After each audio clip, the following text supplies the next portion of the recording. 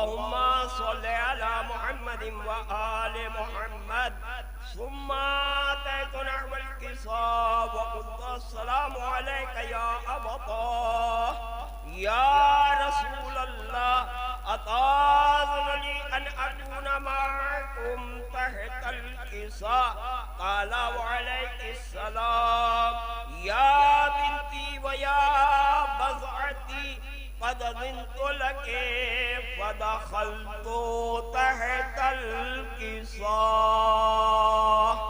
अल्लाहुम्मा सल्लि अला मुहम्मदिन व आले मुहम्मद फलम्मा कमलना जमीअन तहतल किसा अख़ज़ा बी रसूलुल्लाह बतरफ़िल किसा व औमअ बियदिहिल युमना इलस समा व क़ाला अल्लाहुम्मा इन्ना हाउलाए अहलु बैती व ख़ास्सती व हाम्मती लहमुहुम लहमी व दमुहुम दमी युलमुनी मा युलमुहुम व यहज़ुनुनी मा यहज़ुनुहुम अना हर्बुल लिमन हारबहुम व सिलमुन लिमन सालमहुम व अदुव्वुन लिमन आदाहुम व मुहिब्बुन लिमन अहब्बहुम इन्नहुम मिन्नी व अना मिनहुम फज्अल सलवातिका व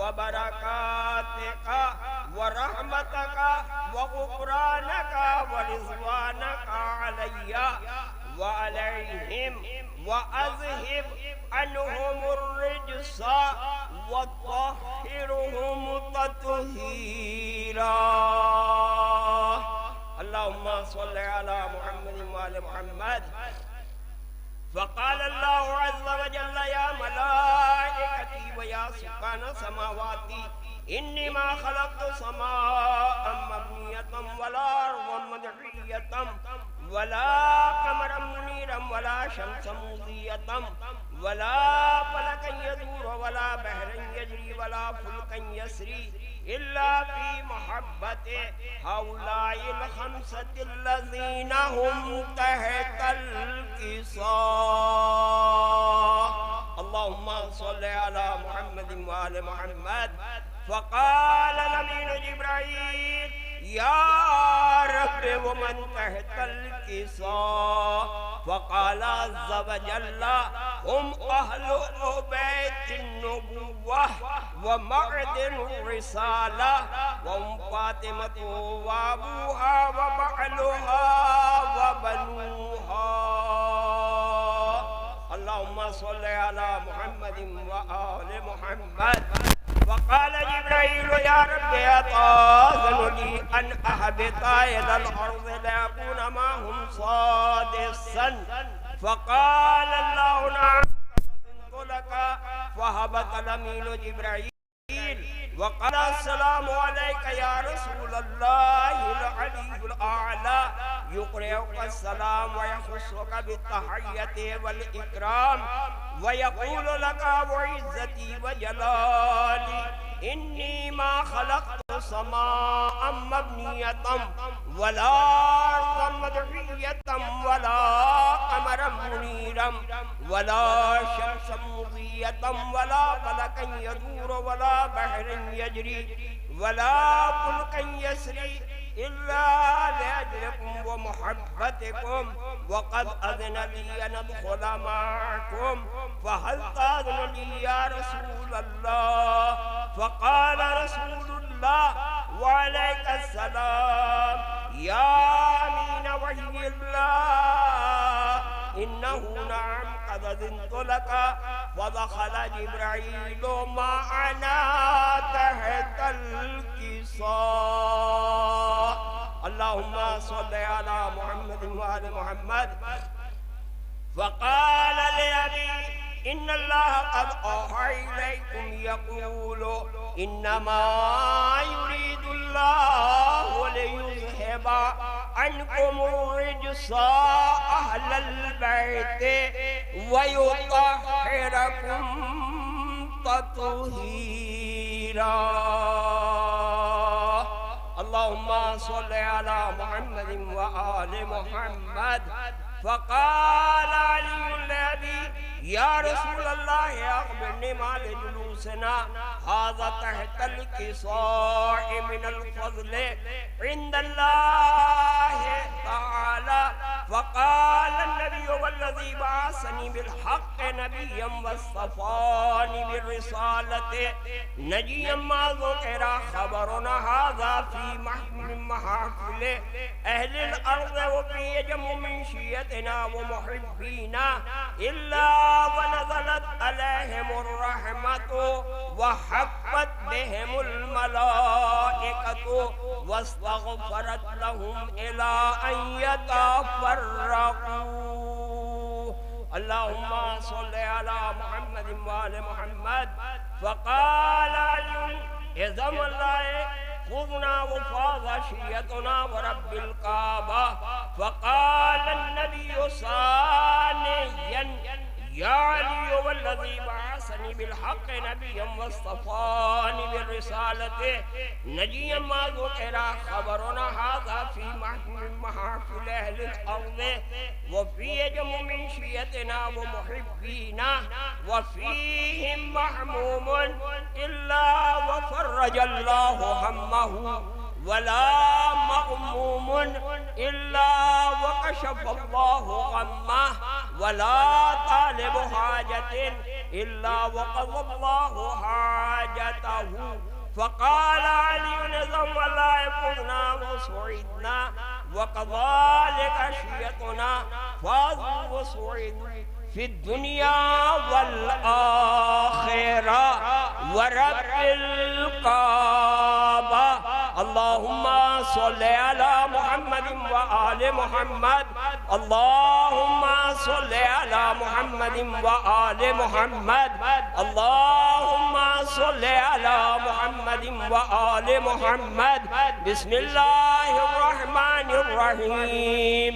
अल्लाहुम्मा इन्नी अस्अलुका बिहक़्क़ि मुहम्मदिन व अंतल महमूद व बिहक़्क़ि अलीय्यिन व अंतल आला व बिहक़्क़ि फ़ातिमता व अंत फ़ातिरुस समावाति वल अर्ज़ व बिहक़्क़िल हसनि व अंतल मुहसिन व बिहक़्क़िल हुसैन व अंत क़दीमुल अहसान व बिहक़्क़िल अइम्मतिस अत्ताहिरीन मिन ज़ुर्रिय्यतिल हुसैन अलैहिमुस्सलाम। अल्लाहुम्मा सल्लि अला मुहम्मदिन व आलि मुहम्मद।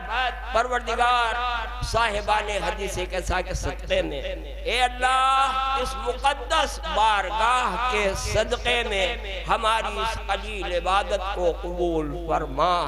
परवरदिगार तुझे तेरे इज़्ज़ो जलाल का वास्ता, परवरदिगार तुझे तेरी रहमतों का वास्ता, ए अल्लाह अहले बैत अत्हार अलैहिस्सलातु वस्सलाम के सदक़े में परचमे इस्लाम को बुलंदी अता फरमा, परचमे कुफ्र व निफाक को सन्निगू फरमा। ए अल्लाह अहले बैत अत्हार अलैहिस्सलाम के सदक़े में हमारे मराजे किराम को तूले उम्र अता फरमा। ए अल्लाह तुझे तेरी बरकत नेमतों का रहमतों का वास्ता, ए अल्लाह तुझे तेरे इज़्ज़ो जलाल का वास्ता, जो ज़ायरीन मौला की बारगाह में तशरीफ लाए हैं, परवरदिगार सबकी तमाम दिली नेक मुरादों को पूरा फरमा। ए अल्लाह इस मुक़द्दस बारगाह के सदक़े में जो परेशान है उनकी परेशानियों को दूर फरमा। ए अल्लाह जो बीमार है इस मुक़द्दस बारगाह के सदक़े में सेहत और शिफाए कामिल अता फरमा। ए अल्लाह तुझे तेरे इज़्ज़ो जलाल का वास्ता, परवरदिगार इंतज़ामिया को उनके नेक मकासिद में कामयाबी अता फरमा। ए अल्लाह तुझे तेरे इज़्ज़ो जलाल का वास्ता जुमला उम्मते मोमिनीन व मोमिनात की मग़फ़िरत फरमा। परवरदिगार बिलखुसूस हमारे उलमा जो शहीद हो गए हैं सबकी मग़फ़िरत फरमा। ए अल्लाह अहले बैत अत्हार अलैहिस्सलाम के सदक़े में जो बे औलाद हैं इस दर के सदक़े में उन्हें औलाद अता फरमा जो मुश्ताक़ हज व ज़ियारत है, हज व ज़ियारत से मुशर्रफ फरमा। ए अल्लाह, जिन वालिदैन पर उनकी औलाद का बोझ है, परवरदिगार सबको इस पर से सुबुकदोशी अता फरमा। ए अल्लाह, हमारे बुजुर्गों का साया हमारे सरों पर कायम रख। ए अल्लाह, इस मुकद्दस बारगाह के सदक़े में हमारे जवानों को बला व आफतों से महफूज फरमा। ए अल्लाह, तुझे तेरे इज्जो जलाल का वास्ता, ए अल्लाह, तुझे तेरी किबरियाई का वास्ता, फिर तेरी बारगाह में मुल्तजी है माबूद। इस मुकद्दस बारगाह के सदक़े में हम सब की तमाम दिली नेक मुरादों को पूरा फरमा। ए अल्लाह, ज़माना बहुत बुरा शोभ है। ए अल्लाह, तुझे तेरे इज़्ज़ो जलाल का वास्ता जुमला अमवाते मोमिनीन व मोमिनात की मग़फ़िरत फरमा। ए अल्लाह, वारिसे हज़रत इमाम हुसैन अलैहिस्सलातु वस्सलाम के ज़हूर में ताजील फरमा। परवरदिगार, हमें आका के आमान व अंसार में शुमार फरमा। रब्बना तक़ब्बल मिन्ना इन्नका अंतस समीउल अलीम। बिस्मिल्लाहिर रहमानिर रहीम। इन्नल्लाह व मलाइकतहू युसल्लूना अलन नबी या अय्युहल्लज़ीना आमनू सल्लु अलैहि व सल्लिमू तस्लीमा। अल्लाहुम्मा सल्लि।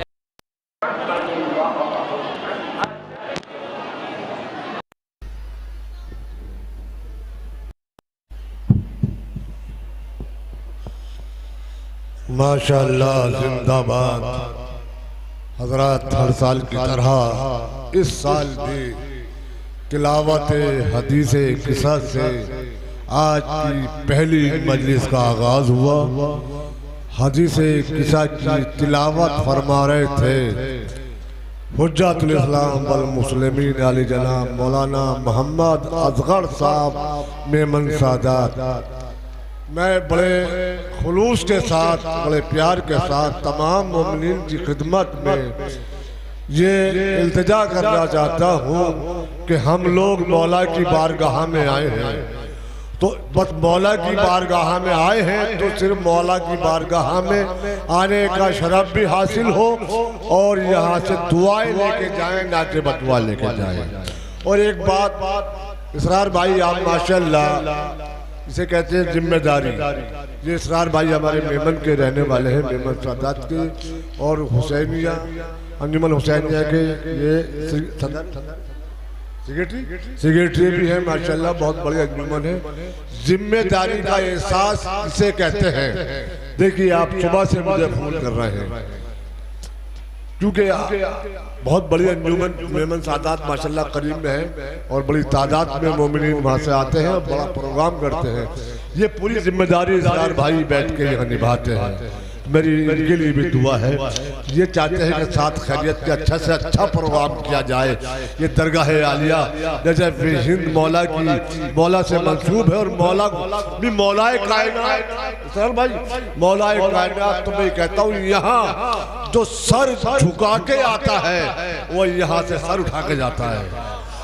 खुदा की कसम, यहाँ मांगने वाला हो मिलने की कोई कमी नहीं है, सब कुछ मिलेगा यहाँ से। तो पहली मजलिस है और पहली मजलिस का आगाज तिलावत कलाम पाक से हो चुका है। मैं जो दुआ पढ़ रहा हूँ, मुनाजात पढ़ रहा हूँ 2 लफ्ज़ में, क्यों बार बार तो मुझसे नहीं पढ़ी जाएगी, लेकिन पहली मजलिस का आगाज हुआ तिलावत हदीस किस्सा से। जहाँ जहाँ भी मेरी आवाज़ पहुँच रही है वो दामन फैलाएं, हाथ फैलाएं, दुआ मांगे मौला की बारगाह में। ऐ रब्बे जहां पंज तने पाक का सदका इस कौम का दामन गम शब्बीर से भर दे। बच्चों को अता कर अली असगर का तबस्सुम, बूढ़ों को हबीब इब्न मज़ाहिर की नजर दे। कमसिन को मिले वलवलाए अहलो मोहम्मद, हर एक जवां को अली अकबर का जिगर दे। माओं को मिले सानिया ज़हरा का सलीका, बहनों को सकीना की दुआओं का असर दे। जो चादर ज़ैनब की अज़ादार है मौला, महफूज रहे ऐसी ख़वातीन के पर्दे। मौला तुझे ज़ैनब की असीरी की कसम है, बेजुर्म असीरों को रिहाई की खबर दे। मुफलिस बज़रो लालो जवाहर की हो बारिश, मखरूस का हर कर्ज अदा गैब से कर दे।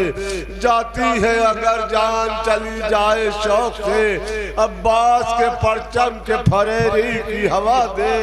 जो दीन के काम आए वो औलाद अता कर, जो मजलिस शब्बीर के काबिल हो वो घर दे। गम कोई न दे हमको सिवाए गम शब्बीर, शब्बीर का गम बांट रहा है तो इधर दे। वो माए जो रोती है बयादे अली असगर, उन माओ की आगोश को औलाद से भर दे। अल्लाह सबकी तमन्नाएं पूरी करे। मैं क्योंकि अब मजलिसें भी होनी है, मैं बड़े ही अदब और एहतराम के साथ दरख्वास्त करूंगा खतीब अहले बैत आले जनाब मौलाना मोहम्मद आबिद साहब किबला की खिदमत में जो पेश नमाज जुम्मा जमात है दरगाह आलिया नजफ हिंद में, मैं उनसे दरख्वास्त करूंगा वो मेंबर पर तशरीफ लाएं और आज की पहली मजलिस में खिताब फरमाएं। इस मजलिस के फौरन बाद हुज्जतुल इस्लाम वाली जनाब मौलाना शहजाद हुसैन साहब किबला आगरा तशरीफ ला चुके हैं। इस मजलिस के बाद वो खिताब फरमाएंगे मजलिस को। नारे सलावत पढ़ें।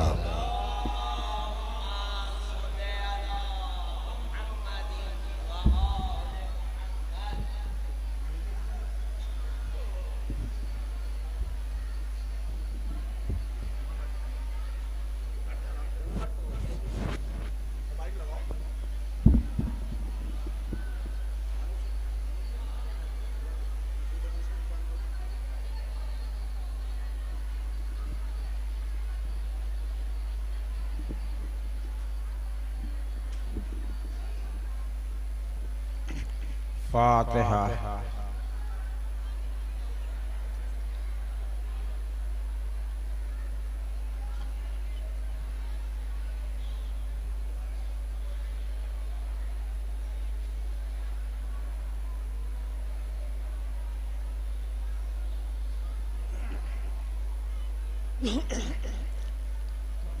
ला हौला वला कुव्वता इल्ला बिल्लाहिल अलिय्यिल अज़ीम।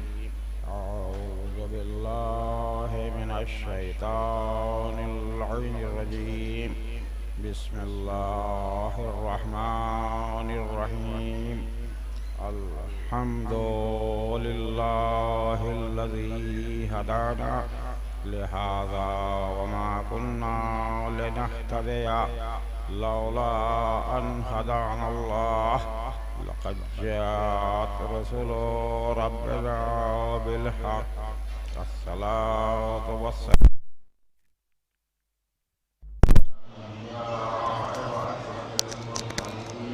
खातिमिन नबिय्यीन अफ़ज़लिल अव्वलीन वल आख़िरीन। अल-मुख़ातब बिताहा व यासीन अल्लज़ी कान नबिय्यन व आदम बैनल माइ वत्तीन।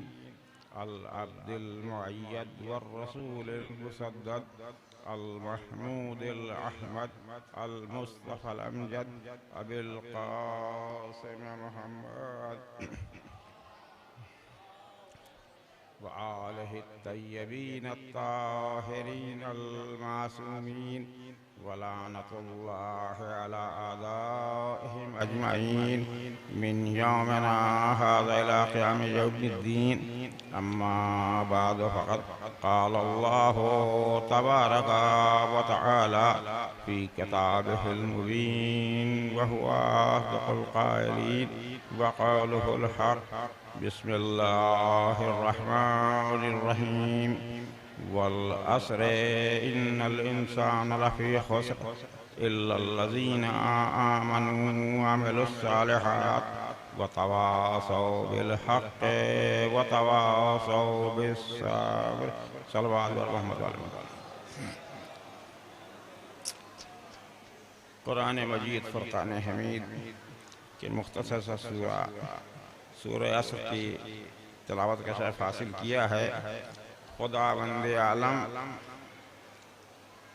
कसम खा के कह रहा है वल अस्र इन्नल इंसान लफी खुस्र, कसम है असर की तमाम इंसान घाटे में है।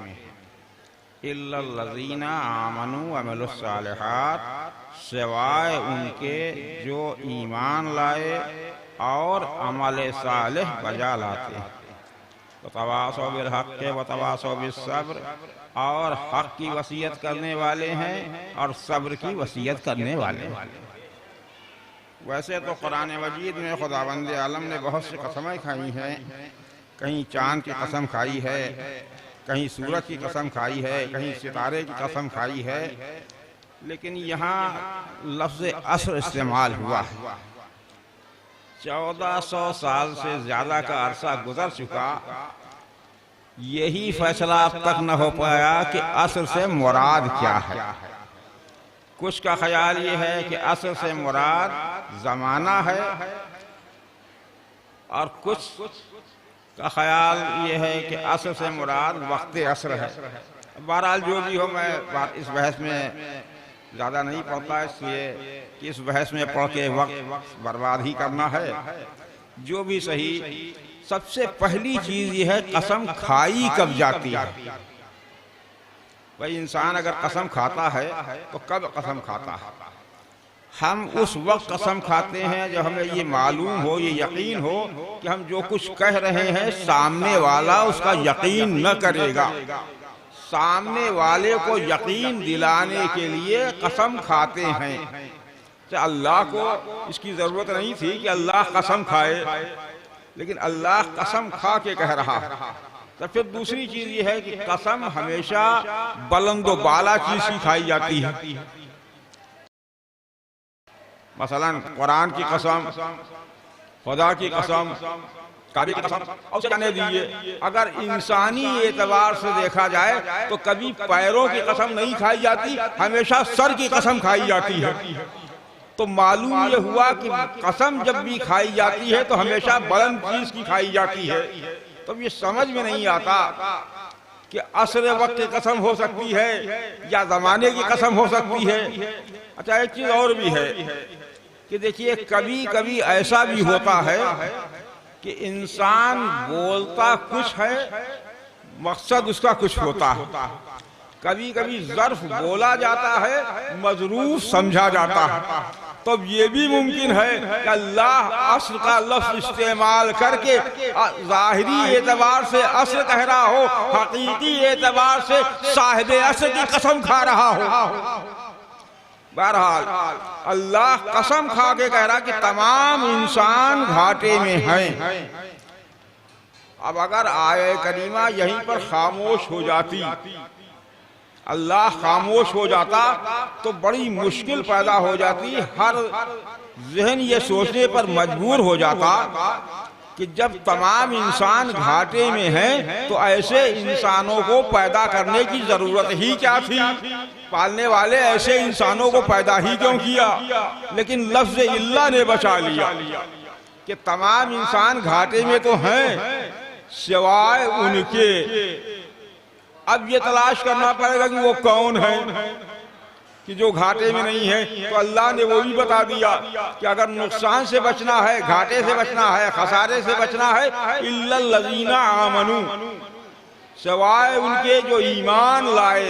तो अगर हमें नुकसान से बचना है, घाटे से बचना है, खसारे से बचना है, तो हमें साहिब ईमान बनना होगा। और उसके बाद दूसरी शर्त है अमल सालिह, अमल सालिह बजा लाने वाले हों। देखिए, ये सबसे बड़ी मुश्किल चीज, ये अमल सालिह है क्या?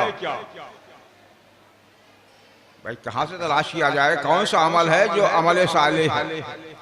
इसलिए कि जितने भी आमाल हमारे हैं जिनका हुक्म परवरदिगार आलम या रसूल इस्लाम ने दिया है, हर अमल अमल सालेह है। भाई नमाज है किसी मुफ्ती में दम ये कह दे अमल सालेह नहीं है, रोजा वो भी अमल सालेह, खुम्स वो भी अमल सालेह, ज़कात देना वो भी अमल सालेह, वालिदैन की इताअत करना वो भी अमल सालेह, अल्लाह और रसूल की इताअत करना वो भी अमल सालेह, औलाद की परवरिश करना वो भी अमल सालेह, हलाल रिज़्क़ कमाना वो भी अमल सालेह। तो पालने वाले जो सारे अमल अमल सालेह हैं, तो फिर ये अमल सालेह की कैद कैसी? तो अब से तलाश करना पड़ेगा कि कौन सा अमल है जिसे अल्लाह अमल सालेह कह रहा है। तो जब मैंने कुरान मजीद को तलाश करना शुरू किया तो मेरी निगाह में तो अमल सालेह का कहीं और तस्करा नजर नहीं आया। ये किबला तशरीफ फरमा मुझसे बेहतर जानते हैं। तो अब मैंने ये सोचा कि देखिए हर चीज अपनी जिद से पहचानी जाती है, तो अगर अमल सालेह न मिले तो अमल गैर सालेह को तलाश कर लीजिए। अगर अमल गैर सालेह मिल जाए तो अमल सालेह की खुद पहचान हो जाएगी। तो अब मैंने तलाश करना शुरू किया, जनाब आदम से लेके तारीख अंबिया को पढ़ना शुरू किया, एक एक नबी की तारीख को पढ़ रहा था, अमल सालेह नजर नहीं आया।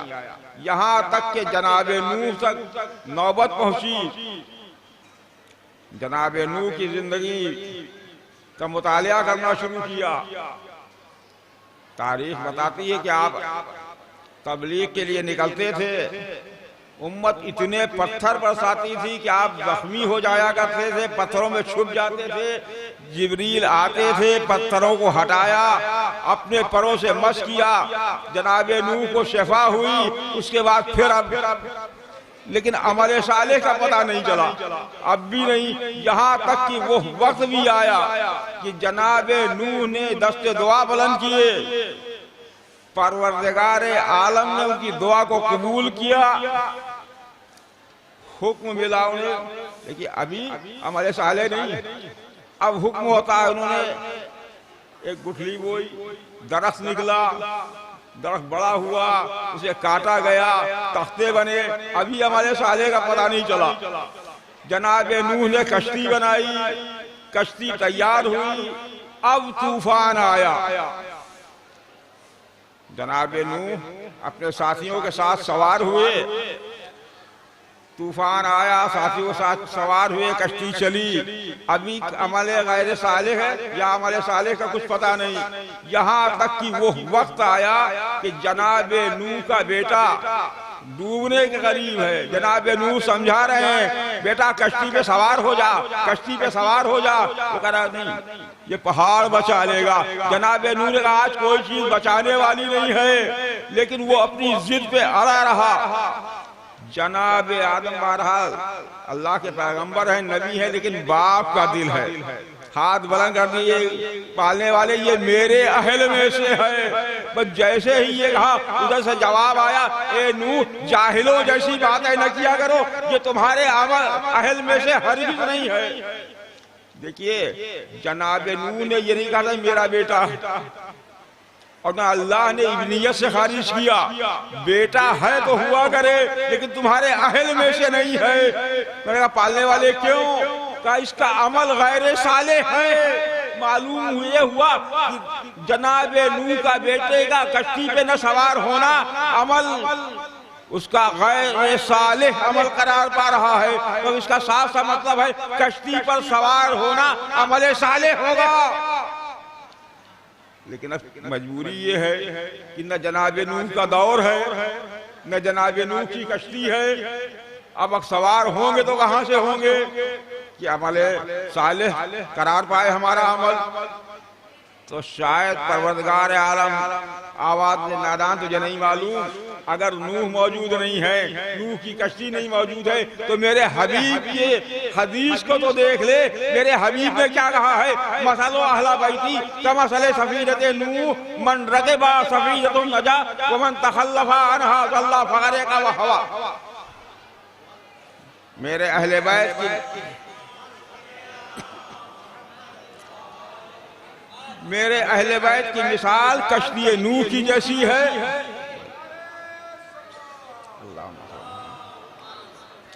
मेरे अहले बैत की मिसाल कश्ती नूह की जैसी है। जो इस पर सवार हुआ उसने नजात पाई, जो इससे अलग रहा वो गर्क हुआ, डूब गया। तो मालूम ये हुआ कि अब अगर जनाबे नूह की कश्ती नहीं है तो अहले बैत मौजूद हैं। लेकिन फिर सवाल खड़ा होता है, क्योंकि जनाबे नूह ने कश्ती सबके सामने बनाई थी। कश्ती में कुछ अज्जा होते हैं, उन्हें मिला के तख्ते होते हैं, कीलें होती हैं, इसको सबको मिला के कश्ती बनती है। तो रसूल इस्लाम ने कश्ती बनाई तो कब बनाई, कहाँ बनाई, इसे मालूम तो होना चाहिए कि कश्ती कब बनाई, कहाँ बनाई। तो देखिए जनाबे नूह ने एक बार बनाई, रसूल इस्लाम ने 2 बार बनाई। एक बार घर की चार दीवारी के अंदर चादर के नीचे बनाई, एक बार मैदान में बना के ला के दिखाई। भाई घर का मामला था, चादर के नीचे था। हो सकता है लोग ये कह देते हमें क्या मालूम कि कौन कौन है। इसलिए तारीख आपके सामने है कि जब रसूल इस्लाम तशरीफ लाए हैं जनाब मासूम के यहाँ और अपने बदन में ज़ोफ का इजहार किया। क्या देखिए क्या किया जाए, रसूल इस्लाम ने भी जो लफ्ज इस्तेमाल किया है, ला अजदो फी बदनी ज़ौफ़ा, मैं अपने बदन में ज़ौफ़ महसूस कर रहा हूं। जिस्म नहीं कहा,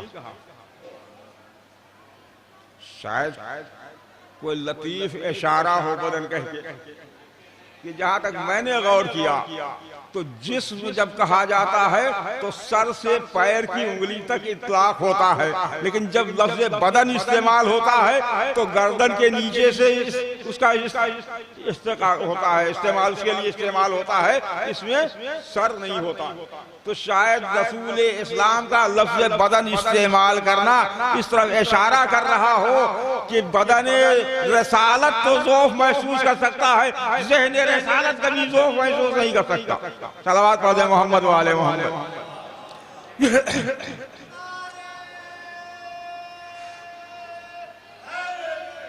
या अल्लाहुम्मा सल्ली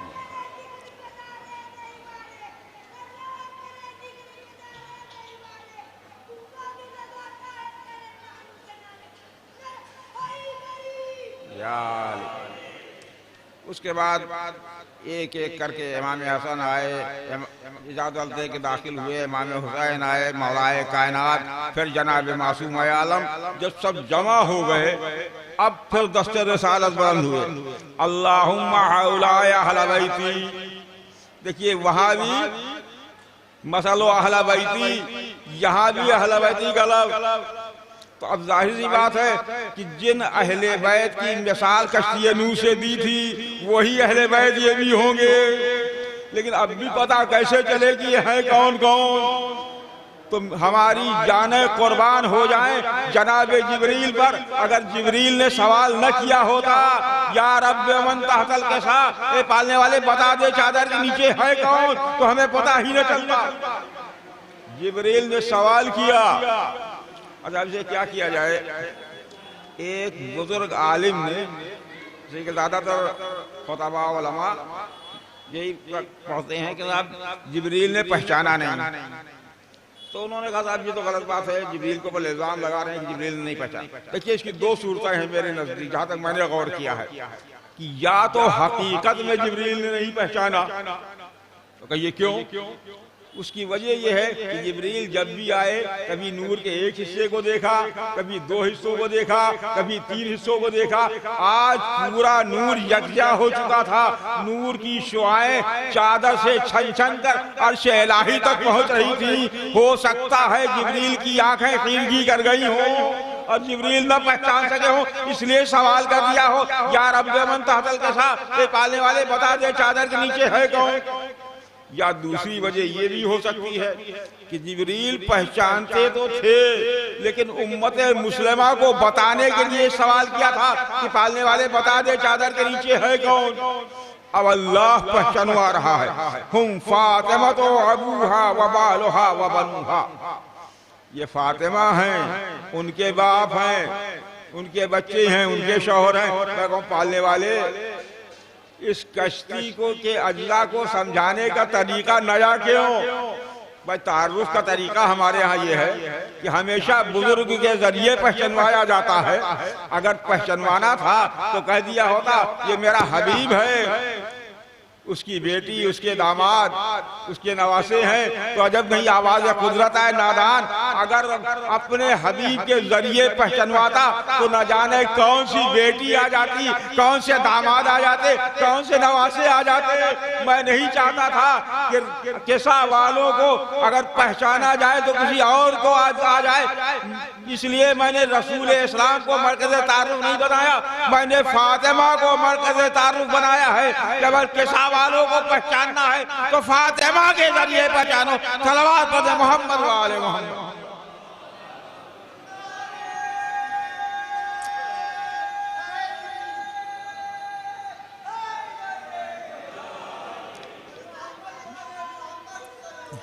अल्लाहुम्मा सल्ली अला।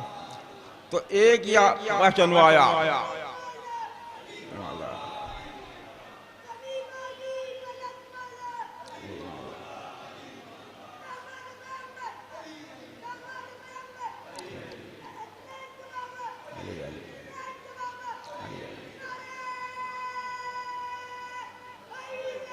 याद दूसरी मरतबा मैदान में अल्लाह के बताया। पूरा वाकया नहीं पढ़ना है, वाकया आपकी निगाहों के सामने है। मुबाहले का मैदान, जब नसाराए नजरान किसी तरह से न माने और हुक्म परवरदिगार आया, मुबाहले के रसूल इस्लाम ने जब कहा अच्छा भाई अगर ऐसे नहीं चल, तुम अपने बेटों को लाओ, हम अपने बेटों को लाएं, तुम अपने नफ्सों को लाओ, हम अपने नफ्सों को लाएं, तुम अपनी औरतों को लाओ, हम अपनी औरतों को लाएं, और अल्लाह की बारगाह में दुआ करें कि झूठों पर अल्लाह की लानत। अच्छा मेरी समझ में नहीं आता कि यहाँ पर नसाराए नजरान ने कबूल कैसे कर लिया। मैं उनको कहना चाहिए था कि मोहम्मद आप ये क्या कह रहे हैं, ना हम बच्चों को लाए हैं ना औरतों को लाए हैं। लेकिन उनका तैयार हो जाना इस बात की दलील है कि वो रसूल इस्लाम के गिरदोपेश के माहौल को देखे हुए थे, समझ रहे थे औलाद तो कोई है नहीं, बेटों में न जाने किस सहाबी के बच्चे को ले आए, औरतों में माशाअल्लाह एक से एक हैं कि जिनके लिए खुदावंद आलम कुरान मजीद में कह चुका है फकत ज़कत क़ुलूबुकुमा, मेरे हबीब तुम्हारी दो बीवियों को दिल टेढ़े हो गए। तो ऐसी भी आमीन और बद्दुआ का असर ही क्या होगा, नफ्सों में न जाने किसे ले आए। लेकिन जब रसूल आए तो अंदाज ये है कि आगे आगे रसूल इस्लाम इमाम हसन की उंगली पकड़े हुए, इमाम हुसैन आगोश में, उनके पीछे जनाब मासूमा, उनके पीछे मौलाए कायनात। और जब उनके नसाराए नजरान के सरदार ने जब देखा है, उनके आलिम बहीरा ने तो क्या कहा था कि इनसे हरगिज हरगिज मुबाहला न करना, अगर ये बददुआ करेंगे तो एक नसरानी भी रूए जमीन पर बाकी न रहेगा। इसलिए कि ऐसे चेहरे देख रहा हूं कि अगर इशारा करे तो पहाड़ अपनी जगह छोटा हुआ नजर आए। अच्छा अब देखिए यहाँ भी आने के बाद एक मसला और कि भाई उसका ये कहना कि ऐसे चेहरे देख रहा हूं, तो कौन से चेहरे जिसे उसने नहीं देखा था, रसूल इस्लाम को नहीं देखा था, मौलाए कायनात को नहीं देखा था, इमाम हसन और इमाम हुसैन को नहीं देखा। हाँ एक चेहरा जरूर ऐसा था कि जिसे न देखा था न देख सकते हैं, वो बासमद बीवी जनाब मासूम आलम की जात मुबारका है कि न जिनके चेहरे को कभी देखा न कयामत तक देख सकते हैं। लेकिन ये सदाकत जनाब मासूम आलम है कि जो अपने मुखालिफ से अपनी सच्चाई का कलमा पढ़वा रही है। बहरहाल तो रसूल इस्लाम ने दो जगह कश्ती बना के दिखाई, एक जगह घर के अंदर बनाई, एक जगह मैदान में बनाई ताकि कोई ये न कह सके हमें मालूम ही नहीं था। तो अब अगर हमें खसारे से बचना है, नुकसान से बचना है, तो अहले बैत के दामन से वाबस्ता होना होगा। लेकिन अहले बैत के दामन से वाबस्ता होने से पहले हमें साहिबे ईमान बनना होगा। साहिबे ईमान बनने के बाद अमल सालेह, उसके बाद मंजिलें हैं। बहरहाल अगर हमें नुकसान से बचना है, घाटे से बचना है, तो अमल सालेह और साहिब ईमान बनना, अमल सालेह इख्तियार करना और हक की और सब्र की वसीयत करना। तो जब इन चीजों पर मैंने गौर किया तो मेरे जहन ने एक फैसला किया कि देखिए, अगर भाई तफसीर तो मैं जानता नहीं हूँ, ये सिर्फ आप किसी किताब में तलाश करेंगे तो नहीं मिल सकता।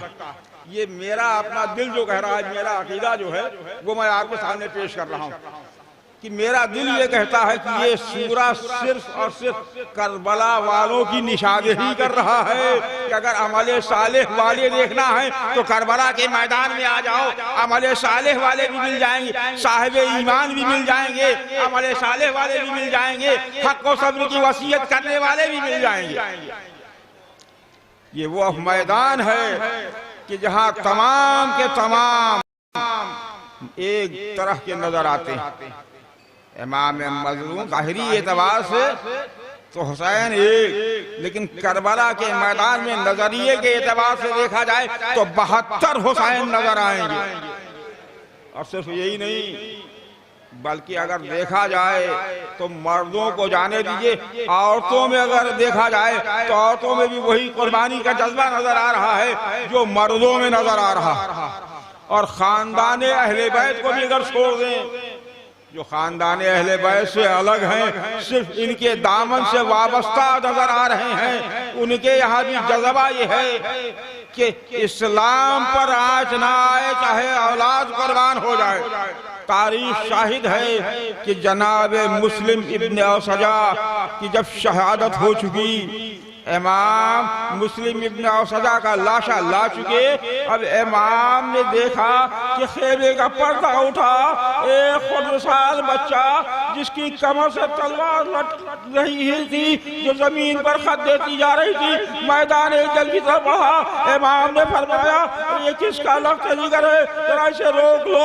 जब इमाम के साथियों ने उस मुस्लिम इब्न औसजा के बेटे को रोका, इमाम की खिदमत में लाए।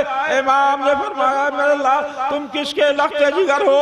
बच्चे ने हाथों को जोड़ा, मौला मुस्लिम इब्न औसजा का बेटा हो।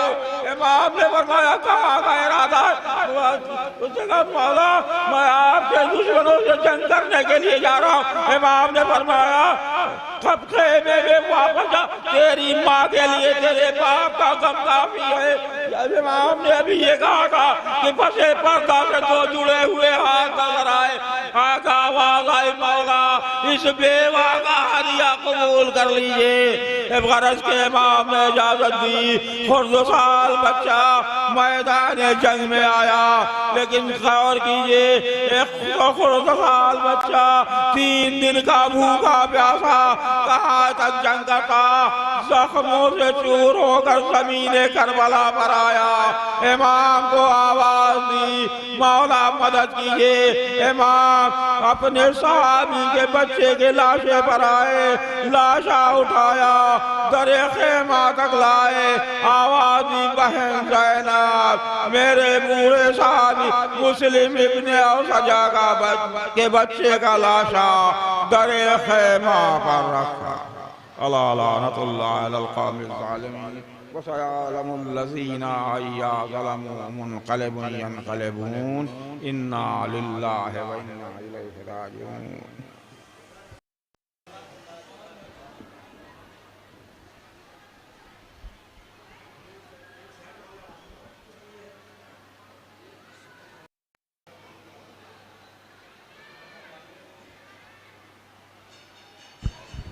हज़रात इस पहली मजलिस को खिताब फरमा रहे थे खतीब अहले बैत आली जनाब मौलाना मोहम्मद आबिद साहब क़िबला, अल्लाह इनको जज़ाए खैर दे। परवरदिगार इनको कोई गम न दे सिवाय गम शौदाई करबला के।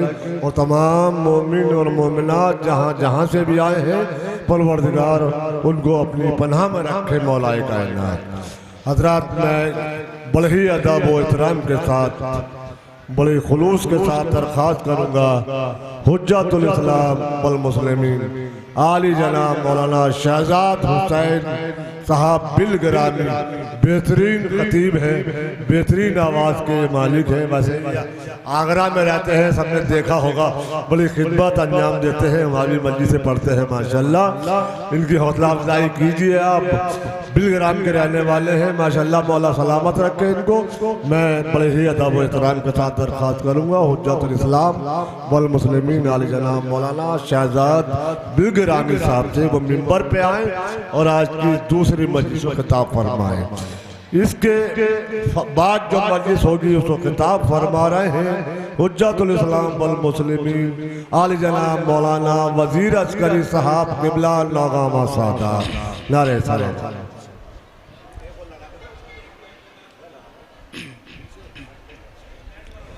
रहमल्लाहु मन करल फातिहा।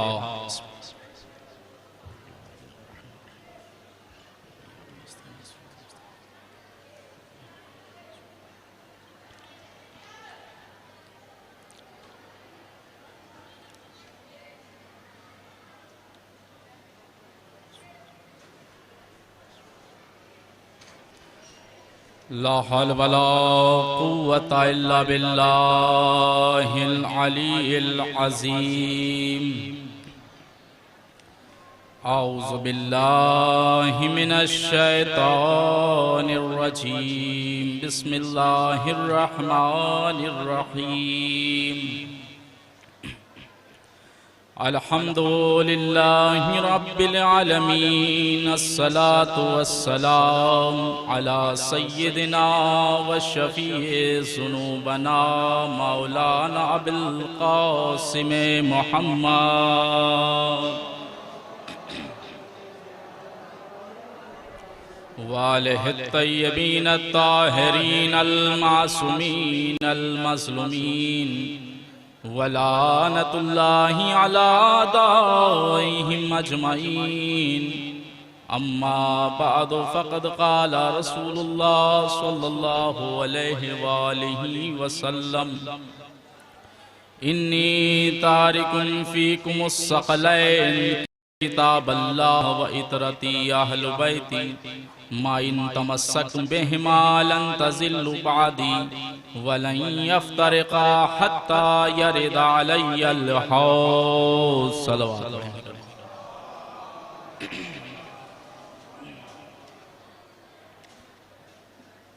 हाज़िरीन राम क़द्र, दूर दराज से मुख्तलिफ इलाक़ों से अमीर कायनात की बारगाह में आने वाले ज़ायरों,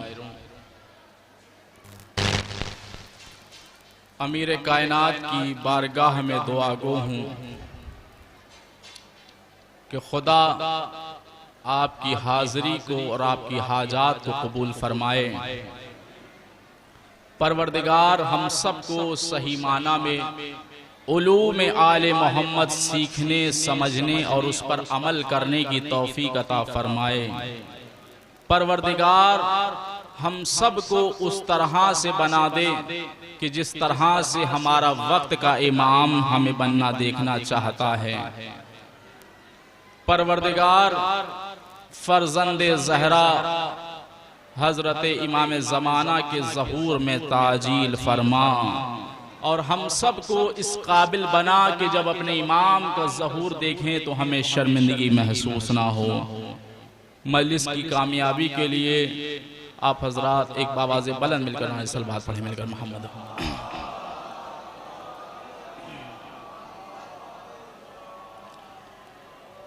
आज़रीन रामी क़द्र, मुझे नहीं मालूम कि आपका मिजाज क्या है, न आप मेरे मिजाज से वाकिफ हैं, न मैं आपके मिजाज से वाकिफ हूं, क्यों ना उसका जिक्र किया जाए कि जो हम दोनों के ही दिलों को जोड़ता हो। इसलिए कि ये फर्शे अज़ा का ही तो मोजिज़ा है कि जब तक हम फर्शे अज़ा से दूर रहते हैं तो हम सब का मिजाज मुख्तलिफ हुआ करता है। हमारा मिजाज अलग होता है, आपका मिजाज अलग होता है, उनका मिजाज अलग होता है।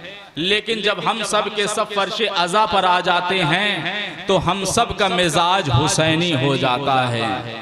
किसी और चीज में इत्तेहाद हो ना हो, लेकिन सबसे पहला जो इत्तेहाद होता है वो हमारे मिजाज में इत्तेहाद होता है। अगर किसी को इत्तेहाद देखना हो तो फर्शे अज़ा पर चला जाए। अज़ान मोहतरम याद रखें, सोशल मीडिया का दौर है और हर इंसान जो है आज के दौर में अपने से बड़े के साथ यानी अपने से मशहूर के साथ जो है सेल्फी लेना चाहता है और लोगों को दिखाता है कि देखो फला शख्स से हमारा बहुत करीबी रिश्ता है, इनके साथ हमारा बहुत पुराना रिश्ता है, इनके साथ हमारा बहुत अच्छा ताल्लुक है। अजीजान गिरामी, अगर जो है बड़ों के साथ रिश्ता ही जोड़ना है तो फर्शे अज़ा पर चले आओ। इसलिए कि ये फर्शे अज़ा वो जगह है कि जहां पर ऐसी हस्तियां आती हैं कि कायनात में इनसे बड़ा कोई नहीं है।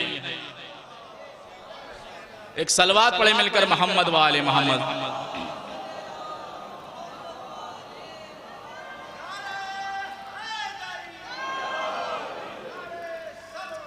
अल्लाह, खुदा का शुक्र है, तमाम हम्दो सना है उस खुदा की कि जिसने इस जमीन का फर्श बिछाया और आसमान का शामियाना बिना किसी सुतून के तान दिया। तमाम हम्दो सना है उस खुदा की कि जिसने हम जैसे इंसानों को सिवाय अपने किसी इंसान के मोहताज नहीं बनाया। तमाम हम्दो सना है उस खुदा की और हम कितना ही शुक्र अदा करें उस खुदा का कि उसने हमारी जिंदगी को एक बार फिर इतनी मोहलत बख्शी कि हम उस जिक्र में चले आए कि जिस जिक्र में आना भी इबादत है, सुनना भी इबादत है, सुनाना भी इबादत है, बैठना भी इबादत है, क्योंकि जिक्र ही उसका है जिसे देखना भी इबादत है।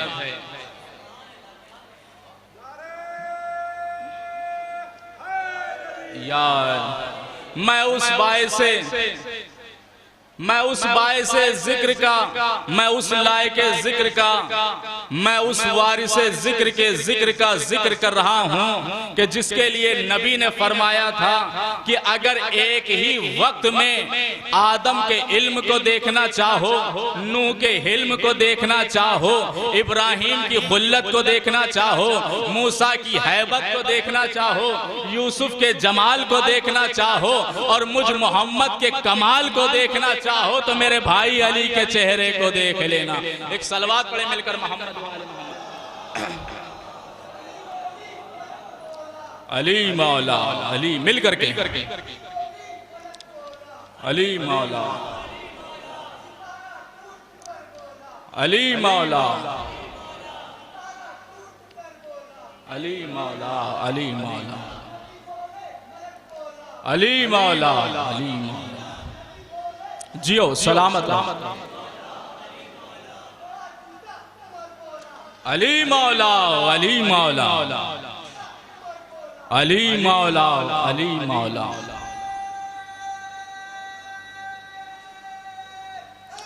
या अली अल्लाह। जाने मोहतरम, बिना किसी तमहीद के पैगंबर इस्लाम की जिस मशहूर मारूफ हदीस को सरनामे कलाम करार दिया ये बहुत ही मशहूर व मारूफ हदीस है कि जिसका जिक्र हमारे यहाँ अपनी किताबों में भी मौजूद है और हमारे बिरादरान अहले सुन्नत की किताबों में मौजूद है। पैगंबर ने फरमाया, इन्नी तारिकुन फीकुमुस सकलैन किताब अल्लाह व इतरती अहल बैती। ऐ मुसलमानों, मैं तुम्हारे दरमियान में दो गिरां कद्र चीजें छोड़कर जा रहा हूँ। एक अल्लाह की किताब है, दूसरे मेरी इतरत, मेरे अहले बैत हैं। जब तक तुम इनसे मुतमस्सिक रहोगे तो मेरे बाद कभी हरगिज गुमराह नहीं होगे। हत्ता यरदा अलैयल हौज, यहां तक कि ये हौज़े कौसर पर मुझसे मुलाकात करेंगे। अज़ान मोहतरम, ये वो हदीस है जिसे आलम इस्लाम में हदीसे सकलैन कहा जाता है। पैगंबर इस्लाम दुनिया से जाने से पहले मुसलमानों को हिदायत का रास्ता बता के गए हैं, हिदायत की निशानी बता के जा रहे हैं कि देखो मेरे बाद मेरी उम्मत गुमराही का शिकार ना होने पाए। और आप ये भी याद रखें कि पैगंबर से पहले जितने भी अंबिया आए सबको यकीना इत्मीनान रहा कि मेरे बाद कोई ना कोई पैगंबर आ रहा है। आदम जाने लगे दुनिया से तो आदम को यकीना इत्मीनान रहा कि मेरे बाद हजरत नूह आ रहे हैं। अगर मेरे बाद इस दीन में कोई प्रॉब्लम आएगी तो हजरत नूह संभाल लेंगे।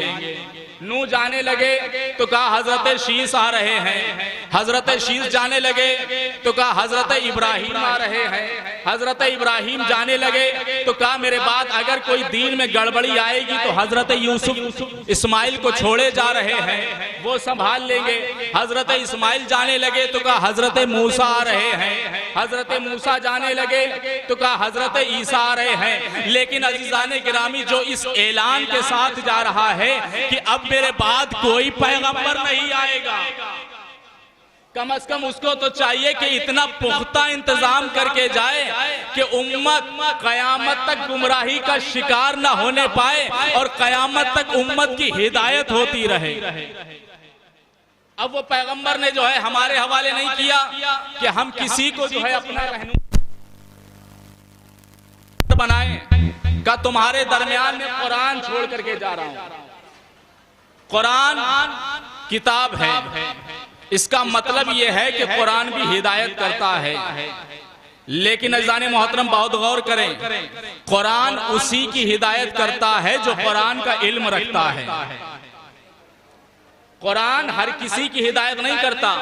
अब वो शख्स खड़ा हो कि जिसने कभी कुरान खोलकर देखा ही ना हो, जिसने कभी कुरान के किसी सूरे की तिलावत ही ना की हो, जिसे कुरान का पढ़ना ही ना जानता हो, और वो कहे कि कुरान हमारे लिए काफी है, कुरान हमारी हिदायत करेगा। नहीं अज़ान मोहतरम, कुरान हर किसी की हिदायत नहीं करेगा। अगर कुरान सबकी हिदायत करता होता तो आज उम्मत मुस्लिमा 73 फिरकों में ना बटी होती। अगर कुरान सबकी हिदायत करता होता तो फिर आज उम्मत मुस्लिमा 73 फिरकों में ना बटी होती। ये 73 फिरकों में बटना इस बात की दलील है कि अभी तक उनकी हिदायत नहीं हुई है, अभी तक उनकी हिदायत नहीं हुई है। अच्छा, फिर कुरान से हिदायत क्यों नहीं हुई है? इसलिए कि कुरान को उन्होंने समझा अपनी मर्जी से, हमने कुरान को समझा अपनी मर्जी से। उन्होंने समझा कुरान को कुछ और, उन्होंने कुरान का तर्जुमा किया कुछ और। मिसाल के तौर पर उन्होंने सूरह अल-हम्द का तर्जुमा किया, परवरदिगारा हमें रास्ता दिखा। हमने कहा परवरदिगारा हमें इसी रास्ते पर कायम रख। अब जिन्हें रास्ता मिल गया है वो आज तक उसी रास्ते पर कायम है, और जिन्हें रास्ता नहीं मिला वो आज तक दर दर भटक रहे हैं। एक सलवात पढ़े मिलकर मोहम्मद वाले।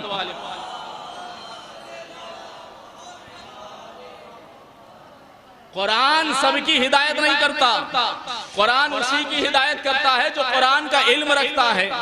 अच्छा, अगर कोई ये कहे कि कुरान हमारी समझ में नहीं आता, हमने तो बहुत कोशिश की कुरान को समझने की, तो कुरान हमारी समझ में नहीं आता।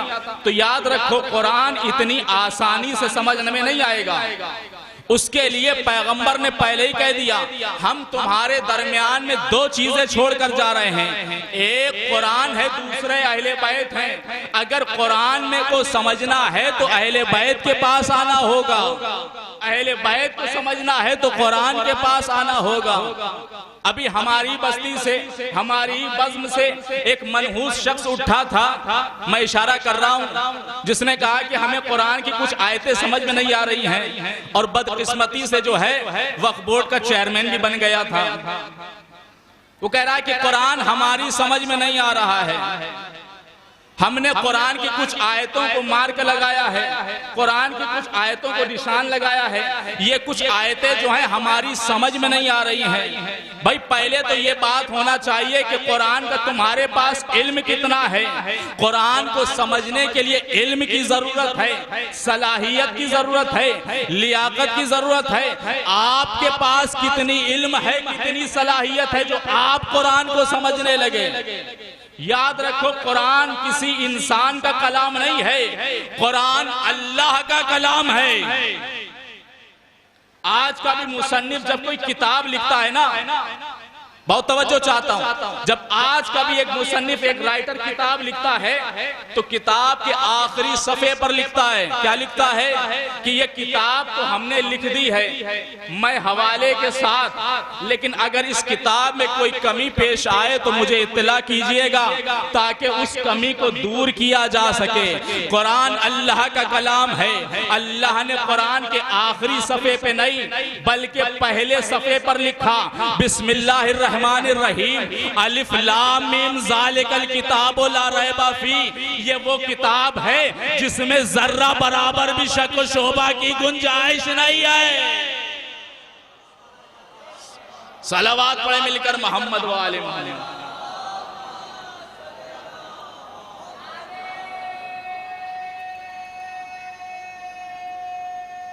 मिलकर या बेशक।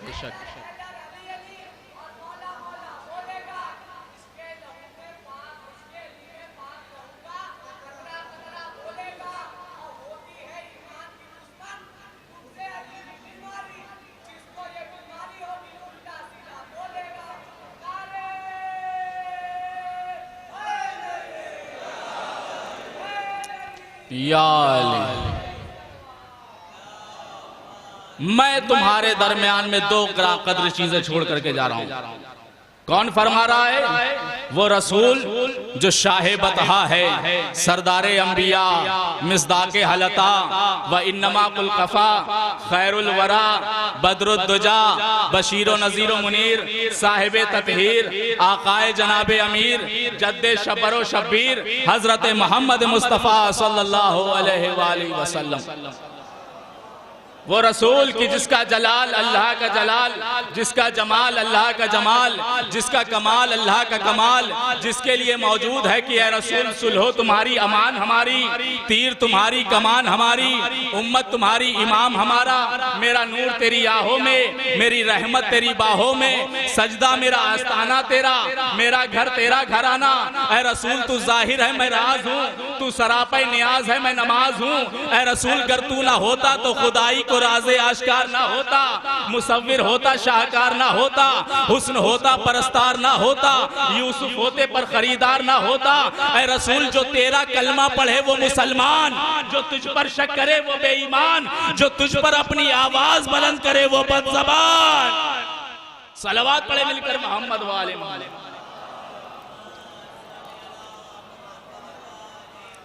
वो रसूल इरशाद फरमाए मैं तुम्हारे दरमियान में दो कद्र चीजें छोड़ करके जा रहा हूं, एक कुरान, दूसरे अहले बैत। या रसूल अल्लाह, जहां कुरान जैसी किताब को छोड़ करके जा रहे थे वहीं एक ऐसे मुदर्रिस का भी इंतजाम करके जाते जो हमें कम से कम ये तो बताता रहता कि किताब में लिखा क्या है।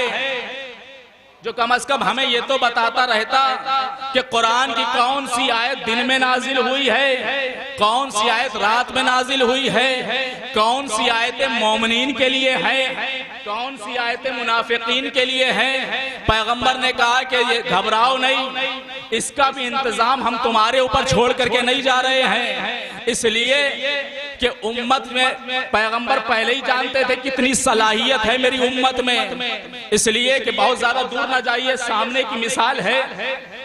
अभी हमारे यहाँ इलेक्शन होता है, सबसे छोटा इलेक्शन पार्षदी का इलेक्शन, प्रधानी का इलेक्शन आप ले लीजिए।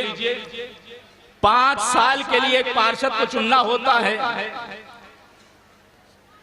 6 महीने पहले जहां इलेक्शन का ऐलान हुआ, इतना तो जो है वो खुद अपना जो है ऐलान नहीं करता, जितना आसपास के सपोर्टर उसके जो है तारीफें करते हैं कि एक बार हमारे कहने से इन्हें चुन करके देखिए, हमारे कहने से इन्हें बना करके तो देखिए फिर कैसा काम होता है।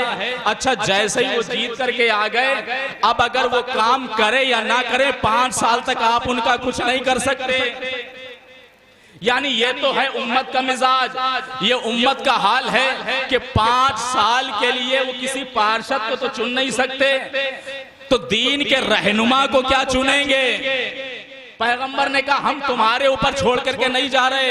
अच्छा, यहाँ पर मुसलमानों को गौर करना चाहिए, झगड़े की बात नहीं है, ये खुद मुसलमानों को सोचना चाहिए कि पैगंबर हमें किसके हवाले करके गए।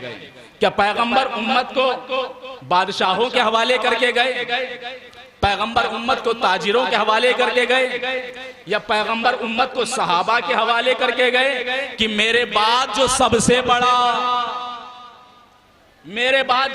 बड़ा हो उसके पास चले जाना, वो तुम्हें दीन समझाएगा, वो तुम्हें कुरान समझाएगा। न ये जाने मोहतरम, ना तो पैगंबर बादशाहों के हवाले उम्मत को करके गए, ना सहाबा के हवाले करके गए। और अच्छा, यहीं से वाजे कर दूं, सहाबा और हैं, अहले बैत और हैं। कोई ये हरगिज गुमान ना करे कि सहाबा और अहले बैत दोनों बराबर हैं। नहीं ये जाने मोहतरम, सहाबा और हैं, अहले बैत और हैं। याद रखिए, सहाबी जन्नती तो हो सकता है मगर जन्नत में ले जा नहीं सकता है। सहाबी कुरान को हिफ्ज करके हाफिज कुरान तो हो सकता है मगर मुहाफिज कुरान नहीं हो सकता। सहाबी जन्नत में जा तो सकता है मगर जन्नत में ले जा नहीं सकता। सहाबी सब कुछ हो सकता है मगर अहले बैत में शुमार नहीं हो सकता। सहाबी बाहर वाला है, अहले बैत घर वाले हैं। लिहाजा जो है, कभी कोई ये ना कहे कि जो सहाबा में और अहले बैत दोनों बराबर हैं। एक बहुत बड़े आलिम दीन से उनके शागिर्दों ने जब सवाल किया कि आप सहाबा के बारे में बताएं, तो उन्होंने जो है हर सहाबा की फजीलत को बयान करना शुरू किया। कहा कि फला सहाबा इनका ये मकाम है, का ये दूसरे सहाबा इनका फला ये मकाम है, का ये सहाबा इनका ये मकाम है। बड़ी देर से, काफी देर से वो सहाबा की फजीलत बयान करते रहे, यहाँ तक कि काफी वक्त जब गुजर गया, एक मरतबा शागिर्दों ने हाथों को जोड़कर कहा, वाह उस्ताद, आपने तो बुग़्ज़े अली की हद पार कर दी है। अरे आप तमाम सहाबियों का तो जिक्र कर रहे हैं, अली का एक बार भी जिक्र नहीं किया। कि तुमने हमसे सहाबियों के बारे में पूछा है, नफ्से रसूल के बारे में नहीं पूछा। या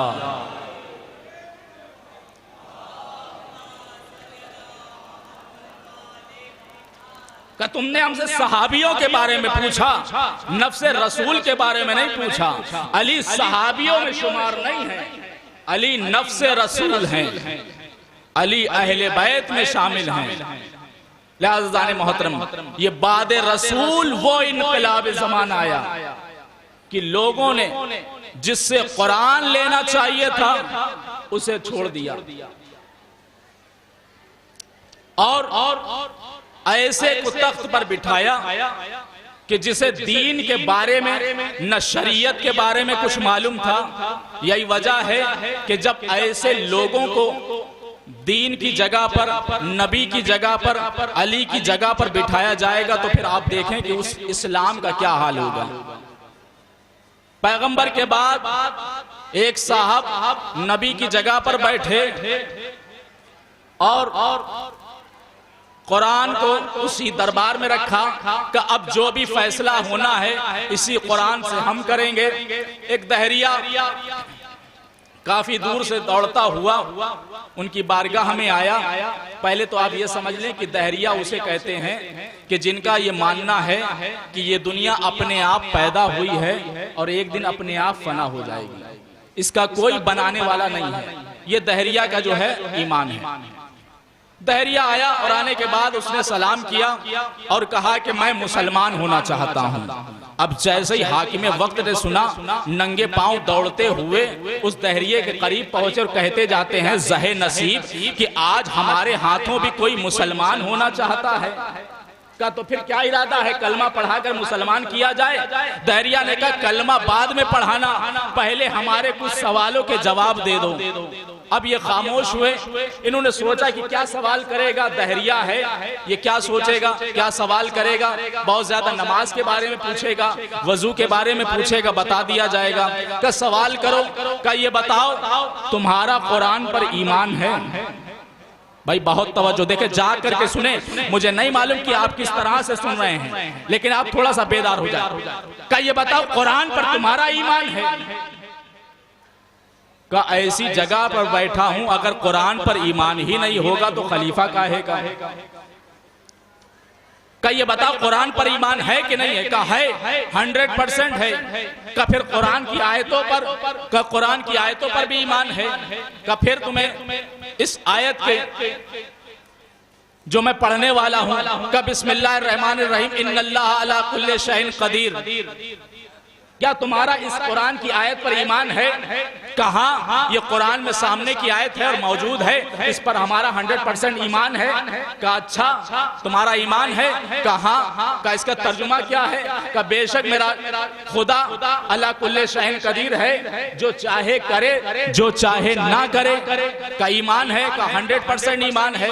का अच्छा अब मेरा दूसरा सवाल है, का ये बताओ क्या तुम्हारा खुदा कोई दूसरा खुदा बना सकता है? तुम्हारा खुदा कोई दूसरा खुदा बना सकता है? अब इतना सुनना था, खामोश हुए, सर को झुकाया। अब क्या जवाब दे? अगर कह दे कि बना सकता है तो फिर वो कहेगा वहदहुला शरीक कैसा, और अगर कहे नहीं बना सकता तो फिर कहेंगे वो इन्नल्लाह अला कुल्ली शैइन कदीर कैसा। ये खुद अपने सवालों के जाल में फंस गए। अब कहें तो क्या कहें, जवाब दे तो क्या दे। लिहाजा जवाब इनके पास तो था नहीं। इन्होंने झुकी हुई नजरों से उसी दरबार में दरबारी मौलवियों को देखा जो उसी दरबार में हुकूमत की रिश्वत पर, हुकूमत के टुकड़ों पर पल रहे थे। लिहाजा हर एक को देखा और देखने के बाद कहा, क्यों भाई, हम बैतुल माल से तुम्हें तनख्वाहें किस लिए देते हैं? इसीलिए देते हैं ना। ये कब से दहरिया मुझसे सवाल पूछ के मुझे शर्मिंदा कर रहा है, तुम इसके सवाल का जवाब दे करके इसे रुखसत क्यों नहीं करते? तमाम उलमा ने खड़े होकर के कहा, ये दहरिया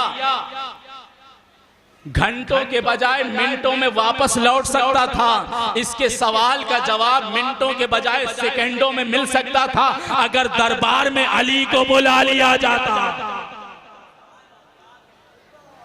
अगर दरबार में अली को बुला लिया जाता। जैसे ही दरबार में अली का नाम गूंजा, एक मर्तबा इन्होंने कहा कि मैंने तुमसे कितनी बार कहा है, मुझे इस्लाम बगैर अली के चाहिए, मुझे इस्लाम बगैर अली के चाहिए। इतना याद रखो जाने मोहतरम, वो इस्लाम ही मुकम्मल नहीं है कि जिसमें अली नहीं है।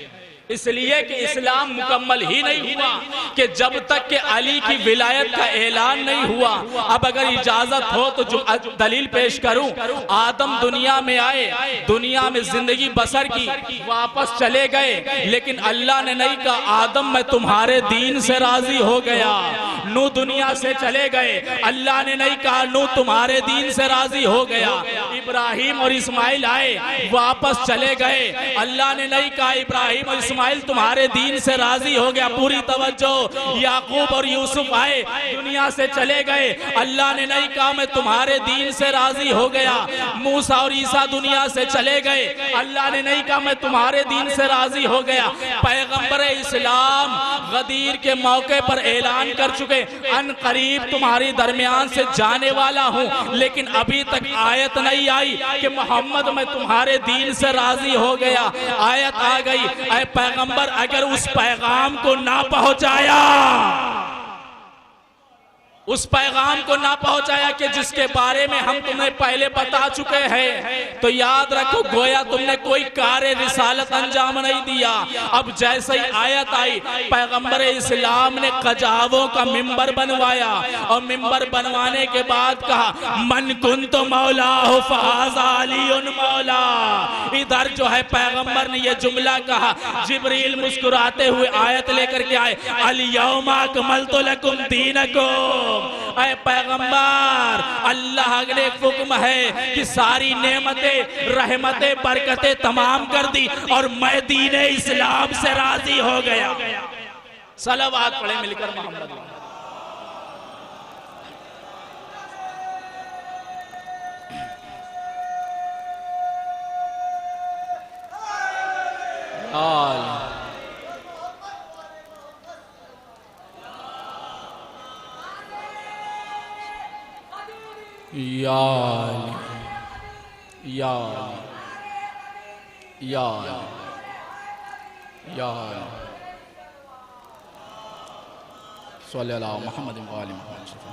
इधर पैगंबर ने ऐलान किया, जिब्रील आयत लेकर के आए, या रसूलुल्लाह दीन मुकम्मल कर दिया गया, सारी रहमतें, रहमतें, बरकतें तमाम कर दी और अल्लाह दीन इस्लाम से राजी हो गया। अजीजो, दीन इस्लाम मुकम्मल नहीं होता जब तक अली की विलायत का ऐलान ना हो।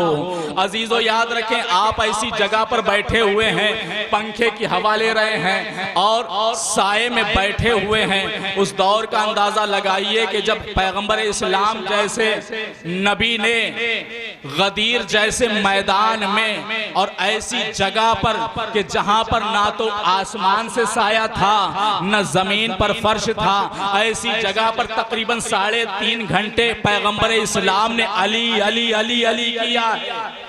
और आप तो अली का नाम सुनते हैं, नारा भी लगाते हैं, माशाअल्लाह भी कहते हैं, सुभान अल्लाह भी कहते हैं, दिल खुश हो जाता है, चेहरे खिल जाते हैं नामे अली सुन करके, इसलिए कि सबके सब आशिक अली बैठे हुए हैं। जरा उस वक्त का अंदाजा लगाइए, पैगंबर जैसा अली का जिक्र करने वाला हो और ऐसे चेहरे बैठे हों जो चेहरे मुंह बना लेते हों अली का नाम सुन करके। और ये वाहिद खुतबा था कि जिसका बानी खुद ला इलाहा इल्लल्लाह था, जाकिर मोहम्मदुर रसूलुल्लाह था, मौजू अलीउल वलीउल्लाह था, मजमा सारा रजी अल्लाह था और इनकार करने वाला लानतुल्लाह था। सलावत पढ़े मिलकर मोहम्मद वाले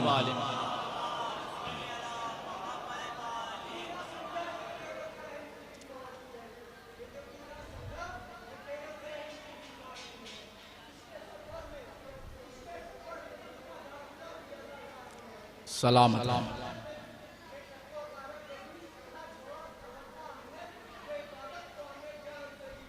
सुभान अल्लाह। लिहाजा दीन इस्लाम मुकम्मल नहीं होता जब तक अली की विलायत का ऐलान ना हो जाए।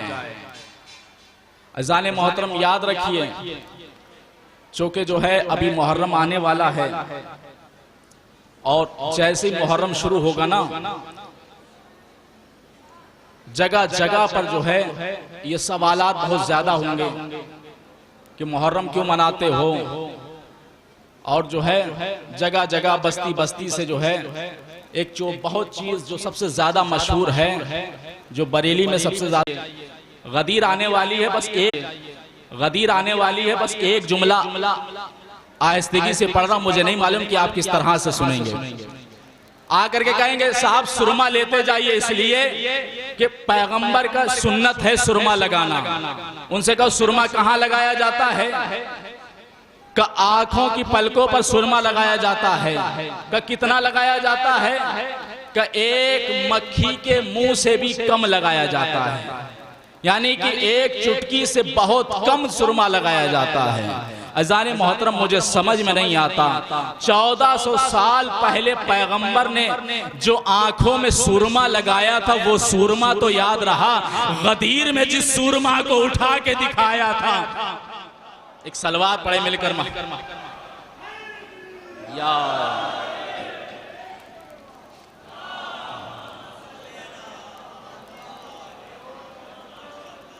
आप बेदार हैं तो एक जुमला और सुन लीजिए बस खाली। कहां तक दुनिया फजाइल अली को छुपाएगी, इसलिए वह तो इज्जत मंतशा व तो जिल्ल मंतशा, जिसे अल्लाह ने इज्जत बख्शी हो उसे कौन जिल्लत दे सकता है। अज़ान मोहतरम, हज का महीना है और ये जो अय्याम आने वाले हैं कि जिसमें हाजी जो है हज करने के लिए बाकायदा जो है खाने काबा का जो है पहुंचे हुए हैं, मक्का तशरीफ ले गए हैं, जब वो वापस आ जाएं हज कर करके तो आप उनसे सवाल कीजिए। क्या सवाल कीजिए?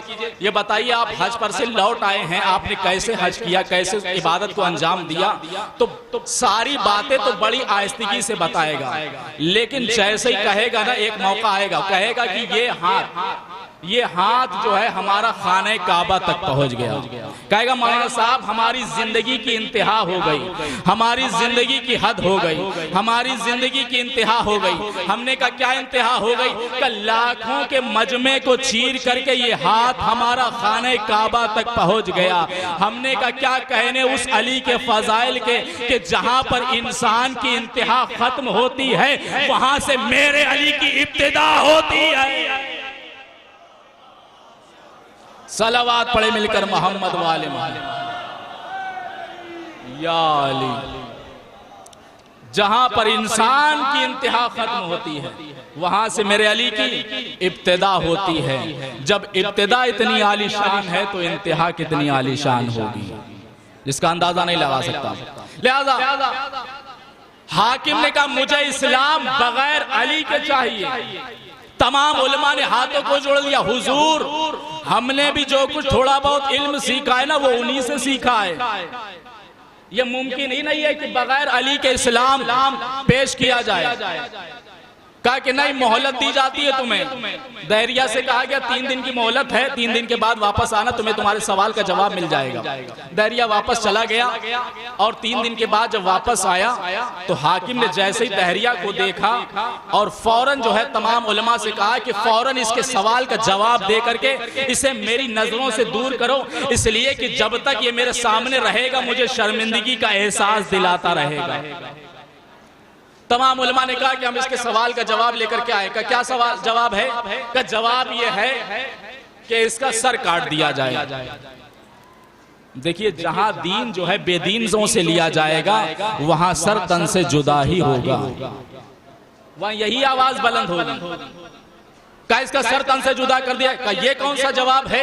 कच्चों के इसने हमारे परवरदिगार वहदहुल्ला शरीक पर जो है उंगली उठाई है इसलिए इसका सर तन से जुदा कर दिया जाए। का ये शरीयत वाली सजा है? का बिल्कुल शरीयत वाली सजा है। का फिर जल्लाद को हुक्म दिया जाए सर तन से जुदा कर दिया जाए। जैसे ही जल्लाद को हुक्म मिला तलवार जो है आगे लेके बढ़ा, गर्दन पे रखा दहरिया की। जैसे ही तलवार गर्दन पे आई दहरिया जोर जोर से हंसने लगा। एक मर्तबा हाकिम ने कहा कि तलवार मेरी है, दरबार मेरा है, हुकूमत मेरी है, सब कुछ मेरा है, अभी मैं चाहूं तो तेरा सर कलम करवा सकता हूं। तो ये मुस्कुरा क्यों रहा है? कब मुस्कुराऊं नहीं तो और क्या रोऊं? इसलिए कि अगर तुम मेरे सवाल को पहले खत्म करता, मुझे जवाब दे देता तो शायद मैं अफसोस करता, मैं गिरिया करता, लेकिन मैं क्या करूं, मैं तो दुनिया से चला जाऊंगा लेकिन मेरा सवाल जिंदा रहेगा। याद रख मैं दुनिया से चला जाऊंगा, मेरी लाश दरबार के बाहर जाएगी, लोग आएंगे सवाल करेंगे भाई इसे किस जुर्म में कत्ल किया गया। लोग जवाब देंगे कि इसने दरबार में सवाल किया था, इसके सवाल का जवाब तो नहीं मिला, बदले में इसे सजा मिली। लोग कहेंगे सवाल क्या किया था। अब जैसे ही लोग मेरा सवाल सुनेंगे याद रखो मेरा सवाल एक दिन जो है एक दीन बन जाएगा और मैं उस दीन का जो है बानी बन जाऊंगा।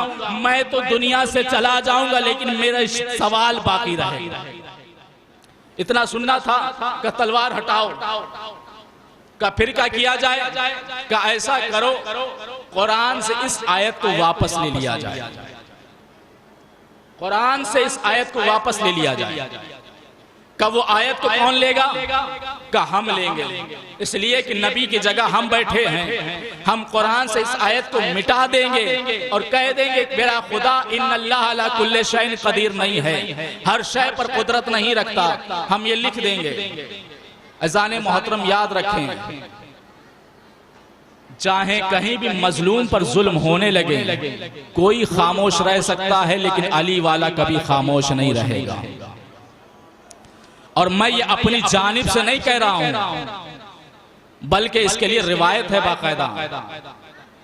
हज्जाज जो कि बहुत बड़ा जालिम और जाबिर गुजरा है, वो तब तक नाश्ता नहीं करता था जब तक सादात का खून नहीं देख लेता था।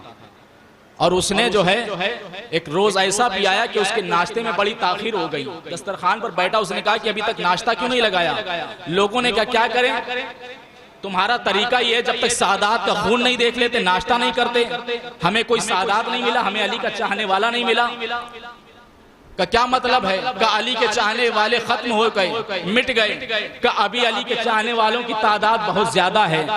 का दरोगा शहर का मैं हूँ, मुझे सबसे पहले मालूम है कि किस मोहल्ले में अली के चाहने वाले रहते हैं। का अब कोई अली का चाहने वाला बाकी नहीं है। का पहचान मैं बताए देता हूँ। का एक चौराहे पर जाना और चौराहे पर जा करके किसी मजलूम को, किसी बुजुर्ग को जो है ताजियाना मारना, और जो उस जुल्म पर सबसे पहले आवाज को बुलंद करे, समझ लेना वही अली का चाहने वाला है। जो मजलूम की हिमायत में अपनी आवाज को बुलंद करे तो समझ लेना वही अली का चाहने वाला है। अब समझ में आया कि तमाम मुल्क जो है ईरान की हिमायत में क्यों नहीं बोले, मजलूमों की हिमायत में क्यों नहीं बोले। ये सिर्फ ईरान इसलिए कि तमाम मुल्कों में अली का चाहने वाला फकत ईरान था। एक सलवात पढ़े मिलकर मोहम्मद वाले मोहम्मद।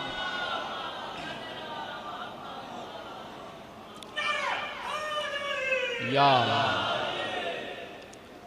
लिहाजा इसने कहा कि कुरान की आयत को वापस ले लिया जाए। हम कह देंगे मेरा खुदा इन्नल्लाह अला कुल्ले शैइन कदीर नहीं है। इधर जैसे कुरान के हल्क पर छुरी चलने लगी, उसी दरबार में एक ज़ईफ व लांगर कि जिसकी कमर झुकी हुई थी, जब उसने झुकी हुई कमर को सीधा किया तो सीने पे मिन्ना अहले बैत का तमगा लगा हुआ था। तहरिया के हाथ पे हाथ रखेगा, चल तुझे उसकी बारगाह लेकर के चलता हूं जो हकीकी वारिस कुरान है। रिवायत का जुमला है, आगे आगे सलमान चला, पीछे पीछे वक्त का मुसलमान चला। या जुमले को बदल कर कह दूं कि आगे आगे इस्लाम का मानने वाला चला और पीछे पीछे इस्लाम का इनकार करने वाला चला।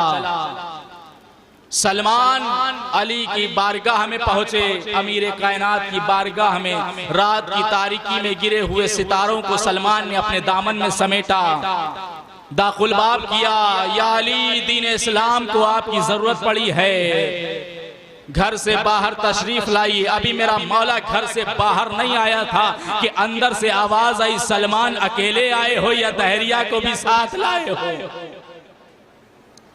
जैसे ही तहरिया ने सुना, सलमान से हाथ छुड़ाया, वापस जाने लगा। सलमान ने कहा वापस कहां जाता है, अपने सवालों का जवाब नहीं लेगा।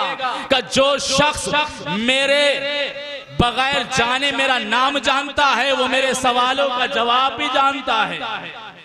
का बेशक जानता है, यूं तो अली का कसीदा पढ़ने वालों की कमी नहीं है, इसलिए कि कुरान अली का कसीदा पढ़ रहे हैं, मलाइका अली का कसीदा पढ़ रहे हैं, पैगंबर अली का कसीदा पढ़ रहे हैं, इंसान अली का कसीदा पढ़ रहे हैं। लेकिन मैं सलमान चाहता हूं तुम तहरिया की बस्ती में एक तहरिया भी ऐसा हो जो अली का कसीदा पढ़ता हुआ नजर आए। अमीरुल मोमिनीन घर से बाहर आए। ये वही तहरिया है जो दरबार में हाकिम वक्त की आंखों में आंखें डाल के बातें कर रहा था। अमीरुल मोमिनीन को देखा तो अब निगाहें चेहरे पर नहीं है, कदमों पर टिकी हुई है। घबराहट है, परेशानी है।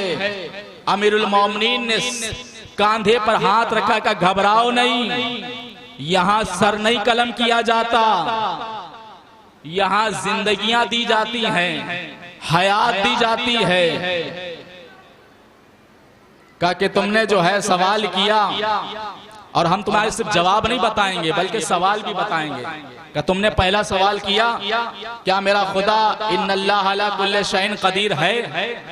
इमाम ने फरमाया बेशक मेरा परवरदिगार इन्नल्लाह अला कुल्ले शैइन कदीर है। क्या दूसरा सवाल किया, क्या मेरा खुदा दूसरा खुदा बना सकता है? इमाम ने फरमाया सुनो, मेरा खुदा एक खुदा नहीं बल्कि 1000 खुदा बना सकता है।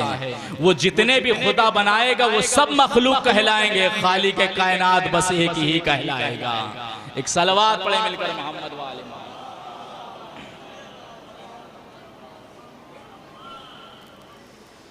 खालिक के कायनात फकत एक खुदा कहलाएगा और वो वहदहुल्ला शरीक खुदा की जात है। अज़ान मोहतरम,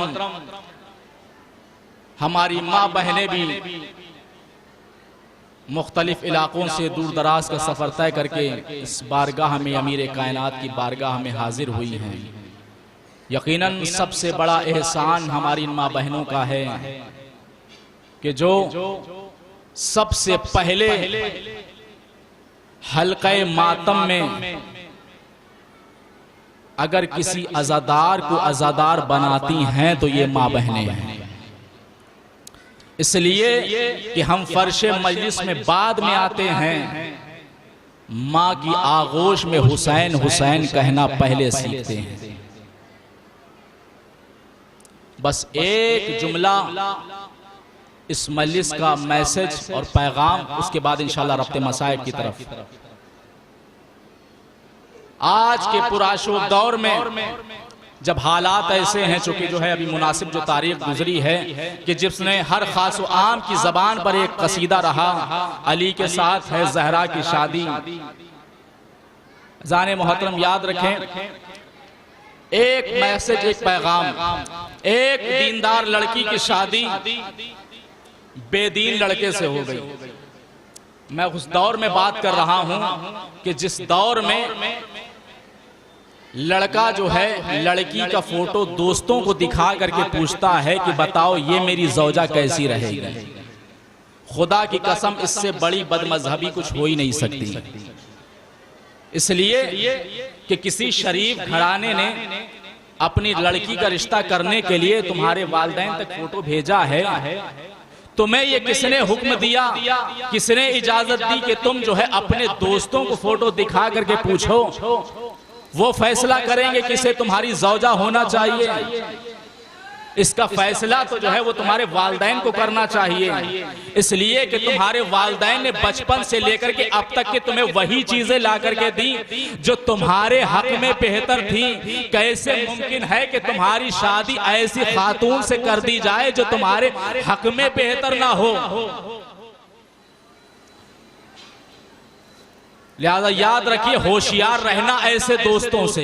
इसलिए कि जब नबी के दोस्त नबी के ना हो सके तो तुम्हारे दोस्त तुम्हारे क्या होंगे। एक दीनदार लड़की की शादी बेदीन लड़के से हो गई। नया नया रिश्ता घर में तशरीफ लाई और तमाम अजीज व अकारिब में मदऊ किया गया, बुलाया गया कि हमारे यहाँ भी तशरीफ लाएं। अब चूंकि ये इस्लामिक खानदान और उसी रीति रिवाज को मानने वाली, इस्लामिक हिजाब वाली, अब चूंकि लड़का जो है दिल्ली और मुंबई का रहने वाला, ये चाहता है चूंकि जो है हम मुल्क के एतबार से बदलते रहें और वही हिजाब करें कि जो दिल्ली और मुंबई वाला है। याद रखो, शहजादी को इस्लामिक हिजाब पसंद है, दिल्ली और मुंबई वाला हिजाब पसंद नहीं है। इसने कहा कि ये तुम क्या कर रही हो, हम दिल्ली में रहते हैं, मुंबई में रहते हैं, तुम्हें यहाँ के कल्चर को अपनाना चाहिए। इसने अपने शौहर से तो कुछ नहीं कहा, बल्कि अपने घर में अपने भाई को फोन किया कि किस बेगैरत शख्स से मेरी शादी कर दी है कि जिसके घर में इस्लामिक पर्दे का रिवाज ही नहीं है। भाई ने कहा कि देखो तुम घबराने की जरूरत नहीं है, मैं कुछ रोज आने वाला हूँ। याद रखिएगा शरीफ भाई बहनों के घर लड़ने के लिए नहीं जाते। शरीफ भाई बहनों के घर लड़ने के लिए नहीं जाते। लिहाजा दूसरे दिन जो है ये भाई साहब पहुंचे। अब चूंकि जो है पहली बार जो है साले साहब आए हुए थे तो बहनोई साहब ने सवाल किया, ये बताइए क्या खाएंगे। एक मैसेज एक पैगाम देने जा रहा हूं, इंशाल्लाह यहीं से रखते मसाइल का। ये बताइए क्या खाइएगा, चूंकि नया नया रिश्ता है ना। कब वही खाएंगे जिससे हमने जो है पाबंदी के बाद भी नहीं छोड़ा, हजरते गोश्त का। ठीक है अभी लेकर के आते हैं, थैला मांगा, इन्होंने कहा क्या करिएगा, जब करीब में दुकान है जाते हैं लेकर के आते हैं। कसाब की दुकान पर पहुंचे, का एक जो है लोथड़ा में देना, हम घर पे लेकर के जाएंगे, चूंकि जो है हमारे दूर से हमारे अजीज मिलने के लिए आए हैं। लिहाजा उसने 2 किलो का लोथड़ा उन्हें दिया। जैसे ही चाहा के थैले में रखे, फौरन साले साहब ने मना कर दिया कि क्या कीजिएगा, करीब में घर है, हाथों में लेकर के चले जाएंगे। लिहाजा नया नया रिश्ता था, कुछ मना ना कर सके। हाथों में जैसे ही गोश्त का लोथड़ा लेकर के चले, आसमान से चील और कौवे ने हमला शुरू किया, जमीन से कुत्ते ने हमला शुरू किया, आसमान से चील और कौवे ने हमला शुरू किया, जमीन से कुत्ते ने हमला शुरू किया। इन्होंने उस गोश्त के लोथड़े को जमीन पर फेंक के कहा था नहीं कि जो है गोश्त के लोथड़े को बरहेना लेकर के नहीं चलते हैं, अगर लेकर के जाएं तो जानवर जो है हमला कर देते हैं। उसने कहा बेगैरत इंसान, अगर 2 किलो का गोश्त बरहेना सड़क पर आ जाए तो ये वहशी जानवर हमला कर देते हैं, अगर कोई खातून बरहेना सड़क पर आ जाए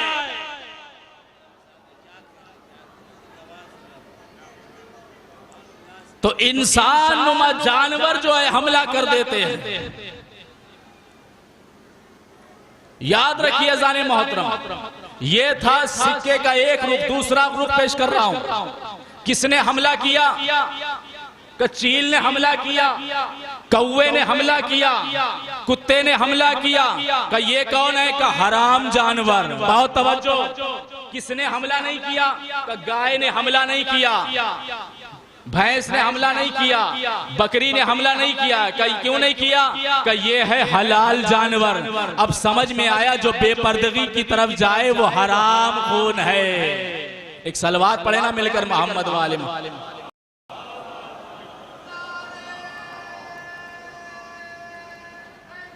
या अल्लाह, जो बेपर्दगी की तरफ ले जाए तो समझ लेना हराम शामिल है उसके खून में। अज़ाने मोहतरम, इसीलिए अपने बुजुर्गों की तहजीब को सलाम किया करो, इसलिए कि हमारे बुजुर्गों ने घर के बाहर कुछ बैठकें बनवाई हुई थी। उन्हें पहले से मालूम था कि कौन घर के अंदर बिठाने के लायक है, कौन घर के बाहर बिठाने के लायक है। एक सलवात पढ़े मिलकर मोहम्मद वाले।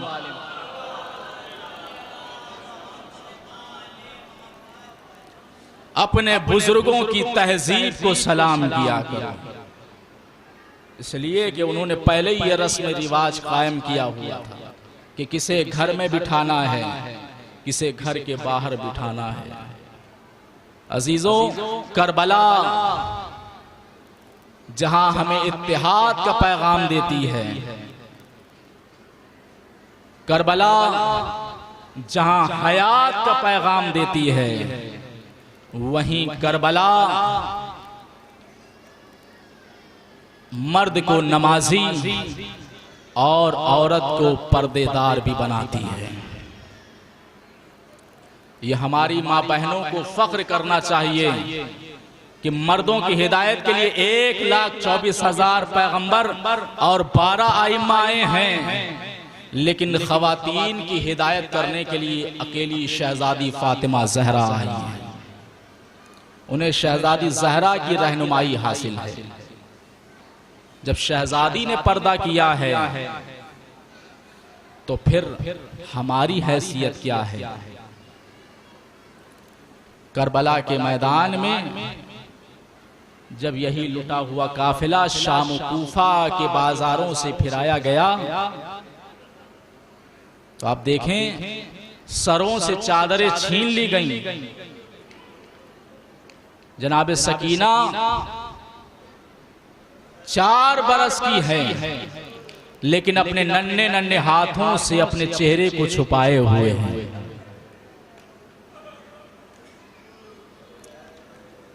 दिल खोल कर आपने फजाइल सुने हैं, गिरिया उजारी में कमी ना कीजिएगा। दिल चाहता है कि अमीर कायनात की बारगाह में उसके फजाइल बयान किए, मसाइब बयान किए जाएं कि जिसे अमीरुल मोमिनीन ने अपनी दुआओं में मांगा है। आप रोने के लिए आमादा हो गए हैं। अजीजों, शहजादी ज़ैनब कुबरा की एक कनीज थी कि जिसका नाम रजिया था, और इस खातून को शहजादी ने कुरान का इल्म दिया, कुरान की तिलावत करना सिखाया, और इसकी शादी भी जो है खुद शहजादी ने एक अब्दुल्ला नामी शख्स से की। जब ये रुखसत होने लगी शहजादी से, तो उसने वादा ये किया कि शहजादी अगर अल्लाह ने मुझे कोई बेटी अता की तो मैं उसे आपकी कनीजी में दे दूंगी। शहजादी ने चलते हुए एक नसीहत की, है रजिया जा तो रही हो, लेकिन मैं ज़ैनब तुम्हें नसीहत कर रही हूँ, कभी भी बाजार में तमाशाइयों का तमाशा देखने के लिए ना जाना। रजिया रुखसत हो गई, वक्त गुजरता रहा, अल्लाह ने इसको कोई औलाद अता नहीं की। एक मर्तबा इसने अपने शौहर से कहा कि तुम, अल्लाह ने हमें कोई औलाद ना दी, जाओ तुम बाजार में जाया करो, किसी ऐसी खातून को खरीद कर ले आओ कि जिसका चेहरा बड़ा मासूम हो, जिसके चेहरे से शराफत झलकती हो।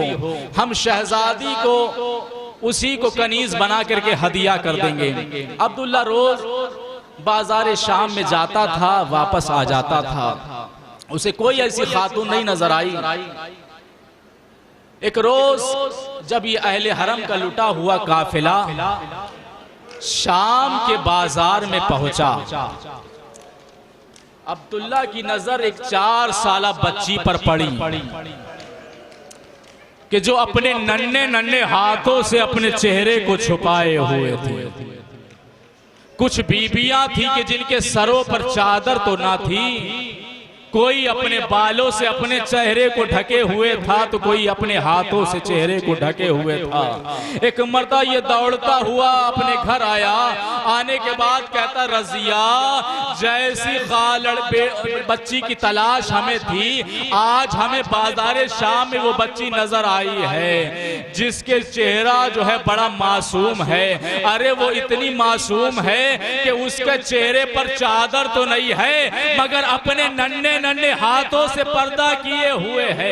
ऐ रजिया, मैं चाहता हूं तुम खुद चल करके उस बच्ची को देख लो ताकि हम उस बच्ची को खरीद ले। रजिया ने कहा, तुम्हें मालूम नहीं है मेरी शहजादी ने क्या नसीहत की थी। इधर शौहर का इसरार बढ़ा। एक मर्दा रजिया ने कहा, ठीक है पहले मैं पर्दा कर लूं, उसके बाद मैं बाजार चलती हूँ। रजिया ने पर्दा किया। एक मर्तबा रजिया बाजार शाम में आई, क्या देखा कुछ खवातीन है कि जो बालों से पर्दा किए हुए हैं। रजिया ने कहा, अस्सलामु अलैका या अय्युहल गरीब, अस्सलामु अलैका अय्युहल असीर। शहजादी ज़ैनब के कानों में आवाज गूंजी का बेटा सैयदे सज्जाद, लगता है इस मजमे में कोई हमारी जानने वाली आ गई है। जैसे ही रजिया करीब पहुंची, जनाबे सकीना से सवाल करती है, ऐ बच्ची कहाँ की रहने वाली हो, किस कबीले से ताल्लुक है। बच्ची ने जवाब दिया कि हम मदीने के रहने वाले हैं। जैसे ही मदीने का नाम सुना इसरार बढ़ा कि मदीने में कहाँ, का महल्ले बनी हाशिम। जैसे ही महल्ले बनी हाशिम का नाम सुना, तड़प के कहती है, अरे कितनी ही असीरों को मेरी शहजादी ने आजाद कराया, क्या तुम्हें आजाद नहीं कराया गया, क्या तुम्हारी शहजादी मजबूर थी। एक मर्तबा शहजादी ज़ैनब ने एक जुमला कहा, ऐ रजिया ये बताओ क्या तुम्हें मना नहीं किया गया था कि बाजार में कभी तमाशाइयों का मजमा न देखने जाना, इतना सुनना था। रजिया तड़प के कहती है ये नसीहत तो मेरी शहजादी ने मुझसे की थी। ऐ खातून तू कौन है? काय रजिया मुझे पहचान, मैं अली की बेटी ज़ैनब, मैं अली की बेटी ज़ैनब। इतना सुनना था। रजिया 2 कदम पीछे हट के कहती है ऐ बीबी खबरदार, अपने आप को ज़ैनब तो कहना मगर अली की बेटी ना कहना, अब्बास की बहन ना कहना। शहजादी ने बालों को हटाकर रजिया पहचान, मैं अली की बेटी ज़ैनब, मैं हुसैन की बहन ज़ैनब। इतना सुनना था। रजिया ने कहा शहजादी अगर आप वाकई में मेरी शहजादी है तो फिर ये बताइए आप बाजार में क्या कर रही है? आका हुसैन कहाँ है? अली अकबर कहाँ है? एक मर्दा इतना सुनना था। शहजादी ने कहा रजिया जरा नोके नैजा की जानिब देखो। अब जो रजिया ने देखा तो नोके सेना पर हुसैन का सर नजर आया, अकबर का सर नजर आया, कासिम का सर नजर आया। रजिया आगे बढ़ती है, सलाम करती है, अस्सलाम अलैका या अबा अब्दुल्लाह, अस्सलाम अलैका या इब्ना रसूलिल्लाह। रजिया ने हुसैन के सर को सलाम किया, अली अकबर के सर को सलाम किया, सब के सर को सलाम कर चुकी। एक मर्तबा शहजादी से मुखातिब होकर के कहती है बीबी अब समझ में आ गया कि आपके सर पर चादर क्यों नहीं है और सैयद सज्जाद के बाजू बंधे हुए क्यों हैं? रजिया कैसे पहचाना? का शहजादी सब शोहदा के सर नजर आए लेकिन अब्बास का सर नजर नहीं आया।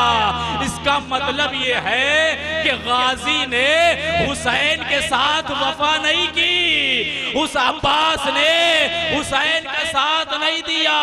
इतना सुनना था। ज़ैनब ने अपने सर को पीटा, का रजिया ऐसा ना कहो, अरे मेरा भैया अब्बास इतना गैरतदार है, अरे सबके सरनों के नेज़ा पर बुलंद है। मेरा भैया अब्बास का सर घोड़े की गर्दन में है। मेरा भैया इतना गैरतदार है। मुझ ज़ैनब को बेमकनाओ चादर देखना गवारा नहीं।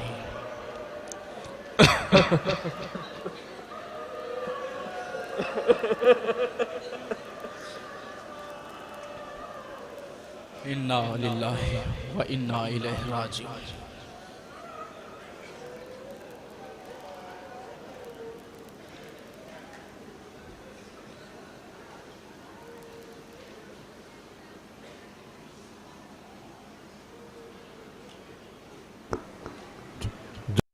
जज़ाकल्लाह मौला क्या क़यामत के बसाया पढ़े हैं। मौला सलामत रखे सुनने वालों को भी पढ़ने वालों। अल्लाह आपके आंसुओं को सलामत रखे। शहजादी फातिमा ज़हरा आपको इन आंसुओं का अजर जरूर देंगे। हज़रात ये थे हुज्जतुल इस्लाम वल मुस्लिमीन आली जनाब मौलाना शहजाद हुसैन बिल गिरामी साहब। मैं बड़े ही अदब व एहतराम के साथ दरख्वास्त करूँगा अब तीसरी मजलिस के लिए हुज्जतुल इस्लाम वल मुस्लिमीन आली जनाब मौलाना वजीर अस्करी साहब क़िबला से कि वो मिंबर पे आए और आज की तीसरी मजलिस को खिताब फरमाएं। उनके लिए बावाज़े बुलंद नारे सलावत। जिंदाबाद जिंदाबाद।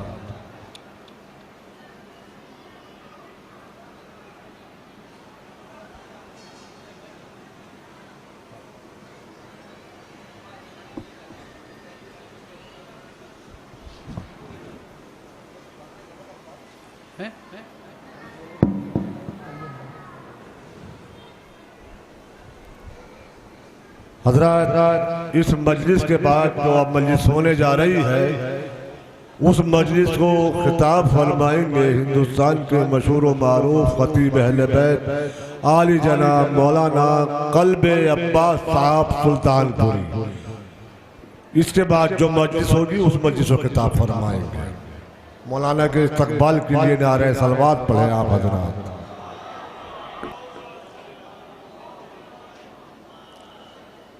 रहमल्लाहु मन क़रअल फ़ातिहा।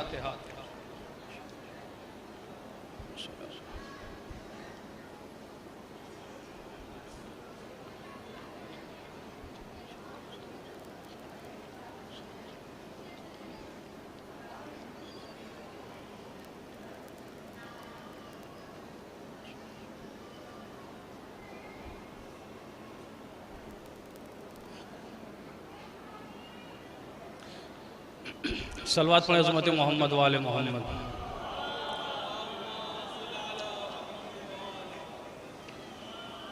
औज़ु बिल्लाहि मिनश शैतानिर रजीम। बिस्मिल्लाहिर रहमानिर रहीम। अल्हम्दुलिल्लाहिल्लज़ी ला यब्लुगु मिदहतहुल क़ाइलून वला युहसी नेमाहुल आदून वला युअद्दी हक़्क़हुल मुज्तहिदून अल्लज़ी ला युद्रिकुहु बुदुल हिमम वला यनालुहु गौसुल फितन अल्लज़ी लैसा लिसिफ़तिही हद्दुम महदूद वला नातुम मौजूद वला वक़्तुम मादूद वला अजलुम ममदूद अल्लज़ी फ़तरल ख़लाइक़ बिक़ुदरतिही व नशरर रियाहा बिरहमतिही व वत्तदा बिस्सुक़ूर मैदान अर्ज़िही सुम्मा अस्सलातु वस्सलामु अला अशरफिल अंबिया'i वल मुरसलीन व ख़ातिमिन नबीन अल मुलक़्क़ब बिताहा व यासीन व मौलाना बिल क़ासिम मुहम्मद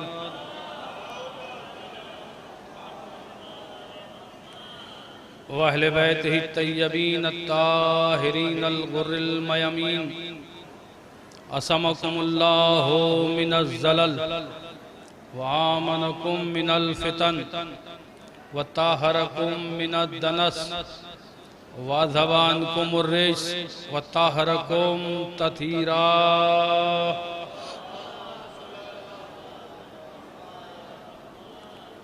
लानतुल्लाहि अला आदाहिम मजमईन मिन आन इला क़याम यौमिद्दीन अम्मा बाद फ़क़द क़ाल अल्लाहु तबारका व तआला व क़ौलुहुल हक़। बिस्मिल्लाहिर रहमानिर रहीम। इन्नमा वलियुकुमुल्लाहु व रसूलुहु वल्लज़ीना आमनुल्लज़ीना युक़ीमूनस सलात व युतूनज़ ज़कात व हुम राकिऊन। सलवात पढ़े मोहम्मद वाले मोहम्मद।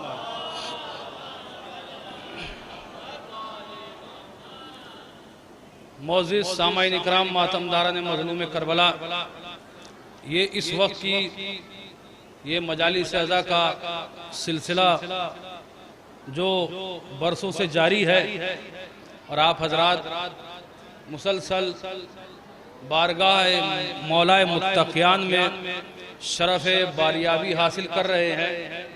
मौला आप सब की हाज़री को कबूल फरमाए और आप हजरात अपनी हाज़री की कबूलियत के लिए एक बुलंद तरीन सलवात पढ़े। आप हजरात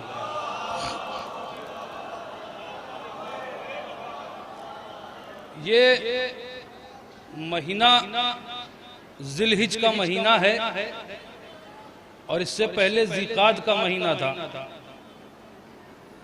ये महीना जो है, इस महीने में आप ईदुल अज़हा से भी रूबरू होंगे, ईद गदीर से, ईद अकबर से भी रूबरू होंगे।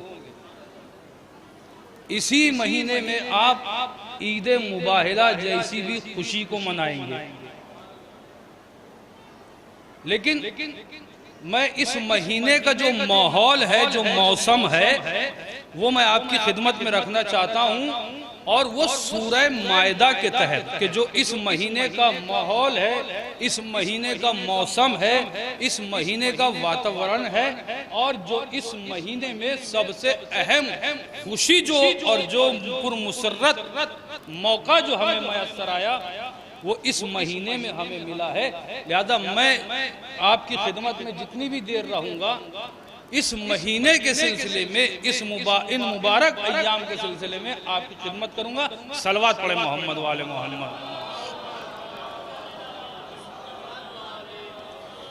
इस महीने में जो सूरा नाजिल हुआ है उस सूरे का नाम सूरह मायदा है। सूरह मायदा कुरान मजीद का 5वां सूरा, ठीक है। और मैं आपकी खिदमत में ये अर्ज कर दूं कि जितनी देर मैं आपकी खिदमत में रहूंगा मेरा मौजू सिर्फ और सिर्फ ये रहेगा कि विलायत से वफादारी, विलायत से वफादारी। और ये महीना जहन में रहे, ये महीना विलायत से वादा करने का महीना है, ठीक है। इस महीने में आप विलायत से वादा करेंगे, ठीक। इस सूरे का आगाज हो रहा है बिस्मिल्लाहिर्रहमानिर्रहीम, या अय्युहल्लज़ीना आमनू औफू बिलउक़ूद, कि ऐ साहिबान ईमान अपने वादों को पूरा करो, वादों की वफाई करो, वादा वफाई करो, वादा पूरा करो। औफू बिलउक़ूद, कि जो तुमसे वादे लिए गए थे उस वादे को पूरा करो। और किस अंदाज से खिताब हो रहा है, या अय्युहल्लज़ीना आमनू, तो पता ये चला कि साहिब ईमान वो ही होगा जो वादे को पूरा करेगा, जो वादे को पूरा करेगा, जो वादा वफाई करेगा। कुरान मजीद की निगाह में साहिब ईमान वही होगा। मतलब यह है कि ना यहाँ नसब की बात होगी, ना यहाँ रिश्तेदारी की बात होगी, ना यहाँ ताल्लुकदारी की बात होगी, ना यहाँ महल्लेदारी की बात होगी, ना यहाँ आपसदारी की बात होगी। मेयार सिर्फ ये है कि देखो तुम में से कौन है जो हमसे किए हुए वादे को पूरा करता है। वादा पूरा करना, वादा वफाई करना। या अय्युहल्लज़ीना आमनू औफू बिलउक़ूद, क्या साहिबान ईमान अपने वादों को पूरा करो जो तुमसे वादे लिए गए हैं। अब ये सूरह मायदा अगर आप पढ़ेंगे और आप पढ़ते रहते हैं तो इसको जब आप पढ़ेंगे तो आपको ऐसा महसूस होगा कि जैसे कोई वसीयत की जा रही हो। और वसीयत इंसान उस वक्त करता है जब उसका आखिरी वक्त हो। जब इंसान आखिरी वक्त में वसीयत कर रहा होता है तो वसीयत करने वालों को अपने वसीयत नामे में खिताब करता है कि तुमको ये काम करना है, तुम्हें वो काम निपटाना है, तुम्हें फलां से मिलना है, तुम्हें उससे रिश्तेदारी निभाना है, उससे ताल्लुकदारी निभाना है, इससे ताल्लुकात मुनक़ता कर देना है, इसके साथ उठना बैठना नहीं है, इससे साथ मिलना जुलना नहीं है, तुम उसका ये काम निपटा देना। वसीयत करने का मतलब ये है कि इंसान जो वसीयत कर रहा है अपने लोगों से वादा ले रहा है कि याद रखना कि तुम मेरे तभी कहलाओगे जब मेरा वादा पूरा करोगे, जब तुम मेरा हमसे किया हुआ वादा पूरा करोगे।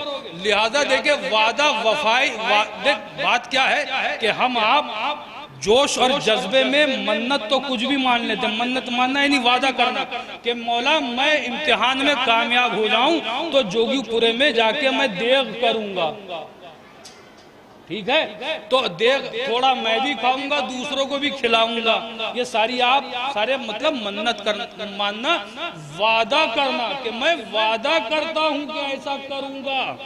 लेकिन कुरान मजीद आपसे ये कह रहा है कि तुम हमसे किए हुए वादे को पूरा करो। इसका मतलब ये है कि हमसे कभी वादे लिए गए थे जिसको पूरा करने की बात कही जा रही है कि वादे पूरे करो जो तुमने हमसे वादा किया है। तो कुरान मजीद में हमसे किए हुए वादों का भी तज़किरा है, अंबिया से किए हुए वादों का भी तज़किरा है। यानी हम हो या अंबिया हो, उम्मत हो या नबी हो, सबसे किए हुए वादे कुरान मजीद कह रहा है या अय्युहल्लज़ीना आमनू औफू बिल उक़ूद, कह साहिबान ईमान तुम साहिब ईमान जभी हो कि जब हमसे किए हुए वादों को पूरा करो। तो ये माहे ज़िलहिज वही वादा करने का दिन है कि जिस दिन रसूल इस्लाम हाथों पे उठाकर कहेंगे मन कुन तो मौला फहाजा अली मौला, कि याद रखो जिस जिसका मैं मौला हूँ अली उसके मौला है। जाओ सब मुबारकबाद दो, बैयत करो।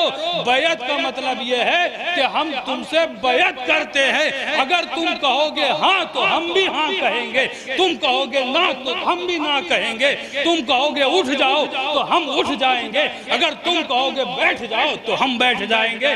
अली आज हम तुमसे वादा करते हैं कि तुम हमारे मौला करार पाए। तो ये वादा करने का दिन है, वादे करने का अय्याम है। और वादा पूरा करना जैसे मैंने अर्ज किया आसान काम नहीं है। अब अर्ज़े खिदमत ये कि मौजू मेरा क्या है कि विलायत से वफादारी। तो ये विलायत से वादा करने के अय्याम है। मतलब ये नहीं कि आपने वादा कभी नहीं किया, नहीं किया है, बल्कि इन अय्याम में आप फिर से वादा करें कि मौला हम वादा करते हैं कि जो तुम्हारी मर्जी है वो हमारी मर्जी है। वादा ये कि मौला हम अहद करते हैं कि जो तुम्हारा हुक्म है वो हमारा हुक्म है। बस अब मैं बात को आगे बढ़ा रहा हूं। विलायत से वफादारी, पहली बात तो ये कि विलायत को समझे कि विलायत क्या है। मैं बहुत जल्दी जल्दी बात को समेटते हुए आपसे अर्ज करूं कि पहले तो हम ये समझे कि विलायत क्या है। जब विलायत समझ में आएगी तो फिर वादे की कीमत समझ में आएगी। जब तक विलायत इसकी मार्फत ना हो तो उससे किए हुए वादे की कीमत भी नहीं मालूम होगी कि क्या कीमत है।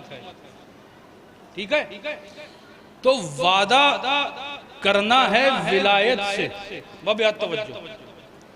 तो विलायत है क्या चीज, और ये मौजू मैंने इसलिए मुंतखब किया है कि ये जो हालात हाजरा जो इस वक्त का जमाना है इसमें विलायत को समझना बहुत जरूरी है, बहुत जरूरी है। विलायत को समझना इसलिए भी जरूरी है, मैं नहीं कह रहा कि आप नहीं समझता, अस्तगफिरुल्लाह रब्बी व अतूबु इलैहि नऊज़ुबिल्लाह, मैं नहीं कह रहा। मैं आपसे ये बात दोबारा अर्ज कर रहा हूँ, याद दहानी करा रहा हूँ, आपको भी याद दिला रहा हूँ, मैं खुद भी मुतवज्जे हो रहा हूँ, क्योंकि मैं शहंशाह विलायत के सामने बैठ के आपसे बात कह रहा हूँ। तो विलायत क्या चीज है, विलायत को समझे कि विलायत है क्या। देखिए उलमा इकराम ने विलायत के 124 माना लिखे। 124 कितने आप बोले ताकि ऐसा ना लगे कि मैं तन्हाई में बोल रहा हूं। कितने माना है? 124 माना लिखे हैं उलमा इकराम ने। लेकिन इसके सबसे अहम माना जो लिए जाते हैं वो ये है कि विलायत यानी करीब होना, नजदीक होना, पास में होना। आप मुतवज्जे है ना मेरी बात पर? तो सलवात पढ़ें फिर।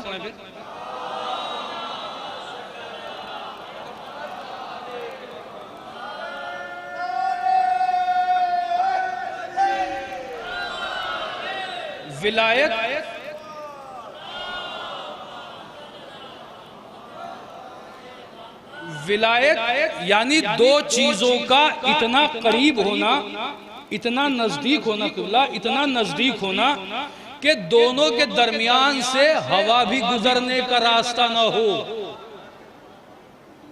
विलायत, फिर अर्ज कर रहा हूं, विलायत के माना इतनी कुर्बत, इतनी नजदीकी, इतना करीब होना कि दरमियान में किसी तीसरी चीज के आने का सवाल ही पैदा ना हो।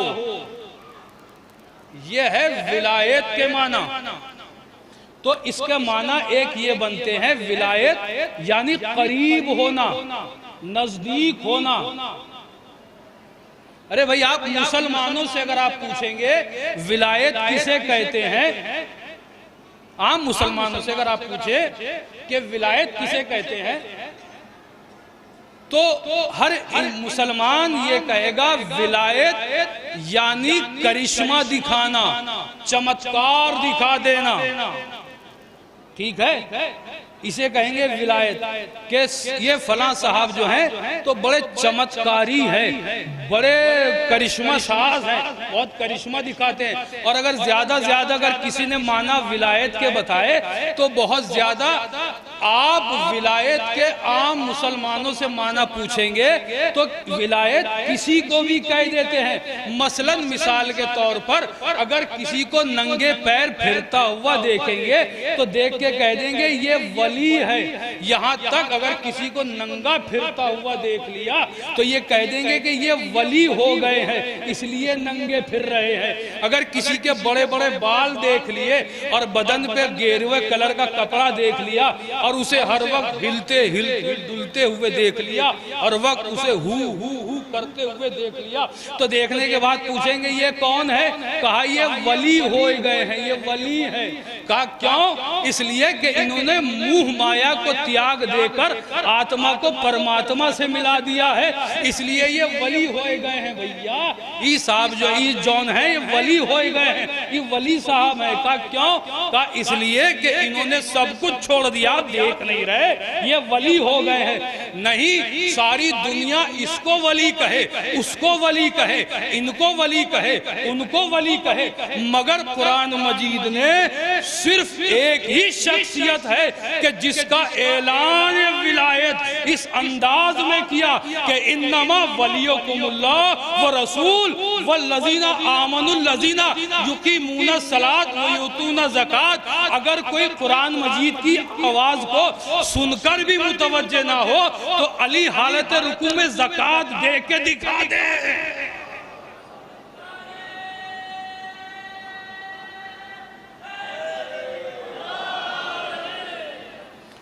तो सिर्फ एक ही शख्सियत है, पूरी जिम्मेदारी के साथ अर्ज कर रहा हूं कि जिसको कुरान मजीद कह रहा है कि ये वली है। विलायत यानी नजदीक होना, करीब होना, यही मैं अर्ज कर रहा हूं ना। वली यानी करीब होने वाला, नजदीक होने वाला, पास में आने वाला। तो अजीजान मोहतरम आले मोहम्मद हमारे वली है, मतलब यह है कि मर जाओ तो कब्र में भी आने वाले हैं और जिंदगी में एक मर्तबा जब ठोकर खाओ तो या अली मदद कह दो, संभल जाओगे, खुद ब खुद पता चल जाएगा कि हमारा वली कौन है।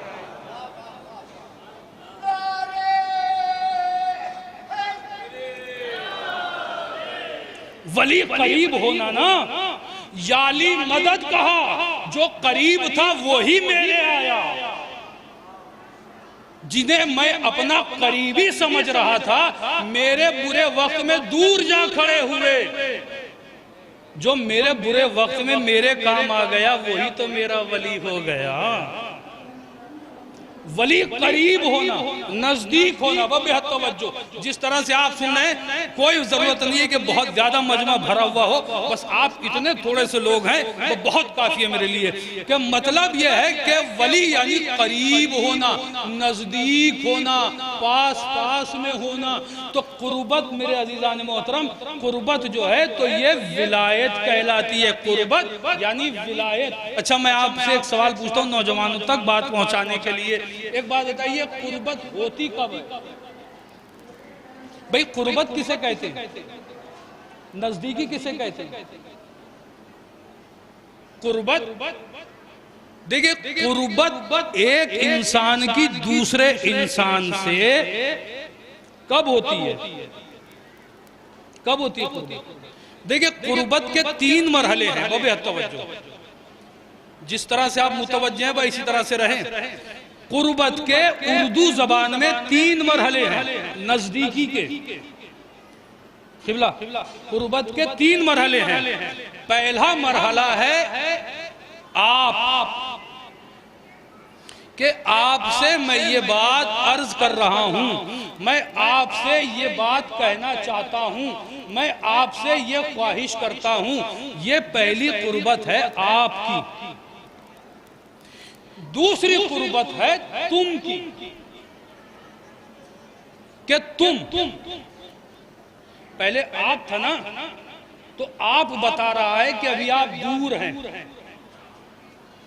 जब बात तुम तक आ गई तो पता चला कि आप एक पायदान कुर्बत में आगे सरक गए।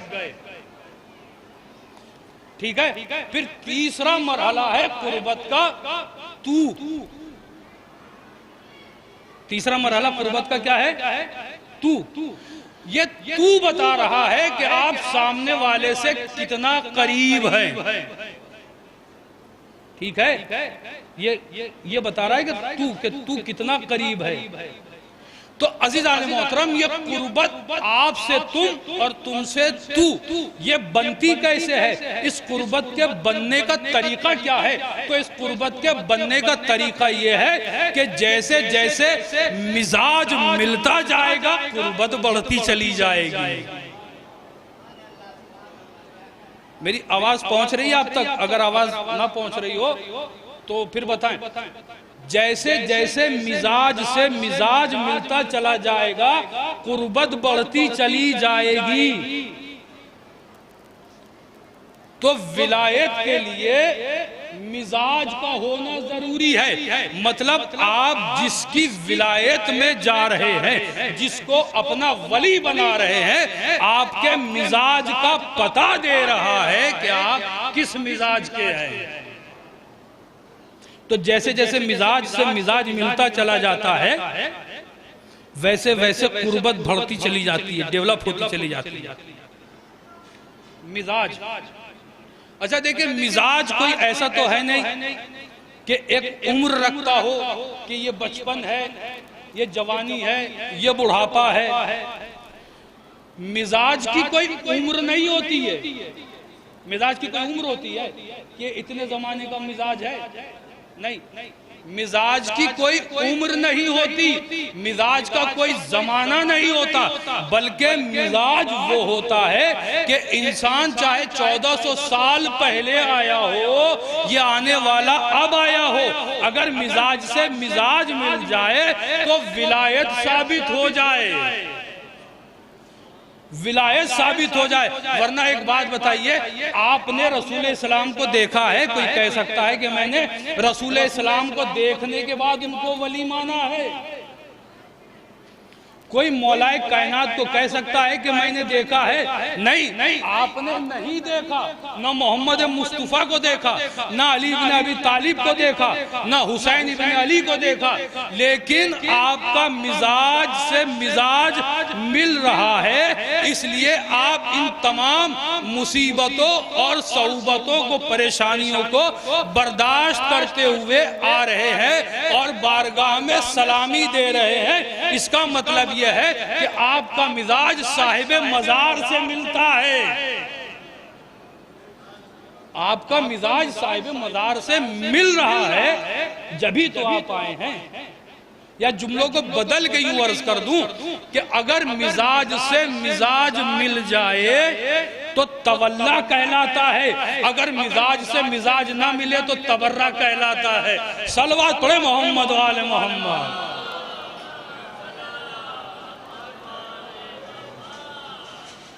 अच्छा, इसके लिए भी कोई जरूरी नहीं है, कहो तो एक बच्चे का मिजाज बुजुर्ग से मिल जाए,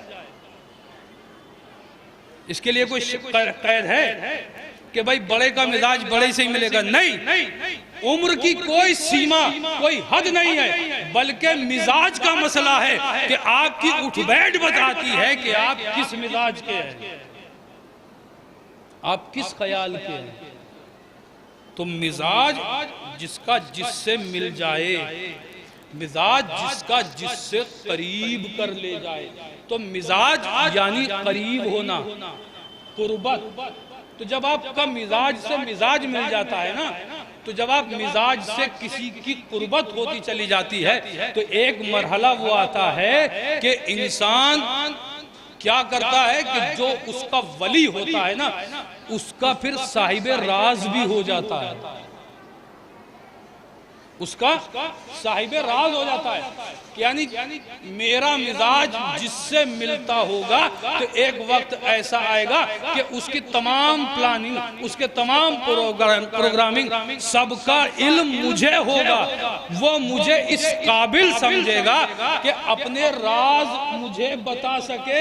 तो अजीजान मोहतरम, क्या कहना उस जाते वाला सिफात का कि जिसका मिजाज इतना मिजाज मिलता था, जिसका मिजाज इतना करीब था कि कभी वो यदुल्लाह कहला रहा था, कभी वजुल्लाह कहला रहा था, कभी नफ्सुल्लाह कहला रहा था, कभी ऐनुल्लाह कहला रहा था। इतना करीब मिजाज, अरे इतना ही करीब मिजाज नहीं कि जब मिजाज से मिजाज मिला है ना, जब विलायत से विलायत मिली है, तो दोस्त तो ये समझ रहे थे कि बिस्तर पर रसूल सो रहे हैं। दोस्तों को ये मालूम था कि बिस्तर पे रसूल सो रहे हैं। दुश्मन ये कह रहे थे ये अली रसूल नहीं, ये अली नहीं, ये रसूल सो रहे हैं। दोस्तों को मालूम था कि बिस्तर पे अली सो रहे हैं, दुश्मन समझ रहे थे कि रसूल सो रहे हैं। तो ये मिजाज से मिजाज मिलना बता रहा है कि बिस्तर तो है रसूल का, अंदाज इतना मिल गया है कि अली लग रहे, रसूल लग रहे हैं। अब इसको महसूस करें, विलायत यानी नजदीक होना, करीब होना। अब ये विलायत के माने जब मैंने आपकी खिदमत में अर्ज कर दिए, तो अब यहां से बात को आगे बढ़ाता हूं। सलवात पढ़े मोहम्मद वाले मोहम्मद। एक और सलवात पढ़े मोहम्मद वाले मोहम्मद।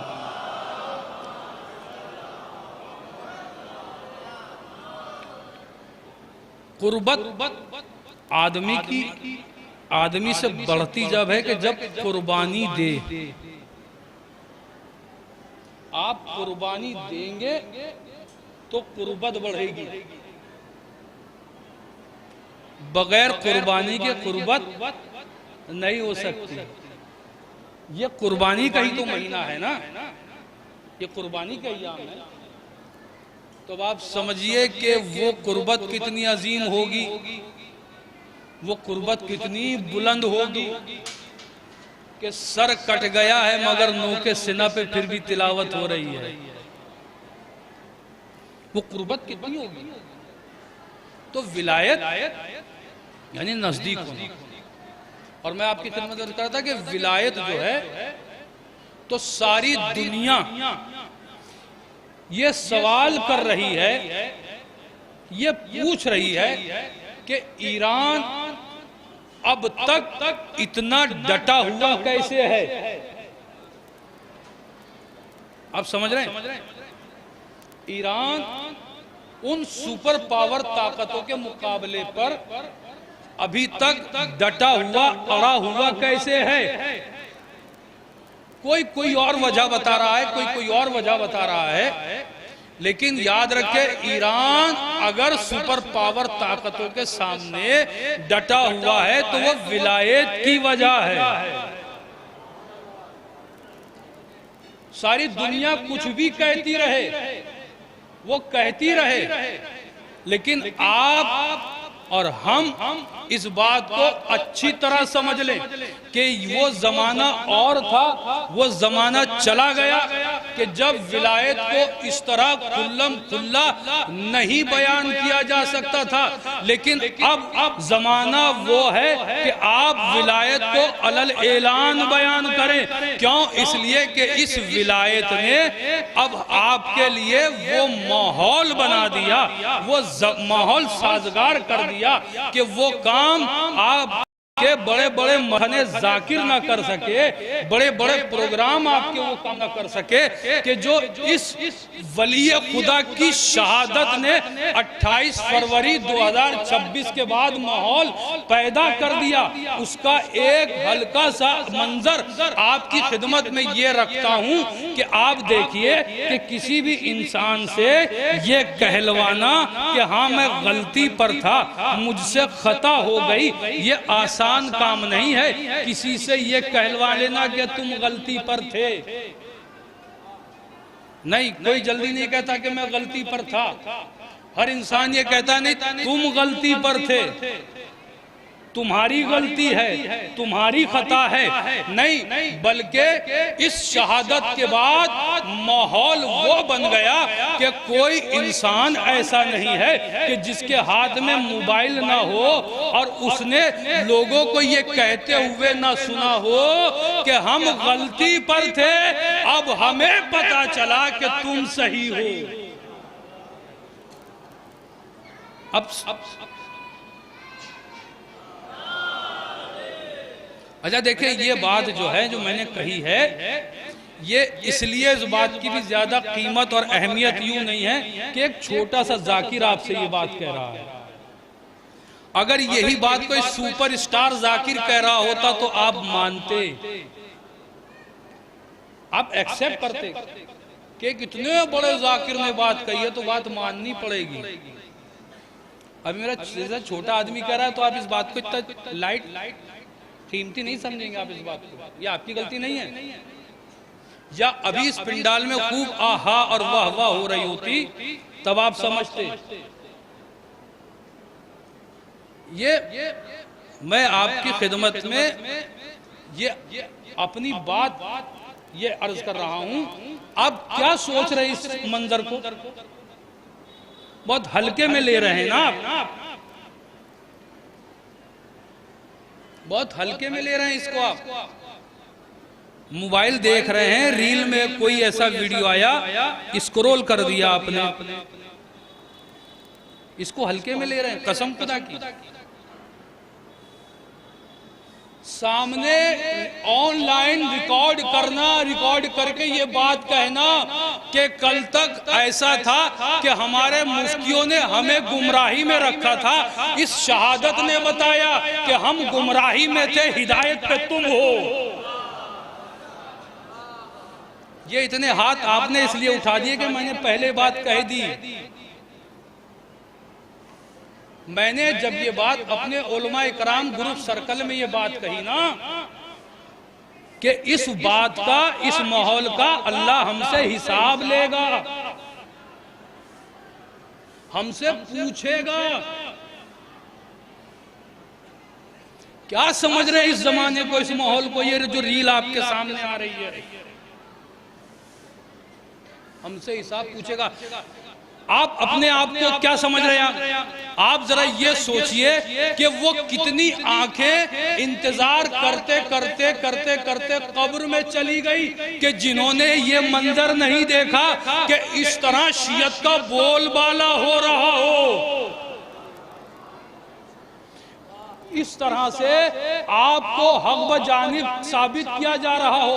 अरे वो उन कानों का भी तो अंदाजा लगाइए कि जिन्होंने सारी उम्र ये सुना कि भैया ये सिया लोग हैं, क्या है ये थूक के देते हैं, इनके 40 पारे हैं, इनमें हाफिज कुरान कभी नहीं हो सकता। लेकिन इस शहादत के बाद अब आपको ये कहा जा रहा है हमें गुमराही में रखा गया था, तुम हक पर हो।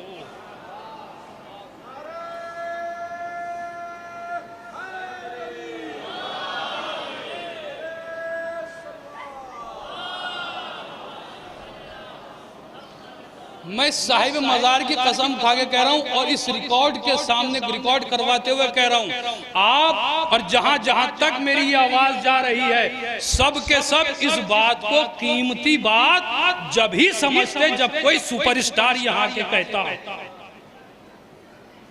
ये इतनी दिलजली बात मैं यूं कर रहा हूं कि मैंने अपने उलमा इकराम के ग्रुप में ये बात कही तो पता है क्या जवाब दिया है? जवाब क्या सुनने को मिला है? अरे भैया मुहर्रम आने दो, सब वापस पलट जाएंगे।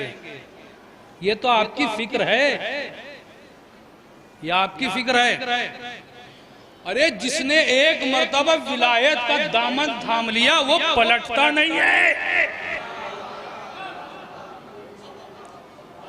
अरे ये हुसैन इब्ने अली है कि ये हुल को बुला के ले आए। तुम वारिस हुसैन इब्ने अली हो कि हुल को बढ़ के गले लगा लो, भगाओ नहीं।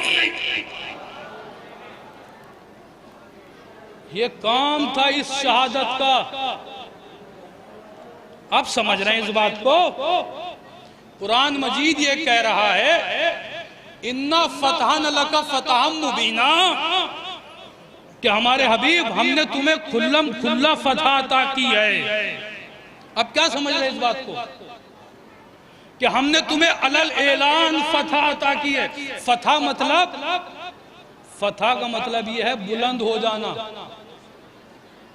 फतह का मतलब है कामयाब हो जाना, फतह का मतलब है मुश्किलात पर गालिब आ जाना,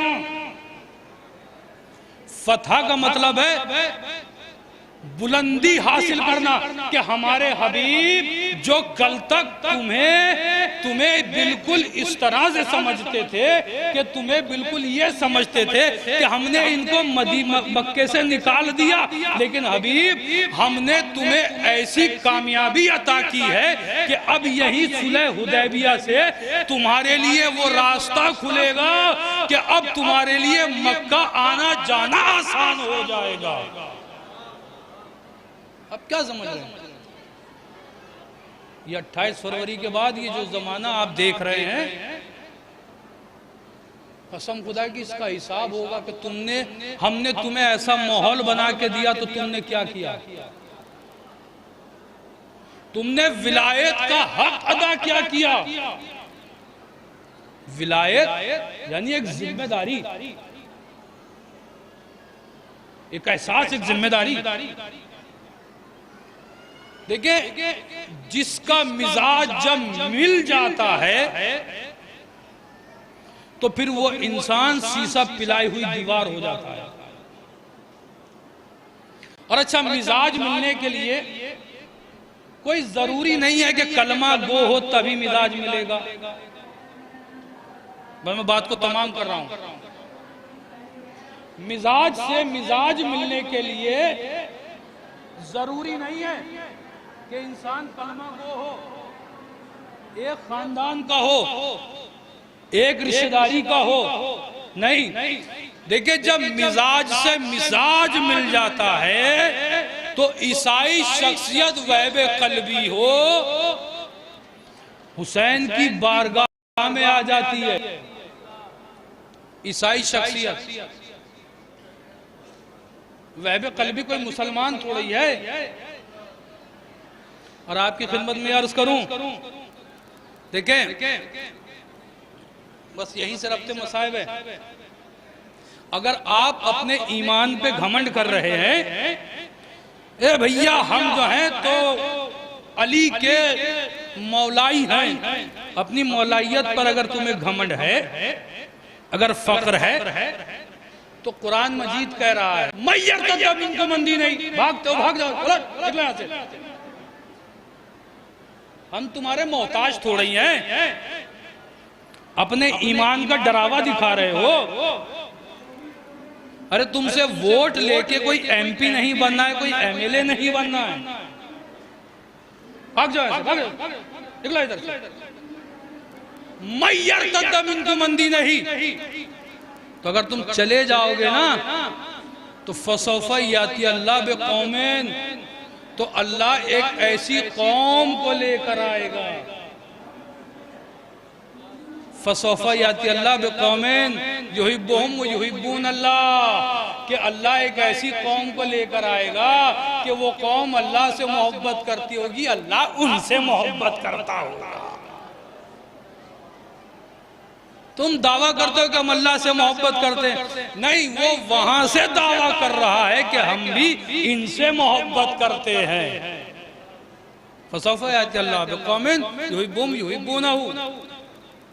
अरे अरबों ने घमंड किया, अरबों ने वही इलाही की जमीन को नजिस किया, तो अल्लाह ने ईरानियों को वो ताकत अता कर दी कि सारी दुनिया अब समझ गई कि हकीकत में अगर इस्लाम और मुसलमानों के अंदर अगर है तो यही मराजा इकराम है।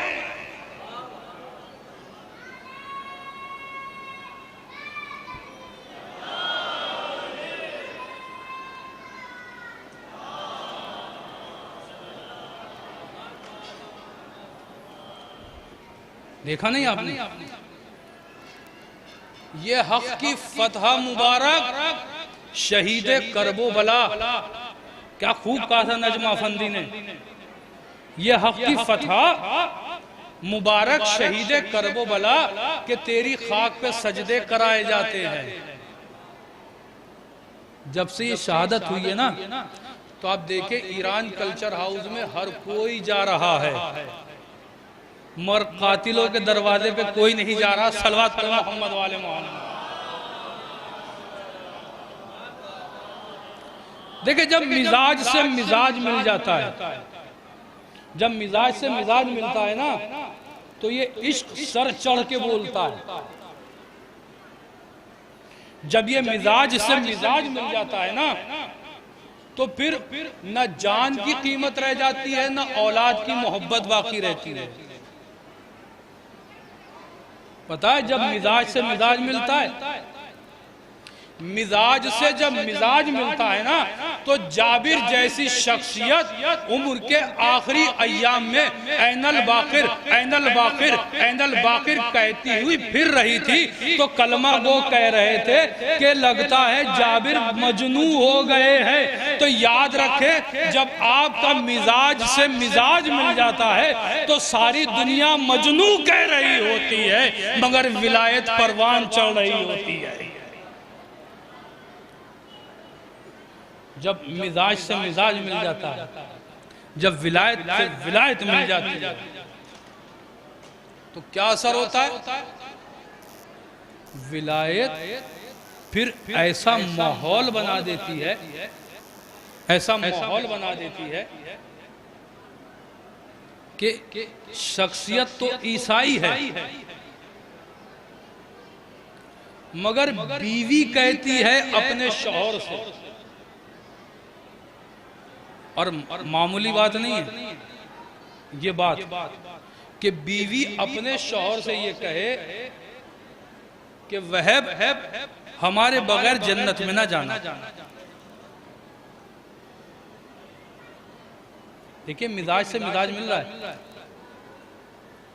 हमारे बगैर वादा करो जन्नत में नहीं जाओगे। तो कहा कि हाँ, मैं वादा करता हूं कि तुम्हारे बगैर जन्नत में नहीं जाऊंगा।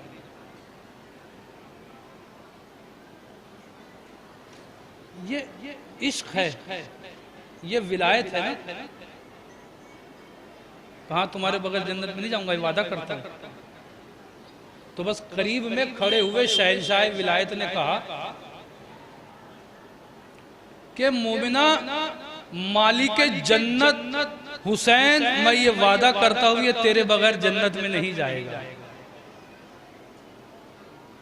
मैं मालिक जन्नत होके वादा करता हूं ये तेरे बगैर जन्नत में नहीं जाएगा।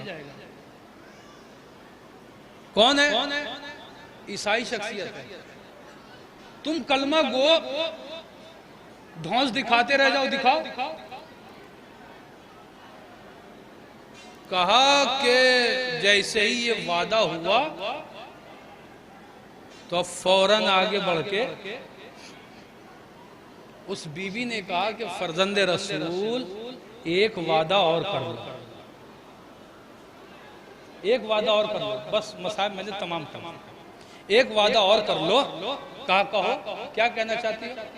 कहा फर्जंदे रसूल, वादा एक ये है कि जब वहब की शहादत हो जाए तो मुझे शहजादी के खैमे में पनाह मिल जाए। बस इतना सुनना था। अरे हुसैन इब्ने अली तड़प गए कि ये बीबी यही तो समझ रही थी ना, अरे ये औलाद रसूल है, ये मोहम्मद मुस्तफ़ा की औलाद है, इन्हें कोई कुछ नहीं कहेगा। अगर मर्दों को भी कत्ल कर दिया गया ना तो ये इन खवातीन को कोई कुछ नहीं कहेगा, इन औरतों को कुछ नहीं कहेगा। अरे हर कोई यही सोच रहा था, हर आदमी यही सोच रहा था, अरे हर कोई इसी फिक्र में था। यहाँ तक के हुर का कबीला भी यही सोच रहा था कि अगर हुसैन कत्ल भी कर दिए गए, अरे इनको कोई ना कोई दफन कर देगा, ये मोहम्मद मुस्तफ़ा की औलाद है, ये मोहम्मद मुस्तफ़ा के बेटे हैं। हुर के कबीले वालों ने यही सोच कर करबला के मैदान में आकर उमर साद से कहा, उमर साद ए अमीर, हमारे अमीर के लाशे को हमारे सुपुर्द कर दे। भाई यही सुनने के बाद उमर साद जरा ससो पेश में पड़ गया, कुछ सोचने लगा। उसे महसूस हुआ कबीले वालों को कि लगता है कि उमर साद का इरादा नेक नहीं है। भाई इतना सुनना था कि हुर के कबीले वालों ने तेवरियां बदल के कहा कि अमीर ऐसा ना हो कि खून की नदियां बह जाएं, अरे हमारे अमीर के लाशे को हमारे हवाले कर दे। बस जैसे ही सुना उमर साद ने कहा कि हुर का लाशा दे दो। अरे हुर का लाशा जब ले जाने लगे तो कबीले वालों को मालूम हुआ, अरे घोड़ों की नालबंदियां हो रही थी। पूछा अमीर, अरे घोड़ों की नालबंदियां अरे किस लिए हो रही है? कहा इसलिए कि अभी हुसैन के लाशे का इन घोड़ों को दौड़ाया जाएगा। अरे राकिबे दोषे रसूल, घोड़ों की टापों से पामाल किया जाएगा। अल्लाह लानतुल्लाह अला कौम ज़ालिमीन व सलामुन अलैहिम ज़लमू व यमुक़ल्लिबून। इलाही बहक़ ज़हरा बिहा व बालिहा व बनीहा। परवरदिगार से वास्ता मोहम्मद वाले मोहम्मद का मेरे महबूब हमारी इस इबादत को कबूल फरमा। परवरदिगार से वास्ता मोहम्मद वाले मोहम्मद का हाज़रीन की बारगाह में परवरदिगार कबूलियत अता फरमा, हाज़री को कबूल फरमा। परवरदिगार मेरे महबूब तुझे वास्ता मोहम्मद वाले मोहम्मद का परचम इस्लाम को सरबुलंदी नायत फरमा, परचम कुफ्र निफाक को फरमा, अमरीका इसराइल बरतानिया आले सऊद को नाबूद फरमा, जमहूर इस्लामी ईरान की हिफाजत फरमा। परवरदिगार से वास्ता मोहम्मद वाले मोहम्मद का मेरे महबूब अपने आखिरत के ज़हूर में ताजील फरमा और हम सबको उनके वान अंसार में शुमार फरमा। अस्सलामु अलैकुम रहमतुल्लाह।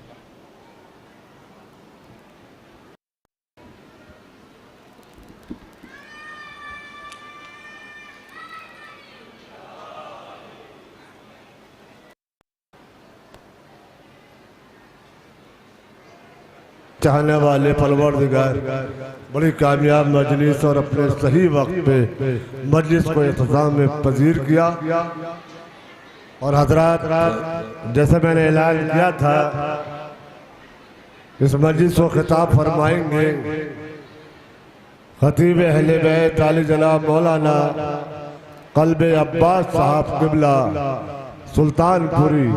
कुछ ही देर में यहाँ पहुँचने वाले हैं, इंशाअल्लाह करीब ही है। तमाम हजरात से मेरी गुजारिश है बराए करे में ही तशरीफ रखे कि भाई को भाई का अखलाक बताते हैं हुसैन, कि भाई को भाई का अखलाक बताते हैं हुसैन, झूमते हैं कभी आंखों से लगाते हैं हुसैन, झूला शब्बीर का जिब्रील झुलाते थे मगर देखो गहवारे अब्बास झुलाते हैं हुसैन, देखो गहवारे अब्बास झुलाते हैं हुसैन। करबला से जो गुजर कर के हवा आती है, करबला से आसिफ भाई, करबला से जो गुजर कर के हवा आती है, खुशबुए पर चमे अब्बास उड़ा लाती है, खुशबुए पर चमे अब्बास उड़ा लाती है। एक मुद्दत हुई जब मैंने उठाया था अलम, आज तक हाथों से खुशबुए वफा आती है।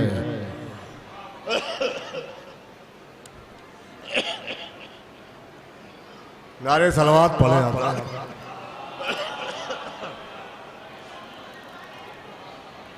हजरत आली जनाब मौलाना हुज्जतुल इस्लाम कल्बे अब्बास साहब क़िबला तशरीफ ला चुके हैं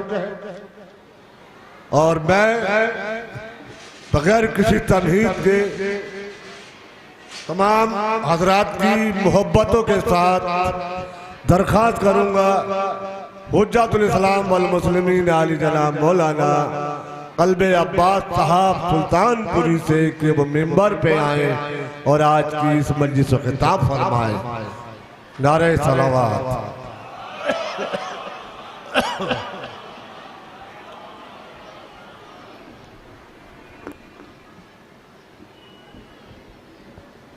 इस मजलिस के बाद जो मजलिस होगी उस मजलिस को खिताब फरमा रहे हैं खतीब अहले बैत आली जनाब मौलाना शिकू हैदर साहब बंदेला साहब।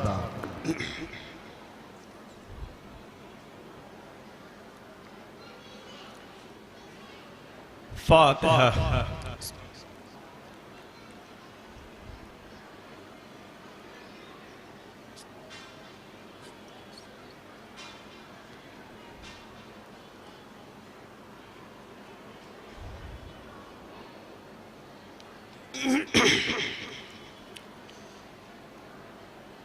ला हौला वला कुव्वता इल्ला बिल्लाहिल अलिय्यिल अज़ीम।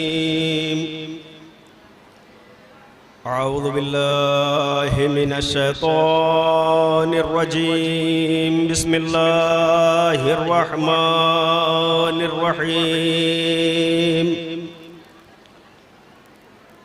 अल्हम्दुलिल्लाहिल्लज़ी हदाना लिहाज़ा वमा कुन्ना लिनहतदिया लौला अन हदानल्लाह।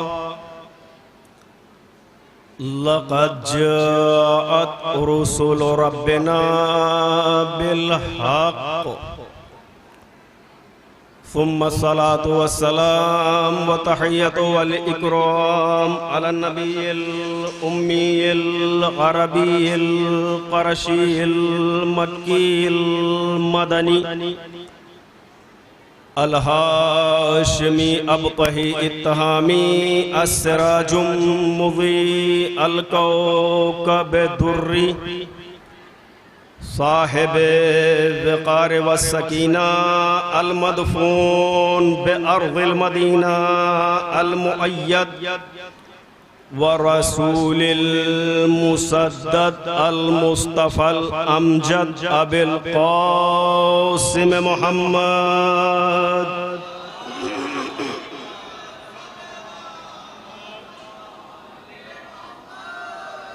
वअला अहले बैतिहि तय्यबीन अत्ताहिरीन अल-मासूमीन अल-मज़लूमीन व लअनतुल्लाहि अला अअदाइहिम अजमईन मिनल आन इला यौमिद्दीन।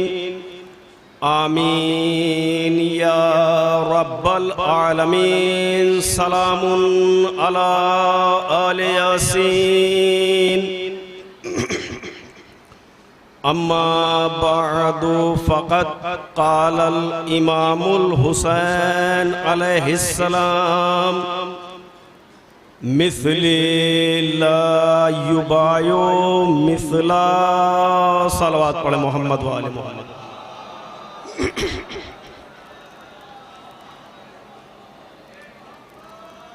आप हजरात से इतनी गुजारिश है कि थोड़ा सिमट आए तो अपने बयान का आगाज करें। थोड़ी सी गुजारिश है, थोड़ा सिमट आए हजरात।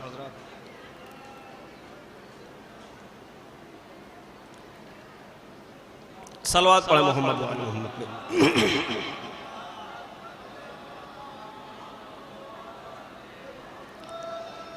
एक दुआ की गुजारिश की गई है। दो मर्द मोमिन हैं, इनको दूसरे ममालिक में बेजुर्म खता कैद किया गया है सिर्फ इस बुनियाद पे कि वो शिया है।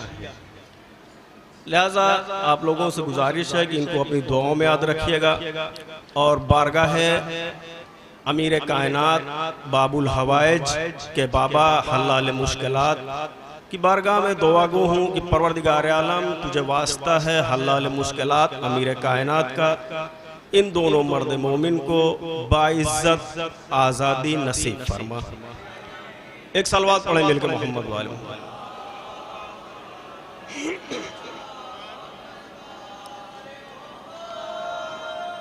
अज़ान मोहतरम, मैंने बहुत लंबी चौड़ी हदीस या आयत को सरनामा गुफ्तगू करार नहीं दिया है, बल्कि दहने अक़दस मौला इमाम हुसैन अलैहिस्सलातु वस्सलाम के निकले हुए एक फ़िक्रे की तिलावत की है और इसी फ़िक्रे के साए में इंशाअल्लाह सफ़र जारी रहेगा जितनी भी देर रहूँगा। देखें बहुत तवज्जो के साथ ये छोटा सा फ़िक्रा ऐसा फ़िक्रा है कि जो अपने अंदर समंदर को सिमोए हुए है।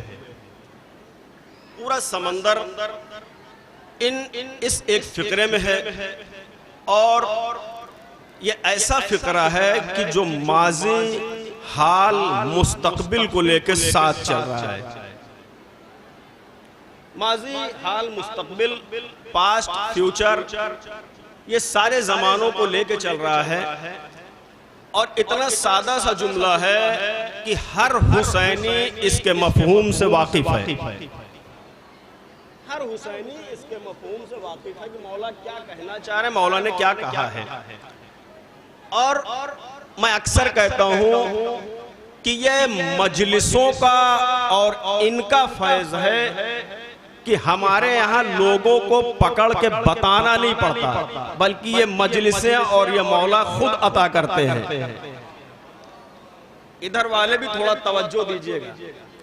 मजलिसों का और मासूमीन का फैज़ है कि हमको सारी चीजें मालूम हो जाती हैं। यानी मसलन यही फ़िक्रा मिसली ला युबायो मिसला, हमारा शायद ही कोई एक ऐसा हुसैनी हो जिसको ये ना मालूम हो कि ये फ़िक्रा किसका है, कब कहा मौला ने, कहाँ कहा मौला ने, क्यों कहा मौला ने। तवज्जो, शायद ही कोई एक हुसैनी ऐसा हो जिसे ना मालूम हो। सबको मालूम है, बस मैं अक्सर इसीलिए एक जुमला कहता हूँ, बहुत तवज्जो। इसी जुमले से मुझे अंदाजा लगाना है कि आप सुनना चाहते हैं कि नहीं सुनना चाहते हैं। हर हुसैनी को मौला का फैज़ है, फर्श अज़ा की बरकत है कि हर हुसैनी को मालूम है कि ये फ़िक्रा कब नाजिल हुआ, कहाँ ये फ़िक्रा कब कहा गया, क्यों कहा गया, किसने कहा, माना क्या है, मफहूम क्या है। बस मैं इसीलिए अक्सर एक जुमला कहा करता हूँ, जो लोगों के यहाँ बड़े बड़े इमाम को नहीं मालूम वो हमारे यहाँ अवाम को मालूम है। सलावत पढ़िए मोहम्मद वाले मोहम्मद।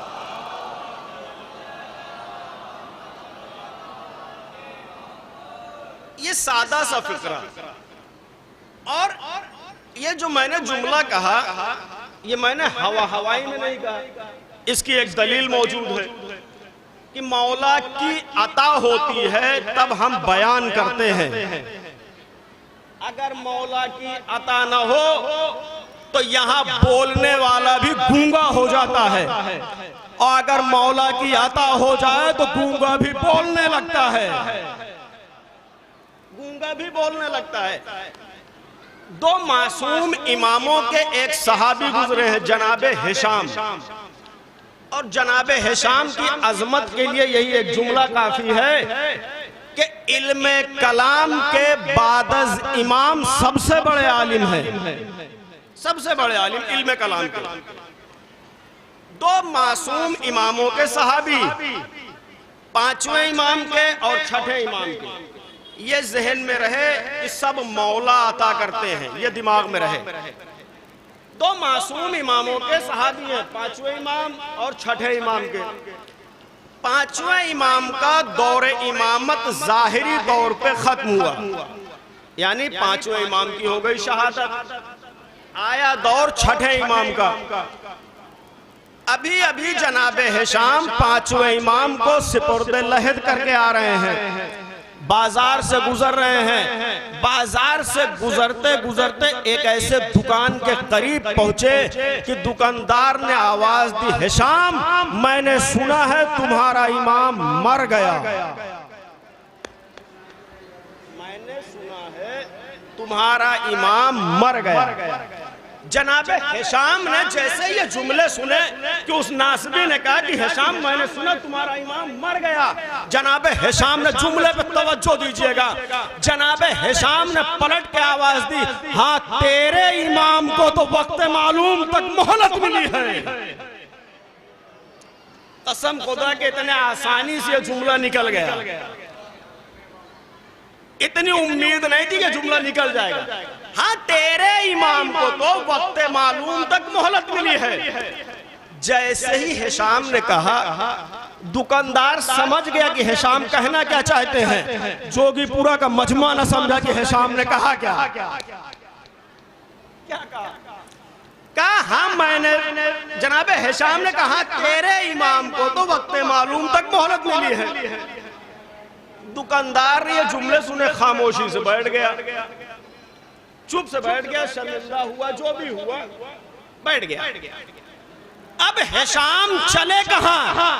उधर चले जिधर सच्चों के सच्चे इमाम की हवेली थी। सच्चों के सच्चे इमाम की हवेली थी, यानी बुतूल के लाल जाफर सादिक का घर था। आए दरे जनाब सादिक अलैहिस्सलाम पे दक्कुल बात किया। जैसे ही दक्कुल बात किया, अंदर से आवाज आई, हिशाम चले आओ। तवज्जो दीजिए, तवज्जो दीजिए, हिशाम चले आओ। जनाब हिशाम अंदर गए। ये जहन में है ना कि जो भी है मौला अता करते हैं। हिशाम अंदर गए, छठे सरकार ने जनाब हिशाम का इस्तकबाल किया। इस्तकबाल करने के बाद कहा, हिशाम अभी जो बाजार में तुम जवाब दे के आए हो, अभी जो तुम, तवज्जो दीजिए, अभी जो तुम बाजार में जवाब दे के आए हो, हिशाम बताओ तुम्हें बताया किसने? हिशाम तुम्हें बताया किसने? या जो तुमने जवाब दिया है बाजार में उस दुकानदार को? हिशाम ने कहा, मौला मैं खुद मुतहय्यर हूँ, मैं खुद तहय्युर के समंदर में होते खा रहा हूँ, मैं खुद परेशान हूँ कि मेरी जबान पे जवाब आया कैसे। बस मौला उसने मेरे सच्चे मजहब पे एतराज किया, मैंने अपनी गैरत का दरवाजा खोला, जवाब दे दिया। मैंने जवाब दे दिया, मौला जवाब आ गया। मौला मैं खुद परेशान हूँ, मुतहय्यर हूँ, तहय्युर के समंदर में होते खा रहा हूँ, ये जवाब आया कैसे? एक मरतबा इमाम सादिक ने कहा, हिशाम परेशान न हो, घबराओ नहीं, परेशान न हो, घबराओ नहीं, तुमने ये जो जवाब दिया है परेशान न होना। क्यों मौला? क्या इसलिए कि अपने हर चाहने वाले की जबान के पीछे हम अहले बैत होते हैं।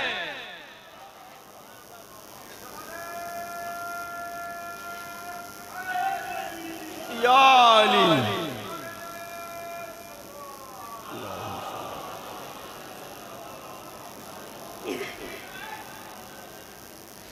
अपने हर चाहने वाले की जबान के पीछे हम अहले बैत होते हैं। ये हम अपनी तरफ से कुछ नहीं बोलते, वहां से आता होता है तब बोलते हैं। मौला का अगला जवाब सुनिएगा, का हिशाम परेशान ना हो, अपने हर चाहने वाले की जबान के पीछे हम अहले बैत होते हैं। और ओ हिशाम, आने वाली पाकीज़ा माओ की पाकीज़ा नस्लों तक मेरा ये पैगाम पहुंचा देना कि जब कभी तुम्हारे सच्चे मजहब पे कोई एतराज करे, ज़बान तुम हिलाना, जवाब हम अता करेंगे।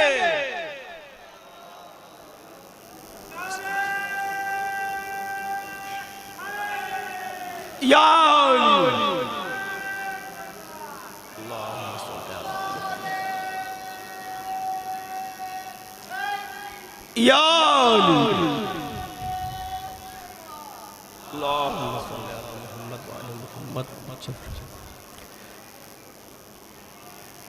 तो मौला ने क्या फरमाया? मिसली ला युबायो मिसला। तर्जुमे की जरूरत तो नहीं है, लेकिन सवाबन मुझ जैसा उस जैसे की बैयत नहीं कर सकता। मुझ जैसा उस जैसे की बैयत नहीं कर सकता, नहीं कर सकता। इस मुझ जैसे में और उस जैसे में आप अगर अंदर तक जाएं, सिर्फ इसी मुझ जैसे और उस जैसे को सोचते रहिए। अगर इसी एक फिक्रे को इंसान सोचता रहे तो कसम खुदा की अली अमीरुल मोमिनीन अलैहिस्सलाम की बारगाह में बैठ के मैं ये गारंटी देता हूं कि इसी को सोच के समझ ले, पूरी जिंदगी संवर जाएगी। अकीदे के एतबार से सब समझ में आ जाएगा। इस एक जुमले ने मुझ जैसा उस जैसा, इसी एक जुमले ने तारीख के बड़े बड़ी गांठों को खोला है, बड़ी बड़ी ग्रहों को खोला है इसने। मुझ जैसा उस जैसे की बैयत नहीं कर सकता। अगर ग्रामर के एतबार से सोचा जाए तो ये मुझ जैसा उस जैसे की बैयत नहीं कर सकता। मेरे अपने नाक़िस ज़हन के एतबार से ये तीनों ज़मानों पे दलालत कर रहा है, माजी पे भी, हाल पे भी, मुस्तकबिल पे भी, तीनों पे, पास्ट प्रेजेंट फ्यूचर तीनों पे दलालत कर रहा है। मुझ जैसा उस जैसे की बैयत नहीं कर सकता, मुझ जैसा उस जैसे की बैयत नहीं कर सकता। यानी इमाम हुसैन अलैहिस्सलाम बता रहे हैं कि माजी में जो हुसैन जैसे थे उन लोगों ने यजीद जैसों की बैयत नहीं की है, नहीं की है। और फिर इसी जुमले से, फिर इमाम के इसी जुमले से इत्तिबास करते हुए कि इमाम बताना चाहते हैं आज के इस जमाने में भी, आज के इस जमाने में भी जो हुसैन जैसा है वो यजीद जैसे की बैयत नहीं कर सकता। फिर जमाना आइंदा के लिए भी कह रहे हैं जो हुसैन जैसा आने वाले जमाने में कयामत तक होगा वो यजीद जैसे की बैयत नहीं करेगा। इसी एक जुमले को अगर हल्लाजी करूं तो पूरा एक अशरा में पढ़ सकता हूं, ये बता रहा हूं। यानी इसी एक जुमले ने बहुत सारी चीजों को बयान किया है। मौला ने दो सूरतें इस जुमले में फरमाई है। एक तो ये कि जो हुसैन जैसा होगा, यानी सूरत में बहुत तवज्जो, यानी जो हुसैन जैसा होगा, पहला इत्तिबास कि जो हुसैन जैसा होगा, यानी क्या मतलब, जो सूरत में हुसैन जैसा होगा, जो सीरत में हुसैन जैसा होगा, जो किरदार में हुसैन जैसा होगा, वो यजीद जैसे की बैयत नहीं करेगा। और दूसरी चीज ये कि जिसके सिफात हुसैन जैसे मिलते हैं वो यजीद जैसे सिफत वालों की बैयत नहीं करेगा, नहीं करेगा। क्या कहा मौला ने, मुझ जैसा उस जैसे की बैयत नहीं करेगा। चलिए माजी में देखते हैं, माजी में देखें कौन कौन हुसैन जैसा था, कौन कौन यजीद जैसा, कौन कौन हुसैन जैसा। जनाबे आदम आए पहले बशर हुसैन जैसे, आदम आए पहले बशर हुसैन जैसे, नूह आए हुसैन जैसे, इब्राहिम आए हुसैन जैसे, मूसा आए हुसैन जैसे, इस्माइल आए हुसैन जैसे, ईसा आए हुसैन जैसे, मोहम्मद आए हुसैन जैसे, अली आए हुसैन जैसे, हसन आए हुसैन जैसे, हुसैन जैसे। आइए इनके मुकाबिल को देखें, आदम हुसैन जैसे, इब्लीस यजीद जैसा।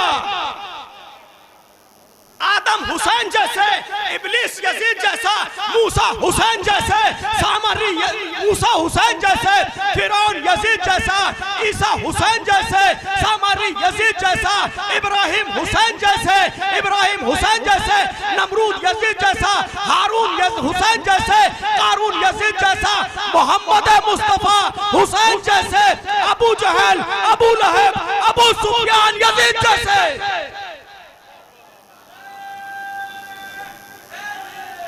या अली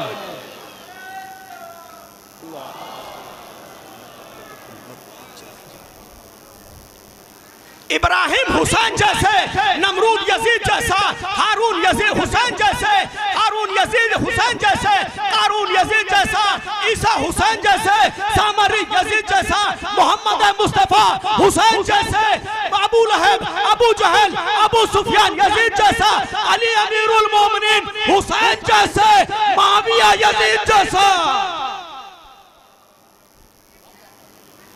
जो जो इनके मुकाबले में आ जाए वो यजीद जैसा,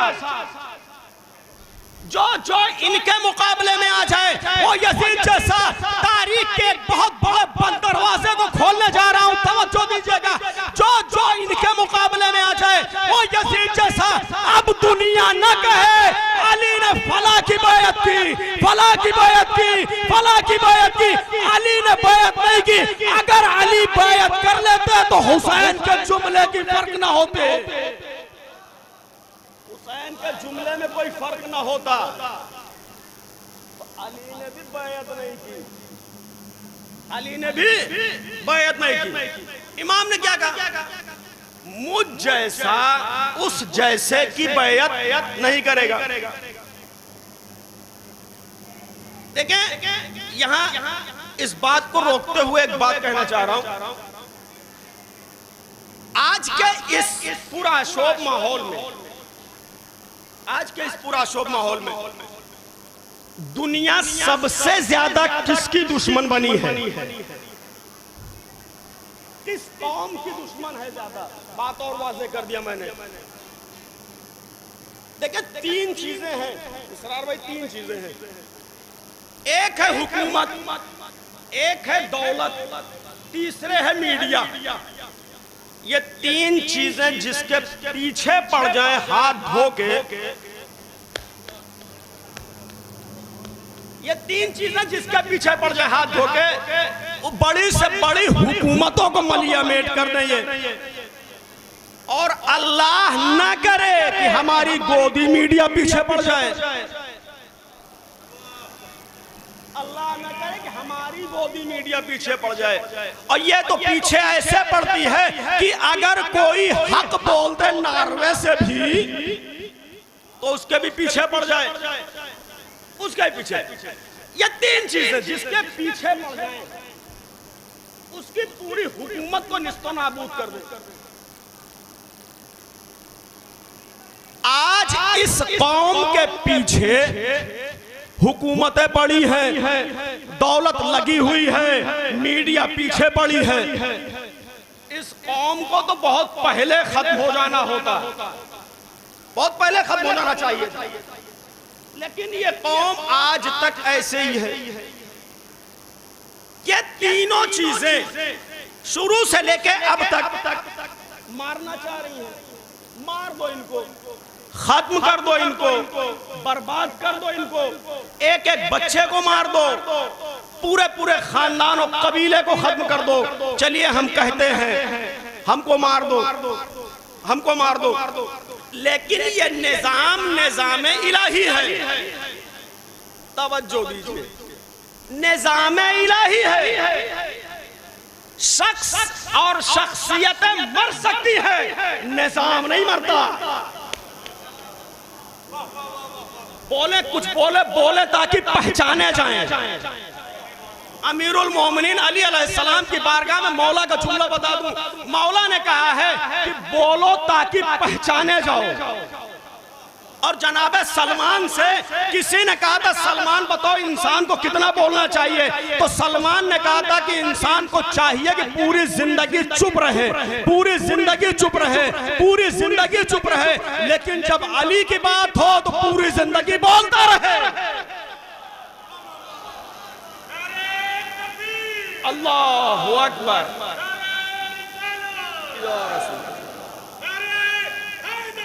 या औली।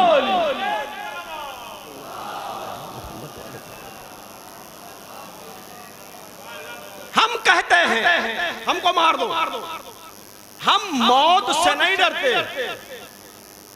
इसलिए कि ये मारने वाली मौत हमारे लिए शहादत है,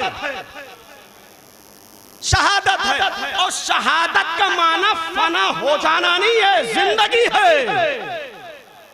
शहादत यानी जिंदगी है। तवज्जो जुमले पे, हुसैनियों की बारगाह में जुमला हदिया कर रहा हूँ। शहादत यानी जिंदगी है, शहादत यानी जिंदगी है, शहादत यानी जिंदगी है।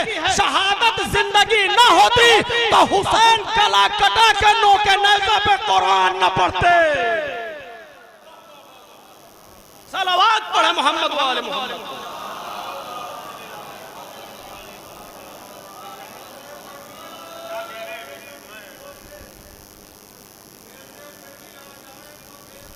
जज़ाकल्लाह।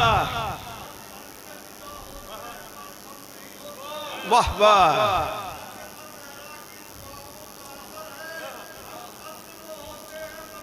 कम नहीं होते। अगर ये मैंने कहा ये निजाम इलाही है, हमें तुम मार दो, इराक में हमको मार दो, सीरिया में हमको मार दो, लबनान में हमको मार दो, ईरान में हमको मार दो, हमारी पूरी नस्ल को खत्म कर दो, हमारे पूरे बच्चों को खत्म कर दो, हमारे खानदान को खत्म कर दो, सबको एक साथ मार दो, लेकिन निजाम इलाही है, वो जो पर्दे में बैठा है वो आएगा तो हमारा होगा। सलावत पढ़िए मोहम्मद वाले मोहम्मद को।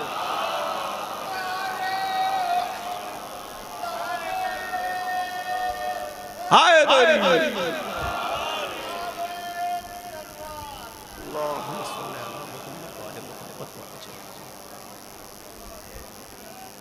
ये निजाम इलाही है। तुम पूरी नस्ल को मार दो, लेकिन आखिर में जो आएगा वो भी हमारा होगा, वो भी हमारा होगा। तो कहते क्या, मार दो, मार दो।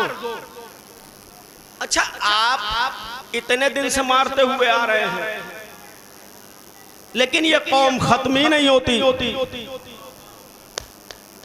खत्म ही नहीं होती। मैंने कहा ना, मीडिया, हुकूमत, दौलत जिसके पीछे पड़ जाए, लेकिन इस कौम के पीछे सब पड़े हैं, खत्म ही नहीं होती। दुनिया की सुपर पावरें पीछे पड़ी हैं, दुनिया की सुपर पीछे पड़ी है, खत्म नहीं होती, खत्म नहीं होती। ये इनको मार दो, इनको खत्म कर दो, ये कर दो, वो कर दो, मार दो। आप दो मारते हैं, हम चार हो जाते हैं। बोले कसम खुदा की, आप दो मारते हैं, हम चार हो जाते हैं। आप चार मारते हैं, हम 8 हो जाते हैं। आप 8 मारते हैं, हम 12 हो जाते हैं। ये कौम कभी खत्म नहीं होगी। क्यों? इसलिए कि हसन नसरुल्लाह को जुमला याद है ना आपको, यह कौम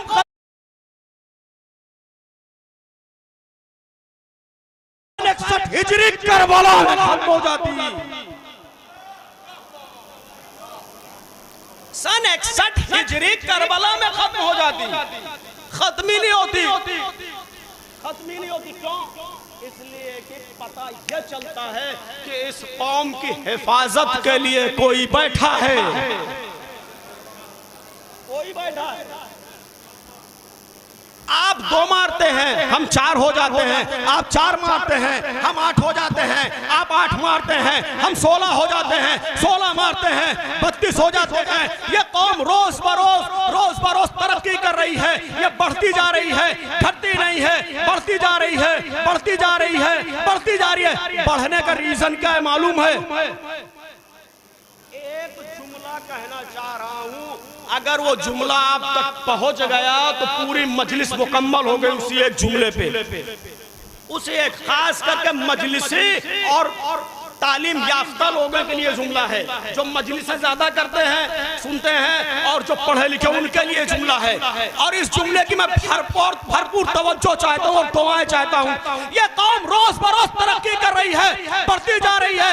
वजह क्या है कि ये कौम कभी खत्म नहीं होती, ये कौम मिट क्यों नहीं रही है? वजह ये है कि हलाल में बड़ी बरकत होती है।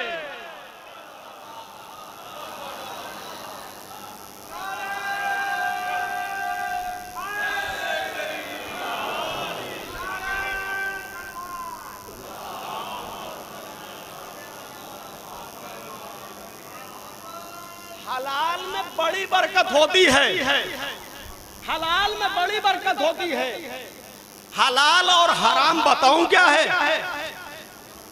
हलाल में बड़ी बरकत होती है, समझो इधर वाले, हलाल में बड़ी बरकत होती है, हलाल में बड़ी बरकत होती है। बकरी है हलाल जानवर, कुत्ता है हराम जानवर। आप किसी भी गली मोहल्ले में चले जाएं, देखें जब से अल्लाह ने बकरी की खिलकत की है तब से खाई जा रही है।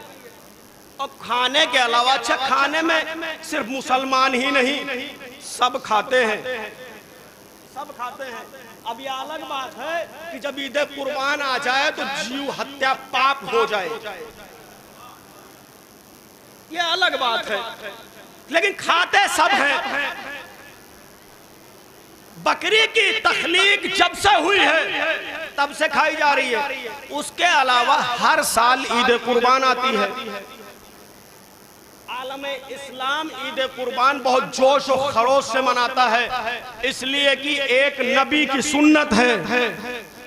एक जुमला याद आ गया है, मुसलमान बड़े जोश और खरोश से इस नबी की सुन्नत को मनाता है, इस नबी की सुन्नत को मनाता है। लेकिन यह सुन्नत है क्या? एक ख्वाब है। एक ख्वाब को मुसलमान बड़े जोश और खरोश से मनाता है। एक नबी के ख्वाब को मुसलमान बड़े जोश और खरोश से मनाता है, लेकिन एक नबी की ताबीर करबला को नहीं मनाता। तो बकरी की खिलकत जब से हुई है खाई जा रही है। इतना खाने के बाद, इतना कटने के बाद भी ये बकरी, आप किसी मोहल्ले में चले जाएं, किसी मोहल्ले में कम से कम 50 बकरियां आपको मिलेंगी। 50 बकरियां, हलाल और हराम समझा रहा हूं, 50 बकरियां आपको मिल जाएंगी। किसी भी गली मोहल्ले में चले जाएं, 50 बकरियां कम से कम मिल जाएंगी। ये बढ़ती जा रही हैं। 50 बकरियां हर गली में आपको मिल जाएंगी, लेकिन आप गांव की किसी गली में चले जाइए, कुत्ते 3 ही मिलेंगे। अपने लफ्जों का मैं जिम्मेदार हूं, समझने का नहीं मैं। तो यह है हराम हलाल। बकरी है हलाल जानवर और हलाल में होती है बरकत। कुत्ता है हराम जानवर, हराम में होती नहीं बरकत। तो मार दो, खत्म कर दो, ये हो जाए वो हो जाए, ये कौम कभी खत्म नहीं होगी। आप मारते चले जाएं। सीरिया में हम मारे गए,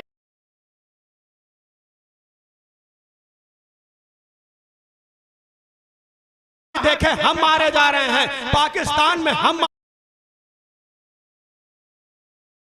जा रहे हैं, दूसरी कौम से कोई नहीं मारा जा रहा, लेकिन यह खत्म होने का नाम नहीं लेती। क्यों नहीं लेती? तवज्जो दीजिएगा, यह कभी खत्म नहीं होती। क्यों? इसलिए कि कौसर के मानने वाले हैं, अबतर के मानने वाले नहीं हैं।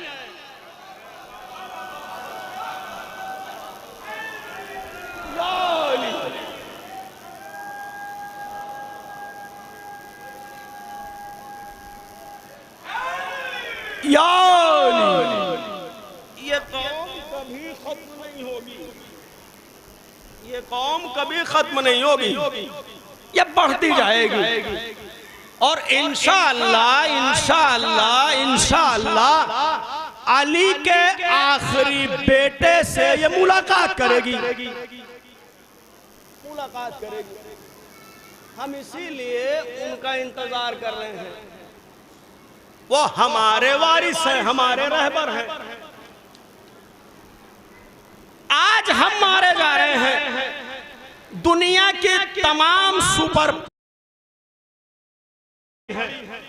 इनको मारो, इनको खत्म करो, इनको ये कर दो, वो कर दो, लेकिन खत्म नहीं होती और ना खत्म होंगी। आज के इस पुरशोर माहौल में देख लीजिए मारे जा रहे, हर जगह मारे जा रहे हैं। इस पुरशोर माहौल में क्या कहा बैयत, इमाम ने क्या कहा, मिसली ला युबायो मिसला, मुझ जैसा उस जैसे की बैयत नहीं कर सकता, नहीं कर सकता। अब जो हुसैन जैसे होंगे, जो हुसैन जैसे होंगे, वो यजीद जैसे की बैयत नहीं करेंगे। जब बैयत का एक माना सिर्फ ये नहीं है कि हम अपने आप को किसी के सामने सरेंडर कर दें। बैयत को अगर आम मानों में लिया जाए तो इमाम ने कहा मुझ जैसा उस जैसे की, इस जैसे में मौला सिफात बयान कर रहे हैं, मौला किरदार बयान कर रहे हैं। अब देखते हैं इस किरदार पर कितने बोलने वाले, कितने खामोश होने वाले। मौला यहाँ किरदार की बहस कर रहे हैं कि जिसके अंदर हुसैनी किरदार होगा वो यजीदी किरदार की बैयत नहीं करेगा, वो यजीदी किरदार वाले की बैयत नहीं करेगा। आइए हुसैनी किरदार देखें, यजीदी किरदार भी देख लें। एक बात यहां याद आ गई, अच्छा इमाम हुसैन अलैहिस्सलाम ने यजीद की बैयत क्यों नहीं की? क्यों नहीं की? इमाम ने यजीद की बैयत क्यों नहीं की? क्या इसलिए नहीं की कि यजीद शराब पीता था? क्या इसलिए नहीं कि यजीद नमाज नहीं पढ़ता था? क्या इसलिए नहीं कि यजीद बंदरों से खेलता था? क्या इसलिए नहीं कि यजीद जुआ खेलता था? क्या इसलिए नहीं कि यजीद के घर में माँ, बहन, बेटी, बीवी में कोई फर्क नहीं था? क्या इसलिए नहीं की? ये जो हमारे जहनों में बिठाल दिया गया है कि हुसैन ने बैयत सिर्फ इसलिए नहीं की कि चूंकि वो गैर नमाजी था, चूंकि वो शराबी था, चूंकि वो फलानी था, चूंकि वो फला था, इसलिए हुसैन ने बैयत नहीं की। नहीं मेरे अजीजों, जुमले को तवज्जो दीजिएगा। हुसैन ने इसलिए बैयत नहीं की कि वो शराबी था, वो जुआरी था, वो नमाज नहीं पढ़ता था, वो महरम ना महरम में फर्क नहीं महसूस करता था। नहीं मेरे अजीजों, बल्कि अगर यजीद नमाज पढ़ता, रोजे रखता, शराब न पीता, जुआ न खेलता, महरम गैर महरम का पासो लिहाज रखता, तब भी हुसैन उसकी बैयत न करते, तब भी न करते, तब भी न करते। अगर वो नमाज पढ़ता तब भी न करते, रोजे रखता तब भी न करते, शराब न पीता तब भी न करते। क्यों न करते? इसलिए कि मासूम पे गैर मासूम की बैयत हराम है।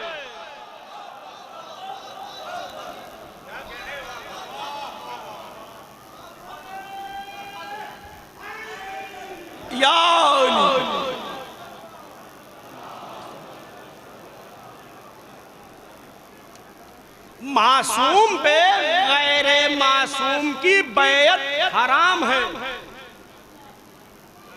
मासूम इस कायनात में आया है बैयत लेने के लिए, बैयत करने नहीं आया है।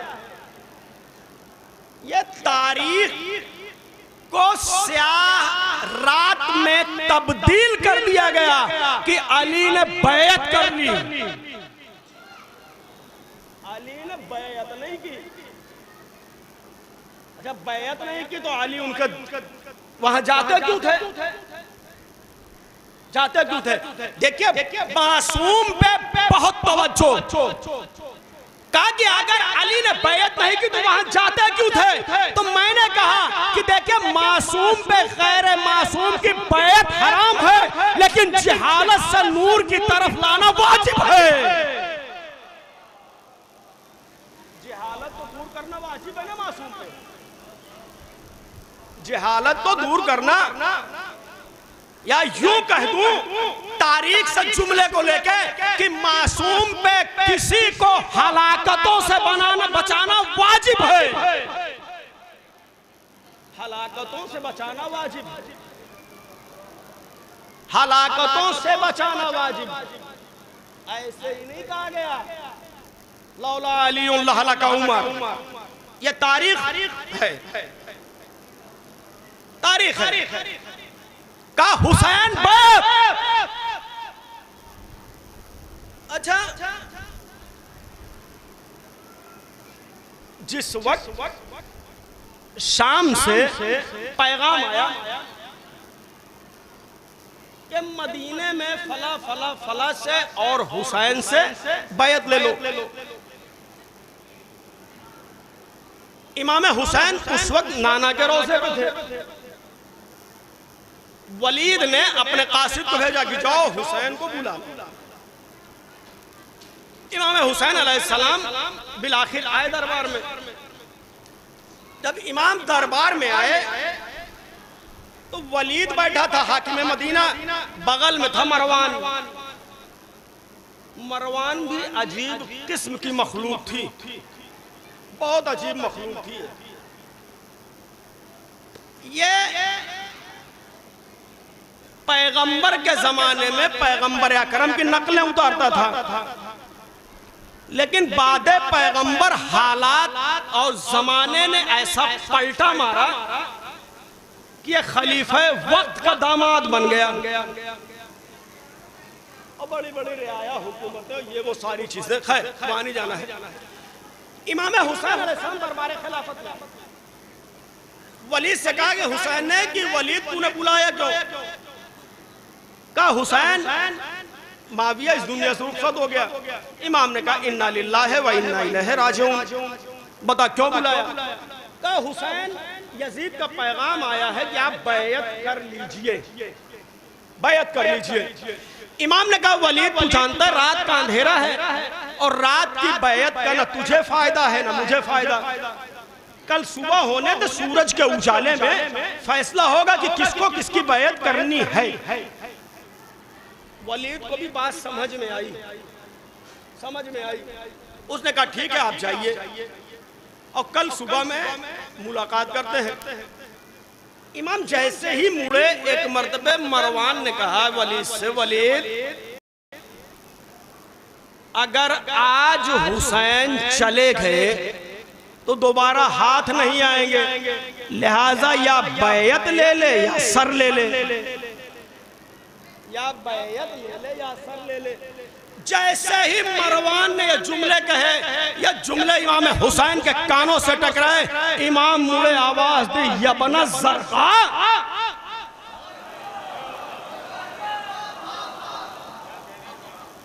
यबना ज़रक़ा, ए नीली आंखों वाली औरत के बेटे, तू हुसैन को मौत से डराता है, हुसैन को मौत से डराता। तेरी या इसकी क्या मजाल कि जो हुसैन को तू कत्ल कर दे। एक बात यहाँ पे जो है वो ये है कि ये यबना ज़रक़ा, ए नीली आंखों वाली औरत के बेटे, ये लफ्ज देखें अरब में, आसिफ भाई अरब में किसी को उसकी माँ के नाम से पुकारना बहुत ज्यादा शर्मसार महसूस किया जाता है, और ऐसी लफ्जें एक मासूम अपने दहन से नहीं निकाल सकता कि जो अदब के खिलाफ हो। पैर समेट बैठिए भैया, माफ कीजिएगा, ये अदब के खिलाफ है कि मासूम ये जुमला निकाले। लेकिन मासूम को ऐसे जुमले क्यों कहने पड़े? तवज्जो दीजिएगा, पूरे मजमे से तवज्जो है, पूरे मजमे से। मासूम को ऐसा जुमला क्यों कहना पड़ा? या बना सरका, ए नीली आंखों वाली औरत के बेटे, इसलिए कि मरवान की मां अपने किरदार से पहचानी गई थी अरब में, अपने किरदार से पहचानी गई थी अरब में। और मासूम ने भरे दरबार में ऐसा जुमला कहा, ऐसा जुमला कहा, याद आया कुछ जब काफिला हुसैनी कूफे के रास्ते में पहुंचा, हुर ने आके गुस्ताखी की। इमाम ने कहा हुर तेरी माँ तेरे मातम में बैठे, तो जनाबे हुर ने क्या कहा था, हुसैन अगर आपकी माँ फातिमा न होती तो ये मैं भी कह सकता था, लेकिन मैं मजबूर हूं, नहीं कह सकता। यानी कोई किसी की माँ के किरदार के साथ नहीं पुकारता था, बड़ा नंगो आर समझा जाता था। लेकिन हुसैन ने भरे दरबार में मरवान को उसकी माँ के नाम से पुकारा, माँ के किरदार से पुकारा। समझ में नहीं आया क्यों? मैंने बारगाह हुसैनी में हाथों को जोड़ा, तवज्जो पूरे मजमे से, बारगाह हुसैनी में हाथों को जोड़ा। मौला आपने ये क्यों कहा? आप इसके बाप का नाम ले लेते, आप या इसी को कहते, इसकी माँ के किरदार से आपने क्यों याद किया? अजब ने इमाम जवाब दे कि देखो इसने हुसैनी बारगाह में गुस्ताखी की, हुसैन की बारगाह में गुस्ताखी की। और याद रखना, जो नबी या औलाद नबी को कत्ल करने की धमकी दे तो उसको उसके बाप के नाम से नहीं, उसकी माँ के किरदार के नाम से पुकारना। सलावत पढ़े मोहम्मद वाले मोहम्मद।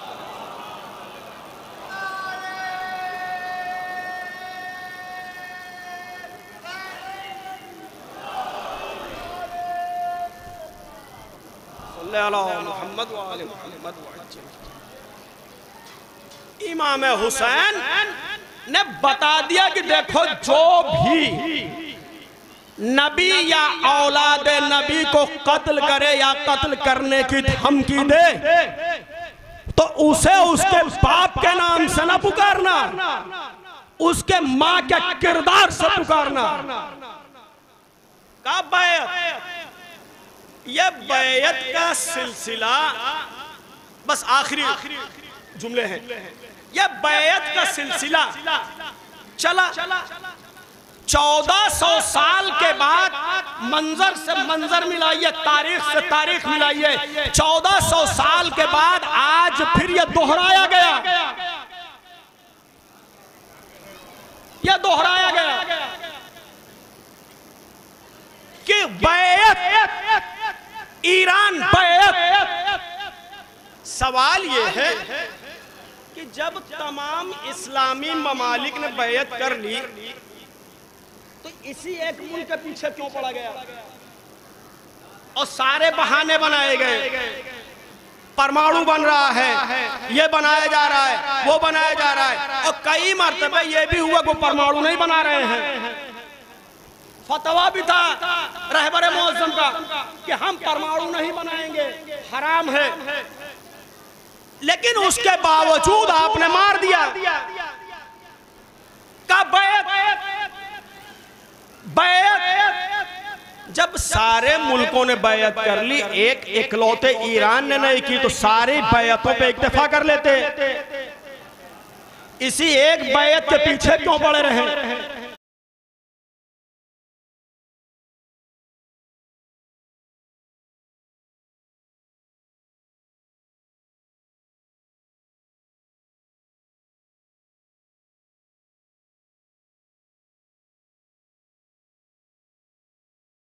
बड़ा मशहूर वाकया है ये। यानी कहने का मतलब यह था, मुफस्सिरों ने बैत कर ली, तबे ताबईन ने बैत कर ली, कारिए कुरान ने बैत कर ली, नमाजियों ने बैत कर ली, रोजेदारों ने बैत कर ली, सहाबियों ने बैत कर ली, खलीफाओं ने बैत कर ली। तो हुसैन ने बैत क्यों नहीं की? हुसैन ने बैत क्यों नहीं की? तो अबुल आला मौदूदी ने कहा कि तुम्हारा सवाल ही गलत है, तुम्हारा सवाल ही गलत है कि तुम ये कह रहे हो सबने बैत कर ली तो हुसैन ने बैत नहीं की। क्यों नहीं की? तुमको तो ये कहना चाहिए जब हुसैन ने बैत नहीं की तो सबने क्यों की? सबने सब ने बैयत कर ली तो हुसैन की बैयत की जरूरत क्यों पड़ी? जब सब ने बैयत कर ली तो ईरान के बैयत की जरूरत क्यों पड़ी? तारीख से तारीख मिलाइए, करबला दोहराई गई है। 1400 साल के बाद करबला दोहराई गई है। सब ने बैयत कर ली, उधर हुसैन ने बैयत नहीं की, इधर ईरान ने बैयत नहीं की। क्यों नहीं की? बैयत इन्होंने इसलिए नहीं की कि ये बताना चाह रहे थे कि कल मेरे बाबा हुसैन ने कहा था मुझ जैसा उस जैसे की बैयत नहीं कर सकता, तो मैं खामेनेई हुसैन का बेटा हूं, हुसैन का बेटा होकर यजीद की बैयत नहीं।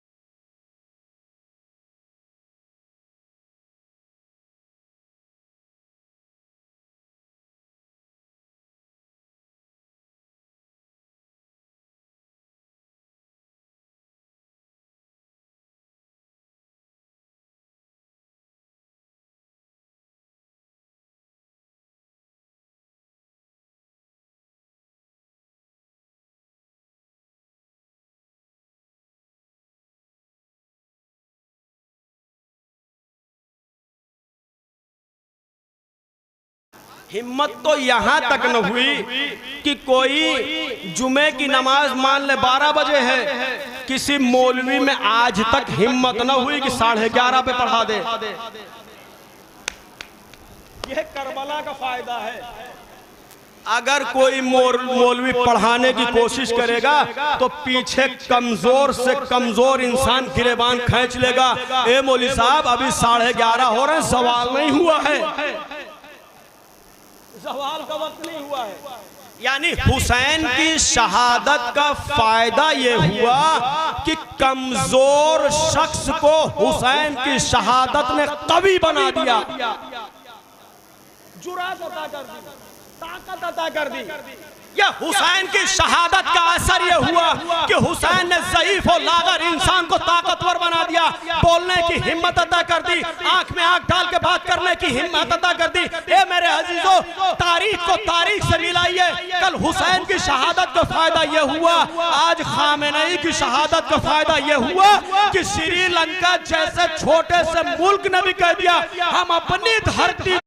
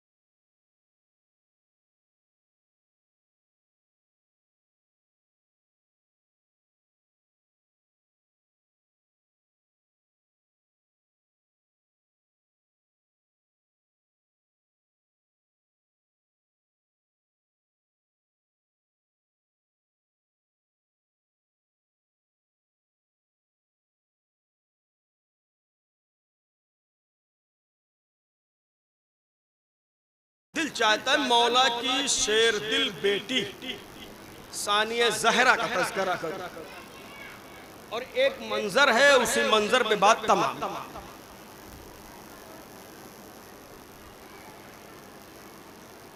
ये अमीरुल मोमिनीन की शेर दिल बेटी, नाम क्या है सब जानते हैं, ज़ैनब।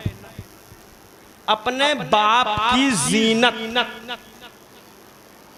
और ऐसी बेटी, माए बहनें खास करके ये लफ्ज, ये जुमला तवज्जो दें कि आप जोगीपुरा में बैठी हैं, नजफ़े हिंद में बैठी हैं, अली की बारगाह में बैठी हैं, इस जुमले की खास तवज्जो।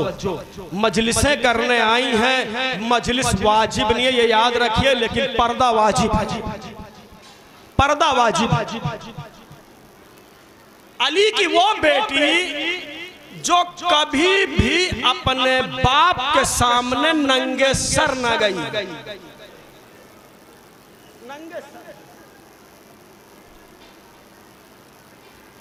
और अली ने अपनी इस बेटी के पर्दे का इतना एहतमाम किया कि जब कूफे बुलाया था तो जनाब ज़ैनब का काफिला कूफे रोज़े रोशन में पहुंच गया था। लेकिन इमाम हसन से मौला ने कहा कि हसन, मेरी बेटी के काफिले को रात में लेके आना, ताकि किसी नामहरम की निगाह मेरी बेटी की अमारी की तरफ भी न पड़ने पाए। वो बेटी है अली की। अरबाब अज़ाब बड़ा ख्याल था बीबी को अपने पर्दे का। जनाब ज़ैनब औलिया मकाम एक दिन सहने खाना में कूफे में सो रही, नमाज पढ़ रही थी सुबह की। अच्छा, बीबी का मामूल था कि बीबी नमाज के बाद कुरान की तिलावत जरूर करती थी। सूरज चढ़ाता था, बीबी तिलावत कुरान में मसरूफ रहती थी। अरबाब अज़ा, एक दिन ऐसा हुआ कि बीबी तिलावत करते करते बीबी की आंख लगी, सहने खाना में सो गई।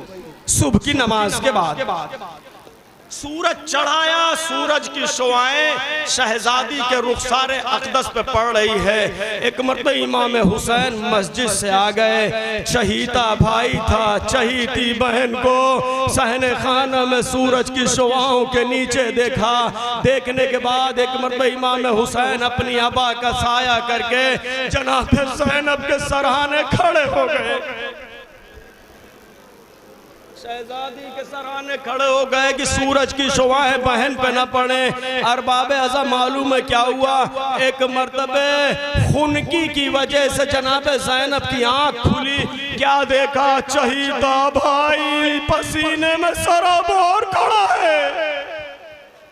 अल्लाह हर बहन के भाई को सलामत रखे। शहजादी ने अपनी आंखें खोली, आवाज दी, भैया, अरे मुझे जगा दिए होते मैं उठ जाती, आप क्यों सूरज के दरमियान खड़े हो गए? एक मरतबा इमाम ने कहा, बहन मैंने नहीं चाहा कि तेरी नींद में खलल वाक़े हो। एक मरतबा बहन ने आवाज दी, ए भैया ये मोहब्बत, ए भैया वक्त आने दो, इस एहसान का बदला चुकाऊंगी। लेकिन अरबाब अज़ा, 11 मुहर्रम अजर को मन अल्लाह का हुक्म न दे आपको। 11 मुहर्रम को चहीता भाई नशेब में बेगुस्लो कफन पड़ा था। बहन का काफिला जाने लगा, नशेब के करीब से गुजरा। एक मर्तबे बहन ने अपने आप को ऊंट की पुश से गिरा दिया। गिराने के बाद भाई के करीब आई, आवाज दी, आंता अखी अल हुसैन, क्या तू ही मेरा भाई हुसैन है? एक मर्तबा जनाब ज़ैनब ने आवाज दी, ए भैया मुझे माफ करना, ए भैया मुझे माफ करना। ए भैया वो कूफा था, कल मेरे सर पे चादर थी, आपके पास अबा थी, आपने मेरे ऊपर साया कर लिया। लेकिन ए भैया ये करबला है, आज मेरे सर पे रदा नहीं। रदा होती तो तेरी लाश पे डाल देती, अपना सर न छिपाती। और बाबे अज़ा, ये काफिला जनाब ज़ैनब का कूफे से होता हुआ शाम पहुंचा। दरबार शाम पहुंचने वाला था। एक मर्तबा यजीद ने कहा, इस काफिले को बाजार के बाहर ठहराया जाए। ए अरबाब अज़ा, मालूम है 15 अज़ाने अली की बेटी ने शाम के बाहर सुनी है। यानी 3 दिन तक काफिला ठहरा रहा। 3 दिन के बाद जब बाजार सज गए, दरबार सज गए, तो जनाब ज़ैनब के काफिले को आने की इजाजत मिली।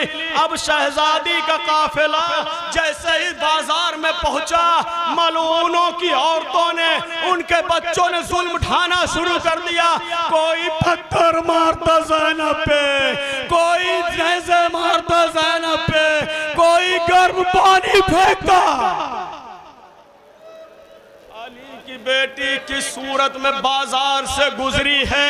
ए अरबाब अज़ा, एक मर्तबे जैसे ही दरबार के करीब पहुंची, दरे दरबार के करीब पहुंची, अली की बेटी अपने आप को जमीन पे गिरा के घुटनियों के बल चलने लगी। घुटनियों के बल चलते चलते एक मर्तबे दरे दरबार पे बैठ गई।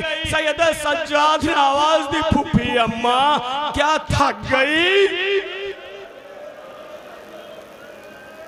ए फूफी अम्मा क्या थक गई? आवाज दी, नहीं मेरे लाल सज्जाद, ज़ैनब थकी नहीं है। फिर फूफी अम्मा अंदर क्यों नहीं जाती? कहा मेरे लाल, मेरे बाबा ने मुझसे वादा किया है, मेरे बाबा ने मुझसे वादा किया। कहा फूफी अम्मा वो क्या?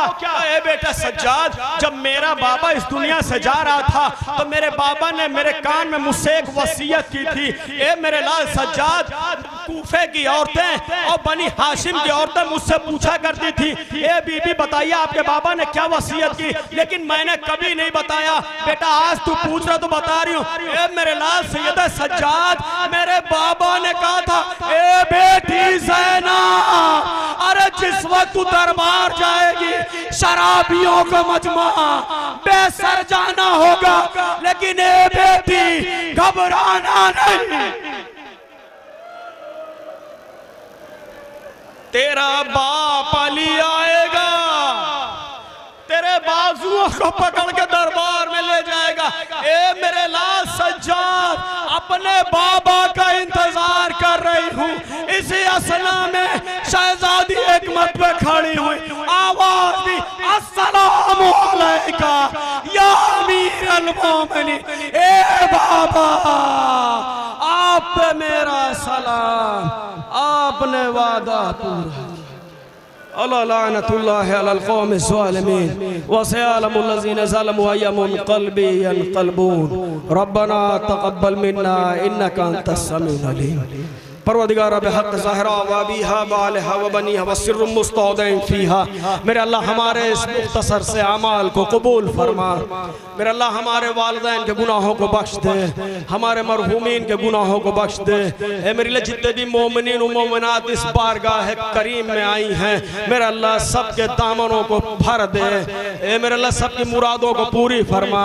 ए मेरे करीम परवरदिगार हमारी ज़ियारत इबादत तो कबूल फरमा। मेरे अल्लाह तमाम शियाने हैदर कर्रा रूए ज़मीन पे जहाँ जहाँ आबाद, उनकी जान माल इज्जत आबरू की हिफाजत फरमा। ए मेरे अल्लाह ज़ालिमीन को निस्तो नाबूद फरमा, मजलूमीन को फतह कामयाबी अता फरमा। मेरे अल्लाह बिलखुसूस ईरान की हिफाजत फरमा और ईरान को कामयाबी अता फरमा। अमेरिका और इसराइल फर्ज और शरीफ के ज़हूर में ताजील फरमा। रब्बना तक़ब्बल मिन्ना इन्नका अंतस समीउल अलीम। आप हज़रात तशरीफ़ रख के हमारे बाद दूसरी मजलिस होगी, इसको भी समाप्त फरमाएं।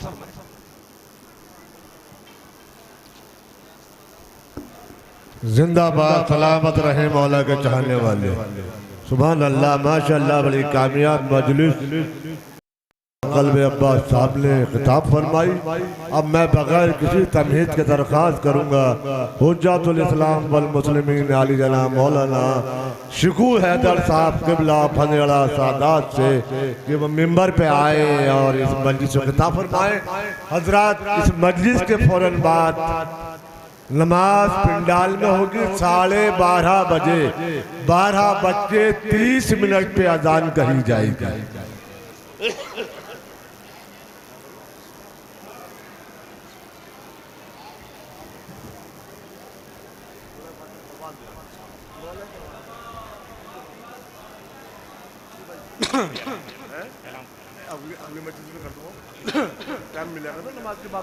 मोमिनीन एक सूरह फातिहा नासिर अब्बास इब्न मुस्तफ़ा हुसैन, गुलजार फातिमा बिनत सरफराज हुसैन की बारगाह में हदिया सवाब पेश फरमा दें। तमाम मोमिनीन मोमिनात की बारगाह में हदिया सवाब।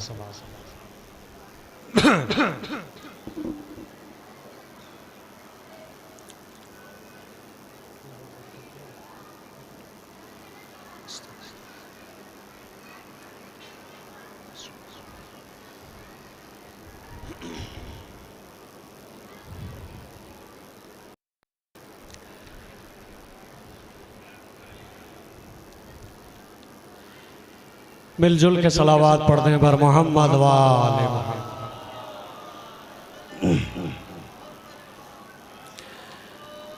माशाअल्लाह ला हौला वला कुव्वता इल्ला बिल्लाहिल अलिय्यिल अज़ीम। अऊज़ु बिल्लाहिस समीइल अलीम मिनश शैतानिर लईनिर रजीम। बिस्मिल्लाहिर्रहमानिर्रहीम। तवक्कलतु अलल हय्यिल्लज़ी ला यमूत वल्हम्दुलिल्लाहिल्लज़ी लम यत्तखिज़ साहिबतन वला वलदा वलम यकुल लहू शरीकुन फिल मुल्क वलम यकुल लहू वलिय्युम मिनज़्ज़ुल्ल वकब्बिरहु तकबीरा।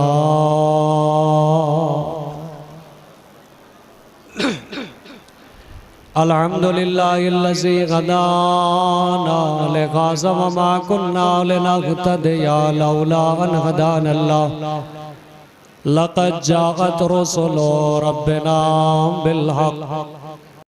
अस्सलातु वस्सलाम सत्तहिय्यतु वल इकराम अला सय्यदे सलिम मा फिल वजूद सिर्रिल्लाह फी कुल्li मौजूद नुक़्तते दायरतिल वजूद साहिबे लिवाइल हम्द वल मक़ामिल महमूद सय्यदना व नबियना व शफ़ीअना मौलाना मौला सकलैन जद्दिल हसन वल हुसैन बिल क़ासिमिल मुस्तफ़ा मुहम्मद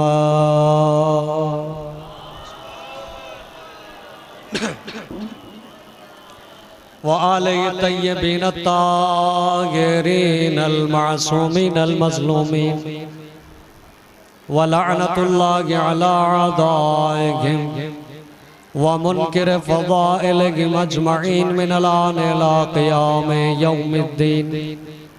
अम्मा बअद फ़क़द क़ाल अल्लाहु सुब्हानहु तबारक व तआला फ़ी किताबिहिल मजीद वल फ़ुरक़ानिल हमीद व हुवा अस्दक़ुल क़ाइलीन व हुवा क़ौलुल हक़ बिल हक़। बिस्मिल्लाहिर्रहमानिर्रहीम। इन्ना अव्वल बैतिन वुदिअ लिन्नास लल्लज़ी बिबक्कत मुबारकम व हुदल लिल आलमीन। सलवात बर मोहम्मद वाले। खुदावंद करीम हम तमामी हजरात की हर एक इबादत को कबूल फरमाए। जो जहाँ से भी बंदे मोमिन यहाँ तशरीफ लाया है, परवरदिगार आलम बेहक मौलाए कायनात उसकी हर मुश्किल को आसान फरमाए। जो बीमार हैं उनको सेहत कामिला आजिला इनायत फरमाए। जो बे औलाद हैं उनको औलाद, जो साहिब औलाद हैं उनके औलादों को नेक और सालेह फरमाए। अज़ान मोहतरम मुसलसल आप हजरात मजालिस को समात फरमा रहे हैं और सुबह से ये कारवान जारी और सारी है। मजमा थोड़ा बिखरा हुआ है। दस्ते अदब जोड़ के गुजारिश है कि जो अफराद इधर हैं वो इधर आ जाएं, जो इधर हैं वो ज़रा सामने आ जाएं तो मजलिस पढ़ने का ज़रा लुत्फ आ जाए। आप हजरात से गुजारिश है एक सलावात पढ़ते हुए आगे आगे आगे जाएं, इधर से ज़रा सामने आ जाएं। एक सलावात पढ़ने पर मोहम्मद वाल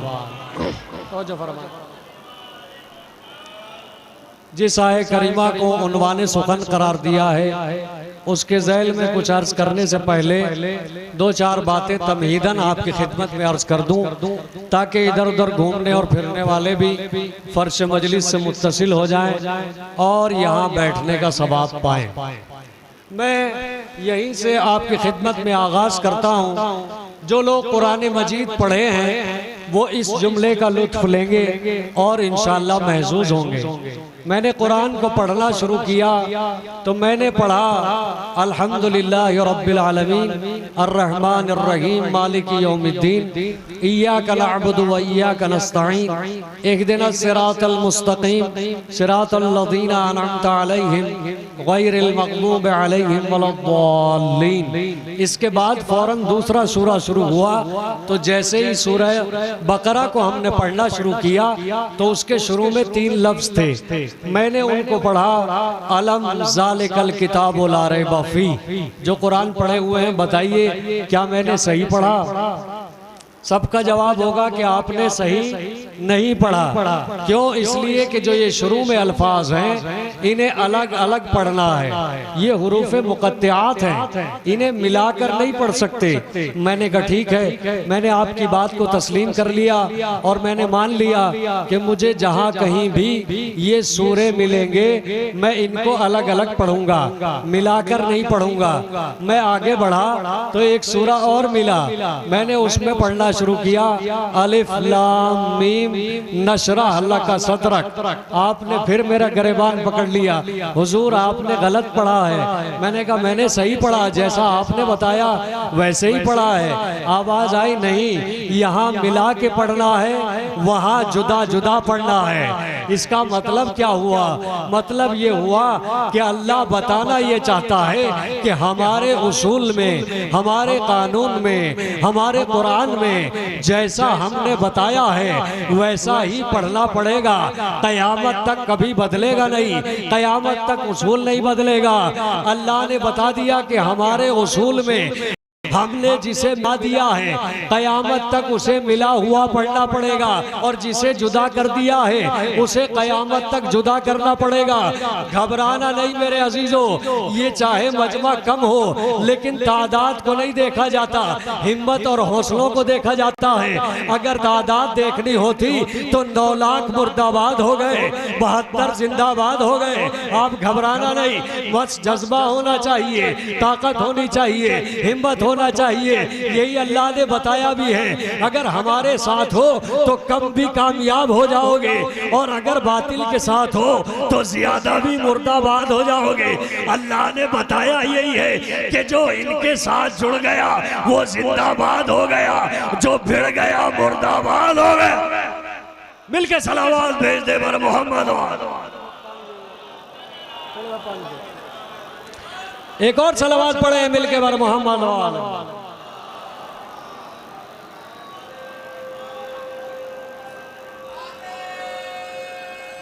जिंदाबाद।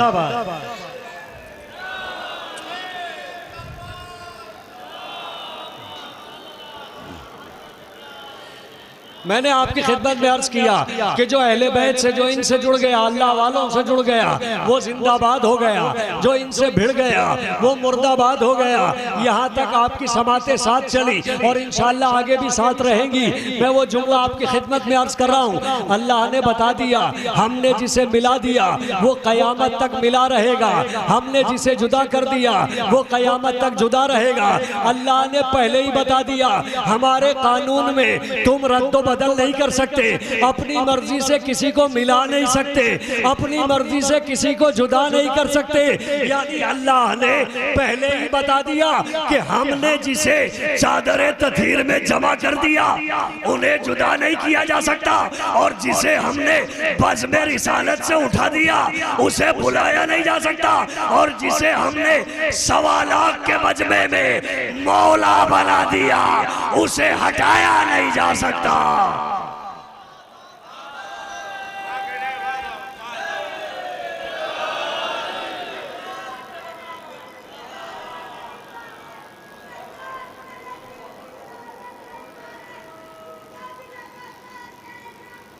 जिंदाबाद।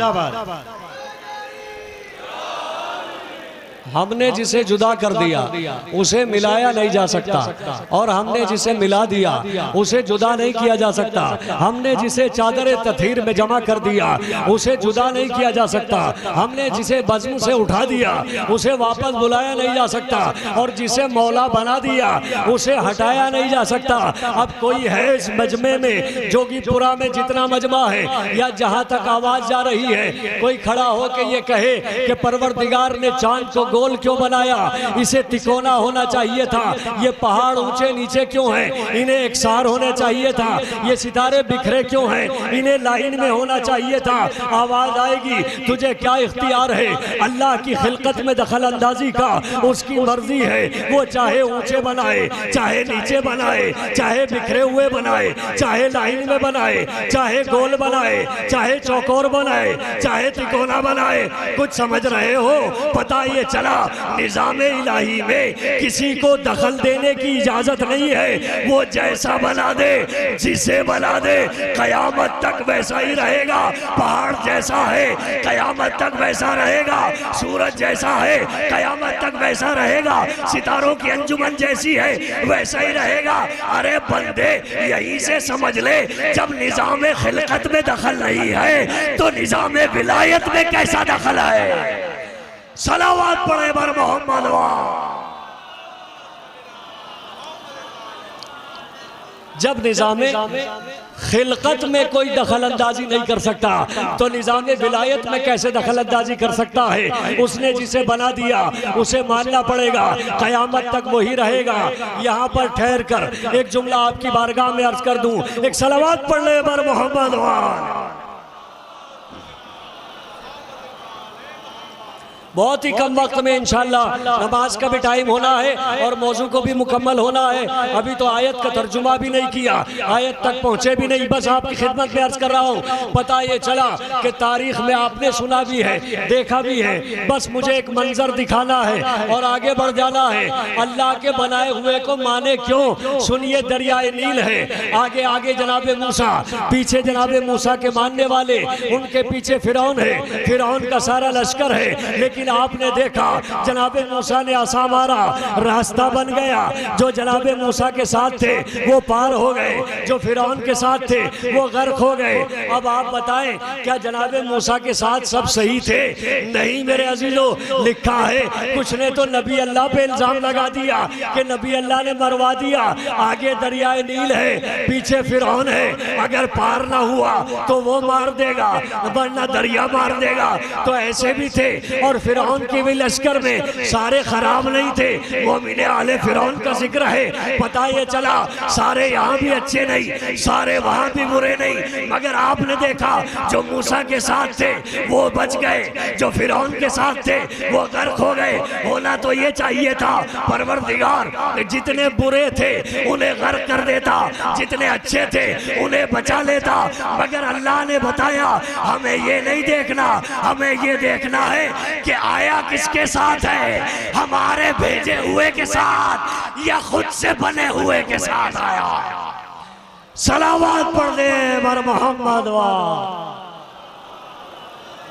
तवज्जो फरमाएंगे आप, बस जीती जागती सलावत पढ़े बर मोहम्मद वाह। सरकार मौला सलामत रखे। मैंने जिस आए करीमा को उन्वाने सुखन करार दिया है उसके ज़ैल में चंद बातें अर्ज करनी है और नतीजा आपकी खिदमत में इंशाअल्लाह। और रब्ते मसायब, इन्ना अव्वला बैतिन वुदिअ लिन्नास लल्लज़ी बिबक्कता मुबारकम व हुदल लिल आलमीन। अल्लाह ने सबसे पहला घर खाना काबा को बनाया जो लोगों के लिए करार दिया गया, और बक्का यानी मक्के में मुकर्रमा में मुबारक है कि जिसे अल्लाह ने बनाया। फीहे आयातुम बय्यिनात मकामो इब्राहिम, इसमें आयात हैं, बय्यिनात आश्कार आयात हैं, मकाम इब्राहिम इसके अंदर है। बस इसी पे बहस आगे बढ़ेगी। अल्लाह ने खाने काबा को बनाने के बाद आवाज़ दी कि हमने इसे लोगों के लिए बनाया है और ये हुदल लिल आलमीन है, तमाम तमाम आलमीन के लिए हादी है, तमाम आलमीन के लिए रहबर है। पूरी तवज्जो, मेरा मजमा यहाँ बैठा है। मैं आपसे पूछूं कि आप खाने काबा गए होंगे या आपने खाने काबा देखा होगा। कभी खाने काबा ने किसी की हिदायत की, किसी का हाथ पकड़ा, किसी को गलत रास्ते से हटाया, किसी को सही रास्ते पर लाया? नहीं, खाने काबा ने किसी की हिदायत नहीं की। मगर कुरान कहता है हुदल लिल आलमीन, हमने काबे को आलमीन के लिए हिदायत बनाया है। कमाल की बात है, ना तो हिदायत करता है, ना किसी को रोकता है, ना बुरे रास्ते से बचाता है, ना हिदायत करता है। अल्लाह कह रहा है आलमीन के लिए हादी है। इसका मतलब क्या हुआ? मतलब मैं आपकी खिदमत में 1 मिनट में अर्ज कर रहा हूँ, और इंशाअल्लाह जिसकी रगों में मौलाए कायनात का खून दौड़ता है या मोहब्बत है, वो जरूर बोलेगा और यहीं से मजलिस का आगाज हो जाएगा। मैंने कहा मुझे प्यास लगी है, आप गए और स्टील का गिलास ले आए। मैंने कहा प्यास स्टील के गिलास से नहीं बुझेगी। फिर क्या किया? कांच का गिलास ले आए। मैंने कहा कांच से भी नहीं बुझेगी। एल्युमिनियम का गिलास ले आए, एल्युमिनियम से भी नहीं बुझेगी। जब तक आप पानी न लाएंगे उस वक्त तक मेरी प्यास नहीं बुझेगी। पता ये चला, न एल्युमिनियम प्यास बुझाता, न स्टील बुझाता, न कांच बुझाता, बल्कि प्यास वो बुझाएगा जो इसके अंदर होगा। तवज्जो मेरे अजीजों, तवज्जो चाह रहा हूं। पता ये चला कि अल्लाह बताना चाहता है कि हिदायत आलमीन के लिए कौन करेगा।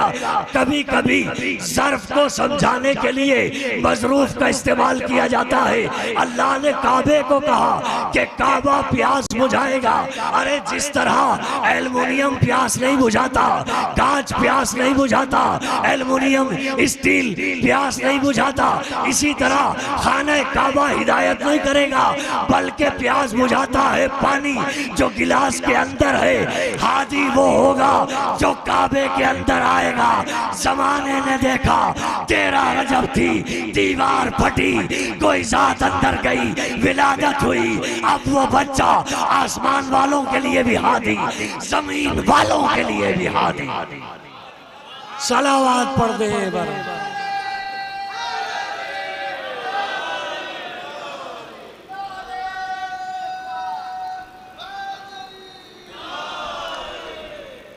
कायनात का मौला है जिसकी बारगाह में आप बैठे हैं। हुदल लिल आलमीन, ये आलमीन के लिए हिदायत है। अल्लाह ने खाने काबा को आलमीन के लिए हिदायत रखा, इसलिए कि किसी जात को इस घर में आना था। जब वो जात आई तो उस्ताद जिब्रील वो जात कहलाई।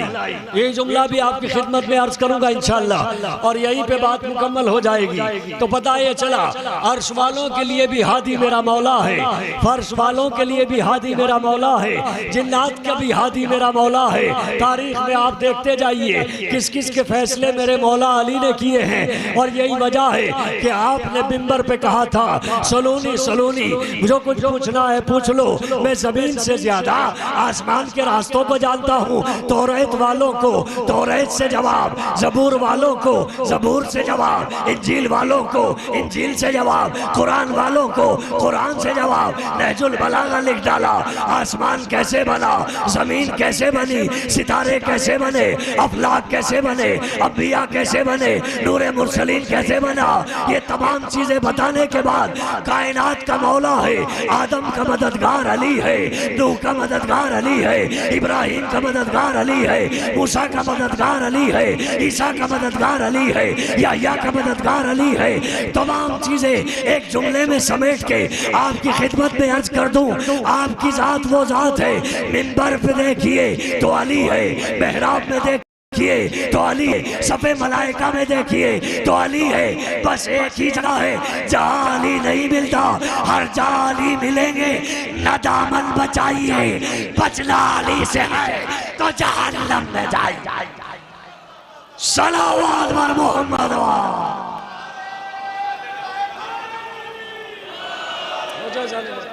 बचना अली से है तो जहन्नम में जाइए। इन तमाम चीज़ों पे दलाइल भी हैं, तमाम चीज़ों पे रिवायात भी हैं, लेकिन दामन वक्त इतनी गुंजाइश नहीं देता कि मैं वो सारी दलीलें आपकी खिदमत में अर्ज करूं। मैंने अर्ज किया कि खाना काबा है जो हुदल लिल आलमीन है, तमाम आलमीन के लिए हादी है। अब यहाँ रुकने के बाद 1 मिनट बस और एक नतीजा आपकी खिदमत में अर्ज करना है। फी है आयात बय्यनात, इसके अंदर आयात है, बय्यनात है, रोशन और वाज़े दलाइल है। वो क्या है? मकामो इब्राहिम, अल्लाह ने इस घर को बनवाया 2 नबियों के जरिए, एक इस्माइल के जरिए और एक इब्राहिम के जरिए। कुरान में भी इस बात को रखा, फी है आयातुम बय्यनात, इसमें वाज़े रोशन दलाइल है। मकामो इब्राहिम, ये परवरदिगार मकाम इब्राहिम के जिक्र करने की वजह क्या है? मकाम इब्राहिम को इस कुरान में लाने की वजह क्या है? तवज्जो मेरे अजीजों, जागते रहिए। मकाम इब्राहिम को इस जगह लाने की जरूरत क्या थी? इस आयत के तज़किरे की जरूरत क्या थी? आवाज आएगी कि इस जगह हमने अपने खलील से काबे को बनवाया है, लिहाजा हमने इसको कुरान में रखा है। तवज्जो मेरे अजीजों, अल्लाह ने बताया कि जिस जगह नबी खड़े होकर खाने काबा को बनाए, अल्लाह उसे कुरान में रखता है, लायक जिक्र हो जाता है, कुरान में उसका तज़किरा है। तो पता ये चला कि जिस जगह नबी खड़े होकर खाने काबा बनाए, जमाना पढ़ता भी है, जमाना देखता भी है, कुरान में क़यामत तक ये तज़किरा बाकी रहेगा। हम जमाने को यही तो बताना चाहते हैं कि जिस जगह नबी ने खड़े होकर काबे को बनाया वो लायक जिक्र हो गया। तो जिस जगह 1.25 लाख के मजमे में नबी ने उठाकर दिखाया भी, मौला बनाया भी। सलावत पढ़ दे बर मोहम्मद।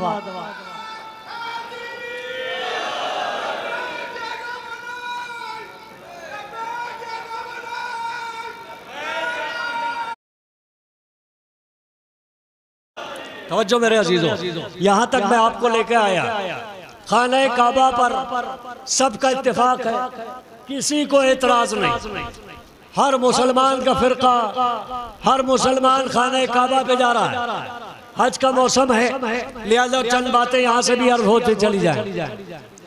किसी को नहीं, कुरान मजीद सबके पास है, एक ही इबारत है, एक ही अल्फाज हैं, किसी को एतराज नहीं। तर्जुमे और तफसीर की बात अलग है, सिर्फ उन हुरूफ की बात कर रहा हूँ कि जो अल्लाह ने नाजिल फरमाया। वजह क्या है कि कुरान पे सबका इत्तेफाक है, काबे पे सबका इत्तेफाक है। तवज्जो चाह रहा हूँ ज़ालिम मोहतरम, बस मैं आपकी खिदमत में 2 लम्हों में नतीजा दे रहा हूँ। फितरत इंसानी ये है कि जो चीज रोके और टोके उससे भागता है। तवज्जो चाह रहा हूं। और जो खामोश रहे उसके पास आता है। लेकिन याद रखिए मेरे अजीजों, मौला ने फरमाया है कि अगर कोई रोकता है और टोकता है तो वह आपको संवारता है, मगर बस इतना फर्क है कि तन्हाई में अगर रोका जाए या टोका जाए तो आपने उसे संवार दिया, और भरे मजमे में अगर टोक दिया तो आपने उसे बिगाड़ दिया। होता है कि नहीं होता है? भरे मजमे में अगर आप किसी को टोक दें या रोक दें तो बिगड़ जाता है, नाराज हो जाता है, खफा हो जाता है। लेकिन उसी को तन्हाई में लेके समझाया जाए, भैया ये बात गलत है, ये बात सही है, तो वो मानेगा भी और तस्लीम करेगा भी। बस यही वजह है कि सबने कुरान को भी माना, काबे को भी माना। काबा हादी है मगर रोकता नहीं, काबा हादी है मगर टोकता नहीं, काबा हादी है मगर किसी को रोका नहीं। अरे खाना काबा में नंगा तवाफ होता रहा, किसी को रोका नहीं, बुत भरे रहे, किसी को रोका नहीं, गालियां दी जाती रही मगर किसी को रोका नहीं। बस यही वजह है, जो खामोश थे उन्हें मान लिया, जो बोलने वाले थे, जो समझाने वाले थे, जो टोकने वाले थे, उन्हें छोड़ दिया।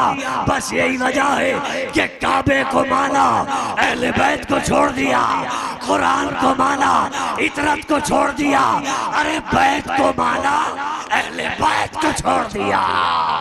सलावत पढ़े बर मोहम्मद।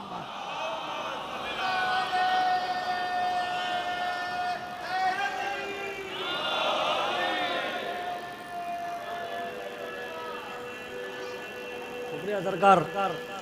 हैदरी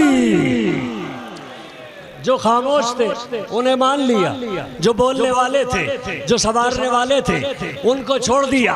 बस यही वजह है कि आज तक परेशान है। जिसका दामन छोड़ दिया वही संवारने वाले थे, वही समझाने वाले थे, वही बताने वाले थे। आज परेशानी का आलम यही है कि उनका दामन छोड़ दिया। अरे कुरान बगैर उनके समझ में नहीं आएगा। लिहाजा रसूल ने दो चीजें अता की थी, एक कुरान है, एक अहले बैत है। बस बात अहले बैत तक आ गई तो एक जुमला और बात आगे बढ़ा दूंगा। तो जो चाहता हूँ मेरे अजीजों, यहाँ से वहां तक पूरे मजमे की जितना बैठा है बस वही समाप्त कर ले, एक सलावात पढ़ते हुए बर मोहम्मद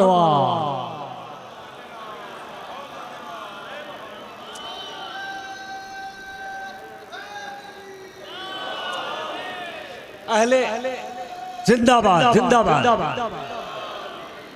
अहले बैत का मकाम बस 1 मिनट में, दामने वक्त में इतनी गुंजाइश नहीं है कि मैं उसको आगे बढ़ाऊं। अहले बैत का मकाम यहाँ से समझिए, अर्श आजम पे सवाल है और तारुफ भी कराया तो अल्लाह ने अपने जरिए कराया।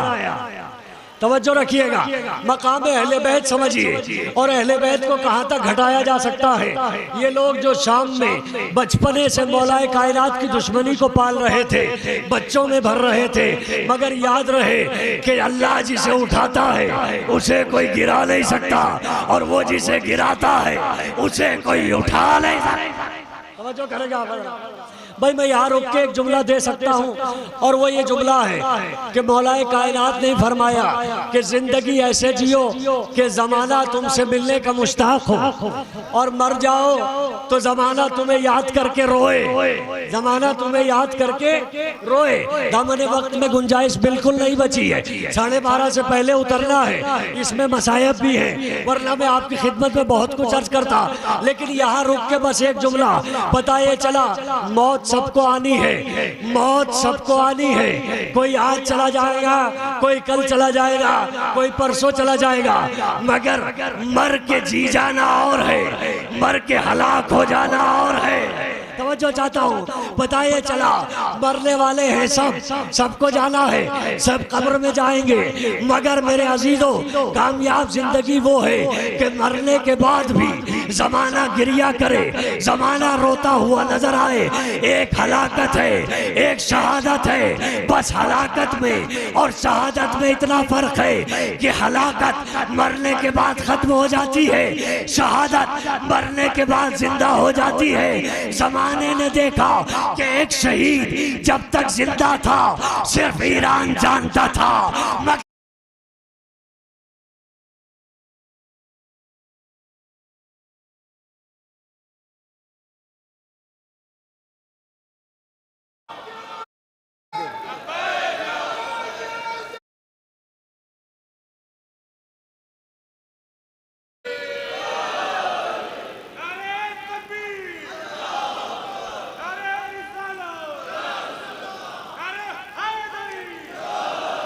तवज्जो जाने एक हलाकत है, एक शहादत है। मर के जी जाना ये कमाल है, ये शहादत का दर्जा है कि मरने के बाद आज भी जिंदाबाद है। लब्बैक या खामनाई के नारे जिंदाबाद है। अरे सुपर पावर ये कह रहा था कि हम इनका तख्त,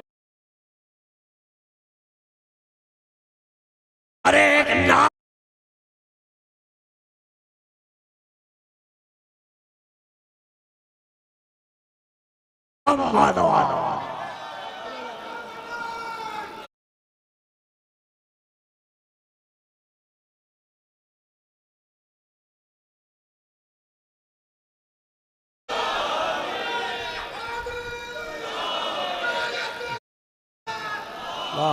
सल्लल्लाहु अला मोहम्मद व तवज्जो फरमाई आपने। अरे क्या है, सबब क्या है? तवज्जो है ना, सुपर पावर घुटनों पर टिक गया, कोई कोई तो दलील होगी, कोई तो सबूत होगा। अरे वैसे तो पूछे आप इमाम ज़माना अज्जलल्लाहु ताला फरजहु शरीफ से, लेकिन मैं अदना सा तालिब इल्म एक छोटी सी दलील देना चाहता हूँ। अगर पसंद आए तो दुआओं से नवाज दीजिए, क्योंकि उस पर साया है हमारे इमाम का। जिस पे साया इमाम का हो उसे कौन मिटा सकता है, उसे कौन घुटनों पे टिका। यहाँ भी मजमा इमाम के नाम पे आया है। अपनी जिंदगी मांग कर जाओ, हयात मांग कर जाओ, औलाद मांग कर जाओ, इस दरबार से सब कुछ मिलता है। बस छोटी सी दलील, दामने वक्त में गुंजाइश नहीं है। अरे ये बात तो तारीख ने बहुत पहले देखी थी कि जब अबरहा अपने लश्कर को लेकर चला, हाथियों को लेकर चला, घोड़ों को लेकर चला, अपनी ताकत पर झूमता हुआ चला, मगर अल्लाह ने क्या भेजा? छोटे छोटे परिंदे भेजे, छोटे छोटे परिंदे भेजे, और उनकी चोंच में और पंजों में कंकर भेजे। और अल्लाह ने जब वो कंकर बरसाए ना, तो उन्हें ऐसा बना दिया जैसे चबा हुआ भूसा। तवज्जो है ना?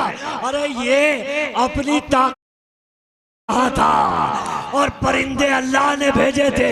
यहाँ से समझ में आया, अल्लाह ने उसी दिन बता दिया अपनी ताकत पे गरूर न करना, मेरी ताकत पे भरोसा करना। अगर मेरी ताकत पे भरोसा होगा तो तुम कामयाब रहोगे, अपनी ताकत पे भरोसा करोगे तो मुर्दाबाद हो जाओगे। जमाने ने देखा सुपर पावर पे घमंड कर रहा था, मेरे पास आए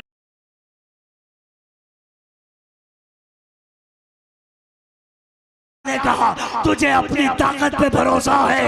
ईरान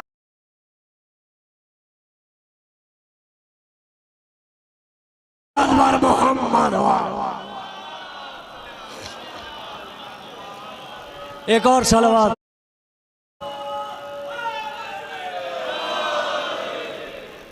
ईरान को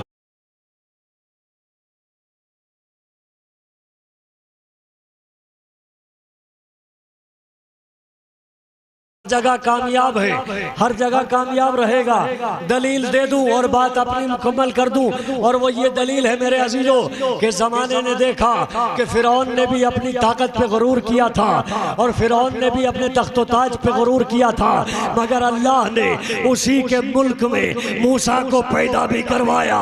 जागो भाई, मूसा को पैदा भी करवाया, उसी के महल में परवान भी चढ़वाया, उसी की गोद में उसे थप्पड़ लगवाया, और जमाने को बताया तेरी ताकत कुछ नहीं है, हमारी कुदरत सब कुछ है। बस ये दो दलीलें आपकी खिदमत में और अपनी मजलिस का सबसे कामयाब जुमला आपकी बारगाह में है। मौला मुझे ताकत दे ताकि ये जुमला मैं आप तक पहुंचा सकूं। पता ये चला अबरहा अपनी ताकत पे गरूर कर रहा था, अल्लाह ने उसे चबा हुआ भूसा बनाया। फिरौन अपनी ताकत पे गरूर कर रहा था, अल्लाह ने उसकी गोद में मूसा से थप्पड़ लगवाया, और जमाने को बताया कि याद रखो तीर चले, तलवार चले, सर कटे, सब कुछ हो खत्म हो जाए, मगर जिसे मेरी ताकत पे भरोसा होगा वो जिंदाबाद रहेगा। जमाना देख रहा है, और आज आप फर्श अज़ा पे क्यों बैठे हैं? यही वजह है कि हुसैन को अल्लाह पे भरोसा था, यजीद को अपनी ताकत पे भरोसा था। हुसैन ने कहा 9 लाख का लश्कर मंगा, तलवार चला, तीर चला, नेजा चला, सर काट, मगर याद रख यजीद, नेजा तेरा होगा, सर हमारा होगा, दरबार तेरा होगा, तकरीर हमारी होगी, महल तेरा होगा, मजलिस हुसैन की होगी। सलावत पर मोहम्मद बजीती जागती सलवात पढ़ने पर मोहम्मद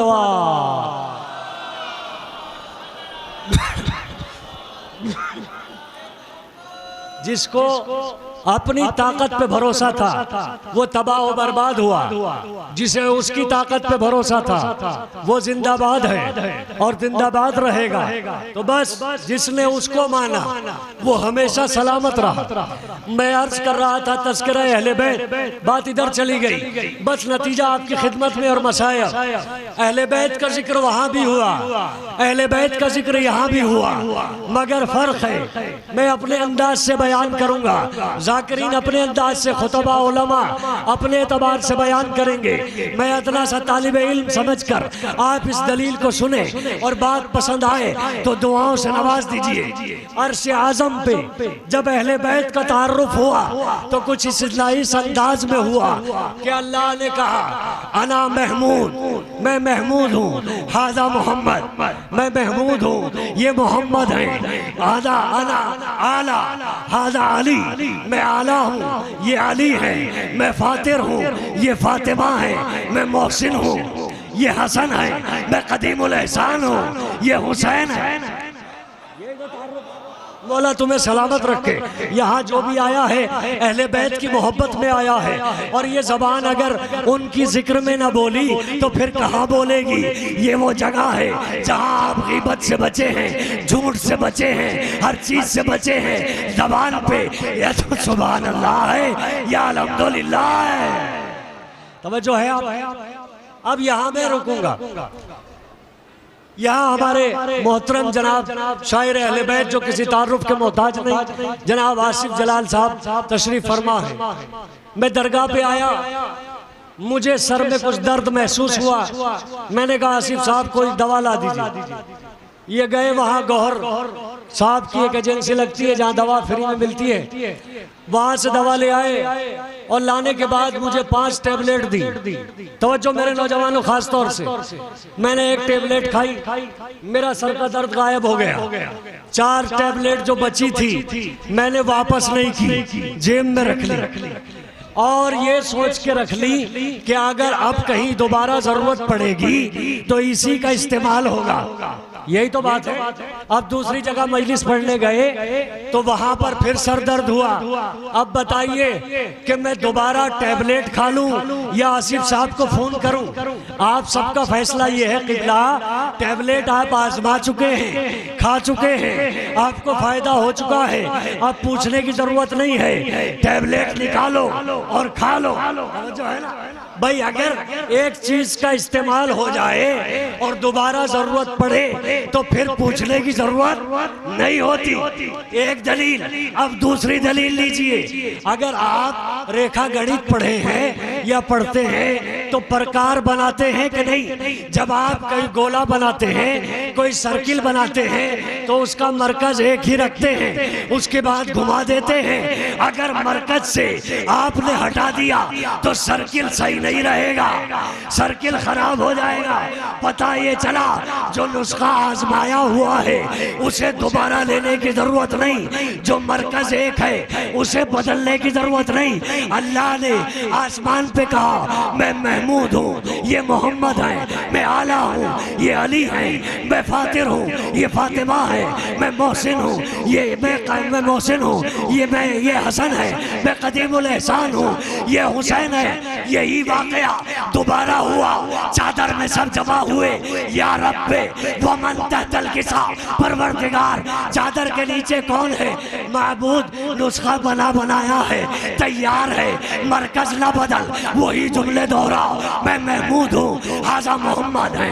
लेकिन मैंने देखा कि मरकज भी बदला, जुमले भी दोहराए गए। फातिमा है, उनके बाबा है, हसन है, उनके बेटे हैं। मतलब क्या हुआ? मतलब बस इतना है कि जमीन वालों याद रखो, अगर फातिमा राजी तो मैं राजी, फातिमा नाराज तो मैं नाराज। सलावत।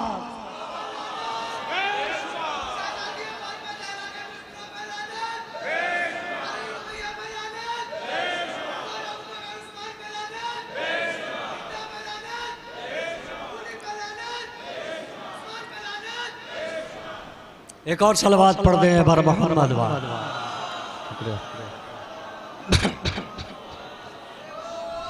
मरकज बदला, फातिमा है जमीन वालों, समझ लो और याद रखो, अगर फातिमा राजी है तो मैं राजी हूँ, अगर फातिमा नाराज है तो मैं नाराज।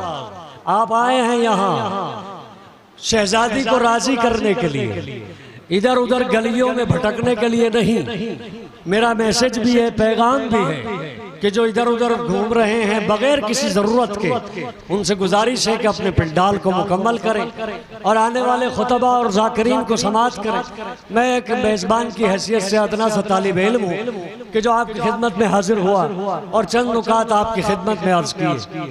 बस इस सिलसिले की आखिरी बात और ख़त्म कर रहा हूँ क्योंकि दामने वक्त में बिल्कुल गुंजाइश नहीं, 12:11 हो चुके हैं। आखिरी बात खाना काबा की तवज्जो चाहता हूँ आप हजरात से। मैं जोगीपुरा आया, हमारे बरादर बुजुर्ग मुमताज भाई यहाँ बैठे हुए हैं। मैंने ख्वाब में देखा कि इन्होंने मुझे 10 बीघा जमीन मेरे नाम कर दी। तवज्जो है आप? सुबह को मैं उठा, मैंने कहा सरकार भाईजान रात ख्वाब में आपने मुझे 10 बीघा जमीन दी है, लाओ मेरे हवाले कर दो। कहा नहीं, ख्वाब में देखी हुई चीज मोतबर नहीं होती। मैंने पूरे जोगीपुरा के सामने ये बात रखी, ए जोगीपुरा वालों, मैंने रात ख्वाब में देखा है कि मुमताज हैदर साहब ने मेरे नाम 10 बीघा जमीन कर दी है, अब मुझे दिलवा दीजिए। एक एक बशर ने मना कर दिया कि किबला ख्वाब मोतबर नहीं होता, जो ख्वाब में देखा है वो मोतबर नहीं होता। मैंने कहा आओ कुरान में आओ, इन्नी अरा फिल मनामे अन्नी अज़बहु, मैंने ख्वाब में देखा है बेटा मैं तुझे ज़िबा कर रहा हूँ। अल्लाह तो कुरान में भी ख्वाब को जिक्र कर रहा है। पता ये चला कि वहाँ कुरान में जिक्र ख्वाब का है, यहाँ आप मानते नहीं। इसका मतलब सिर्फ एक ही है, किबला उम्मत का ख्वाब और है, नबूवत का ख्वाब और है। उम्मत का ख्वाब और है, नबूवत का ख्वाब और है। आपने जो देखा वो मोतबर नहीं, मगर उन्होंने जो देखा वो मोतबर है। इससे एक बात तो समझ में आ गई कि नबी का दिमाग न सोते में खराब होता है न जागते में खराब होता है। सलावत पढ़े बर मोहम्मद, न जागते में खराब न सोते में खराब है। बस मैं आपको यहाँ तक लाया। उन्होंने बेटे को लिया, पहुंचे वहाँ, क्योंकि आप भी पहुंचने वाले हैं इंशाअल्लाह उसी अय्याम में, और आप भी कुर्बानी करेंगे। कुर्बानी किस अंदाज से हुई कि बाप ने जमीन को साफ किया, बेटे को लिटाया, आंखों पे पट्टी बांधी, छुरी को चलाना शुरू किया। बस यहाँ रुक के अली वालों की बारगाह में एक जुमला और मजलिस तमाम है। इधर छुरी चलने वाली थी, उधर परवरदिगार ने देखा, जिब्रील देख रहे हो? हाँ मेरे परवरदिगार, क्या हो रहा है? का माबूद तेरा खलील तेरी राह में अपने बेटे को ज़िबा कर रहा है। का तो फौरन जाओ और जाके इस्माइल को बचाओ और दुम्बे को लिटाओ। तवज्जो है? अब जिब्रील पे 4 काम है मेरे अजीजों, बस यही जुमला है और इसी पे आप जितना बोल सके बोले, और यही फजाइल का आखिरी जुमला है। तवज्जो चाहता हूँ, जिब्रील तुम्हें जाना भी है, दुम्बे को ले जाना भी है, हटाना इस्माइल को भी है, दुम्बे को लिटाना भी है, और छुरी करीब है गर्दन के। इतनी जल्दी में तुम्हें ये 4 काम किए। अब बताओ जिब्रील पहुंचे थे कि नहीं पहुंचे? बोलिए भाई, पहुंच गए। दुम्बा आया कि नहीं आया? अब देखिए इस पर दुम्बे की भी बहस है, जिब्रील के आने की भी बहस है, बहुत सारी बहसें, लेकिन वक्त नहीं है। मगर समझ में इतना आया कि जिब्रील ने लम्हों में ये 4 काम कर दिए। इब्राहिम को पता तक न चला कि बेटा हट भी गया, दुम्बा लेट भी गया और आ भी गए। अब तवज्जो, अगर मैं आपसे कहूं कि एक जानवर को गिरा दीजिए, देखिए कसाई की बात नहीं कर रहा, वो तो एक्सपर्ट होते हैं, मगर अगर आप गिराने लगे तो कम से कम 20 मिनट ले लेंगे आप। पहले पिछले पैर फिर अगले पैर बांध के उसे गिराएंगे तो 10 मिनट तो लगी जाएंगे, और अगर वो रस्सी तुड़ा के भाग गया तो रायपुर तक दौड़ाएगा आपको, उसके बाद मिलेगा आपको। तो पता ये चला कि जल्दी नहीं हो सकती, बहुत इत्मीनान का काम है। मगर जिब्रील ने ये 4 काम किए, आया भी, दुम्बे को लाया भी, इस्माइल को हटाया भी, दुम्बे को लिटाया भी। कमाल हो गए। ये तो आलम इस्लाम के हर इंसान ने मान लिया कि जिब्रील ये काम कर सकता है, दुम्बा ला भी सकता है, नबी को बचा भी सकता है, लिटा भी सकता है। बस हम जमाने को भी यही बताते बताते हैं कि लम्हों में जिब्रील आया भी, दुम्बा लेटा भी, नबी बच भी गए, दुम्बा जिबा भी हो गया। ये जिब्रील है, वो उस्ताद जिब्रील है। जमाना हमसे पूछता है बच्चा जोगीपुरे में गिरा, अली नजफ में है, कैसे आ गया? मैंने कहा जब शागिर्द लम्हों में आ भी सकता है, नबी को बचा भी सकता है, तो उस्ताद भी नजफ से आके हमारी मदद कर सकता। सलावत पढ़ दे वर मोहम्मद जिंदाबाद।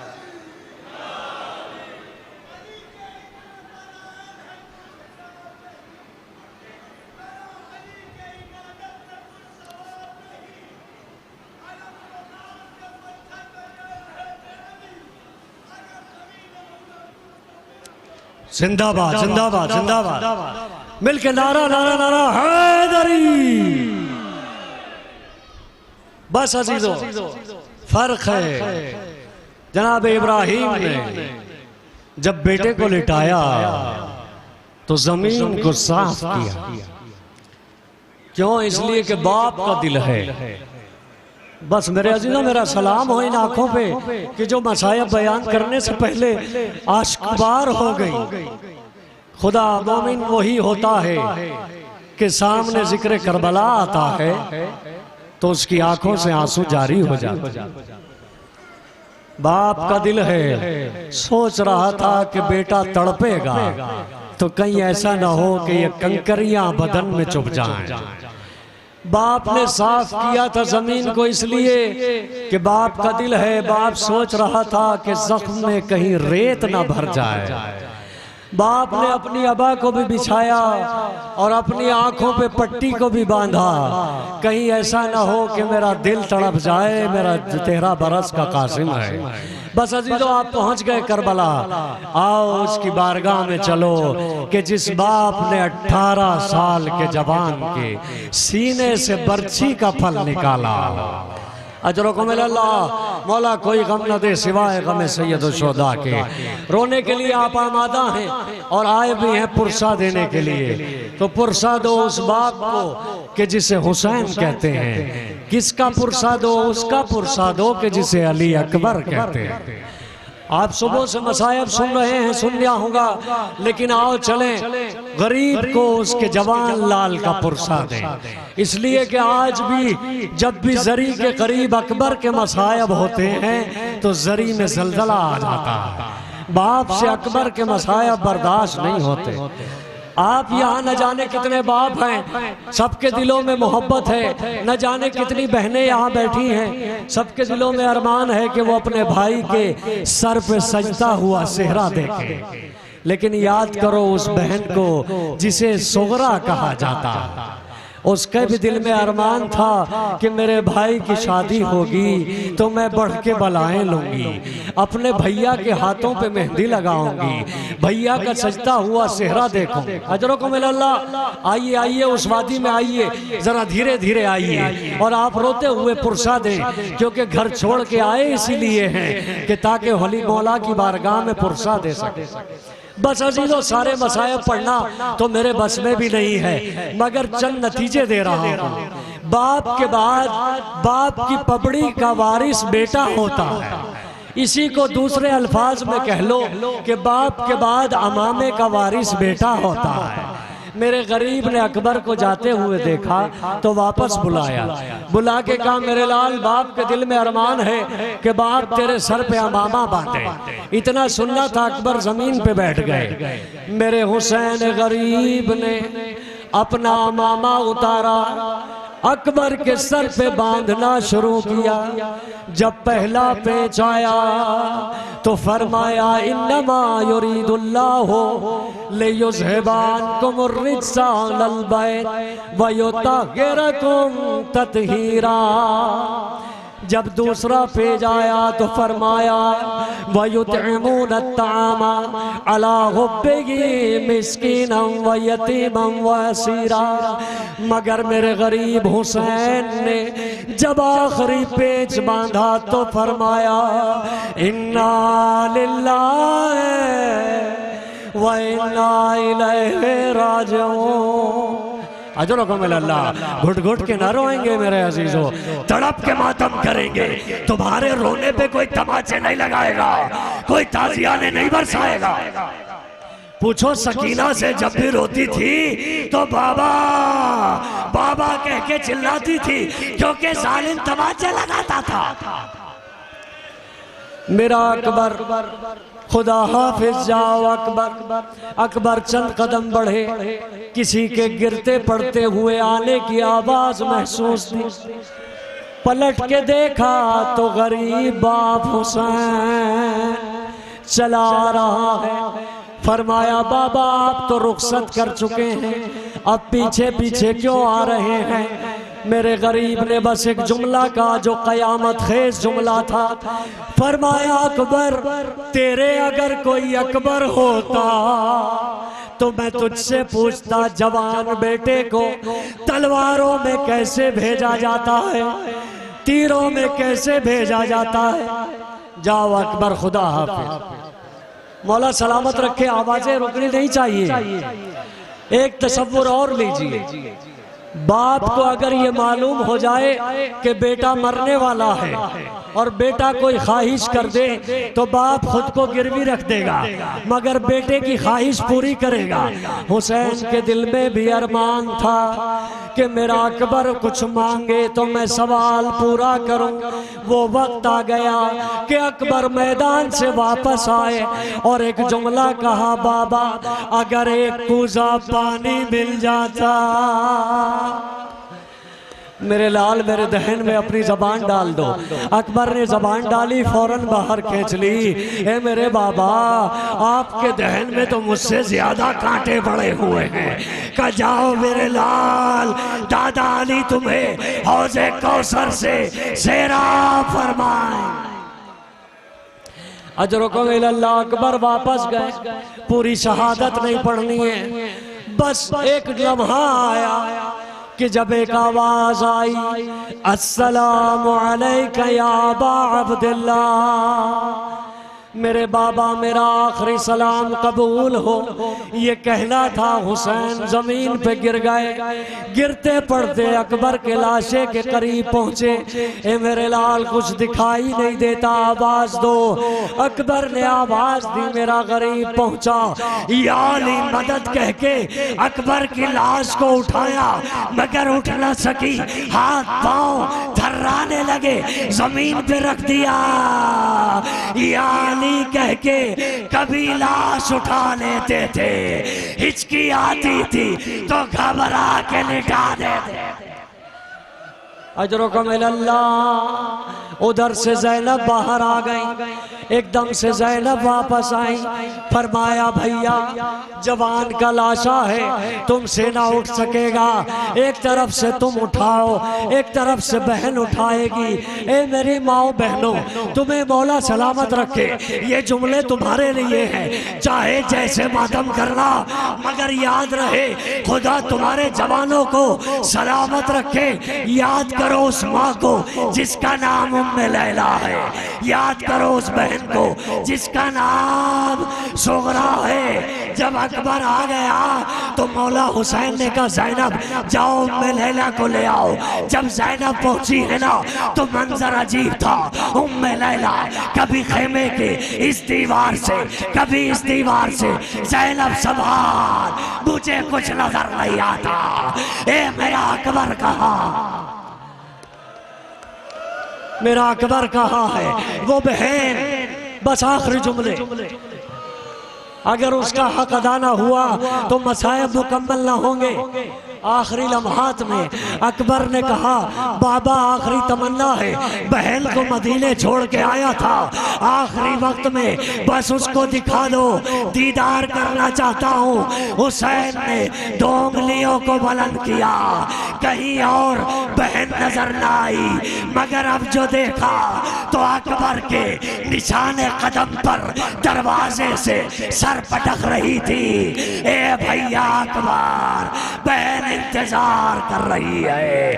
क्या तुझे सुगरा याद नहीं, क्या तुझे बहन याद नहीं। अकबर की आंख बंद हो गई, सुगरा इंतजार करती रह गई। इन्ना लिल्लाह व इन्ना इलैहि राजिऊन। रज़म में क़ज़ाए व तस्लीमन।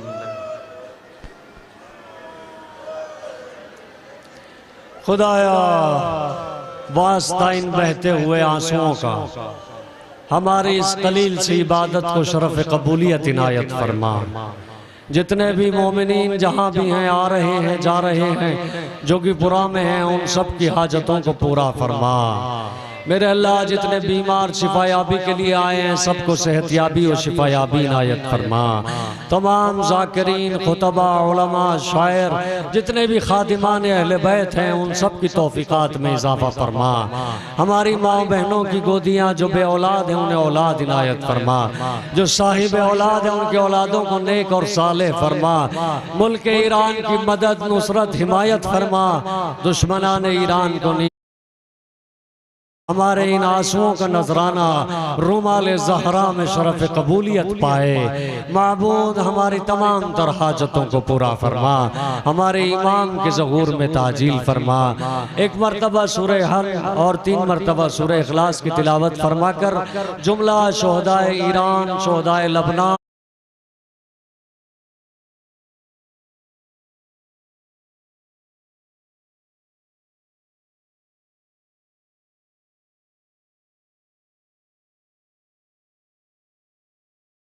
की बारगाह में भी हदिया सवाब पेश फरमा।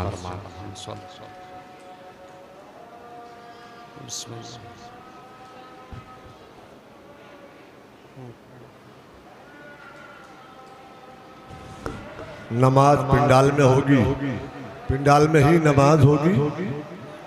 पिंडाल के जितने रजाकार हैं वो पिंडाल में आ जाएं, नमाज की तैयारी करें। नमाज पढ़ाएंगे मौलाना सलमान हैदर साहब नौगानी। मौल साहब तशरीफ ला रहे हैं।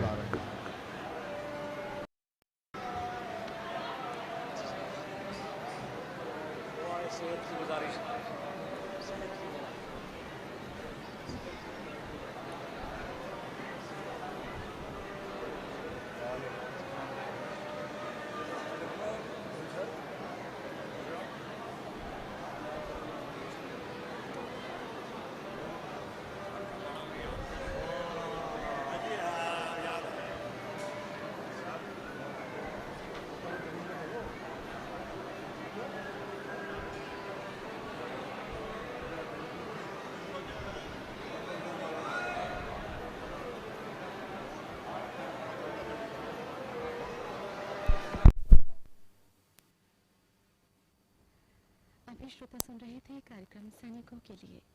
ये आकाशवाणी का नजीबाबाद केंद्र है।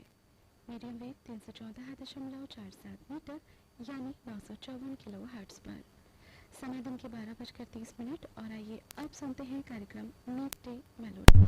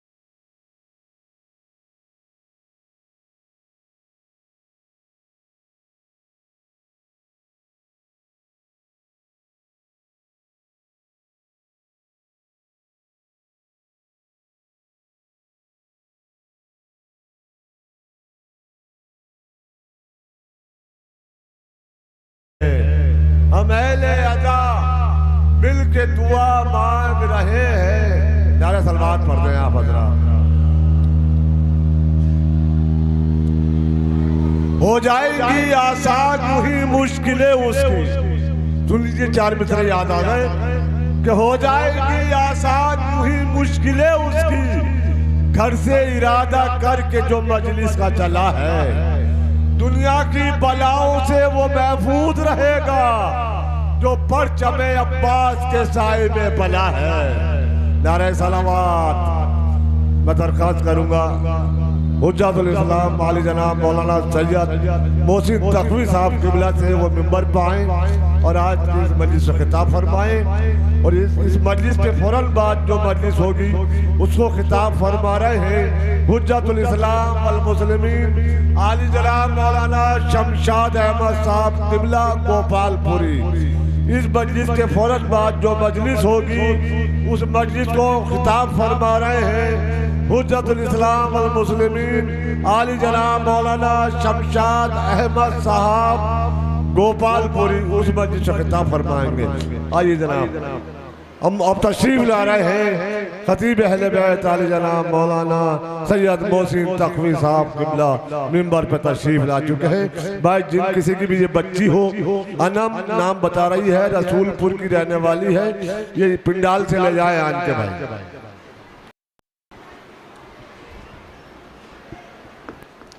बहुत करीब आ गया, थोड़ा सा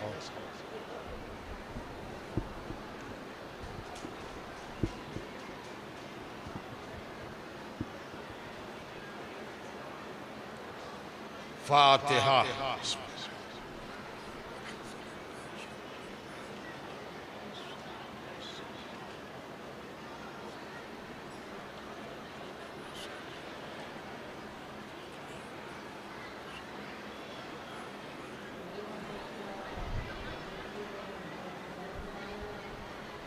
औज़ु बिल्लाहि मिनश शैतानिर रजीम। बिस्मिल्लाहिर्रहमानिर्रहीम।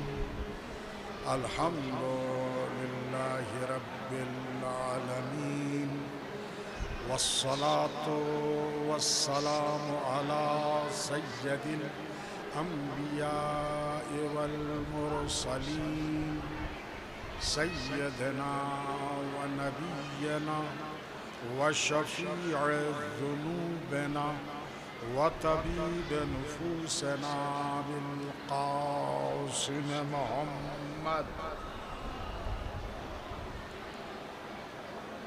व अहले बैतिहि अत्तय्यबीन अत्ताहिरीन अल-मासूमीन अल-मज़लूमीन व लअनतुल्लाहि अला अअदाइहिम अजमईन मिन यौमिना हाज़ा इला यौमिद्दीन।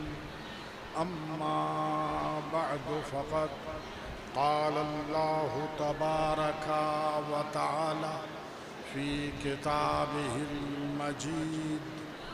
बिस्मिल्लाहिर्रहमानिर्रहीम। हुवल्लज़ी अरसल रसूलहु बिल हुदा व दीनिल हक़ लियुज़हिरहु अलद्दीन कुल्लिहि वलौ करिहल मुशरिकून। सलावत पढ़िए मोहम्मद व आले।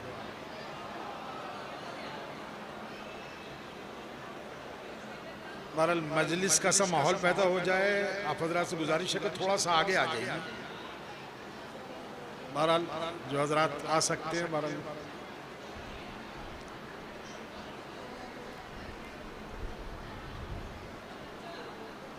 इरशाद रब्बुल इज़्ज़त हो रहा हुवल्लज़ी अरसल रसूलहु बिल हुदा। वही तो वो है कि जिसने अपने रसूल को हिदायत के साथ भेजा, व दीनिल हक़ और दीन हक़ के साथ भेजा। क्यों भेजा? लियुज़हिरहु अलद्दीन कुल्लिहि, इसलिए भेजा कि ताकि तमाम अदियान के ऊपर उसे गलबा दिला दे। वलो करहल मुशरिकून, चाहे ये बात जो है वो मुशरिकीन को नागवार ही क्यों ना गुजरे। अज़ीज़ान गिरामी, जैसे कि आपने मुलाहिज़ा फरमाया कि आयत में पैगम्बर इस्लाम को भेजे जाने का मकसद बयान किया जा रहा है। रसूल को क्यों मबूस पर रिसालत किया गया, रसूल के सुपुर्द रिसालत क्यों की गई, उसे बयान किया जा रहा है कि हमने रसूल को हिदायत के साथ भेजा है, दीन हक के साथ भेजा है, और इसलिए भेजा है कि इस दीन को तमाम अदियान के ऊपर गलबा दिला ले युज़हिरहु अला दीन कुल्ले, ताकि तमाम अदियान के ऊपर इस्लाम को गलबा दिला दे। वलो करहल मुशरिकून, चाहे ये बात जो है वो मुशरिकीन को नागवार ही क्यों ना गुजरे। और जाहिर है कि मुशरिकीन को ये बात क्यों अच्छी लगने लगी कि इस्लाम का गलबा जो है वो पूरी दुनिया के ऊपर, तमाम अदियान के ऊपर इस्लाम को गलबा हासिल हो जाए, ये बात मुशरिकीन को नागवार गुजरनी थी। और कुरान मजीद कह रहा है कि भले से मुशरिकीन को ये बात नागवार क्यों ना गुजरे, लेकिन हमने रसूल को इसी मकसद के लिए भेजा।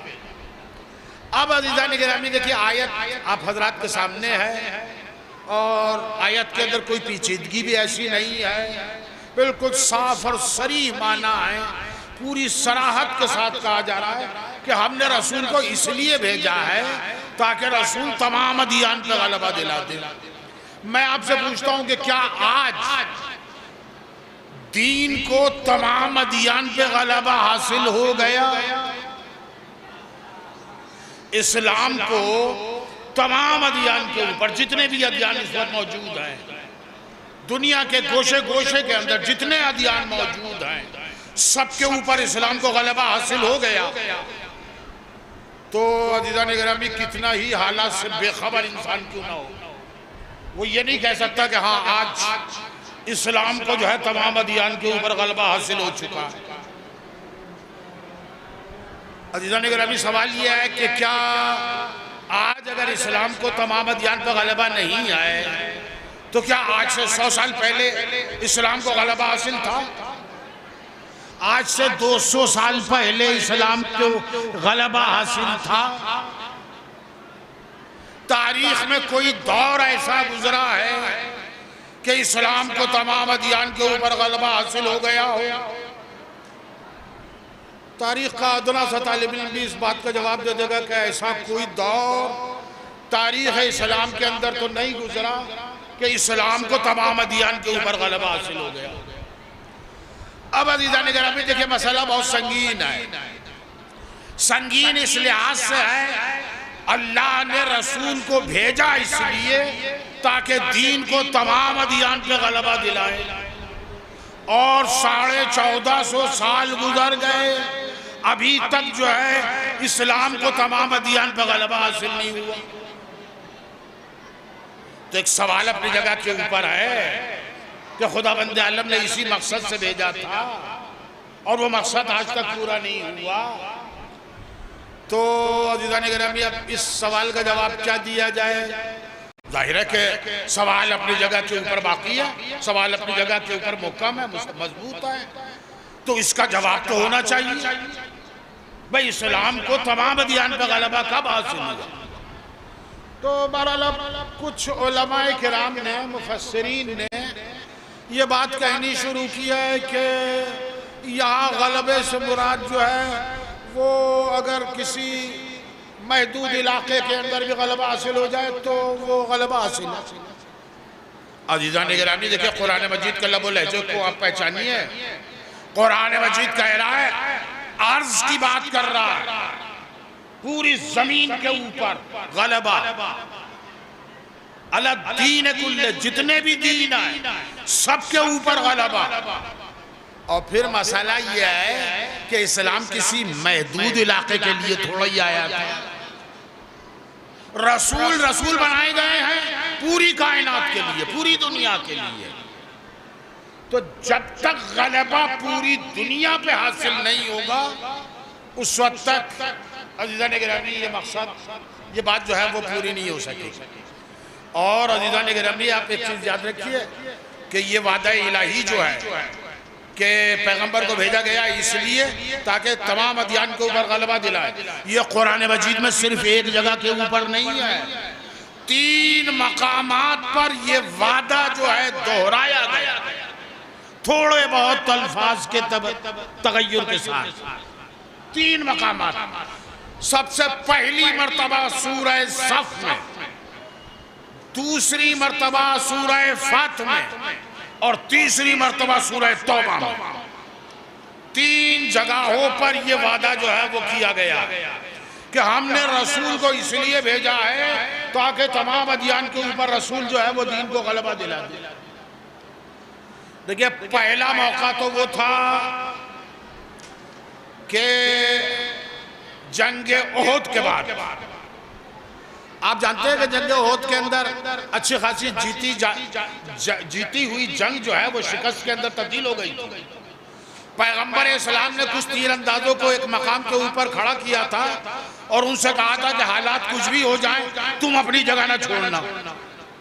लेकिन जब उन्होंने मुसलमानों की फतह देखी और मुशरिकीन को भागते हुए देखा, फरार करते हुए देखा, मालो असबाब छोड़ के भागते हुए देखा, तो ये मुसलमान जो तीरंदाजी के ऊपर मुअय्यन किए गए थे और पैगंबर ने इनसे कहा था कि कुछ भी हो जाए तुम अपनी जगह से मत हटना, और जिदान गिरामी माल गनीमत के लालच में इन्होंने अपनी जगह छोड़ दी।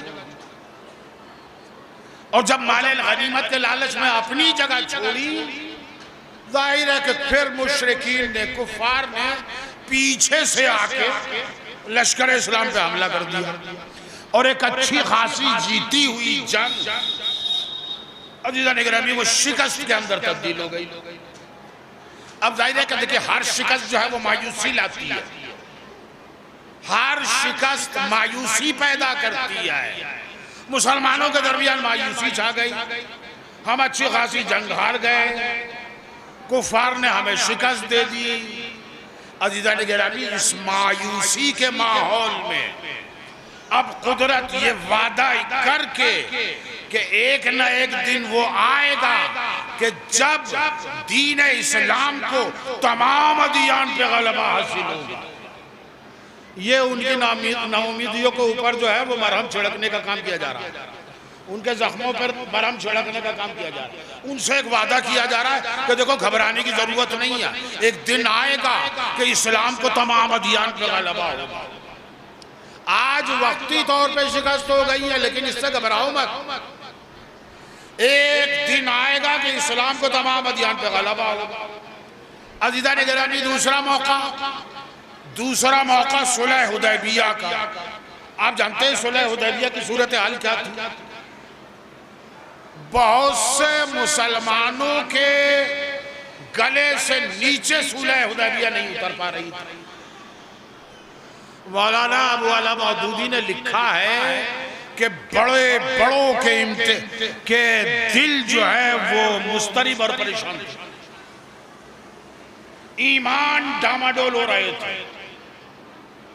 लोग जाकर रसूल से सवाल कर रहे थे कि आप अल्लाह के रसूल नहीं? रसूल ने कहा कि हम अल्लाह के रसूल हैं। कहा तो फिर हम दब के फैसला क्यों कर रहे हैं, ये दब के सुलह क्यों हो रही है? तो बहरहाल मुसलमानों की समझ में नहीं आ रही। मौलाना अबू आला मौदूदी के अल्फाज हैं कि बहुत सौ के ईमान मुतज़ल्ज़ल थे, लेकिन अज़ीज़ान गिरामी उन्होंने किसी का नाम नहीं लिखा, किसी का नाम नहीं लिखा कि किसके ईमान मुतज़ल्ज़ल थे। अब होगी मौलाना की कोई मजबूरी, सलावत पढ़िए मोहम्मद वाले मोहम्मद, कोई मजबूरी होगी तभी तो नहीं लिखा उन्होंने। बहरहाल ये उन्हें भी मालूम है कि बड़ों के ये अल्फाज उन्हीं के हैं कि बड़ों के ईमान जो है वो मुतज़ल्ज़ल हो रहे थे। तो अज़ीज़ान गिरामी, इस मौके पे भी मुसलमानों के दरमियान मायूसी थी।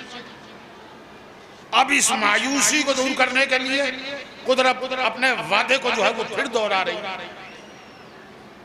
इस्लाम को एक ना एक दिन गलबा हासिल होगा। आज अगर तुम ये समझ रहे हो कि मुसलमान जलील हो गए सुलह हुदैबिया के अंदर, तो ऐसा नहीं है। एक दिन अनकरीब आएगा कि इस्लाम को तमाम अदियान पे गलबा हासिल हो। अब अज़ीज़ान गिरामी, मसाला ये है कि ये दूसरा मौका अज़ीज़ान गिरामी तीसरा मौका है सूरह तौबा।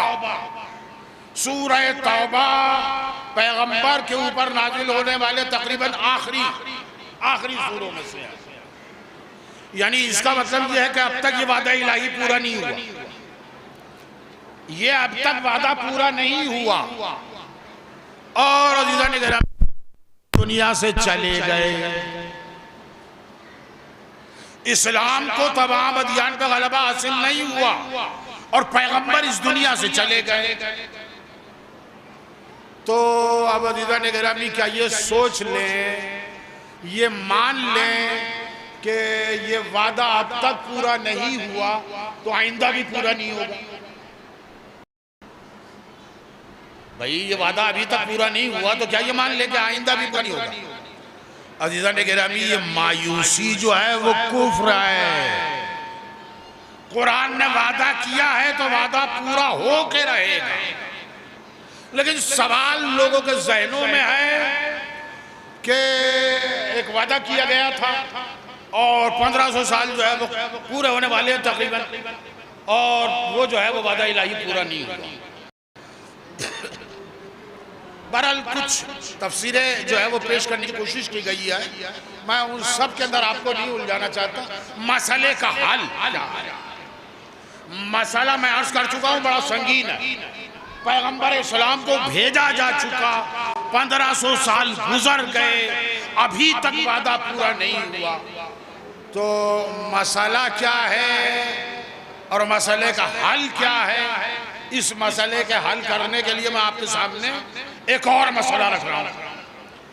देखिए ये एक और मसला जो है वो इसलिए रख रहा हूँ कि उसका हल जो है जब निकलेगा तो अज़ीज़ान गिरामी आप खुद ही समझ जाएंगे कि इस मसले का हल क्या है। बाज़ औक़ात ये होता है कि एक मसला हल नहीं होता और दूसरा मसला जो है वो हल हो जाता और उसी की रोशनी में वो पहला वाला भी हल हो जाता। अज़ीज़ान गिरामी एक आयत है कुरान मजीद के अंदर और बड़ी सराहत के साथ, या अय्युहन नबी जाहिदिल कुफ्फार वल मुनाफिकीन, ऐ नबी जिहाद कीजिए कुफ्फार से और मुनाफिकीन से। देखिए साफ और सरी हुक्म है, बिल्कुल साफ साफ कहा जा रहा है कुफ्फार से भी जंग कीजिए और मुनाफिकीन से भी जंग कीजिए। लेकिन अज़ीज़ान गिरामी सीरत पैगंबर उठा के देख लीजिए, आपको एक भी जंग मुनाफिकीन से पैगंबर की नहीं मिलेगी। देखिए बरादरान इस्लाम की किताबें आप उठा लीजिए, अपनी किताबें उठा लीजिए, कोई भी किताब में, किसी सीरत की किताब में आपको पैगंबर इस्लाम की मुनाफिकीन से कोई जंग नहीं मिलेगी। तो अब अज़ीज़ान गिरामी अब मसला ये है कि कुरान तो साफ साफ कह रहा है पैगंबर को हुक्म दे रहा कि आप मुनाफिकीन से जंग कीजिए, आप जो है कुफ्फार से जंग कीजिए। पैगंबर ने कुफ्फार से तो जंग की लेकिन मुनाफिकीन से कोई जंग ही नहीं की। तो क्या अस्तग़फिरुल्लाह, अज़ीज़ान गिरामी मुसलमान ये तसव्वुर कर ले कि पैगंबर इस्लाम से अस्तग़फिरुल्लाह अस्तग़फिरुल्लाह पैगंबर इस्लाम ने इस सिलसिले में जो है कोताही की। देखिए किसी मुसलमान का ईमान जो है इस बात की इजाज़त नहीं देता। तो फिर अज़ीज़ान गिरामी मसला तो ये है कि फिर बताया जाए भाई कुफ्फार से तो जितनी जंगें हैं सारी कुफ्फार से हुई है, मुनाफिकीन से कोई जंग ही नहीं हुई है। मुनाफिकीन से कोई जंग ही नहीं हुई है। तो अब मसले का हल क्या है? अज़ीज़ान गिरामी मैं कहता हूँ मसले का हल जो है बहुत आसान है, बहुत आसान है। देखिए जंग जो है वो एक तरफा तो होती नहीं, जंग होती है दो तरफा। भाई कुफ्फार आए, पैगंबर ने जंग की, मुनाफिकीन नहीं आ सके, मुनाफिकीन ने जंग नहीं की। लेकिन अज़ीज़ान गिरामी तौजीह कुछ भी कर लीजिए, लेकिन पैगंबर इस्लाम के मुताल्लिक़ जो है सवाल अपनी जगह पे बाकी है कि पैगंबर ने मुनाफिकीन से जंग नहीं की। पैगंबर ने मुनाफिकीन से जंग नहीं की, तो अजीज़ान गिरामी, इसका मसले का हल यही है कि अगर पैगंबर मुनाफिकीन से जंग न कर सके तो पैगंबर अपनी जगह पर किसी ऐसी जात को छोड़ कर जाए कि जिसकी जंग पैगंबर की जंग हो, जिसकी सुलो पैगंबर की सुलो। अगर पैगंबर नहीं कर सके, ठीक है, पैगंबर नहीं कर सके, पैगंबर नहीं मुनाफिकीन से जंग कर सके, तो पैगंबर किसी जात को छोड़ के जाए कि जिसकी जंग पैगंबर की जंग हो, जिसकी सुलो पैगंबर की सुलो हो। और अजीज़ान गिरामी, पैगंबर फैसला करके गए हैं, या अली हर्बो का हर्बी सिल्मो का सिल्मी, ऐ अली तुम्हारी जंग मेरी जंग है, मेरी तुम्हारी सुलो मेरी सुलो है। सलावत पढ़िए मोहम्मद व आले मोहम्मद।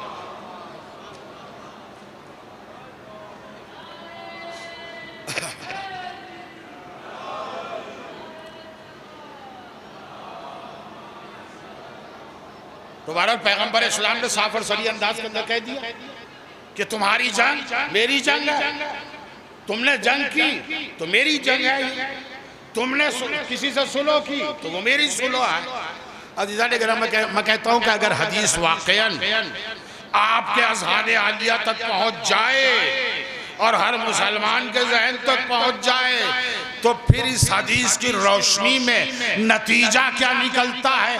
पैगंबर की जंग अली की जंग है। तो इसका मतलब यह है कि अली से जो भी जंग के मुकाबले के लिए उतरा है वो गोया अली से नहीं, पैगंबर के मुकाबले में आया है। सलावत पढ़िए मोहम्मद।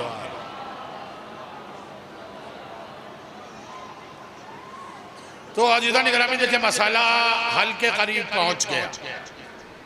पैगंबर को एक हुक्म दिया गया था कि आप मुनाफिकीन से जंग कीजिए। पैगंबर इस्लाम मुनाफिकीन से जंग नहीं कर सके तो पैगंबर एक ऐसी जात को छोड़ के गए कि जिसकी जंग पैगंबर की जंग थी, जिसकी सुलो पैगंबर की सुलो थी।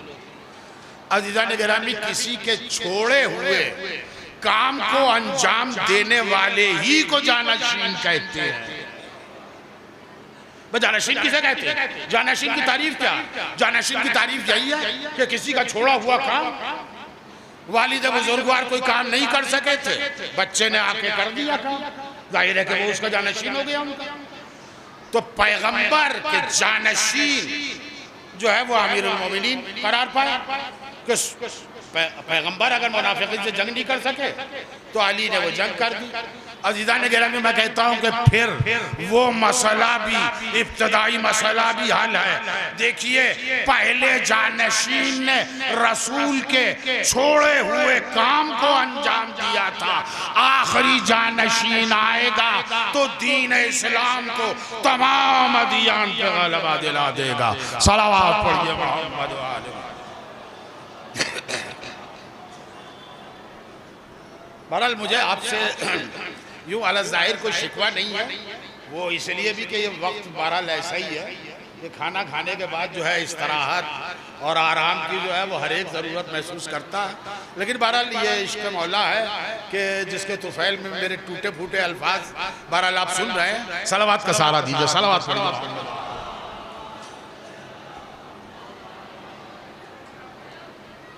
तो अज़ीज़ान गिरामी, आखिरी जानशीन जो है इस मकसद को जो है वो पूरा कर दिया। अब बहरहाल ज़हनों में खलिश तो बहरहाल रही आज तक कि साहब 1500 साल गुजर गए और अभी तक नहीं हुआ। पैगंबर को भेजा गया था इसी मकसद से। तो अज़ीज़ान गिरामी, मैं आपकी खिदमत में एक चीज़ अर्ज करूं।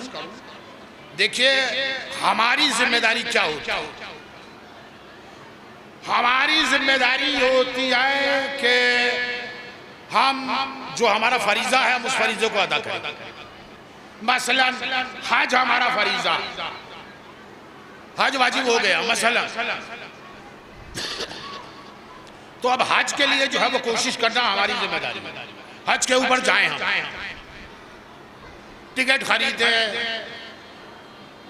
और हज कमेटी में अपना नाम लिखवाएं, सारे असबाब इलाज जितने भी है वो सब फराहम करें, ये हमारी जिम्मेदारी है।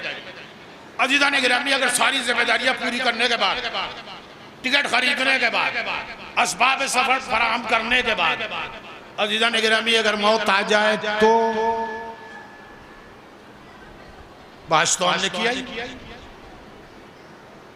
तो क्या अल्लाह हमें हज के सवाब से महरूम कर देगा? अजीज़ान गिरामी हमें हज के सवाब से महरूम नहीं करेगा। क्यों?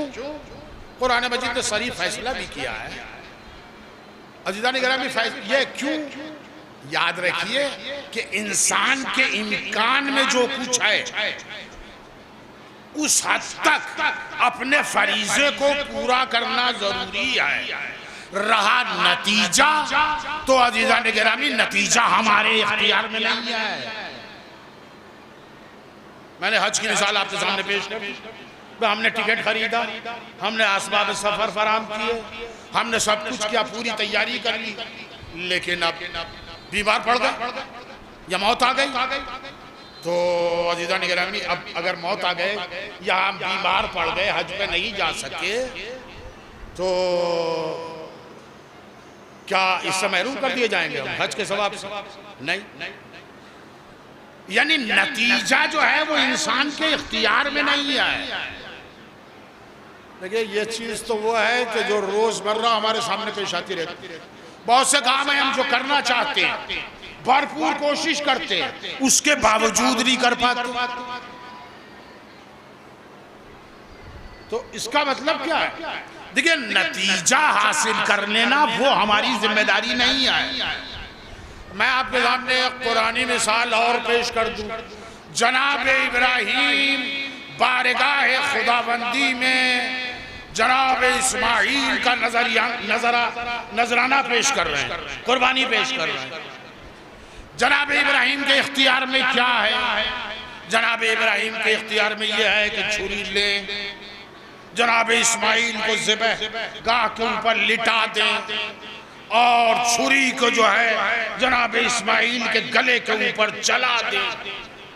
जनाब इस्माइल की जिम्मेदारी सिर्फ इतनी है, अजीज़ान गिरामी ज़बा हो जाए इस्माइल, ये जनाब इब्राहीम की जिम्मेदारी नहीं है। ये जनाब इस्माइल की जिम्मेदारी नहीं है कि जनाब इस्माइल जो है वो ज़बा हो ही जाए। देखिए जहां तक जनाब इब्राहीम कर सकते थे उन्होंने अपने फरीजे को अंजाम दे दिया। जहां तक जनाब इब्राहीम कर सकते थे, जहां तक उनके इम्कान में था, वो जनाब इब्राहीम ने अंजाम दे लिए। नतीजे तक पहुंच जाना अजीज़ान गिरामी वो जनाब इब्राहीम की जिम्मेदारी नहीं थी कि जनाब इस्माइल ज़बा हो ही जाए। अब मैं आपसे पूछता हूं कि जनाब इब्राहीम ने छुरी चलाई बेटे की गर्दन के ऊपर और जनाब इस्माइल ज़बा नहीं हुए, लेकिन फिर भी कुदरत ने उनका नाम ज़बीहुल्लाह करार दिया। अजीज़ान गिरामी क्यों? जनाब इस्माइल ज़बा कहाँ हुए, ज़बीहुल्लाह कैसे बन गए, ज़बीहुल्लाह कैसे हो गए? अजीज़ान गिरामी देखिए जनाब इस्माइल क्या कर सकते थे? जनाब इस्माइल यही तो कर सकते थे कि अपनी गर्दन को जो है कुर्बान गाह के ऊपर रख दे। भाई यही तो कर सकते थे, यही उनके इख्तियार में था, यही उनके इम्कान में था। शहीद हो जाना, ज़बा हो जाना, ये न जनाब इस्माइल के इख्तियार में था, न जनाब इब्राहीम के इख्तियार में था। तो अज़ीज़ान गिरामी देखिए मसला यहाँ भी यही है, पैगंबर की जिम्मेदारी ये नहीं है कि मकसद पूरा हो जाए। पैगंबर की जिम्मेदारी जितनी थी पैगंबर इस्लाम ने उसे अदा किया। अब वो बात दीगर है कि पैगंबर का जानशीन आएगा तो इस्लाम को जो है तमाम अदियान के ऊपर ग़लबा दिला भी।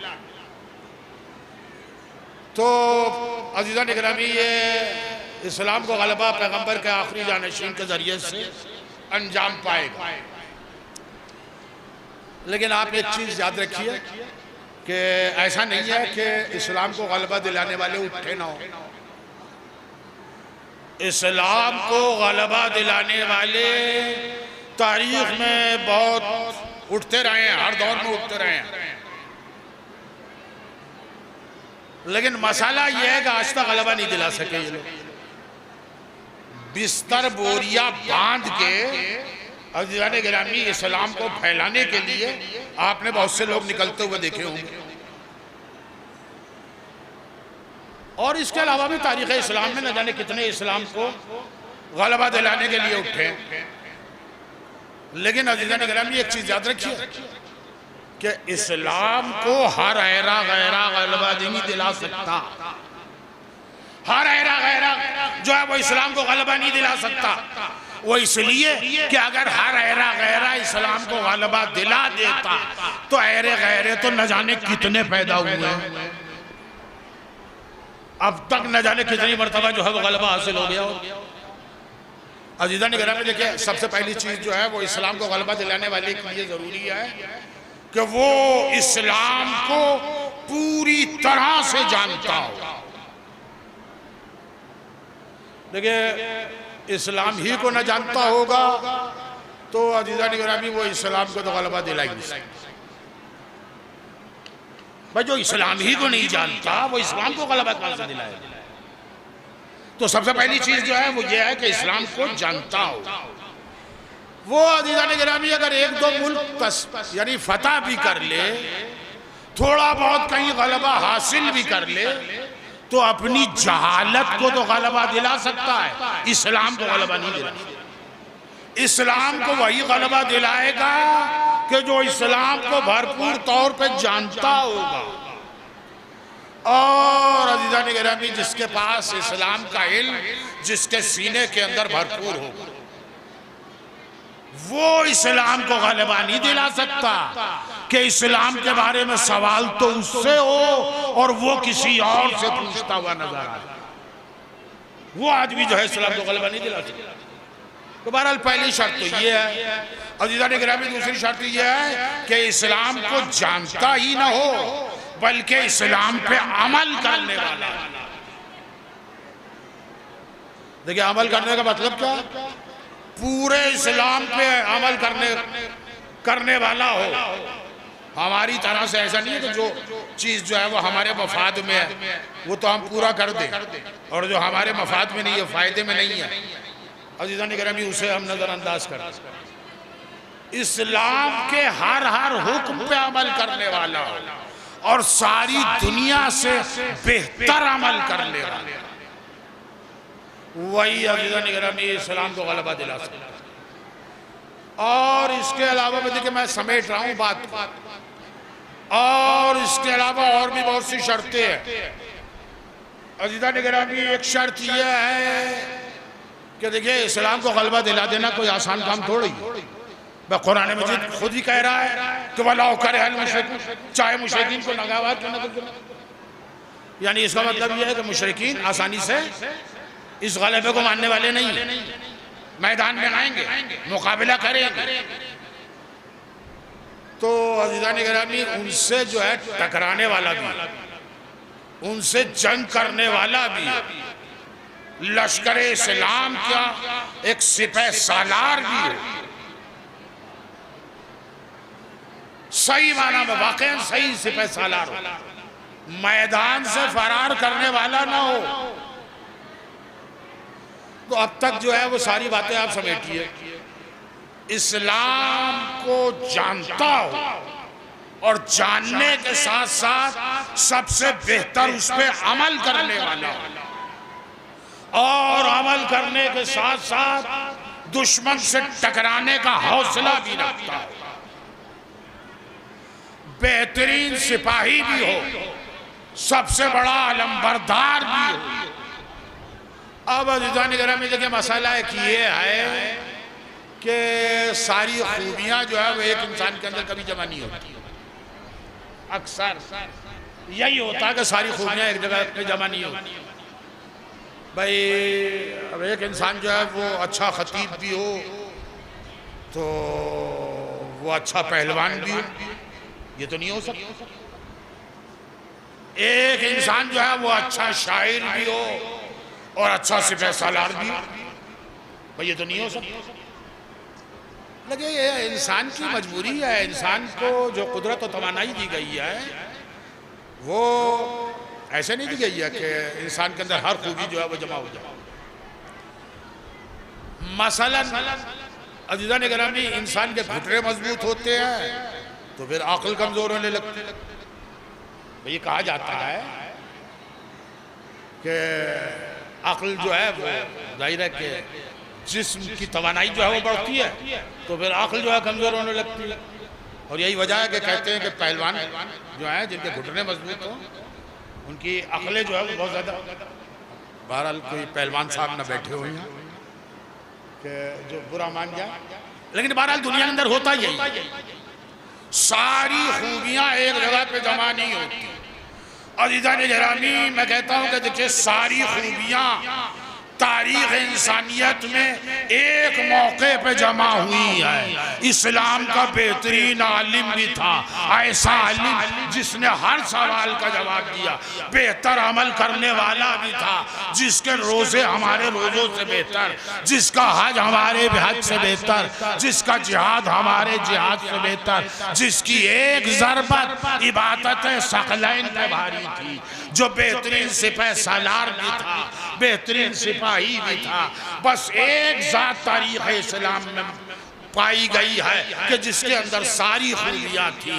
तो अब अज़ीज़ान गिरामी, इस्लाम को गलबा दिलाने के लिए अगर किसी ऐसे आदमी की ज़रूरत है कि जिसमें सारी खूबियाँ पाई जाती हों, तो अज़ीज़ान गिरामी वो सिपाही, वो इस्लाम को गलबा दिलाने वाला जो है वो हमें अमीरुल मोमिनीन के दरवाजे ही से मिल सकता है। सलावत पढ़िए मोहम्मद।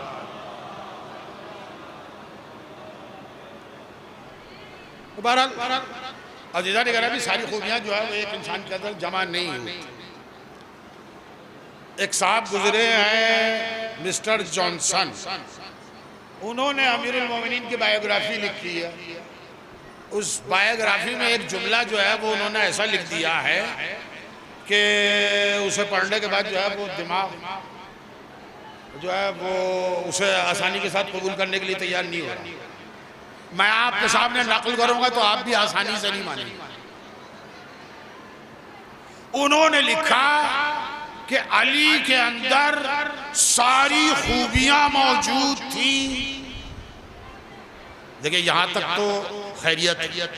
अब मान लेंगे कि अमीरुल मोमिनीन में सारी खूबियां मौजूद थी, लेकिन अली अलैहिस्सलाम अच्छे सियासतदान नहीं थे।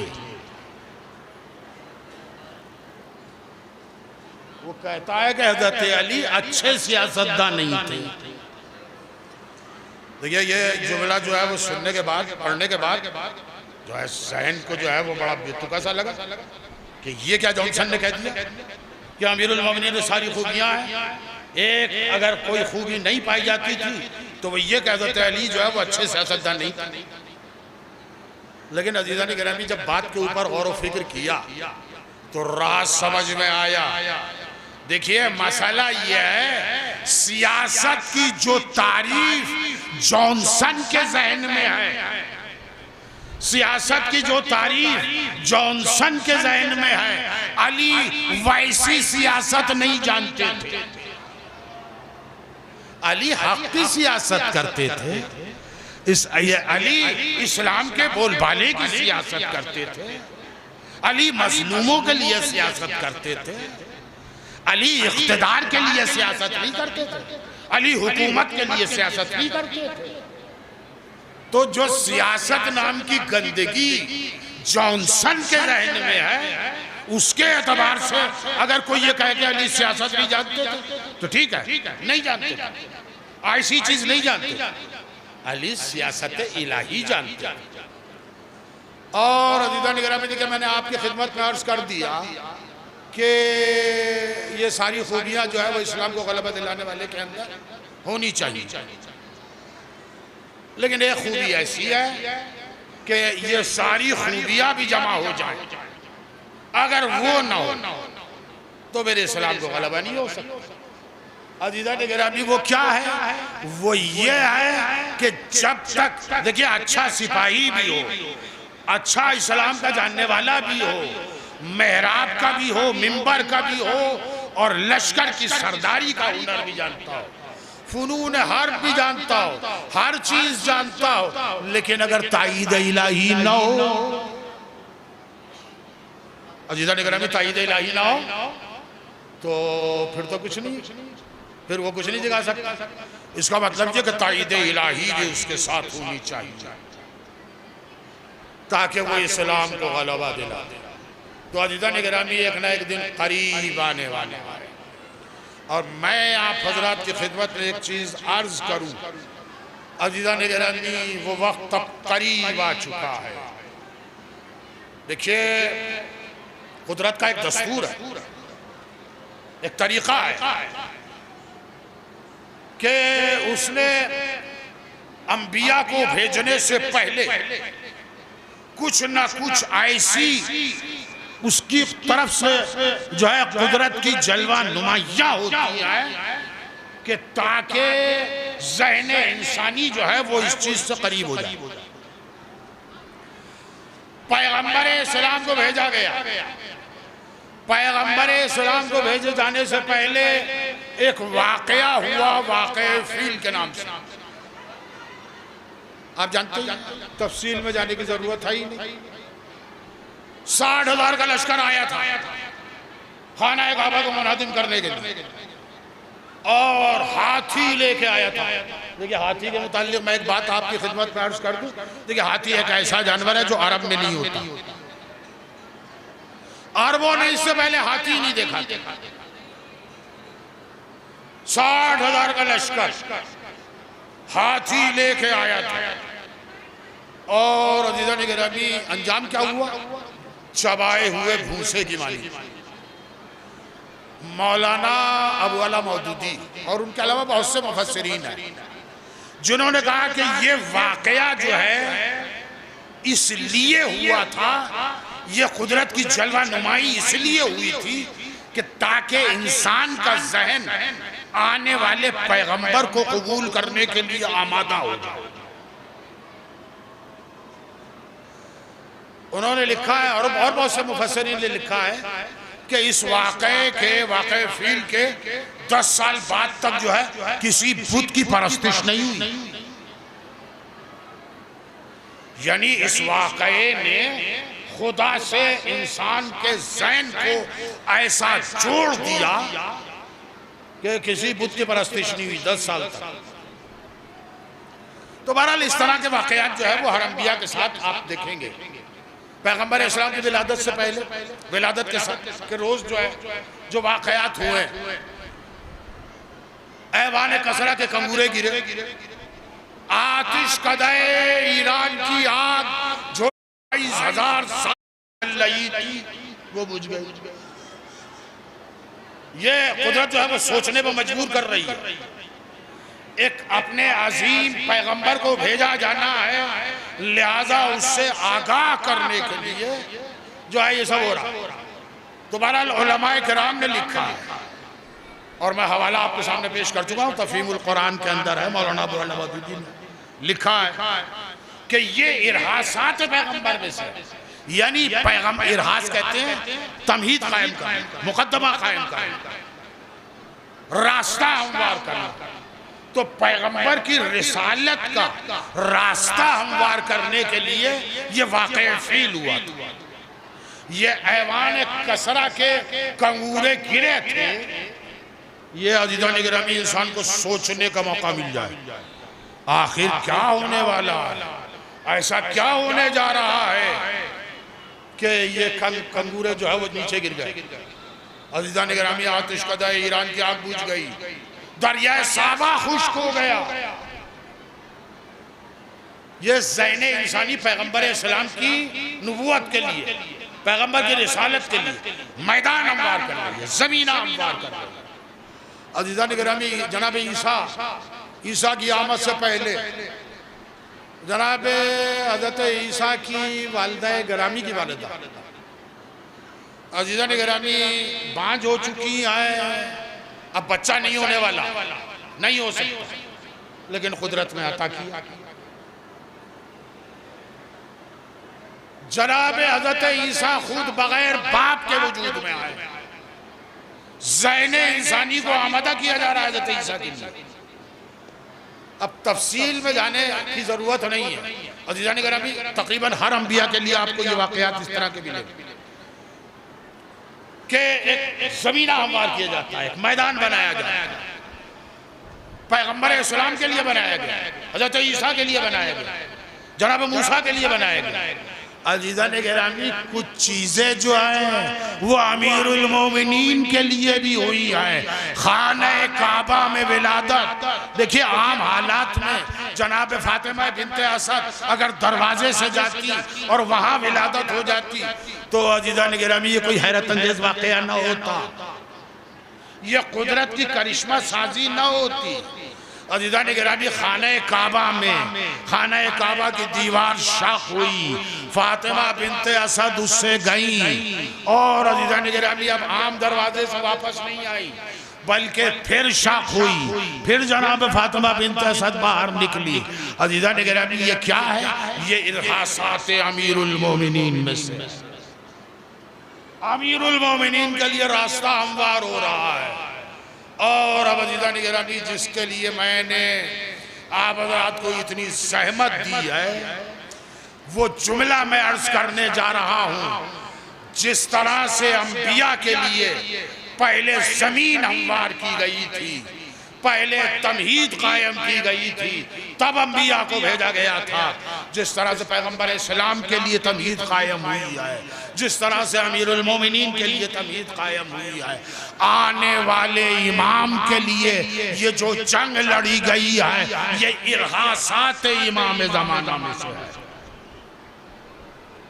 देखिए, आप बड़ी आसानी के साथ आपने जुमला सुन लिया है, लेकिन आप जरा खुद गौर फरमाइए, वो मिल्लत जिसके ऊपर 47 साल से पाबंदियां लगी हुई हो, कोई मुल्क उसे हथियार देने की सुपर पावर से, और आज सूरत हाल जो है ट्रम्प की क्या है? अज़ीज़ान गिरामी, कभी 24 घंटे का टाइम देता है, कभी 3 दिन का टाइम, कभी 1 हफ्ते का सीज फायर होता है और कभी 45 दिन का फायर। अब तो मुस्तकिल सीज फायर की बात कर दी है। यानी अब आप सोच लीजिए कि एक ऐसी कौम जिसके ऊपर 45 साल पुराना असलहा, उससे जो है वो एक सुपर पावर से जो है वो जंग हो रही है। और देखिए, दुनिया कबूल करे या ना करे, लेकिन ट्रंप कबूल कर चुका, ये हार हो चुकी। अब कितनी तावीलें कर ली जाए, कितनी बातें बना ली जाए, जो होना था वो हो चुका, हार हो चुका। अज़ीज़ान गिरामी, ये इरहासात पैगंबर में से है कि ये इरहासात इमाम ज़माना में से है।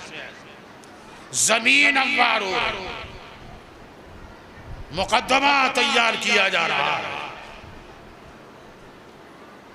कि आने वाला आएगा। और अज़ीज़ान गिरामी, देखिए जो हालात इमाम के बयान किए गए हैं, देखिए मैं सबसे पहली चीज़ तो आप हज़रात की खिदमत में यही अर्ज़ कर दूं कि देखिए, हमारी गर्दन के ऊपर हमारे इस इमाम का एक हक है। वो इसलिए कि इन्हीं की इमामत में तो हम जी रहे हैं। भाई, हम करबला में थोड़ा ही, हम अमीरुल मोमिनीन के दौर में थोड़ा ही, हम छठे इमाम के दौर में थोड़ा ही, हम तो जिस इमाम की इमामत में जी रहे हैं। आप मुझे बताइए कि क्या हक नहीं है इमाम का?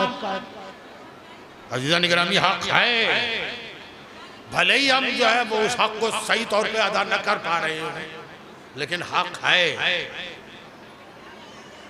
अज़ीज़ान गिरामी, देखिए ज़मीना हमवार हो रहा है। कैसे ज़मीना हमवार हो रहा है?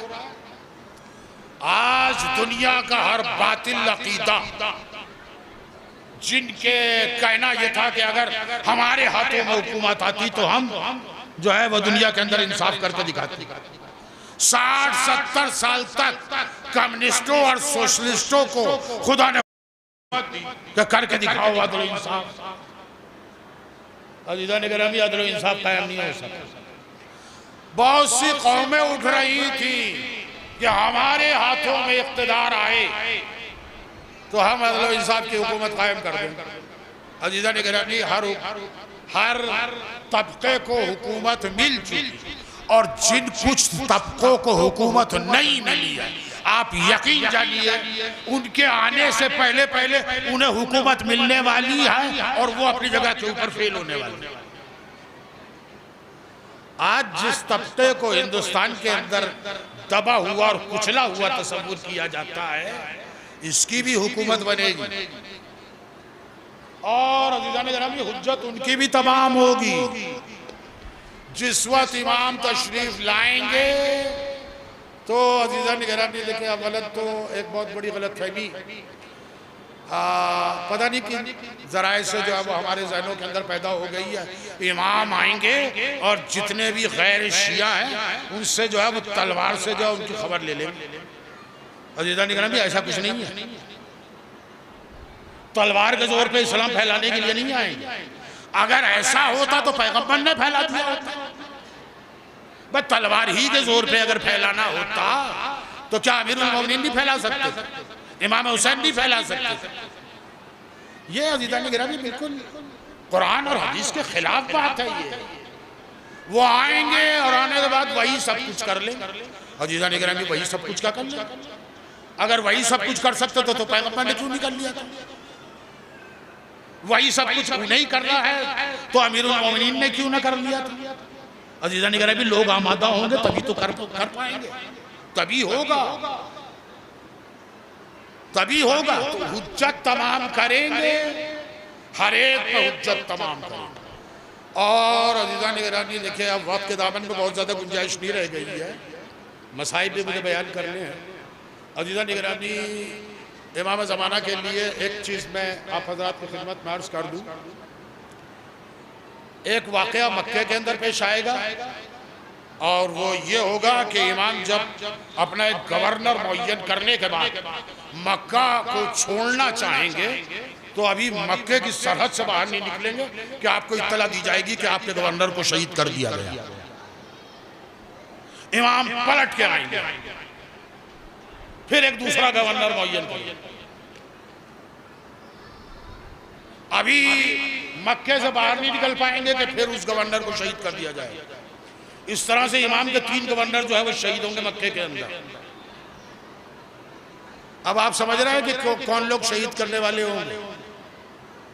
मक्के की सरजमीन पर, सऊदिया अरब की सरजमीन के ऊपर ये शहीद करने वाले कौन होंगे? ये आप समझ ही सकते हैं, हालात से आप जानते ही हैं। अज़ीज़ान गिरामी यही वाक़या जो है वो नजफ में भी पेश आएगा, कूफे में भी पेश आएगा। यहाँ भी इमाम के 3 गवर्नर शहीद होंगे। यहाँ कौन करेगा? अज़ीज़ान गिरामी MI6 यहाँ भी करेगा, ये कोई दूसरा नहीं होगा। ये बरतानवी शियत जो है, MI6 जो है, ये काम जो है वो वहाँ अंजाम देगी। तो बहरहाल आमादा हो जाइए, ज़ुहूर इमाम जो है वो नज़दीक है, हम इंतज़ार कर रहे हैं। अज़ीज़ान गिरामी आखिरी जुमला मैं इस सिलसिले में अर्ज़ करके जो है और अब तो मसाइब की तरफ आ जाए। अज़ीज़ान गिरामी इंतज़ार का मतलब जो है वो हाथ पे हाथ रख के बैठना नहीं होता। हाथ पे हाथ रख के बैठना जो है वो इंतज़ार का मतलब नहीं होता। इंतज़ार कभी भी हाथ पे हाथ रख के बैठ के नहीं होता कि हम इंतज़ार कर रहे हैं, मेहमान आने वाला इंतज़ार कर रहे हैं, इम्तिहान होने वाला इंतज़ार कर रहे हैं। अज़ीज़ान गिरामी इंतज़ार का मतलब कहीं भी हाथ पे हाथ रख के बैठना नहीं होता। आप मुझे बताइए, तालिब इल्म इम्तिहान का इंतज़ार कर रहा है, क्या हाथ पे हाथ रख के बैठ के इंतज़ार करता है? एक आदमी को ट्रेन पकड़नी है, हाथ पे हाथ रख के बैठ जाता है कि जब ट्रेन आएगी तो देखा जाएगा, जब इम्तिहान होगा तो देखा जाएगा। ऐसे ही होता है इंतजार। आपके घर मेहमान आने वाला है, आप हाथ पे हाथ रख के बैठ जाते हैं, जब आएगा तो देखा जाएगा। इसी को कहते हैं इंतजार। अज़ीज़ान गिरामी इसे इंतजार नहीं कहते, इंतजार कहते हैं आमादगी को, आमादा हो जाने को, आमादा हो जाने को इंतजार कहते हैं। देखिए आपके घर मेहमान आने वाला, मान लीजिए किसी बड़े शहर के अंदर आप रह रहे हैं, आपके घर कोई मेहमान आने वाला, सबसे पहला सवाल जो आपके ज़हन में उभरता है कि मेहमान क्यों आ रहा है, किस मकसद के तहत आया। देखिए अगर इलाज के लिए आ रहा है तो उसका बंदोबस्त दूसरे अंदाज पे होता है। शहर घूमने के लिए आ रहा है तो उसका मकसद, उसका इंतजार जो है वो दूसरे अंदाज पे होता है। तो बहरहाल ये देखा जाता है कि आने वाला किस मकसद के तहत आ रहा है। अज़ीज़ान गिरामी, अगर हम इमाम ज़माना का इंतजार कर रहे हैं तो हमें ये देखना होगा कि आने वाला इमाम किस मकसद से आ रहे हैं। दुनिया में अदल व इंसाफ फैलाने के लिए आ रहे हैं। अज़ीज़ान गिरामी, हमारा ही दामन अगर जुल्म और फसाद और फितने के अंदर आलूदा होगा तो क्या हम इमाम के मुंतज़िर कहलाएंगे? हमें कह सकता है कोई? क्या हमें मुंतज़िर माना जाएगा? ये तो हम ऐसे ही हो गया कि इमाम आएंगे तो देखा जाए। अज़ीज़ान गिरामी, आमादा होना है। इंतजार के माने आमादगी के हैं, वरना इतना बड़ा सवाब, बद्र के शुहदा के बराबर सवाब। अज़ीज़ान गिरामी, हाथ पे हाथ रख के बैठने वालों को बद्र का सवाब मिल जाए, बद्र में शहीद होने वालों को सवाब मिल जाए, हरगिज़ नहीं। अज़ीज़ान गिरामी, आमादगी किसे कहते हैं? नुसरत के लिए आमादगी किसे कहते हैं? अज़ीज़ान गिरामी, मैं कहता हूँ कि इसे समझना है तो सरजमीन करबला के ऊपर चलिए। जैसे लश्कर इमाम हुसैन आमादा है, अपनी शहादत के लिए आमादा है, इसे कहते हैं आमादगी, इसे कहते हैं तैयारी। अज़ीज़ान गिरामी, इमाम हुसैन अलैहिस्सलाम के असहाब ने किस तरह से इमाम हुसैन की नुसरत की है और कैसे कैसे इनकलाब एक दिन के अंदर इमाम हुसैन ने देख लिए। अज़ीज़ान गिरामी, देखिए हमारे घरों के अंदर कभी कभी अगर एक मौत हो जाती है तो हमारे होश व हवास जाती रहती है। अज़ीज़ान गिरामी, ज़रा तसव्वुर कीजिए कि वक्त सुबह से लेकर आसर तक जिसका भरा हुआ घर उजड़ गया, हुसैन जिसने 71 दाग देख लिए, और मैं कहता हूं कि हुसैन के कल्ब व जिगर की वसातें आपकी समझ में अगर आ जाएं तो फिर ये भी सोच लीजिए कि हुसैन ने 71 दाग देखे थे, ज़ैनब ने 72 दाग देखे। और आज़ादारों, देखिए हुसैन खुद फरमाते हैं कि मैं वो हूं कि जिसे रुला रुला के शहीद किया गया, जिसे रुला रुला के शहीद किया गया। और वाकई मैं कहता हूं कि वाकई दिल पे हाथ रख के सोचिए, क्या हुसैन जिस वक्त हबीब इब्न मज़ाहिर के जनाजे को लेके चल रहे होंगे तो क्या हुसैन की आंखों में आंसू नहीं होंगे? हुसैन ने जिस वक्त बुरैर के जनाजे को उठाया होगा तो क्या हुसैन रो नहीं रहे होंगे? हुसैन ने जिस वक्त अपने कड़ियल जवान के जनाजे को उठाया होगा तो क्या हुसैन रो नहीं रहे होंगे? हुसैन ने जिस वक्त कासिम के जसदे पारा पारा को अपनी रिदा के दामन में जमा किया होगा तो क्या हुसैन रो नहीं रहे होंगे? आज़ादारों, हर मौके पर हुसैन रो रहे हैं। बल्कि मैं तो कहता हूँ कि इस लिहाज से हुसैन खुशकिस्मत है कि रो रहे हैं। अरे कोई सकीना के दिल से पूछे कि अगर अपने बाबा को याद करती है तो पुश्त के ऊपर ताजियाने खाती है। आज़ादारों, कोई असीरों से पूछे कि जिन्हें रोना मयसर नहीं हो सका। आज़ादारों, देखिए एक बात बड़े एतमाद के साथ मैं आपके सामने अर्ज कर रहा हूँ। देखिए कोई रिवायत मुझे तारीख में नहीं मिली कि जिसमें ये बताया गया हो, जिसमें ये मिलता हो कि ज़ैनब करबला के बाद कहीं रोई है। ज़ैनब कभी रोई है करबला से कूफा और कूफे से शाम तक किसी मौके पे ज़ैनब नहीं रोई। देखिए रोने की जितनी रिवायतें हैं वो सब मदीने की हैं। इस दौरान की करबला से कूफा और कूफे से शाम तक अज़ादारों जनाब ज़ैनब की रोने की कोई रिवायत नहीं है। और अज़ादारों जिस तरह से जनाब ज़ैनब के लिए कोई रिवायत नहीं मिलती, अज़ादारों बिल्कुल इसी तरह से सैयद सज्जाद के लिए भी कोई रिवायत नहीं मिलती कि किसी मौके पर सैयद सज्जाद रोए हों। अज़ादारों क्यों ज़ैनब क्यों नहीं रोई? देखिए ज़ैनब इसलिए नहीं रोई कि अगर ज़ैनब रोएंगी तो उम्मे लैला को दिलासा कौन देगा, रबाब को कौन समझाएगा, फरवा को ताज़ियत कौन पेश करेगा। और सैयद सज्जाद नहीं रोए। सैयद सज्जाद इसलिए नहीं रोए कि अगर सैयद सज्जाद रोएंगे तो ज़ैनब को कौन संभालेगा। अज़ादारों सैयद सज्जाद नहीं रोए, लेकिन मदीना पहुंच के मौला कैसे रोए हैं। वुज़ू के लिए पानी आया और मौला की आंखों से आंसू जारी हैं। अज़ादारों बाजार से गुजर रहे हैं, कसाब जानवर को ज़बह कर रहा है, मौला के कदम रुक गए। जान पहले कसाब से पूछते हैं कि क्या तूने जानवर को पानी पिला दिया था। और अज़ादारों जब तक कसाब ये न कहे कि हाँ मैंने पानी पिला दिया था, मौला के कदम आगे नहीं बढ़ते। और अज़ादारों सैयद सज्जाद देखिए ज़ैनब सिर्फ 6 साल रो सकी है, लेकिन सैयद सज्जाद को 35 साल तक रोना पड़ा है।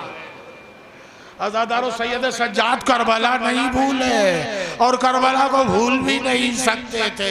अज़ादारों जब आखिरी वक्त आया मौला का तो मौला फरमाते हैं कि मुझे बिस्तर से उठा के जमीन पे लिटा दो। अज़ादारों लोगों की समझ में नहीं आया, मौला ये कैसी फरमाइश है, बिस्तर से उठा के जमीन पे लिटा दिया जाए। अज़ादारों लोग चटाई लेके आए और चाहते ये है कि जमीन पे बिछा दे। मौला फरमाते हैं कि नहीं, इस चटाई को भी हटा दो।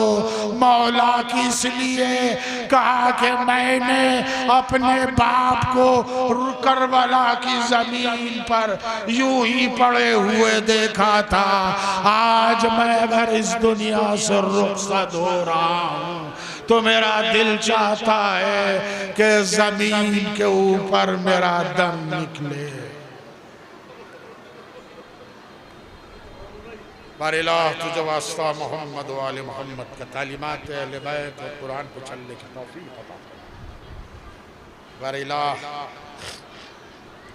तमाम मोमिनीन और मोमिनात को जिस परेशानी और मुश्किल में गिरफ्तार, बारिला उनके मुश्किलों को आसान, खुसूसियत के साथ ये मिल्लत ईरान जो जुल्म और नाहक के खिलाफ खड़ी हुई है, बारिला इसकी मदद। मिल्लत लबनान जो मुसलसल इम्तिहानात पे इम्तिहानात दे रहे हैं, बारिला इनकी मदद। बारिला हमें तौफीक इनायत फरमा कि हम इमाम के सच्चे जानिसारों में हमारा शुमार। बारिला इमाम के ज़हूर में ताजील फरमा, ताजील फरमा, ताजील फरमा।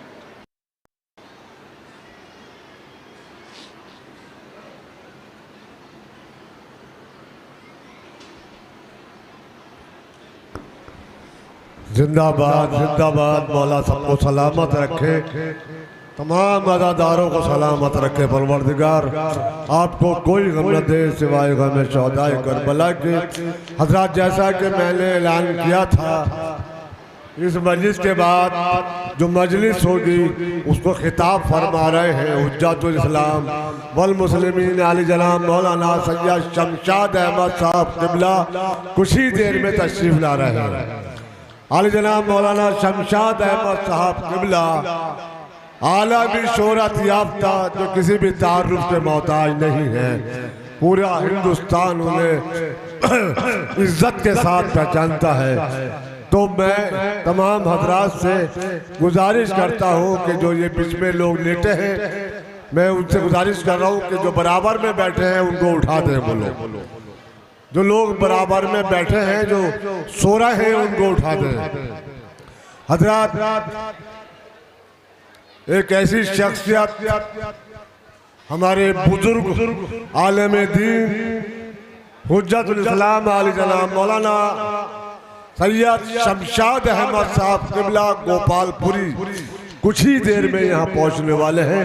इससे पहले कि वो आए, मैं एक शायर अहले बैत आली जनाब हानी बिजनौरी साहब को दरख्वास्त करता हूँ कि वो आए और बारगाह मौला में नजराना अक़ीदत पेश करें। हानी बिजनौरी साहब तशरीफ ला रहे हैं। नारे सलवात पढ़े आप।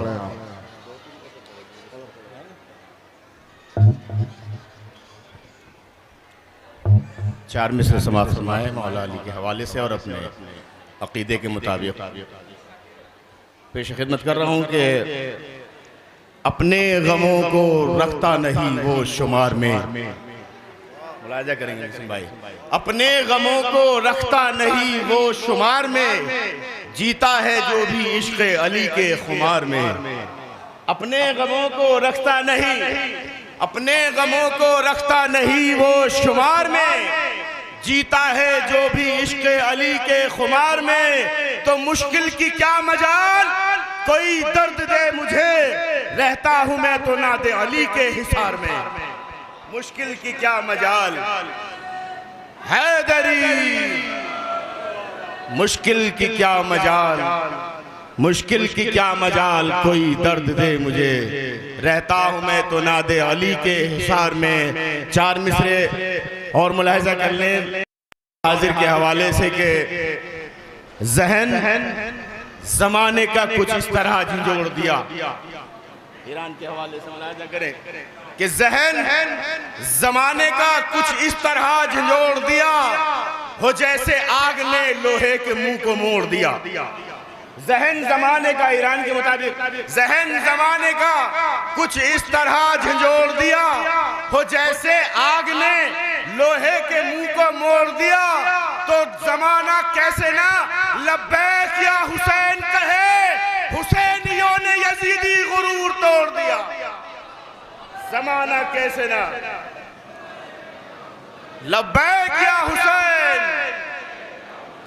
जहन जमाने का कुछ इस तरह झंझोड़ दिया, हो जैसे आग ने लोहे के मुंह को मोड़ दिया। जमाना कैसे ना लब्बैक या हुसैन कहे, हुसैनियों ने यजीदी गुरूर तोड़ दिया, हुसैनियों ने यजीदी गुरूर तोड़ दिया। तो हम अली वाले हैं, मैदान से कब फिरते हैं। फिर चार मिसरे ईरान के हवाले से कि हम अली वाले हैं, हम अली वाले हैं, मैदान से कब फिरते हैं, जंग के मैदान को हम लोग ही सर करते हैं। हम अली वाले हैं, मैदान से कब फिरते हैं। मिसरे मुलाहिजा करें नसीम भाई, हम अली वाले हैं, मैदान से कब फिरते हैं, जंग के मैदान को हम लोग ही सर करते हैं। तो तुमने समझा है कि हम पीठ दिखाएंगे तुम्हें, तुमने सोचा है कि हम पीठ दिखाएंगे तुम्हें, मौत के कांधों पे हम लोग सफर करते हैं। तुमने सोचा है कि हम पीठ दिखाएंगे तुम्हें, या अली या अली, तुमने सोचा है कि हम पीठ दिखाएंगे तुम्हें, मौत के कांधे पे हम लोग सफर करते हैं, मौत के कांधे पे हम लोग सफर करते हैं। आइए इन मिसरों के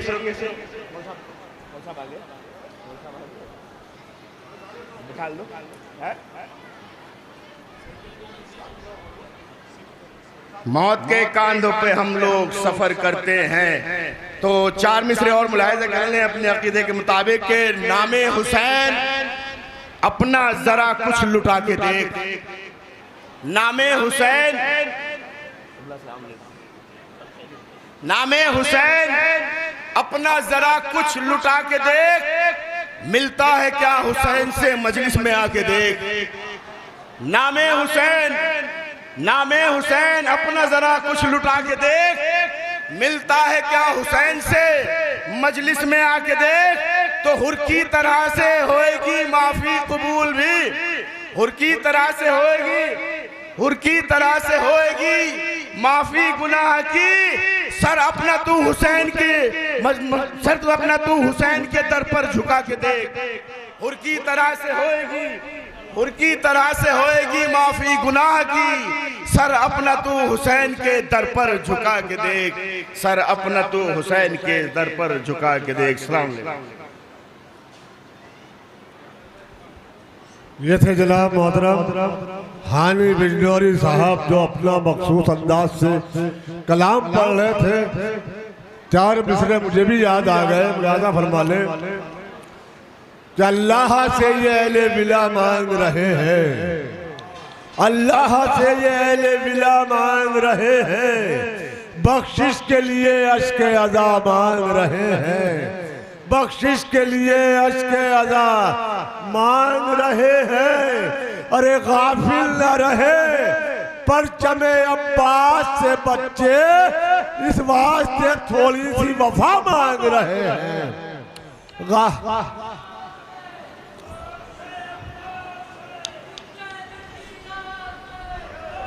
सब मिलके बोले भाई, मिलके बोले। अब्बास है, अब्बास है, अब्बास है, अब्बास है, हैदरी।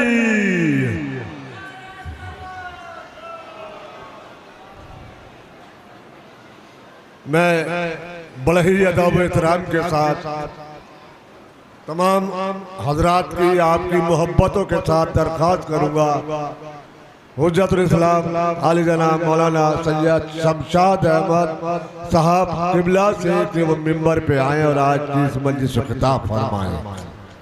आली जनाब मौलाना सैयद शमशाद अहमद साहब किबला तशरीफ ला रहे हैं। वाले मोहम्मद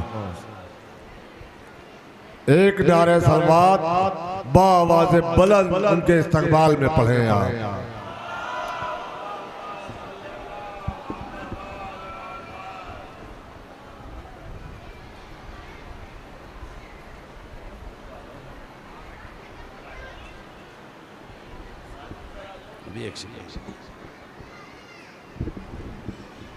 बराबर करने दो जरा।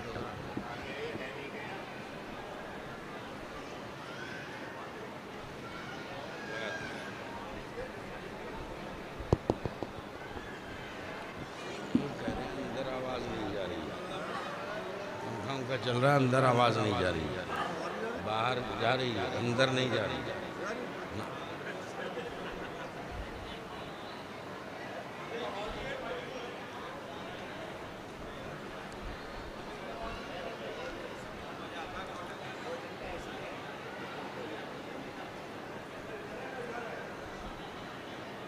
ये अंदर नहीं जा रही आवाज, अंदर आवाज नहीं जा रही।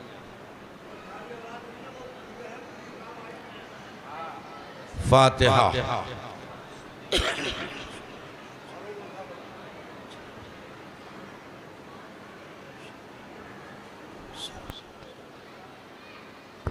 हजरात ये ऐलान और सुन ले, इस मजलिस के फौरन बाद हिंदुस्तान की मशहूर और मारूफ अंजुमन आले अथर साकनी सीना जनी और नौखानी बर्पा करेगी।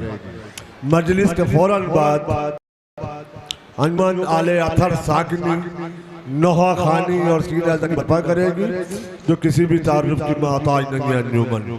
और अंजुमन के फौरन बाद जो मजलिस होगी उसको खिताब फरमा रहे हैं आली जनाब मौलाना हुज्जतुल इस्लाम फिरोज नकवी साहब किबला, उस मजलिस को खिताब फरमाएंगे। आली जनाब मौलाना फिरोज नकवी साहब किबला अंजुमन के बाद मजलिस को खिताब फरमाएंगे। नारे सलवात।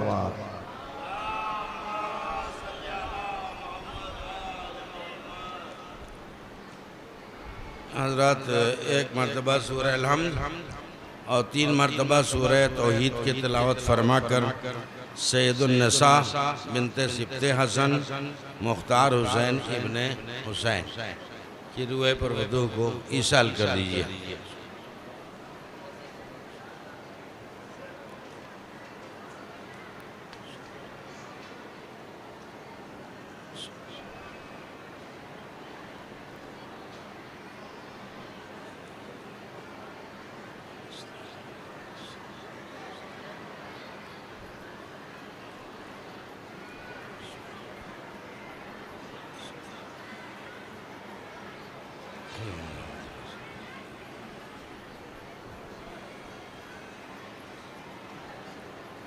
बिस्मिल्लाह।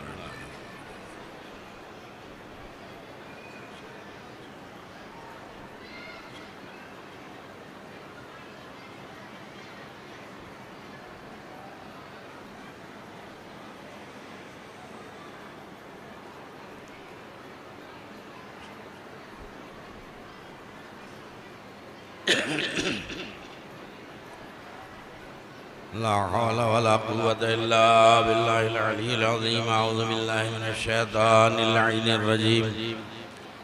बिस्मिल्लाहिर रहमानिर रहीम। अल्हम्दुलिल्लाहि रब्बिल आलमीन वस्सलातु वस्सलामु अला अशरफिल अंबिया'i वल मुरसलीन व आलिहि तय्यबीन अत्ताहिरीन अल मासूमीन वलानतुल्लाहि अला आदाइहिम व क़तलतिहिम मग़ासिब हुक़ूक़िहिम व मुनकिरि फ़ज़ाइलिहिम मिन यौमिना हाज़ा इला यौमिद्दीन।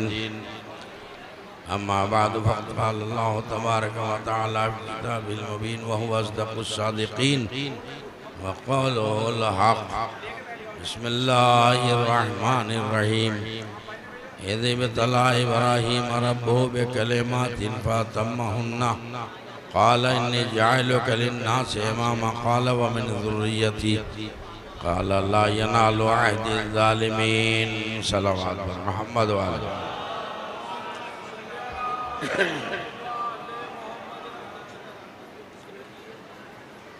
देखिए, मेरी बात बुरी न लग जाए, हम मेंबर पे आते हैं तो थोड़ी सी मेहनत करके आते हैं और सामने हम चाहते हैं कदरदान लोग बैठें। तो उधर औरतों को बैठने की जगह नहीं तो मर्द क्यों बैठें? सारे इधर आके बैठिए, सिमट जाइए। नहीं, माहौल होगा तभी तो हम लोग पढ़ेंगे। पढ़ने में कोई कमी नहीं होगी। लिहाजा कदरदान हजरात को चाहिए कि वो आगे बैठे, सामने बैठे। अब ये माइक वैसा काम नहीं कर रहा। अभी शिकायत मिली है मुझे कि बाहर तो आवाज़ जा रही है लेकिन अंदर आवाज़ नहीं पहुंच रही है। तो अब देखिए, खाली आवाज़ नहीं सुननी है, अल्फाज भी सुनने हैं। लिहाजा गौर कीजिए, ध्यान दीजिए, और जितना ध्यान देंगे उतने इख्तिसार से मजलिस पढ़ूंगा। मैं दूसरे मौलवियों का वक्त नहीं लूँगा, लेकिन मैं कायदे करीने की दो चार बातें आपके सामने पेश करूँगा। और माशाअल्लाह आप सब इल्म मजलिसी भी रखते हैं, लिहाजा जो नुक्ते हम पेश करेंगे उसको समझने में कोई आपको दिक्कत नहीं होगी। एक सलवात से सहारा दें तो जिस आयत को उन्वान बनाया चले।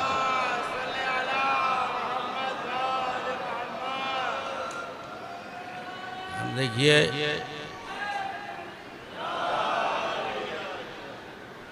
अभी तर्जुमा नहीं करूंगा मैं।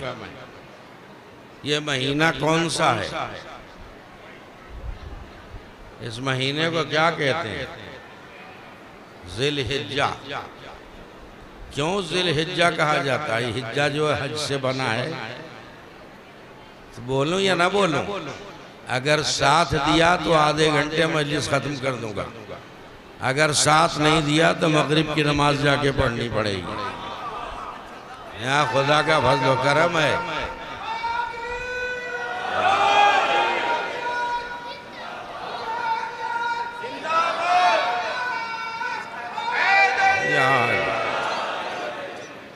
अब मैं कोई नया आदमी नहीं हूँ। चलिए, मैं रोज़ाना दुआ करता हूँ कि जो बड़े बूढ़े बुजुर्ग जो हमारे कदरदान थे, अगर वो दुनिया से रुखसत हो गए, अल्लाह उनके दर्जात बुलंद फरमाए, जवारे मासूमीन में जगह दे। और जो जिंदा हैं अल्लाह उन सबको तूले हयात दे, तरक्की दर्जात दे। ये मैं आपके लिए दुआ कर रहा हूँ। लिहाजा आप अपने इफ़ाम व तफ़हीम का सबूत दीजिएगा। अब मैंने एक सवाल कर लिया, अभी तर्जुमा नहीं करूँगा मैं। जिस आयत को उन्वाने सुखन बनाया है उसका तर्जुमा बाद में करूँगा, लेकिन मैं पहले आपसे एक सवाल कर रहा हूँ। ये महीना कौन सा है? ज़िलहिज्जा है ना? इसमें खुशियाँ भी हैं, गम भी है, सब माशाल्लाह मालूम है। पहली तारीख को क्या हुआ, 3 में क्या हुआ, वगैरह वगैरह सब आपको पता है। 8 ज़िलहिज को क्या हुआ, सब तारीख पे तो नज़र है ना। तब एक जुमला मुझे कहने दीजिए, शायद तर्जुमे का टाइम ही अभी नहीं आएगा। खाली ज़ियारत को आप नहीं आए हैं, मजलिस सुनने आए हैं, सुनने का हक अदा कीजिएगा। अल्लाह कुरान में क्या कह रहा है? अरे भाई, हम अगर अल्लाह वाले हैं तो जो अल्लाह ऑर्डर दे, हुक्म दे, उस पर हमें सबको अमल करना चाहिए। और अल्लाह का पहला ऑर्डर किसको मिला? रसूल को मिला है। वो क्या है? अरे इस महीने को नज़र में रखिए तो सब समझ में आएगा कि अल्लाह ने अपने रसूल को हुक्म दिया। क्या हुक्म दिया? वज़क्किरहुम बिअय्यामिल्लाह, मेरे हबीब इन लोगों को अल्लाह के दिन याद दिलाते रहो। सन्नाटा है मेरे हबीब, तुम लोगों को अल्लाह के दिन याद दिलाते रहो। जब तक चुप रहेंगे यही कहूँगा मैं, बहुत जिद्दी आदमी हूँ मैं। तो अल्लाह के दिन को याद दिलाना सुन्नत रसूल भी है, हुक्म इलाही भी है। तो अल्लाह का दिन किसे कहते हैं? अभी आओ पूछो, कुरान देखो, तफसीर देखो, कुरान जो है तारीख देखो, तो पता चलेगा कि अल्लाह का दिन किसे कहते हैं। अरे भाई, जितने भी दिन हैं सब अल्लाह के बनाए हुए हैं, लेकिन लातात दिनों में कोई दिन अल्लाह से मखसूस क्यों है? नहीं तवज्जो ही आपने गौर नहीं की। तवज्जो कीजिए कि अल्लाह कह रहा मेरे दिन को ज़क्किरहुम बिअय्यामिल्लाह, है मेरे हबीब लोगों को मेरे दिन याद दिलाते रहो। तो वो दिन कौन सा है? जो अल्लाह का दिन है। याद रखना, हर दिन अल्लाह ने ही बनाया है, सब उसी का दिन है। लेकिन जिस दिन अल्लाह की खुशनुदी के लिए कोई काम हुए, वो मखसूस दिन अल्लाह का है। वो मखसूस दिन अल्लाह का है। तो अब चलिए, अभी बकरीद की नमाज तो पढ़ेंगे आप, कहाँ हैं आप? लेकिन ईद की तो पढ़ चुके। तो जो दुआ कुनूत है उसमें क्या पढ़ते हैं आप? हैं? गौर कीजिएगा आप। अल्लाहुम्मा इन्नी असअलुका बिहक़्क़ि, गौर कीजिएगा। ये मैं क्या क्या बोलूँ, शॉर्ट कर रहा हूँ।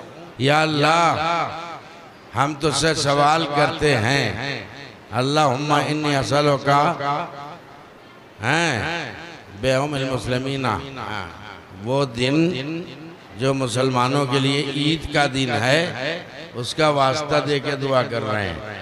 तो ईद उल फित्र का दिन भी किसके लिए है? कहाँ हैं आप? अल्लाह के लिए है। अब यही खुतबा जो ईद में होता है, ईद उल फित्र में, वही ईद उल अज़हा में होता है। उसमें भी यही कहते हैं आप कि जअलता लिल मुस्लिमीना ईदा, माबूद उस दिन का वास्ता देके हम दुआ करते हैं कि जिस दिन को तूने मुसलमानों के लिए ईद का दिन करार दिया। तो इसका मतलब ये कि ये दिन भी अल्लाह का है। हमें कितने दिन जुड़ाऊं? सूरज डूबने का टाइम आ जाएगा, साथ दीजिए। आप देखें ना, जिस दिन अल्लाह के लिए कोई काम हुआ है, वो सारे के सारे दिन जो हैं वो अल्लाह से मखसूस हैं। अब कितना बड़ा दिन है, ज़रा गौर कीजिएगा। ये जो दिन आ रहा है ईद उल अज़हा, उसमें हुआ क्या? गौर करें आप। वो दिन अल्लाह से मखसूस क्यों हो गया? बोलूं या चुप हो जाऊं? नहीं, मुझे मिंबर छोड़ना भी आ जाता है। अल्लाह से क्यों मखसूस हो गया? जनाब इब्राहिम ने इस्माइल से क्या कहा? या बुनैया इन्नी अरा फिल मनामे अन्नी अज़बहुका, है मेरे लाल इस्माइल, मैंने ख्वाब में ये देखा है कि मैं तेरे गर्दन पे अपने हाथ से खंजर चला रहा हूँ, तुझे ज़बह कर रहा हूँ। है मेरे लाल, जरा गौर करो, ये मैंने क्या देखा है? तो इस्माइल ने क्या कहा? या अबती फल मा तू मर, या अबती फल मा तुमर, है मेरे बाबा जो आपको अल्लाह का हुक्म आया है वो कर दिखाइए। कहाँ चले गए आप? अरे जिस चीज को इब्राहिम कह रहे हैं ख्वाब में देखा है, उसे इस्माइल कह रहे हैं कि तो अमरे इलाही है। कहाँ चले गए? छोड़ दूंगा मिंबर, गौर करें आप, तवज्जो दें। इब्राहिम खलीलुल्लाह हैं, इस्माइल के बाप हैं। वो कह रहे हैं ख्वाब देखा, तो इस्माइल को देखो वो कह रहे हैं कि ये तो अल्लाह का अम्र है, अल्लाह का अम्र है। तो ये बताइए बाप अफजल होता है या बेटा अफजल होता है? तो याद रखना, क्या जनाब इब्राहिम जो हैं वो ये नहीं समझे कि ये अम्र इलाही है? उन्होंने तो ख्वाब देखा तो कहा ख्वाब में देखा है। तो इस्माइल ने क्यों कहा कि ये तो अल्लाह का अम्र है? तो याद रखना, ये इस्माइल का जाती कमाल नहीं है। गौर करें आप, जाती कमाल नहीं है, ये सारा कमाल जो है नूरे मोहम्मदी का है, जो अरे सुल्बे इब्राहिम से सुल्बे इस्माइल में मुंतकिल हो गया। तो अब इस ख्वाब को अम्र इलाही कौन बता रहा है? वो नूरे पैगंबर इस्लाम है जो सुल्बे इब्राहिम से सुल्बे इस्माइल में मुंतकिल हो गया। सलवात पढ़े तो बात पेश कर दूं।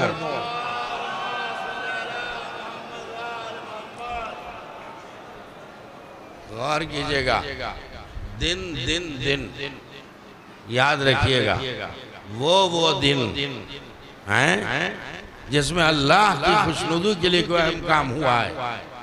वो दिन अल्लाह का दिन है।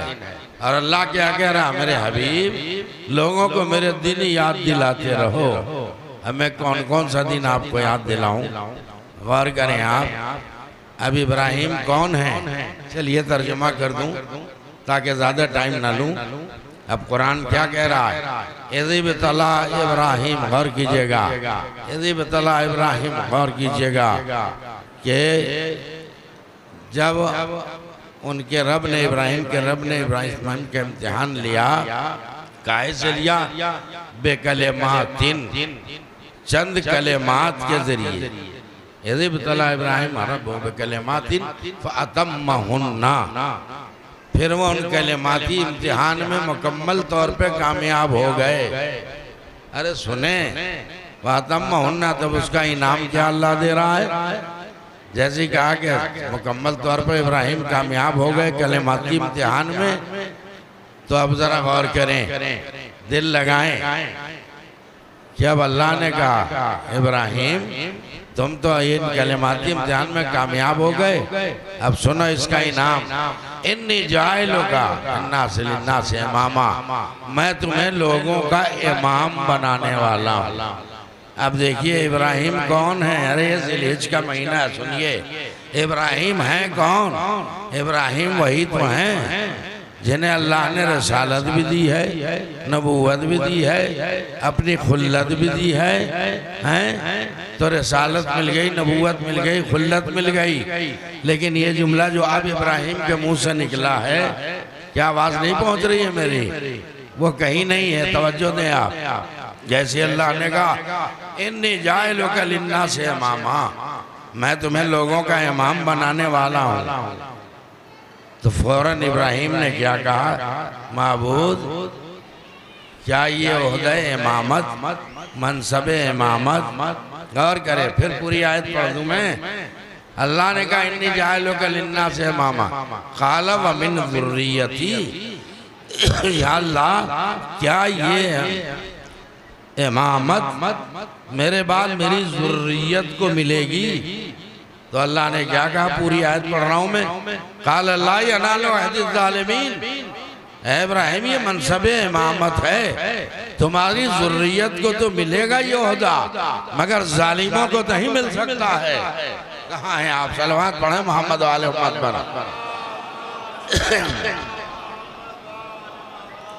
अब मैं क्या कहूँ, टाइम ही नहीं है। जनाब इब्राहिम के सारे इम्तिहानात को नज़र में रखिए। अब यहाँ कलेमात का जिक्र है। कलेमात क्या है वो गौर करें आप। उन कलेमात के ज़रिए से अल्लाह ने इम्तिहान लिया, उसमें इब्राहिम कामयाब हो गए, 100% नंबर ले आए, कामयाब हुए। तो इनाम में अल्लाह ने कहा इन्नी जाइलुका लिन्नास इमामा, है इब्राहिम मैं तुम्हें लोगों के इमाम बनाने वाला हूँ। काला व मिन ज़ुर्रियती, तो इब्राहिम ने कहा या अल्लाह क्या ये इमामत, मनसब इमामत, ओहदे इमामत मेरी ज़ुर्रियत में रहेगा? तो अल्लाह ने क्या कहा, क़ाल ला यनालु अहदी ज़ालिमीन, बेशक तुम्हारी ज़ुर्रियत को तो ये ओहदा मिल जाएगा, लेकिन याद रखो जालिमों तक ये मनसब इमामत पहुँचने वाला नहीं है। कोई जालिम जो है वो वक्त का इमाम नहीं बन सकता। अरे मैं किसी को इमाम बना रहा हूँ क्या जो आपको बुरा लग रहा है? कोई भी जालिम, तवज्जो दें आप, इमाम नहीं हो सकता। ये कुरान का फैसला है। अब जरा दिल लगाएं तो मैं बात कहूँ, सलवात से सहारा दीजिए, फिर देखिए मैं अहम बात कहने जा रहा हूँ।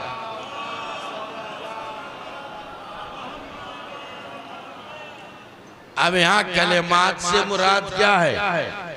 कुरान सुनो, तफसीर सुनो, तारीख सुनो, हदीस सुनो, सब मैं पेश करूंगा।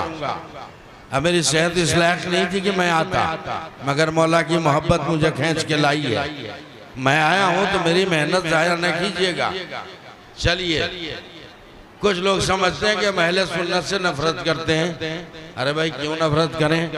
अहले सुन्नत में भी ऐसे ऐसे लोग हैं जिन्होंने अहले बैत के हवाले से बहुत कुछ लिख दिया है। किताब नहीं पढ़ते क्या? तो जिसको मारिफत होगी वही तो अहले बैत के हवाले से कुछ लिखेंगे। तो अल्लामा जलालुद्दीन सयूती अहले सुन्नत के बहुत बड़े आलिम और अल्लामा, गौर करें आप, उनका नाम है अल्लामा जलालुद्दीन सयूती। उन्होंने अपनी किताब तफसीर दुर्र मंसूर में लिखा कि कलेमात से मुराद क्या है। गौर नहीं कर रहे हैं आप, कलेमात से मुराद क्या है? किन कलेमात के जरिए इब्राहिम का इम्तिहान लिया? तो उन्होंने अपनी किताब में लिखा। अब किसी शिया आलिम का मैं हवाला नहीं दे रहा हूँ, सुन्नी आलिम ने भी हक बात लिख दी है कि यहाँ कलेमात से मुराद ये वही कलेमात हैं जिनका जिक्र अल्लाह ने कुरान में किया है। अरे भाई वो कौन से कलेमात हैं? कब अल्लमा आदम अल-अस्मा कुल्लहा, अल्लाह कह रहा है कि हमने आदम को सारे के सारे अस्मा की तालीम दे दी। तो कलेमात से मुराद वही अस्मा है। अरे अस्मा इस्म की जमा है, वही इस्म है, वही नाम है जिनकी तालीम अल्लाह ने आदम को दे दी। तो आप सोच क्यों रहे हैं? वो कौन से नाम है जिनकी तालीम अल्लाह ने दी थी आदम को? और इन्हीं को इस्तिलाह कुरान में कलेमात भी कहा गया। तो अब उठा के देखिए कुरान की तफसीर। जब आदम पैदा हो गए, गौर करें आप, तो अल्लाह ने फरिश्तों से सवाल किया कि अनवारे खमसा सामने इनका नाम बताओ। कोई फरिश्ता नाम नहीं बता सका। गौर करें आप, ये तो कहा कि हाँ ये 5 अनवार हैं, लेकिन ये नहीं बता सके कि इसमें कौन मोहम्मद, कौन अली, कौन फातिमा, कौन हसन, कौन हुसैन। लेकिन जैसे ही आदम से सवाल हुआ, आदम ये इन अनवार खमसा के नाम नहीं बता रहे हैं, तो अब तुम नाम बता दो। तो आदम ने उंगली उठाई, या अल्लाह ये मोहम्मद का नूर है, या अली का नूर है, या हसन का नूर है, या हुसैन का नूर है। तो अल्लामा जलालुद्दीन सयूती ने लिखा कि वह अस्माए पंजतन पाक जिनकी तालीम आदम को अल्लाह ने दी थी, उन्हीं कलेमात के जरिए इब्राहिम का इम्तिहान लिया गया। वो कामयाब हो गए तो अल्लाह ने मनसब इमामत भी उन्हें दे दिया। और जब इमामत देखिए, नबूवत मिली तो ज़ुर्रियत का जिक्र नहीं किया, रिसालत मिली तो ज़ुर्रियत का जिक्र नहीं किया। जैसे इमामत की बात आई तो इब्राहिम के मुंह में पानी आ गया। या अल्लाह क्या ये मनसब इमामत हमारी ज़ुर्रियत को मिलेगा? तो अरे ज़ुर्रियत किसे कहते हैं? नस्ल को, औलाद को। तो अब याद रखना, इब्राहिम को तो इमामत मिल गई, लेकिन इब्राहिम के बाद बाद ज़ुर्रियत इब्राहिम में कुछ लोग होंगे जिनको अल्लाह मनसब इमामत से गौर कीजिएगा फैज़ याब करेगा। तो मनसब इमामत इब्राहिम के बाद किसे मिलेगा? जो इब्राहिम की ज़ुर्रियत में हो। अब मैं किससे सवाल करूं? आप तो मजलिस अज़ा में बैठते हैं, बहुत कुछ सीखते हैं। आइए मेरा आपसे सवाल है, कौन है वो ज़ुर्रियत जिसको इमामत मिल जाए? अगर कोई ज़ुर्रियत है मुस्तहक़ इमामत तो ये बताइए कि उसका एड्रेस कहाँ मिलेगा? आप नहीं बताते तो मुझसे सुन लीजिए, ज़्यादा चिखवाइए नहीं मुझसे, मेरी सेहत अच्छी नहीं होती है। अब यहाँ चुप नहीं बैठेंगे आप। आखिर ये बताओ कि वो ज़ुर्रियत इब्राहिम की कौन है? उसका एड्रेस मालूम होना चाहिए, पता मालूम होना चाहिए कि आखिर वो ज़ुर्रियत कहाँ है। अगर इमामत की तलाश है तो इब्राहिम की ज़ुर्रियत का एड्रेस तलाश करो। जहाँ ज़ुर्रियत होगी वहीं इमामत होगी। तो अब बताओ मुझे, रसूल ने अपना निकाह खुद पढ़ा या अबू तालिब ने पढ़ा था? कहाँ हैं आप? रसूल ने अपना निकाह खुद नहीं पढ़ा। निकाह रसूल किसने पढ़ा? अबू तालिब ने पढ़ा। तो आप निकाहों में बैठते हैं ना, निकाह से पहले खुतबा निकाह होता है। तारीख उठा के देखो, तारीख उठा के देखो, नबी के निकाह का खुतबा जो पढ़ा वो जनाब अबू तालिब ने पढ़ा। तो खुतबे में क्या कहा? अल्हम्दुलिल्लाहिल्लज़ी जालना मिन ज़ुर्रियत इब्राहिम व ज़िर्अ इस्माइल। अरे मैं तारीफ करता हूँ उस अल्लाह की जिसने मुझे ज़ुर्रियत इब्राहिम में करार दिया, ज़िर्अ इस्माइल में करार दिया। तो अब तो मानो कि वो पहली ज़ुर्रियत अबू तालिब हैं जिनके घराने में इमामत आने वाले। सलावत पढ़े मोहम्मद वाले मोहम्मद।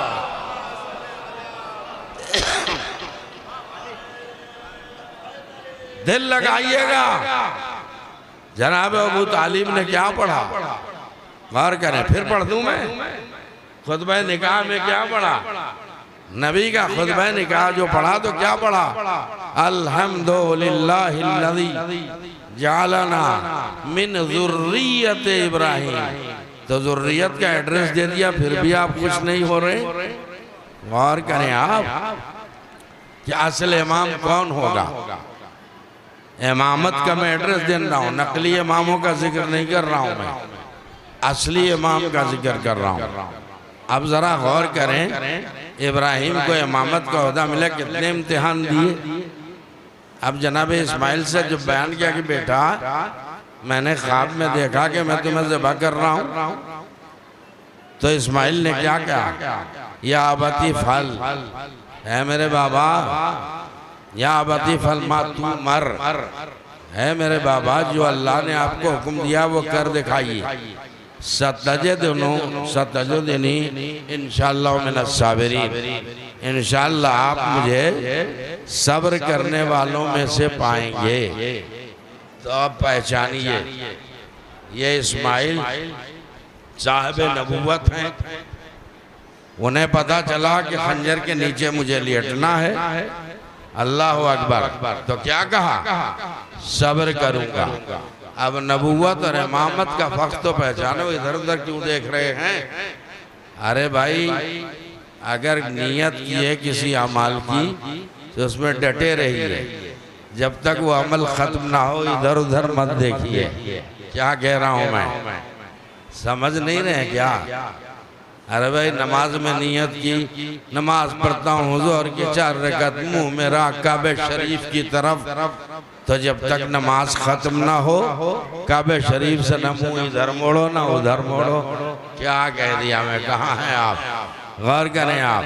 तो ये मजलिस में भी नहीं होना चाहिए। आप काहे के लिए आए? मजलिस सुनने की नीयत से आए हैं।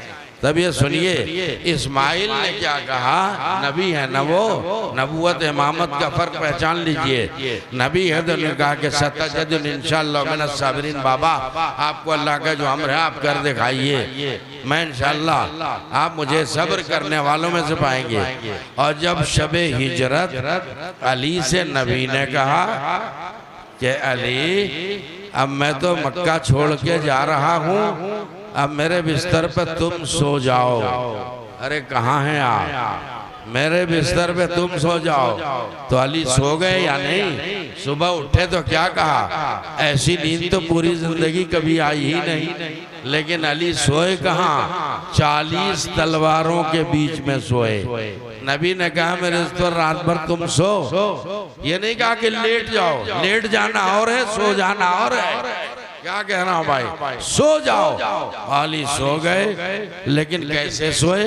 या रसूलल्लाह मेरे सो रहने से क्या आपकी जान बच जाएगी? कहा बेशक मेरी जान बच जाएगी। अली फौरन सजदे शुक्र में गिर गए और शुक्र का सजदा अदा किया। आप सो रहे हैं, मैं कैसे मजलिस पढ़ूं? तो अब तो पहचानो कि जो मुसीबत पे सब्र करे उसे नबूवत कहते हैं, और जो मुसीबत पे शुक्र का सजदा अदा करे उसे इमामत कहते हैं। सलवात पढ़े मोहम्मद वाले मोहम्मद।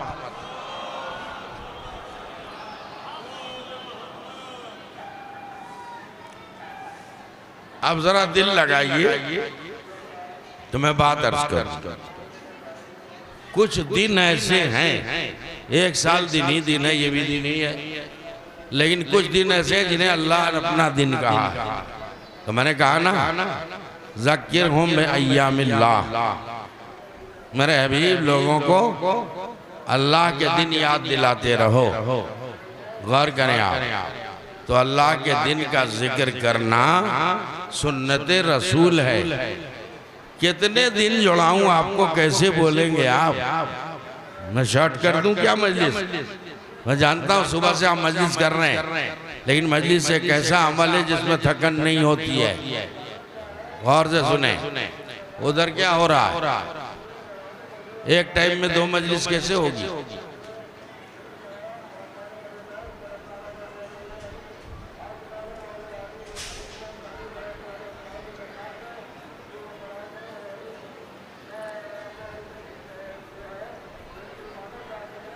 कैसे आपका ध्यान अपनी तरफ करो? एक उधर हो रही है, किधर हो रही है?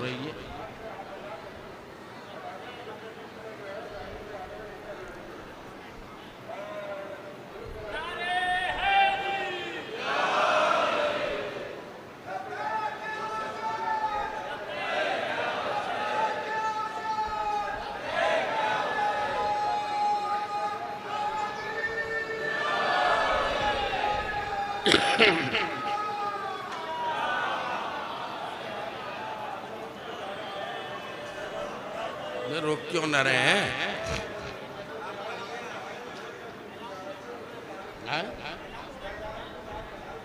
ये मजलिस हो रही है ना।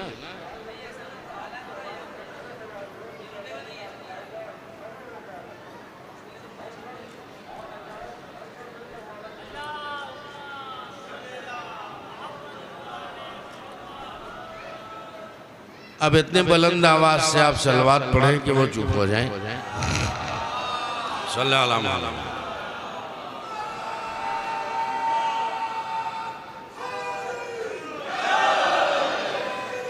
अब बस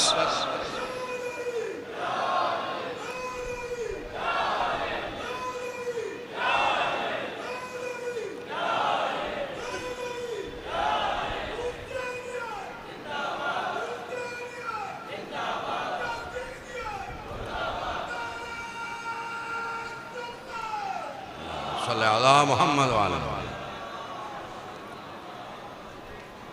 देखिए मैं महसूस तो कर रहा हूँ, गर्मी इतनी शदीद है, मेरी हिम्मत को दाद दीजिए, हौसले को दाद दीजिए।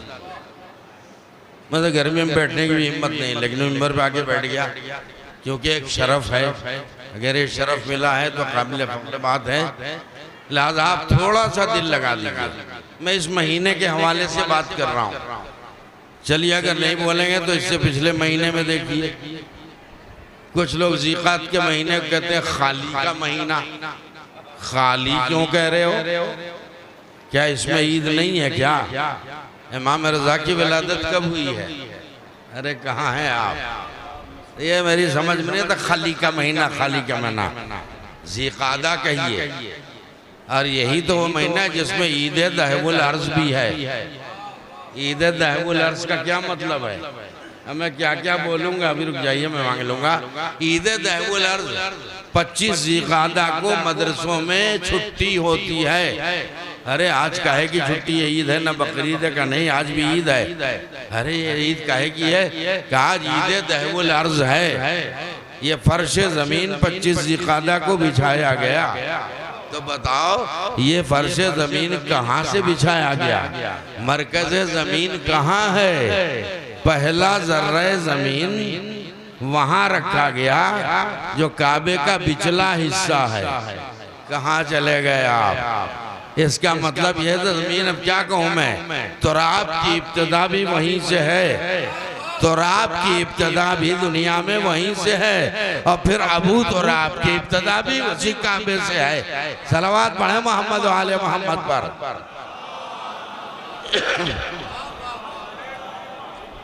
परेशान ना हो, ये ना समझो कि एक ही इमाम काबे से आए हैं। अब वो टाइम ज्यादा नहीं है। अब उस इमाम की औलाद में इमाम मेहदी हैं, वो भी ज़ुहूर करेंगे तो काबे से ही करेंगे इंशाअल्लाह। बोलिए ना, सलावत पढ़े मोहम्मद वाले मोहम्मद पर।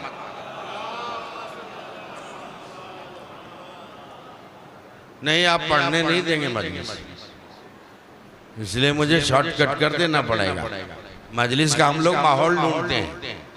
आपको क्या पता जितने लोग बैठे हैं इनमें कितने बड़े बूढ़े बुजुर्ग। इस मगरिबी यूपी में अल्हम्दुलिल्लाह 48 साल हो गए मुझे, तो मैं रोज दुआ करता हूँ जो बुजुर्ग चले गए अल्लाह उनकी मग़फ़िरत फरमाए, और जो जिंदा हैं इन सबको अल्लाह तूले हयात और तरक्की दर्जात अता फरमाए। मेरे खुलूस को आप पहचाने, मैं आपसे मोहब्बत करता हूँ। गौर करें, मुंह दिखावे की बात नहीं करता हूँ, लेकिन आप भी सबूत दीजिए कि हम वही हैं जो हमारे आबा अजदाद थे। क्या कहा मैंने? उसी मेयार को बाकी रखिएगा। अब सलवात से सहारा दे, दो बातें जल्दी से पेश कर दूं ताकि बाद वालों को ताखीर ना हो। तो अब आप देखिए ईद दहवुल अर्ज क्यों कह रहा हूँ? ज़िक़ादा में भी ईद है। अब ज़िक़ादा के बाद कौन सा महीना है? बोले ना। अरे हाँ, तो गए ज़िलहिज्जा में। ये ज़िलहिज्जा का महीना जो हमें नहीं देखना कि अल्लाह के इसमें कौन कौन से दिन हैं। अरे मैं कितनी चीजें कुरान से आपके सामने पढ़ूं, कौन कौन सा दिन याद दिलाऊं। इधर देखिए कुरान की एक आयत, छोटी सी आयत, बड़ा सा मतलब। सुन लीजिए, मगरिब का टाइम ना हो जाए, दिल लगाइए। इधर वाले रेस्ट ले रहे हैं क्या? गौर करें। अरे मैं कोई नया आदमी नहीं हूँ जो डर के समर आपसे घबरा के मजलिस पढ़ूं। आप गौर कीजिए जो मैं कहने जा रहा हूँ। सलवात से सहारा दें, बहुत अहम बातें पेश करूंगा मैं।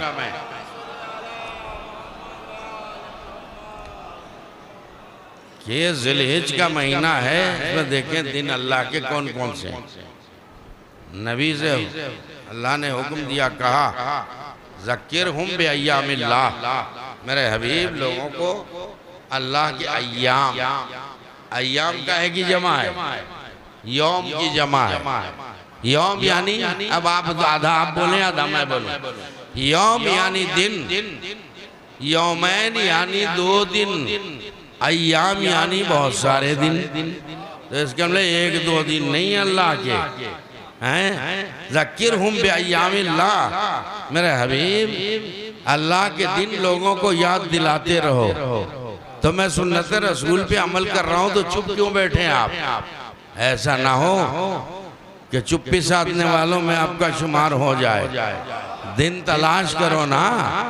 अरे अब सुनिए, दिन तो सुनिए, अल्लाह के दिन याद दिलाना हम पर भी वाजिब है और इस पे अमल करना हमारे लिए भी सुन्नत रसूल है। तो जरा दिल लगाइएगा कि अल्लाह के दिन याद दिलाते रहो। गौर करो तो कुरान में अल्लाह क्या कह रहा है, एक दिन याद दिला दूं। अभी रोक लूंगा, एक दिन याद दिला दूंगा। अल्लाह कुरान में क्या कह रहा है? यौमा, अब ये मैंने कह दिया, अय्याम जमा है यौम की, एक एक यौम को पहचानो तो सारे अय्याम समझ में आते जाएंगे। यौमा नदो कुल्ला उनासिन बिइमामिहिम, हम रोज़े क़यामत हर शख्स को उसके इमाम के साथ बुलाएंगे। तो आप समझे नहीं, जिसने जिसको इमाम माना है उसी के साथ क़यामत में नजर आएगा, आगे आगे इमाम होगा, क्या कह रहा हूँ, और पीछे पीछे इमाम बनाने वाला होगा। तो अब सुनो, एक वो इमाम होता है जिसे अल्लाह ने बनाया, एक वो इमाम होते हैं जिनको लोगों ने बना लिया। कहाँ सो गए क्या? गौर करें आप। तो आप देखिए, जो इमाम की मारिफत रखते हैं वो हैं तो दाना, मगर कुछ कमबख्त उन्हें कह देते हैं दीवाना, बहलोल दीवाना। लेकिन और बहलोल दाना, मारिफत इमाम की बात सुनिए, तवज्जो दीजिएगा।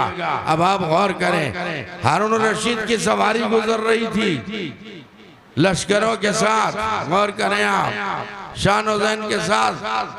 अचानक एक कब्रिस्तान की तरफ से गुजर हुआ, क्या देखा? बहलोल दाना, मैं दीवाना नहीं कहूँगा, बहलोल दाना एक शिकस्ता कब्र पे बैठे हैं। तो जाहिर है उन्होंने मौला अली से सुना था कि मेरे चाहने वालों को चाहिए कभी कभी कब्रिस्तान में जाएं और कब्रों के पास जाके बैठा करें और ये सोचा करें कि एक दिन हमें भी कब्र में आना है। तो उन्हें मौत को याद करना चाहिए। मौला ने यह भी कहा था कि कफन सराहने रख के चाहने वालों सोया करो ताकि तुम मौत को भूल ना जाओ। अब इस पर कौन अमल करता है कौन नहीं करता, सबूत दे दिया बहलोले दाना ने।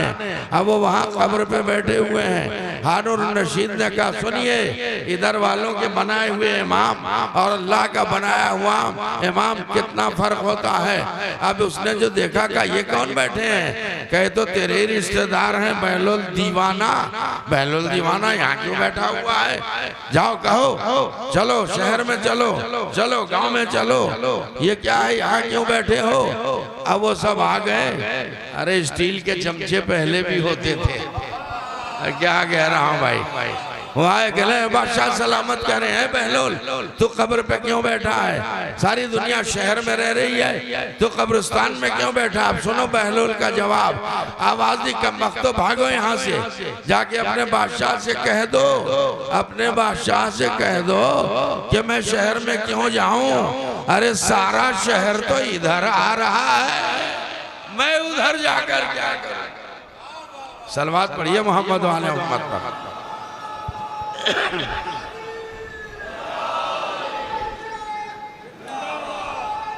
अब मुतवज्जे हो गए तो बात मुकम्मल कर दूं, 2 मिनट हैं? अब यही बहलोले दाना, मैं दाना कहूंगा, दीवाना नहीं कहूंगा।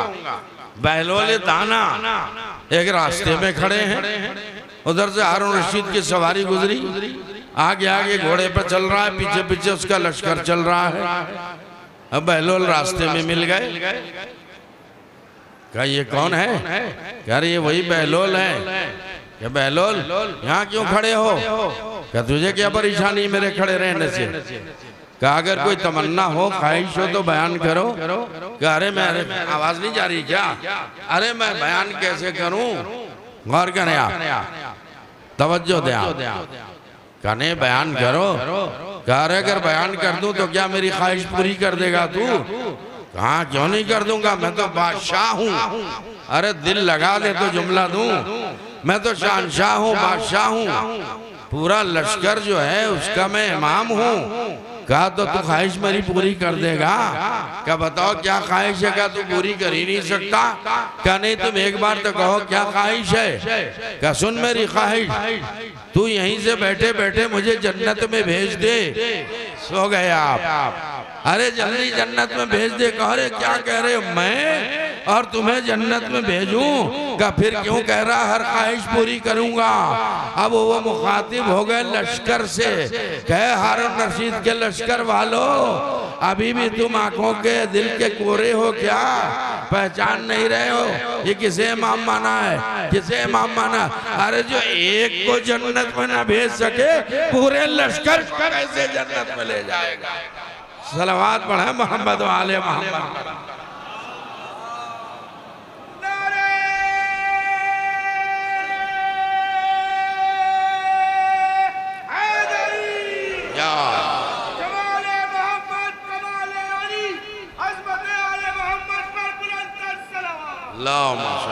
मोहम्मद वाले। चलिए माशाल्लाह साथ दे दिया आप दूसरे मौलवियों का, मुझे वक्त नहीं लेना, लेकिन दिन दिन दिन की बात हो रही ना। अल्लाह कुरान में क्या कह रहा है? होश में आ जाओ। यौम नदो कुल्ला उनासिन बिइमामिहिम, हम रोज़े क़यामत हर शख्स को उसके इमाम के साथ बुलाएंगे। जिसे भी मैं इमाम माना वो आगे आगे, और जिसने इमाम माना पीछे पीछे चलेगा। अरे मैं क्या कहूँ, दर्जनों नहीं सैकड़ों आयत पढ़ सकता हूँ, लेकिन वक्त नहीं है। लेकिन इसको तो हमें ध्यान देना होगा कि जो जिसको इमाम मानता है उसी के साथ हशर नशर होगा। गौर करें तो ये बताइए कि इमाम कौन है? जो ज़ुर्रियत इब्राहिम में, ज़ुर्रियत इब्राहिम में सबसे पहले ज़ुर्रियत इब्राहिम का जिक्र किसने किया? जनाब अबू तालिब ने। पढ़ तो दिया मैंने। अबू तालिब ने कहा ना, अल्हम्दुलिल्लाहिल्लज़ी जअलना मिन ज़ुर्रियत इब्राहिम व इस्माइल।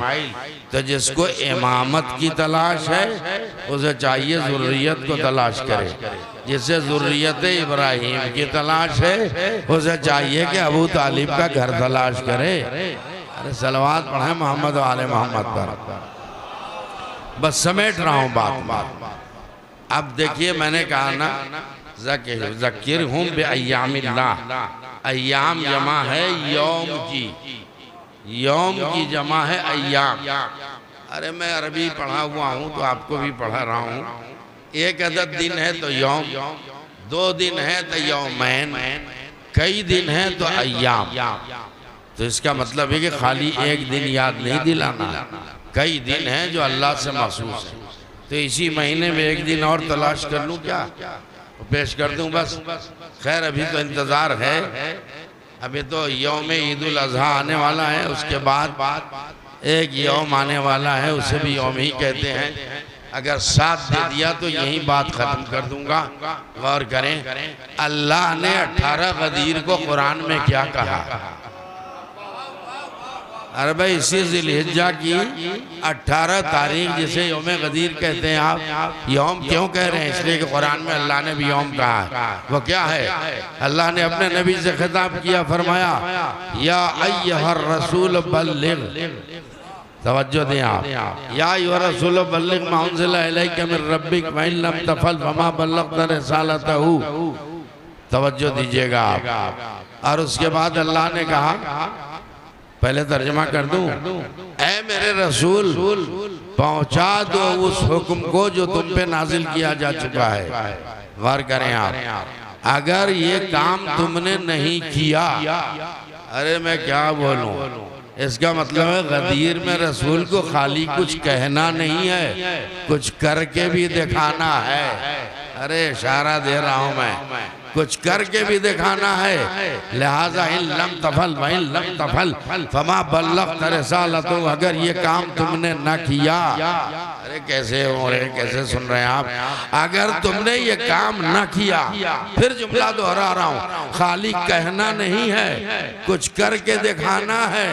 तो नबी ने खाली कहा नहीं, कहने की बात आई तो मन कुंत मौला हो फ़हाज़ा अली मौला कहा, और करने की बात आई तो हाथों पर उठा के अली का चेहरा दिखा दिया। अरे जरा गौर कीजिएगा आप। तो अब उस दिन को अल्लाह क्या कह रहा है? यौमा अकमलतु लकुम दीनकुम व अतममतु अलैकुम निअमती व रज़ीतु लकुमुल इस्लाम दीना। आज के दिन हमने अपने दीन को मुकम्मल कर दिया। अरे तर्जुमा लफ्जी कर दूं, अल यौमा अकमलतु लकुम दीनकुम, हमने तुम्हारे लिए तुम्हारे दीन को मुकम्मल कर दिया। आप कहाँ चले गए? अरे अभी तक तो नबूवतें आई, रसालतें आई, सब कुछ ठीक है, लेकिन जब तक अली की विलायत का ऐलान नहीं हुआ उस वक्त तक दीन मुकम्मल नहीं हुआ। जब ऐलान विलायत अली हो गया तो दीन इलाही मुकम्मल हो गया। अब यहाँ भी देखें यौम किसे कहते हैं? अय्याम यानी कई दिन और यौम यानी एक दिन। तो अल्लाह क्या कह रहा है? अल यौम अकमलतु लकुम दीनकुम, आज के दिन हमने तुम्हारे दीन को कामिल कर दिया। आप सो रहे हैं, मैं कैसे मस्जिद पढ़ूं? लग रहा है कि कहीं अनाड़ी जगह पे आया हूं मैं। अरे भाई अल्हम्दुलिल्लाह 50 साल हो गए मुझे आपके मगरिबी यूपी में। गौर करें, आप सुने और कदर करें कि अल्लाह ने क्या कहा, अल यौम अकमलतु लकुम दीनकुम, हमने आज के दिन तुम्हारे दीन को मुकम्मल कर दिया। जब तक चुप रहेंगे ही दो लफ्ज बोलूंगा। आज के दिन, कौन सा दिन? गदीर का दिन। आज के दिन हमने तुम्हारा दीन मुकम्मल कर दिया। तो इस एक आयत में दिन का भी तस्करा, दीन का भी तस्करा। या अल्लाह तू बताना क्या चाहता है का अच्छी तरह समझ जाओ। जिसे गदीर का दिन याद है उसे दीन याद है। जो गदीर का दिन भूल गया वो दीन को भूल गया। सलावत पढ़े मोहम्मद वाले।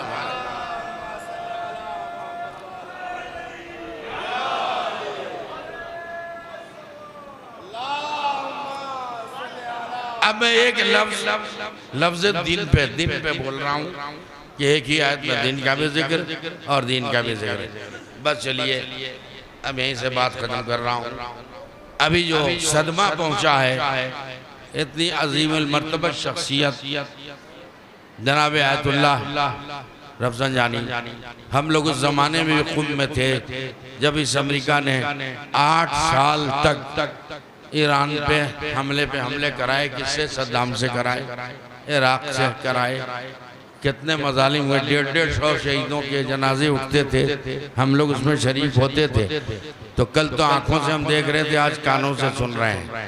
लेकिन मेरे दोस्तों और अजीजों, जरा गौर कीजिएगा, आयतुल्लाह सिस्तानी के प्रोग्राम तो पूरे हिंदुस्तान में क्या पूरी दुनिया में हैं, तो मुझे उस हवाले से ज़्यादा नहीं कहना, आप तो सुन ही रहे हैं। लेकिन मुझसे एक जुमला सुन लीजिए, आयतुल्लाह सिस्तानी का जुमला 3-4 साल पहले क्या था, उसी पे मैं 2 मजलिस के 2 जुमले पढ़ दूंगा और मजलिस तमाम कर दूंगा। सुनिए क्या कहा था आयतुल्लाह आबिद। गदीर का दिन भी आ रहा है, लेकिन खामनेई क्या कहा था? इतराज न करना।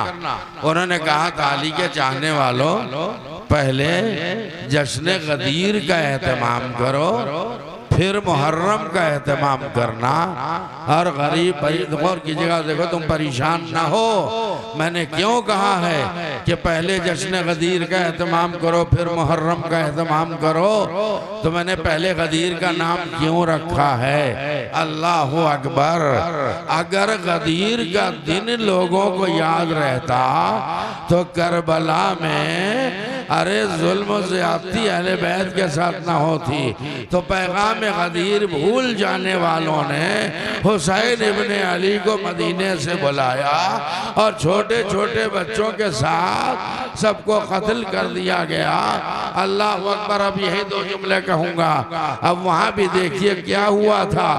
165 बच्चियाँ और बच्चे स्कूल के जो पढ़ना लिखना, क्या ये कोई जुल्म है, ज्यादती है? उन पर बमबारी से हमला हुआ, 165 बच्चियां मर गईं। सोचो रोने वालों, कितना दिल पे आपके असर पड़ा होगा कि अरे इन बच्चियों ने क्या किया था। लेकिन जब ये मजलूमा बच्चियां याद आई तो हमें सकीना भी याद आ गई।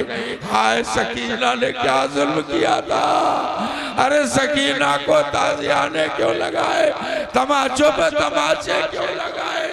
अरे उन्हीं जालिमों की नस्ल है जो आज तक बच्चों और बच्चियों के साथ जुल्म कर रहे हैं।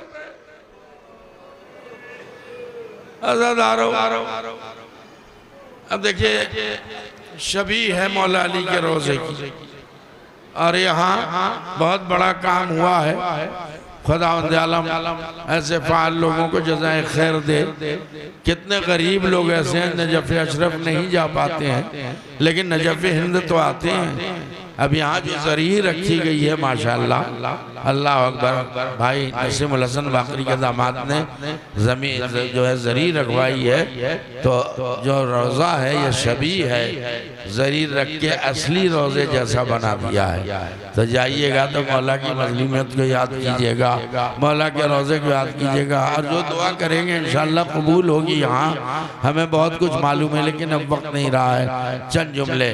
तो अब ईद गदीर मनाएंगे आप, उसके बाद फिर एक दिन आएगा, मैं दिन पे ही बोल रहा हूँ, सुनिए वो दिन कौन सा है? ईद मुबाहला का दिन है। ईद मुबाहले के बाद कौन से दिन आएंगे? जब मुहर्रम का चांद हो जाएगा तो हर आँख में आंसू आ जाएंगे, हर दिल हिलने लगेगा। जैसे ही चांद नजर आएगा हर घर से आवाज आएगी, हर अज़ा खाने से आवाज आएगी, वाह हुसैना, वाह हुसैना। अज़ादारों रोने का हक अदा करो। मैं दो जुमले कह दूं और उसके बाद रहमत तमाम है। हुसैन मदीना छोड़ के क्या अकेले आए थे करबला? अरे इस महीने के हवाले से भी सुन लीजिए, 28 रजब को तो मदीना छोड़वा दिया गया, 8 ज़िलहिज को हुसैन से मक्का छोड़ा दिया गया। कितने हाजी हज को जा रहे हैं, मगर हाय नवासे रसूल जो हज करना चाहता था वहाँ सैकड़ों की तादाद में यजीदी लश्कर आ गए।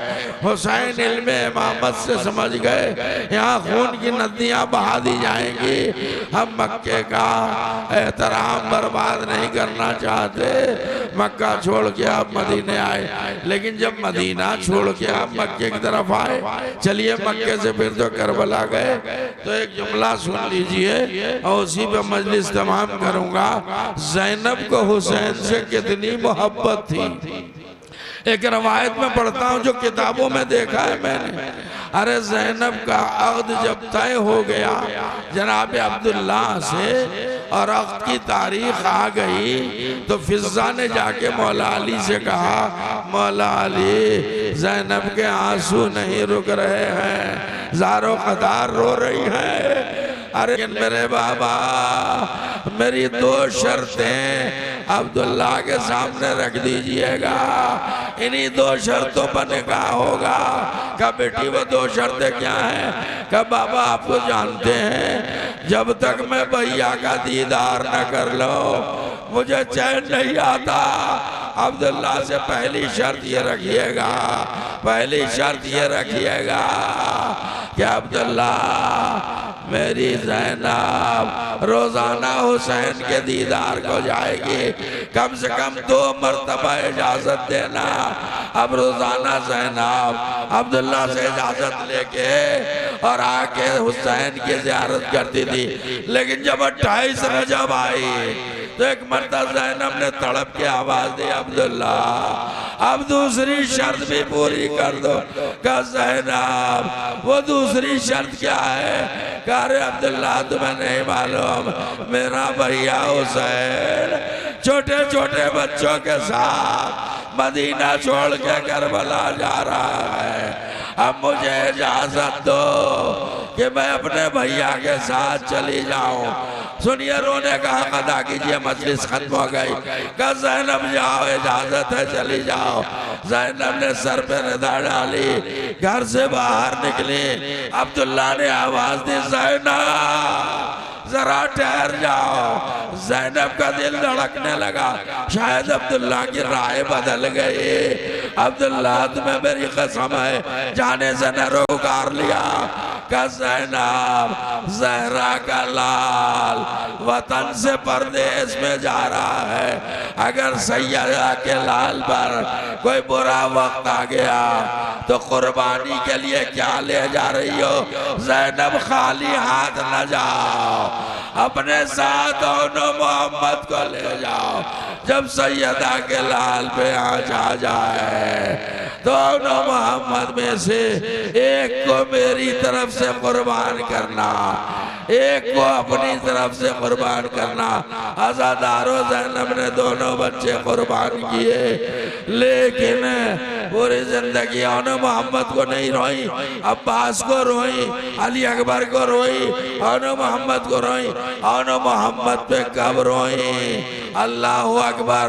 जब लुटा हुआ काफिला मदीने आया तो एक मदरसे के कुछ बच्चे बाहर आ गए और जनाब ज़ैनब से सवाल किया, शहजादी ज़ैनब, हमारे बचपन के दोस्त और मोहम्मद कहाँ है? अब ज़ैनब ने करबला रुख किया, आवाज आओ न मोहम्मद, तुम्हारे दोस्त तुम्हें याद कर रहे हैं। मेरे लाल, मैंने क्या जवाब?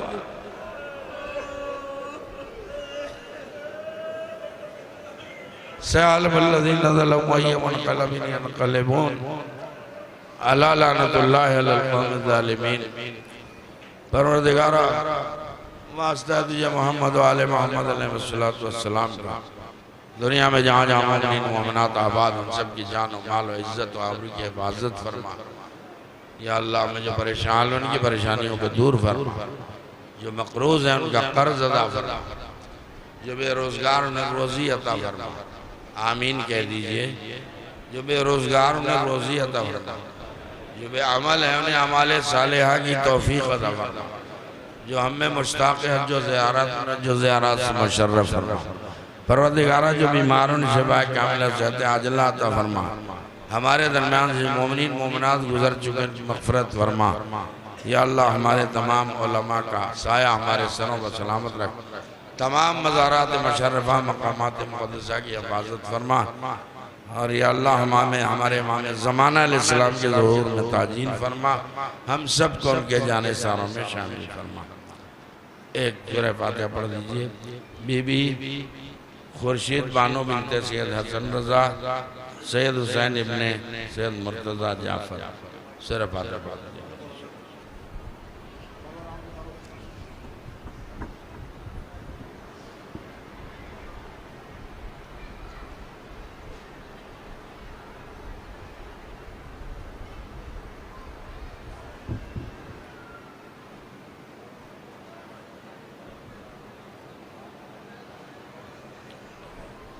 हेलो हजरात, जैसे मैंने ऐलान किया था कि मजलिस के फौरन बाद अंजुमन आले अथर साकनी नहा खानी और सीना जनी बर्पा करेगी।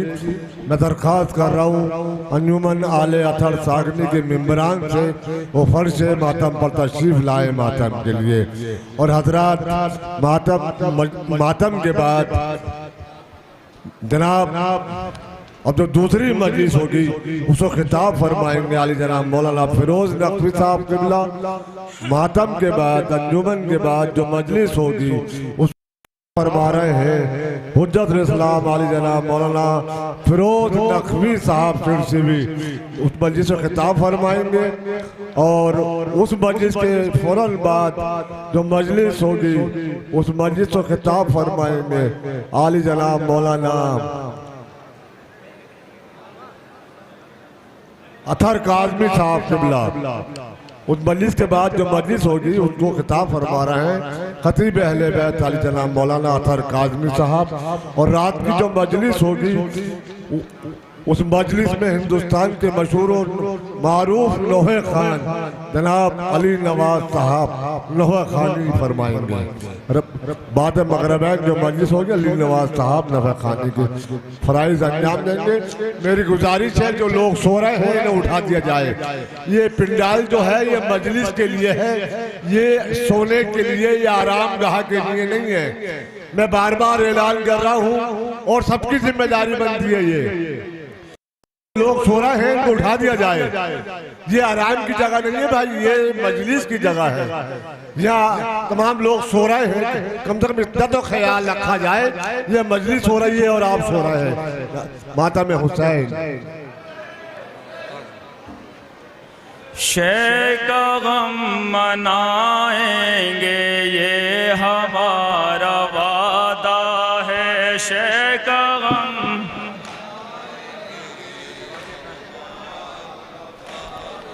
है शे का गम मनाएंगे, ये हमारा वादा है शे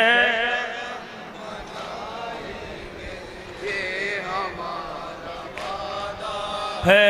ताज़िए उठाएंगे, ताज़िए उठाएंगे, ये हमारा वादा है शे का गम मनाएंगे, ये हमारा वादा है शे का गम मनाएंगे, ये हमारा वादा है। कट गए अगर बाजू नहर पर जो गाजी के, कट गए अगर बाजू नहर पर जो गाजी के, कट गए अगर बाजू नहर पर जो गाजी के, कट गए अगर बाजू नहर पर जो गाजी के। अब हजारों बाजू हैं शे के इस सिपाही के, अब हजारों बाजू हैं शे के इस सिपाही के। सब अलम उठाएंगे, सब अलम उठाएंगे, ये हमारा वादा है शे का गम मनाएंगे, ये हमारा वादा है शे का गम मनाएंगे, ये हमारा वादा है।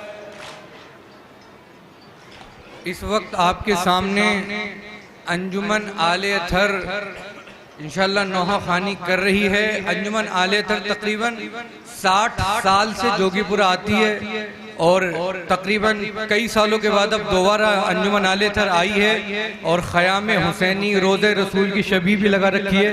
इंशाल्लाह परसों हफ्ते के दिन प्रोग्राम शुरू होगा। पहला प्रोग्राम जो होगा हफ्ते के दिन वो 18 बनी हाशिम के ताबूत बरामद होंगे और हज़रत अब्बास के दोनों बेटे जो मीर अनीस ने मरसी लिखा उनकी शान मंजर कशी होगी और जनाब हुर की भी मंजर कशी होगी।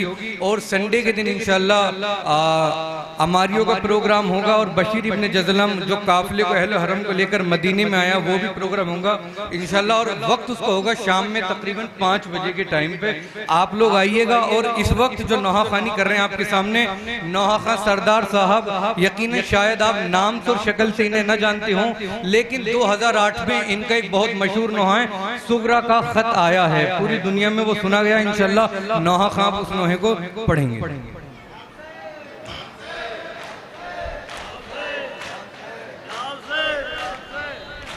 या हुसैन। सुगरा का खत आया है, सुगरा का खत आया है, सुगरा का खत आया है, सुगरा का खत आया है। एक मुसाफिर यसरब से सुगरा का नाम लाया है, सुगरा का खत आया है, सुगरा का खत आया है। लाश पिसर पर शहने जाकर नौहा ये फरमाया है, सुगरा का खत आया है, सुगरा का खत आया है। लिखा है खत में ये बाबा मैं तन्हा तन्हा रहती हूँ,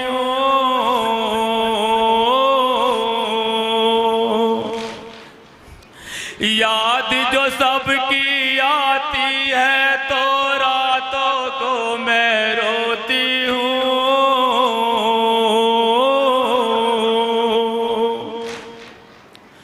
छोड़ के बाबा घर में तन्हा क्यों हमको रुलवाया है, सुगरा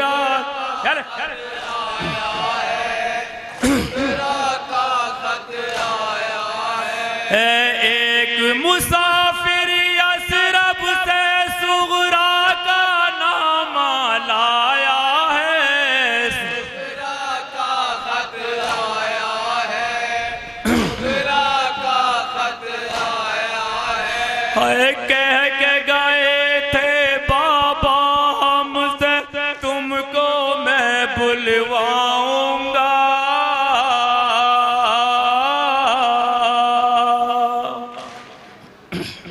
भैया अकबर ने भी कहा था तुमको लेने आऊंगा।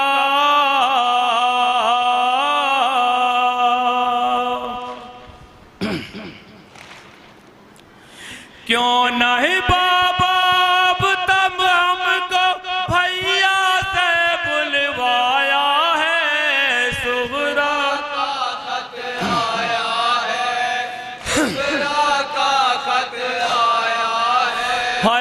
ईदी पाकर मेरी सहेली मुझको जो दिखलाती है।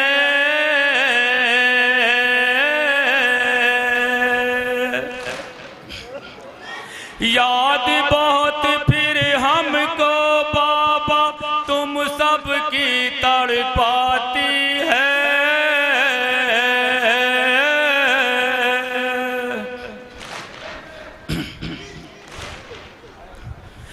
ईद के दिन भी हमको बाबा फुरकत ने तड़पाया है। सुबह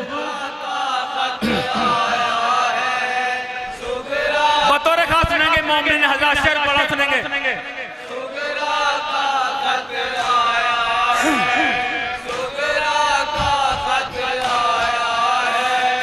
ईदी देने बहनों को जब सबके भैया जाते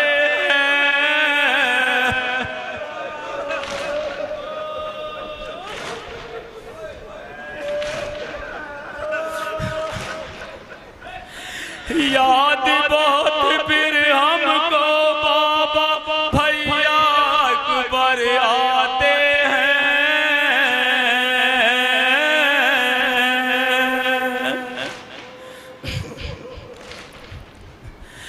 भेज दो बाबा मेरा जोड़ा ईद पे जो बनवाया है। सुगरा का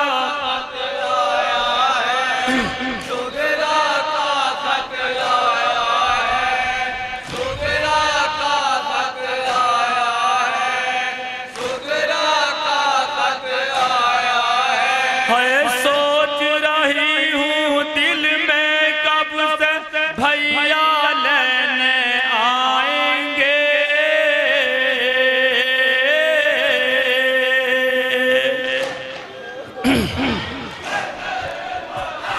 आ न सके गर ईद पे हमको ईदी देने आएंगे।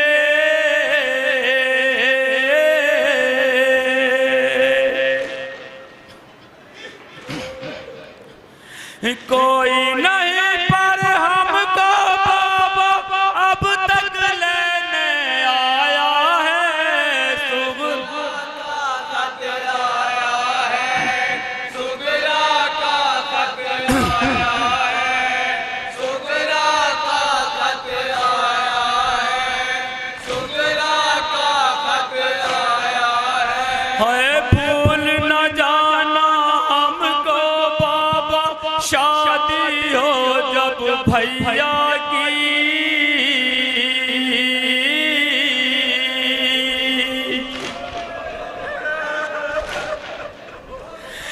मेहंदी लगाए भाई को अपने हसरत है ये बहना की।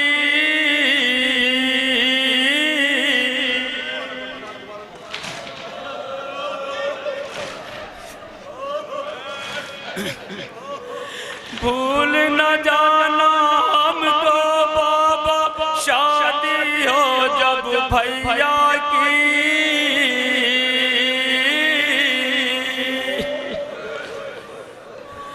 मेहंदी लगाए भाई को अपने हसरत है ये बहना की।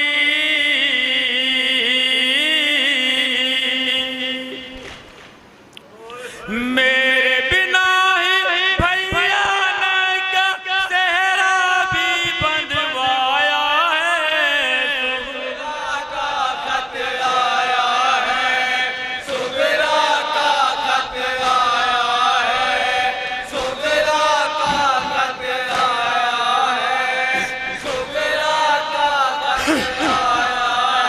है मेरी तरफ से प्यार बहुत सा करना भैया असगर को,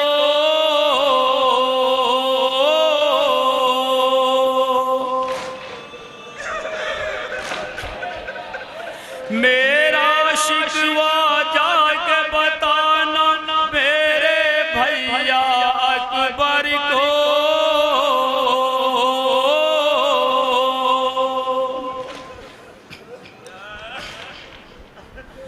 चलते चलते कासिद से सुगरा ने ये फरमाया है, सुगरा का खत आया है, सुगरा का खत आया है, सुगरा का खत आया है, सुगरा का खत आया है।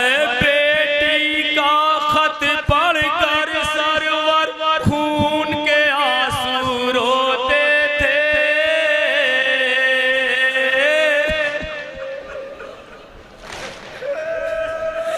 असगर अकबर की लाशों पर जान को अपनी खोते थे।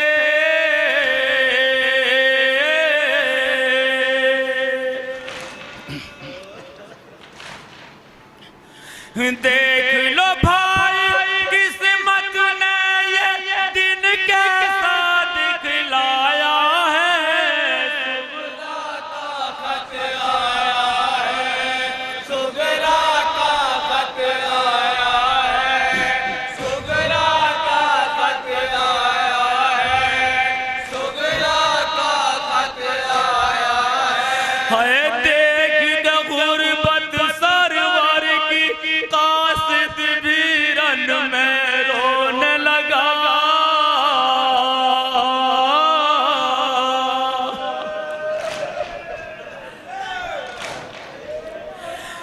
शेख बसाइब सुन सुन कर वो जान को अपनी खोने लगा।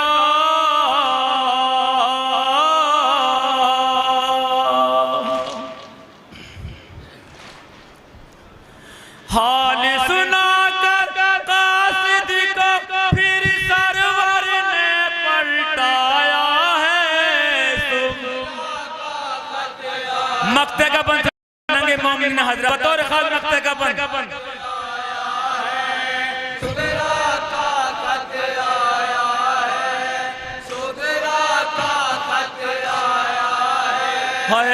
अहले अज़ा में हश्र है बरपा, आँखों को नम करते हैं।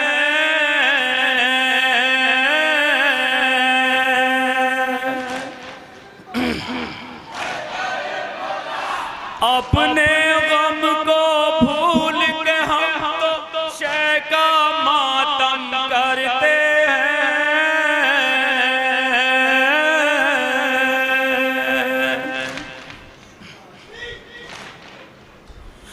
रो को मुनीर कलम को अब तो दिल गम से भर आया है, सुगरा का खत आया है, सुगरा का खत आया है, सुगरा का खत आया है, सुगरा का खत आया है। मोमिन हज़रात, मौलाना जनाब शफीक हुसैन सफर साहब की एक नोहे की ऊपर फरमाइश है।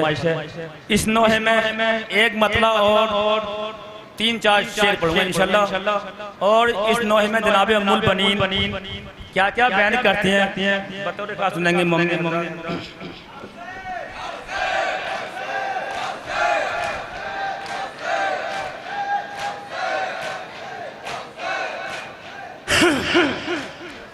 ये मर्ज़ी आ रहा उम्मुल बनीन के लब पर, ये मर्ज़ी आ रहा उम्मुल बनीन के लब पर। है बशीर क्या मेरा अब्बास करबला में न था,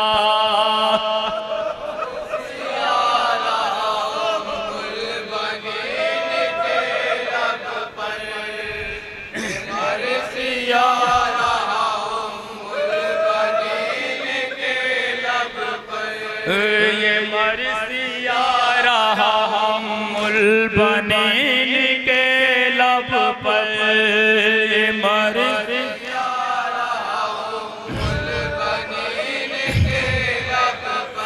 है बशीर क्या मेरा अब्बास करबला में न था, ये मर्ज़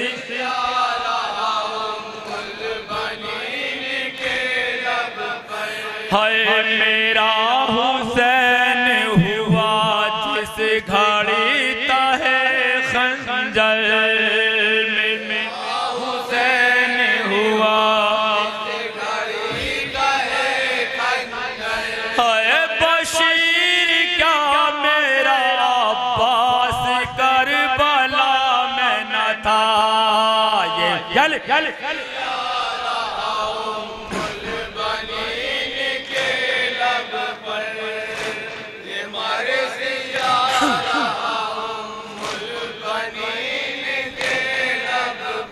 अब मोमिन हजरात यहाँ से नौहा सुनिएगा, जनाब मुल बनीन के बयान सुने। बता बशीर के तिश्ना दहन थे क्यों बच्चे,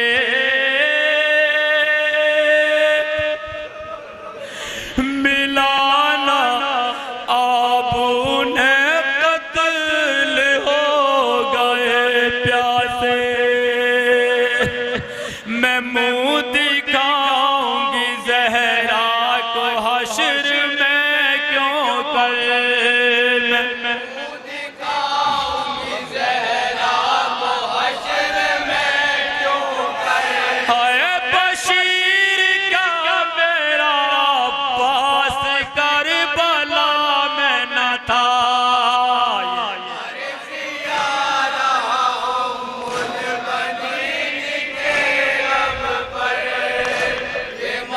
सुनाएंगे मोमिन हजरात बतौर खास। सकीना उसकी चाहती थी वो सकीना का, और गैर हाल था फिर कैसे इस यतीमा का, तमाचे खाती थी जिस वक्त लाडली रुख पर, तमाचे खाती थी जिस वक्त लाडली रुख पर, है बशीर का मेरा अब्बास करबला में न था, ये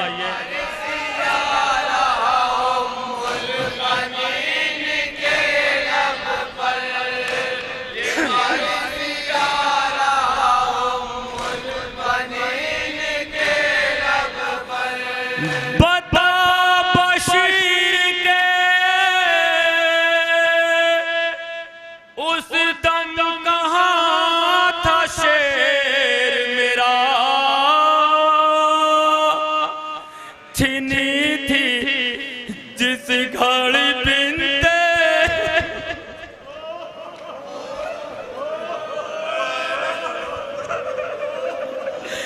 छिनी जिस घड़ी बिनते अली के सरसरदा,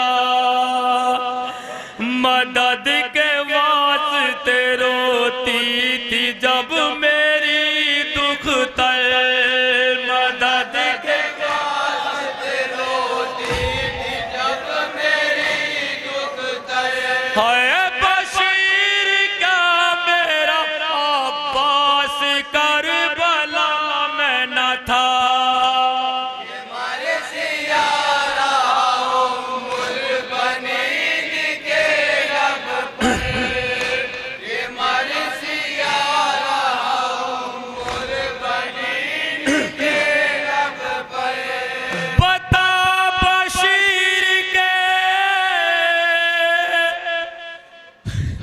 उस दम कहाँ था शेर मेरा,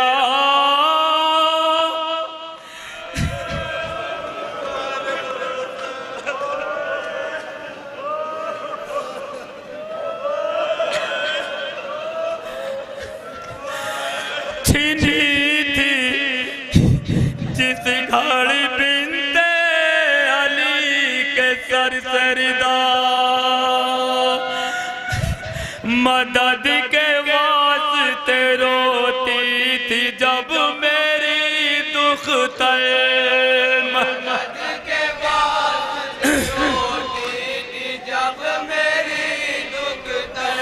है बशीर क्या मेरा अब्बास करबला में न था, कयामत का शेर पढ़ो मोमिन हजरात बतौर साहब सुनेंगे, कयामत का शेर सुने।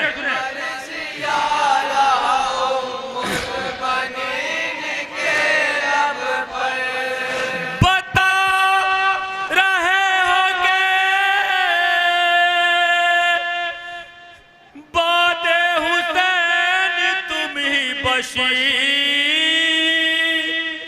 हरम के साथ सकीना भी हुई है असीर,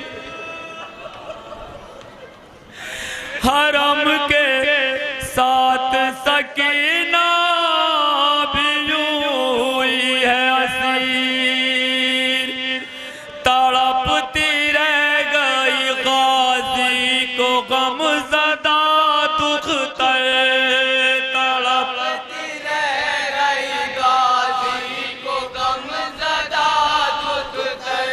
है बशीर क्या मेरा अब्बास करबला में न था, ये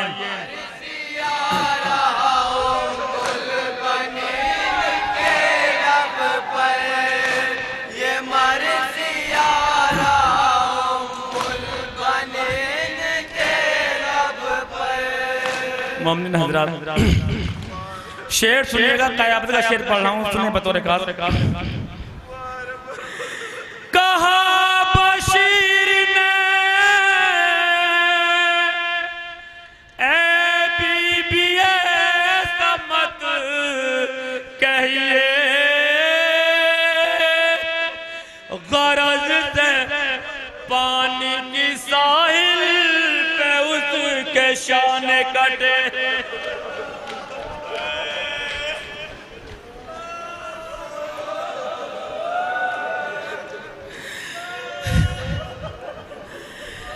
कहा बशीर ने बीबी बताऊं मैं क्या क्या हुए जो कत्ल तो पामाल भी हुए आका, ये सुन के कहने लगी पीट के वो अपना सर, लगी पीट के वो अपना सर। है बशीर क्या मेरा अब्बास करबला में न था, ये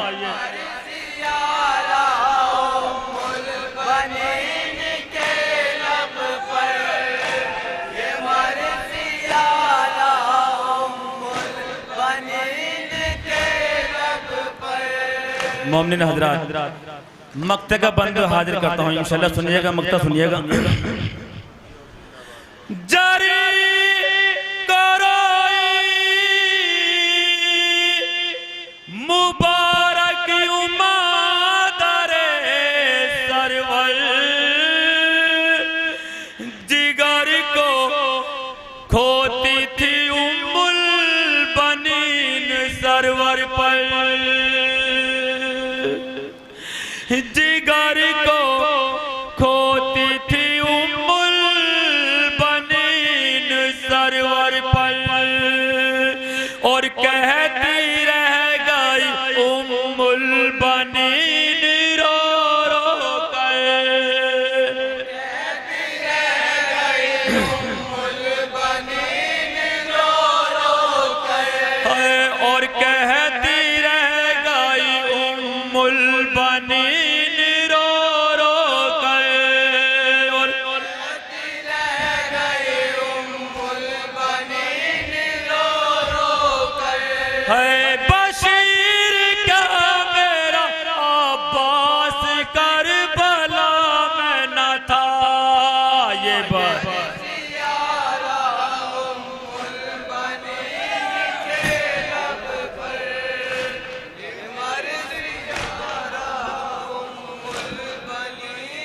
कर रही है मातम सिबते पैगंबर अंजुमन कर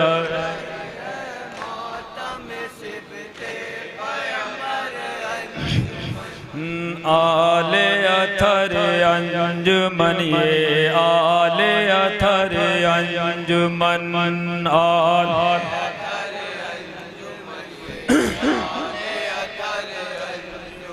है आले अथर अंजुमन ये आले अथर अंजुमन आल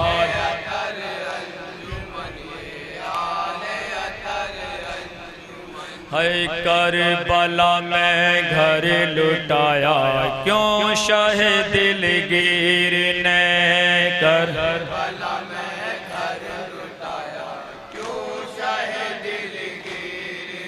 है करबला में घर लुटाया क्यों शाह दिलगीर ने कर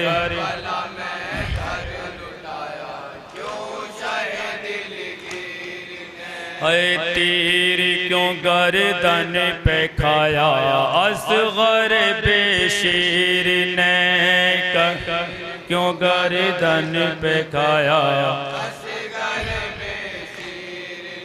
ऐ तीर क्यों गर्दन पकाया असगर बेशीर ने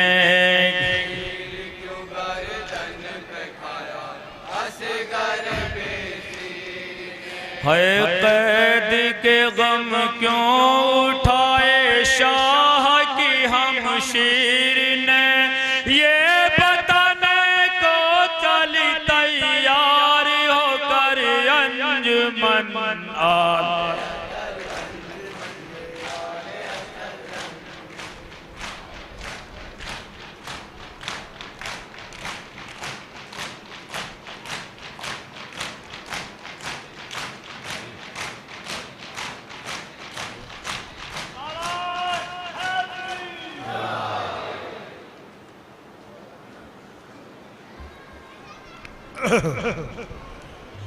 जिंदाबाद जिंदाबाद। मौला सलामत रखे मातमदारों को, मौला सलामत रखे लोहे खानों को। बेहतरीन लोहे खानी फरमा रहे थे जनाब मोहतरम सरदार हुसैन साहब। बेहतरीन लोहा पढ़ा और दोनों नवे ऐसे पढ़े क़यामत के नवे पढ़े। अल्लाह इनको सलामत रखे, परवरदिगार इनकी आवाज़ में इजाफा फरमाए और मातमदारों के सीने सलामत रहे। बहुत कामयाब नवे पढ़े। और हजरात जैसे कि मैंने बार बार ऐलान किया है कि अब जो मजलिस होगी इस मजलिस को खिताब फरमा रहे हैं खतीब अहले बैत आली जनाब मौलाना सैयद फिरोज नकवी साहब सिलसिली जो जनाब मौलाना शबाब नकवी साहब के बरादर यानी भाई हैं। बेहतरीन खतीब हैं, बेहतरीन आवाज़ के मालिक हैं। मैं तमाम मजमे से दरख्वास्त करूँगा, तमाम जायरीन से दरख्वास्त करूँगा वो यहाँ जो बैठे मजलिस में हजरात। ये छोटा सा मेरा ऐलान ये भी है कि इस मजलिस के फ़ौरन बाद जो मजलिस होगी उसको खिताब फरमाएंगे आली जनाब मौलाना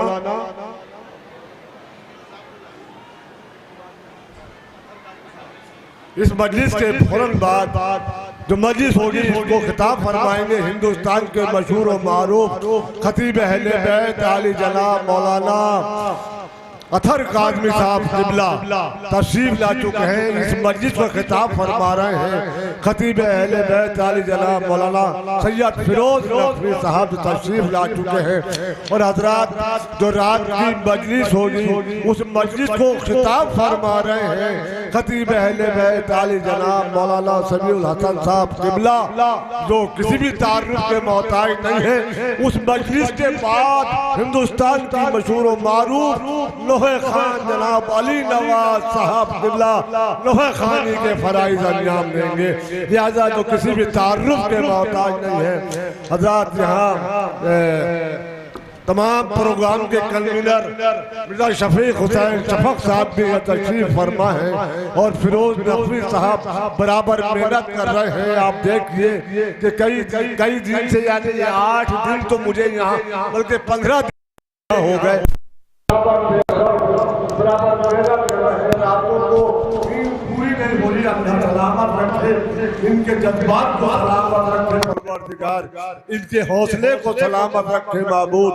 मौलाना शबाब साहब मेरी आवाज सुन रहे हो, उनसे भी गुजारिश है कि वो भी मैं बड़े ही अदब व एहतराम के साथ दरखास्त करूंगा खतीब अहले बैत आली जनाब मौलाना फिरोज नकवी साहब किबला से कि मिंबर पाए 4 मिसरों के साथ मुलाजा फरमा ले के होठों पर मेरे नामे अली शाम व सहर है। मुलाजा फरमा ले के होठों पर मेरे नामे अली शाम व सहर है, इस वास्ते खुशबू से मुअत्तर मेरा घर है। मिलके बोले इस वास्ते खुशबू से मुअत्तर मेरा घर है। अरे कुदरत ने दिखाया है मुझे रोज़ाए शब्बीर, ये फातिमा ज़हरा की दुआओं का असर है, ये फातिमा ज़हरा की दुआओं का असर है।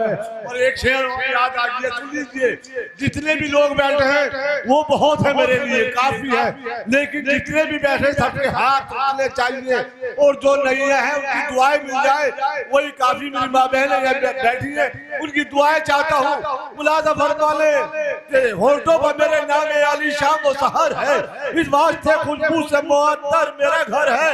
कुदरत ने दिखाया है मुझे रोज़ा शब्बीर, इस वास्ते कुदरत ने दिखाया है मुझे रोज़ा शब्बीर, ये फातिमा ज़हरा की दुआओं का असर है।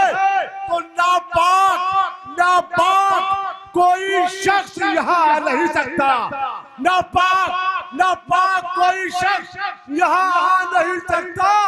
अरे इस रास्ते से अब मेरे मौला का गुजर है। हाय हाय हाय हाय हाय, अल्लाह सलामत रखे मौलाइयों को, परवरदिगार कोई गम न, नारा हैदरी, नारा हैदरी, सलामत रहे मौला, आपको कोई गम न दे सिवाय गम शौदाई करबला के।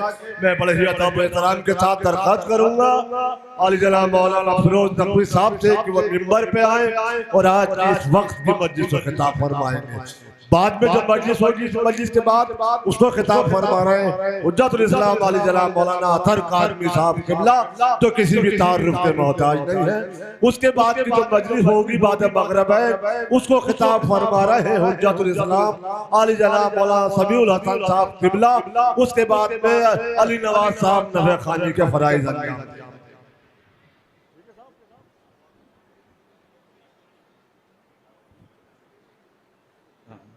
थोड़ा सा पीछे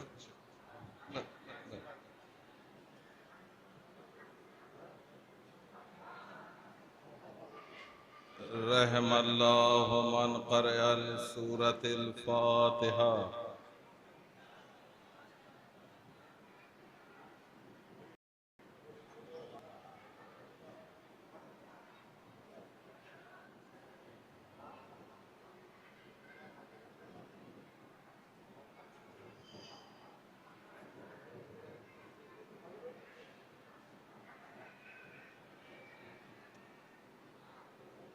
औज़ु बिल्लाहि मिनश शैतानिर रजीम, बिस्मिल्लाहिर रहमानिर रहीम। अल्हम्दुलिल्लाहिल्लज़ी ला यब्लुगु मिदहतहुल क़ाइलून वला युहसी नअमहुल आदून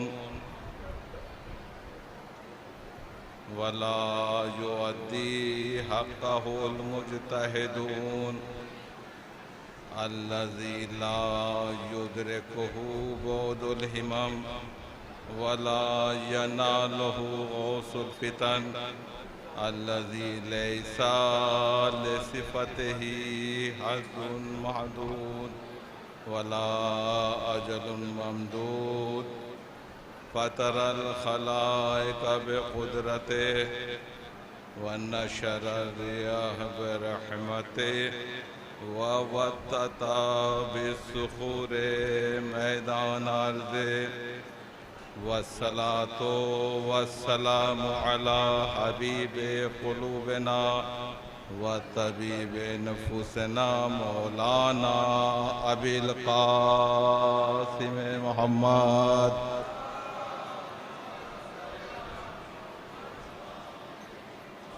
अम्मा बादु फ़क़द क़ाल अल्लाहु तबारका व तआला फ़ी किताबिहिल मुबीन वल क़ुरानिल करीम वल क़ुरानिल अज़ीम वल क़ुरानिल मजीद व हुवा अस्दक़ुस सादिक़ीन व क़ौलुहुल हक़।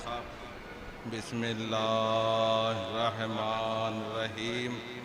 क़ुल इन कुन्तुम तुहिब्बूनल्लाह फत्तबिऊनी युहब्बिबकुमुल्लाहु व यग़फ़िर लकुम ज़ुनूबकुम वल्लाहु गफ़ूरुर रहीम। सलावत पढ़ें मोहम्मद।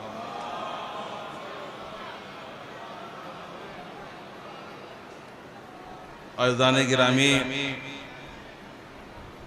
मुहिब्बान अहले बैत, दूर दराज से आए हुए मोहतरम ज़व्वार, मौला की बारगाह में आप लोग आज़ादारी करने के लिए हाजिर हुए हैं। ये मजलिसें सदियों से चली आ रही हैं और उस वक्त तक कायम रहेंगी जब तक वारिसे गम जाहिर ना हो जाए। ये मजलिसें ऐलान है इंसानियत के शरफ का। ये मजलिसें एहतजाज हैं कत्ल और गारतगरी के खिलाफ। ये मजलिसें उन साहिबाने मवद्दत की याद में बर्पा की जाती है कि जिनकी नाम की बरकत पे जमा होने वालों को सिवाय मोहब्बत के कुछ और नहीं मिलता।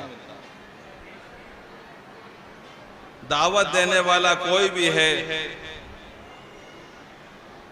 जब आप दरगाह आलिया नजफ़ हिंद में हाजिर हो गए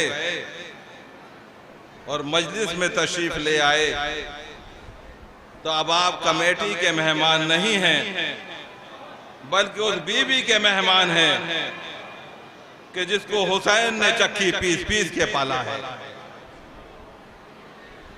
क्योंकि ये फर्श मजलूमों का फर्श है, ये फर्श बेकसों का फर्श है, ये फर्श गुर्बतज़दा काफिले का फर्श है। सामईन मुतवज्जे रहे, आज़ादारी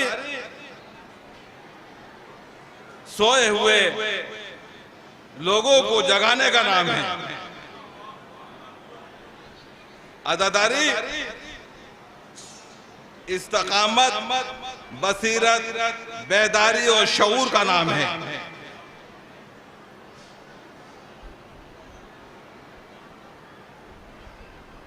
ये आज़ादारी, ये गम कंडोलेंस है, ताज़ियत है। किसकी ताज़ियत है? मज़लूम करबला की ताज़ियत।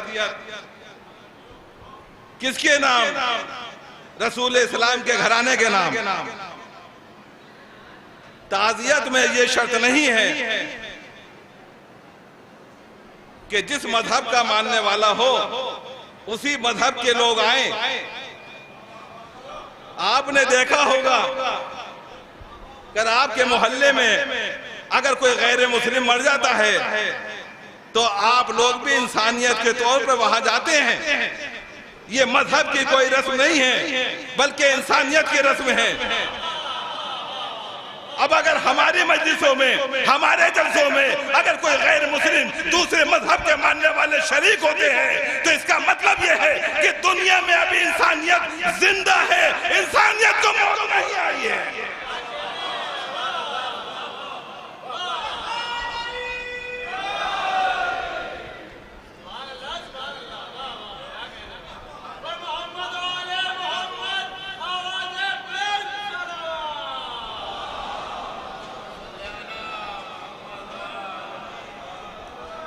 क्योंकि ये अज़ादारी हमें मोहब्बत का पैगाम देती है।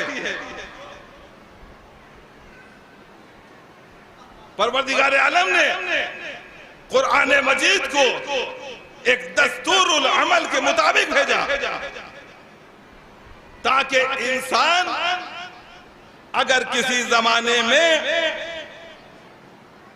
अपने किसी हादी से बराह रास्त मुलाकात न कर सके तो अल्लाह का कोई कानून मौजूद हो जिसके जरिए से मर्ज़ी माबूद को कश्फ कर सके। और ये कुरान मजीद जो कयामत तक के लिए कानून बनकर आया है, इसके बाद न कोई किताब आने वाली है। हम और आप कुरान मजीद को पढ़ते हैं, लेकिन कहां तक पढ़ते हैं? हम कुरान मजीद को कहां तक समझ सकते हैं? कुरान मजीद कोई गले में डाल लेने का नाम नहीं है। कुरान मजीद में इतनी ताकत मौजूद है कि इसके जरिए से पहाड़ों को जलाया जा सकता है और इसके जरिए से मुर्दों को जिंदा किया जा सकता है।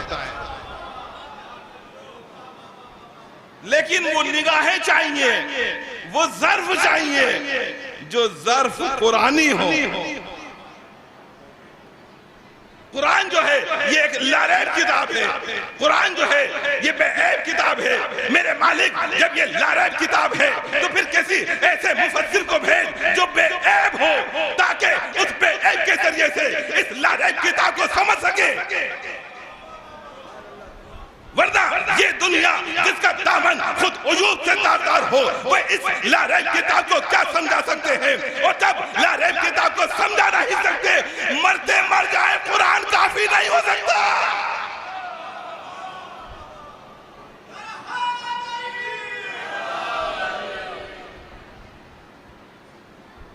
कुरान जो है ये लारैब किताब है।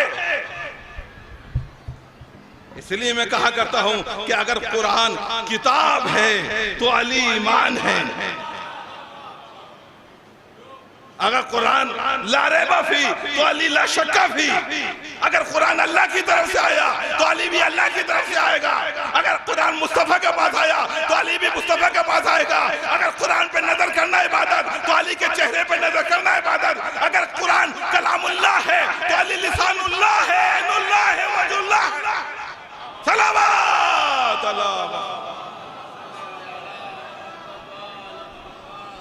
बुलंद तरीन सब मिलजुल के सलावत पढ़ें।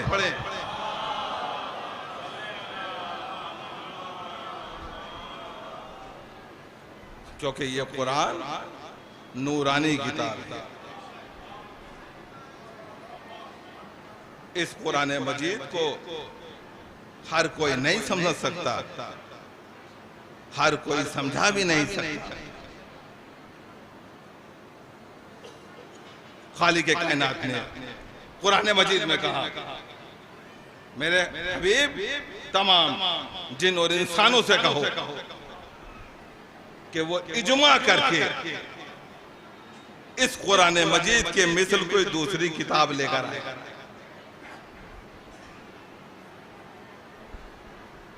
कहा मेरे हबीब ये इजमा करेंगे,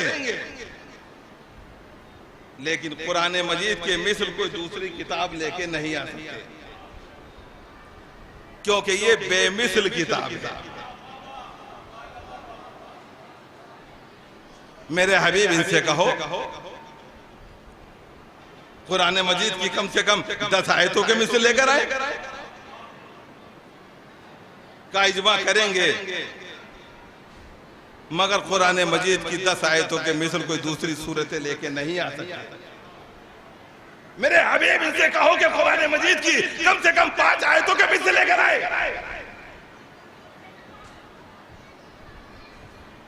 मगर ये इजमा करेंगे मेरे हबीब, लेकिन ये 5 आयतों के मिसल कोई सूरतें लेके नहीं आ सकते।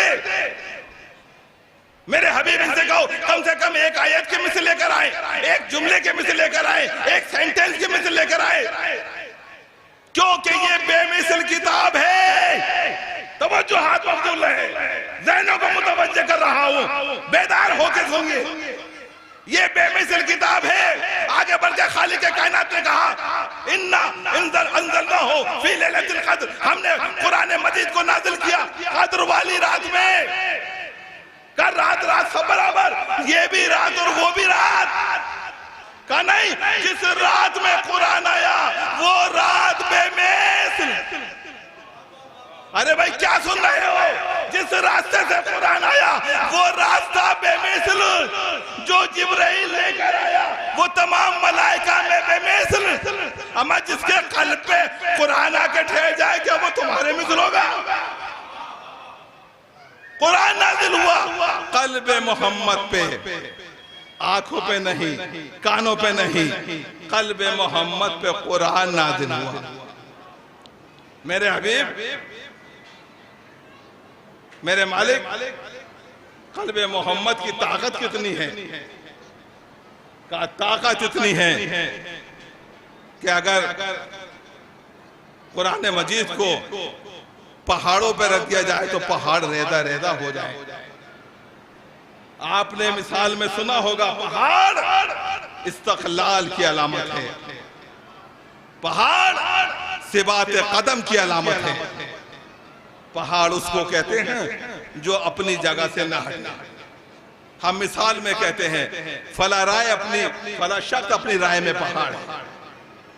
जिसे पहाड़ बर्दाश्त न कर सके उसे मोहम्मद के कल्ब ने उठा लिया। आपने कल्ब मोहम्मद की ताकत का अंदाजा लगाया कि जिसका दिल इतना मजबूत हो उसका दिमाग कमजोर नहीं हो सकता।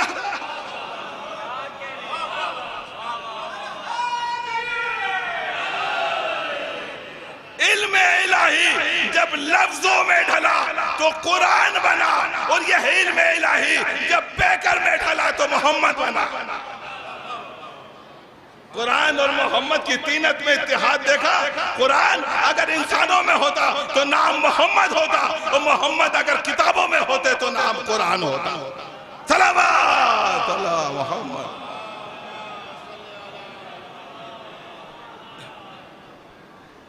एक और बुलंद तरीन, सब मिलजुल के सलावत पढ़े।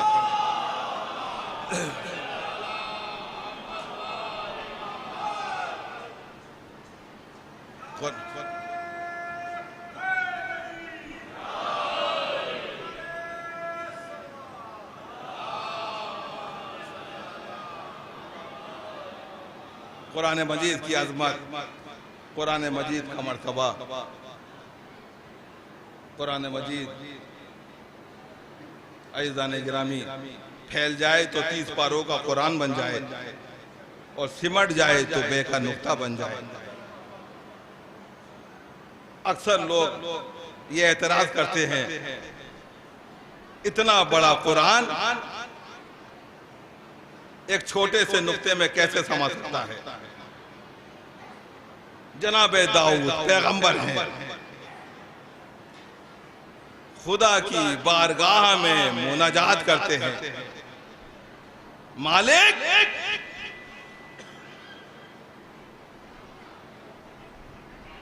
ए मेरे मालिक तू भी तो बादशाह का बादशाह है, इतना बड़ा खजाना कहाँ है?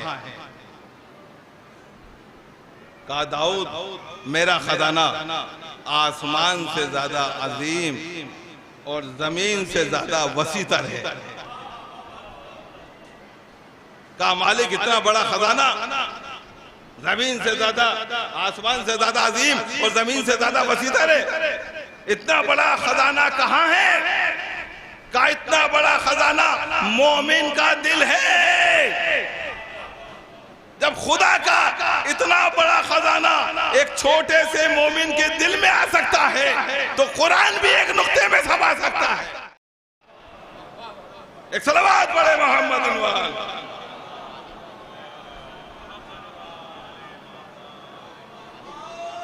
और यही वजह है कि कुरान मजीद जो है एक नूरानी किताब है। ये नूर है। दुनिया इस नूर को समझ नहीं पाई। अगर दुनिया इस नूर को समझ लेती तो बात ही खत्म हो जाती। आज दुनिया ये कहती है कि ये नूर है तो, लेकिन दुनिया इस नूर की अजमत को समझ ना सकी। कुरान मजीद में कहा क़द जाअकुम मिनल्लाहि नूरुम व किताबुम मुबीन। हमने नूर को भेजा और हमने किताब को भेजा। और आगे बढ़ के इरशाद फरमाया इसी नूर के सिलसिले में कि ज़हबल्लाहु बिनूरिहिम व तरकहुम बेज़ुलुमातिन युबसिरून। अल्लाह ने ये जो आंख में जो काला नुक्ता है, अल्लाह ने इसको भी नूर कहा है। और आगे बढ़ के खालिक कायनात का वला ज़ुलुमात वला नूर। हक और बातिल दोनों बराबर नहीं हो सकते। अल्लाह ने हक को भी नूर कहा है। दुनिया ये कहती है कि तुम इस नूर को, इस अली को हद से बढ़ा देते हो। मैं कहता हूं आप हद बता दीजिए। हम अली को हद से नहीं बढ़ाएंगे। अमर जिसकी हद ही ना हो उसको हद से कौन बढ़ा सकता है? साहब आप अली अली करते हैं, साहब आप अली का जिक्र करते हैं। अरे भाई तो फिर आप बताइए हम किसका जिक्र करें? अरे भाई हम उसको पुकारते हैं जो मैदान में जम के लड़े। हम मैदान से किसी भागने वाले को आवाज नहीं देते।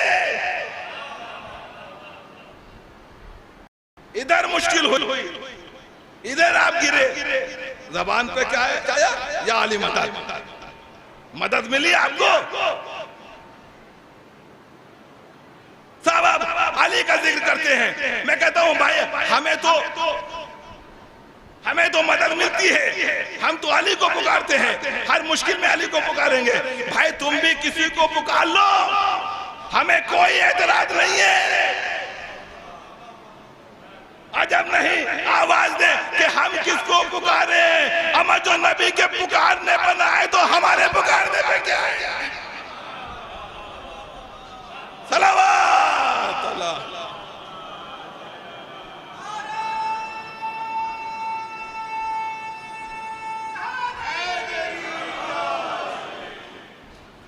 अली उस ज़ाते आदम का नाम है जो लह महदूद है। इंसान की रिफत और बुलंदी वहां तक नहीं पहुंच सकती।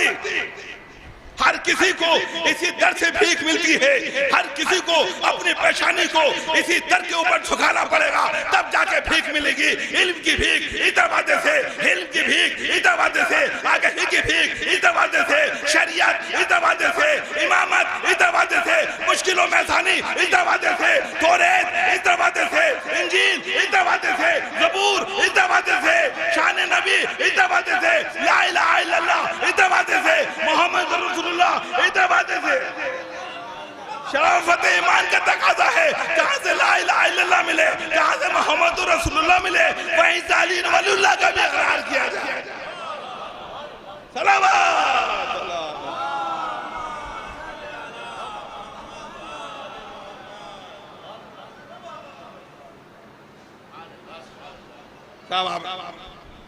अली का जिक्र करते हैं। अली की अज़मत, अली की मंजिलत कौन समझ सकता है? किसमें दम है जो अली की अज़मत को समझ सके? अली उस आफताब का नाम है जो बुलंदियों से निकला, बुलंदियों में गुरूब हो गया। जिसने पस्ती की सिमत ही नहीं देखी, तो उस अली का दुनिया मुकाबला क्या कर सकती है? और मैं यहां भी नजफ़ हिंद में ये जुमले ना कहूं तो फिर कहां कहूंगा? अली क्या क्या बयां करूं मैं जो अजमत अली की है, क्या क्या बयां करूं मैं जो अजमत अली की है। क्या क्या बयां करूं मैं जो अजमत अली की है। मौला कायनात की शान में क्या मुसद्दस शायर ने कही है, क्या कहा है?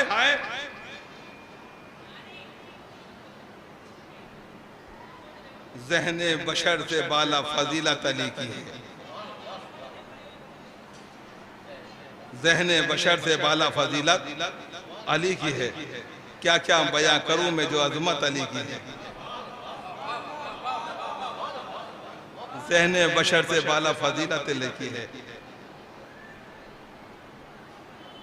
और क़ल्बे रसूल पाक का अरमान है अली, ईमान की किताब का उन्वान है अली, हर एक अमल के वास्ते मीज़ान है अली, हर मार्का में फतह का ऐलान है अली, जागे तो अज़मतों के समंदर खरीद ले, एक रात सो के मर्जी दावर खरीद ले।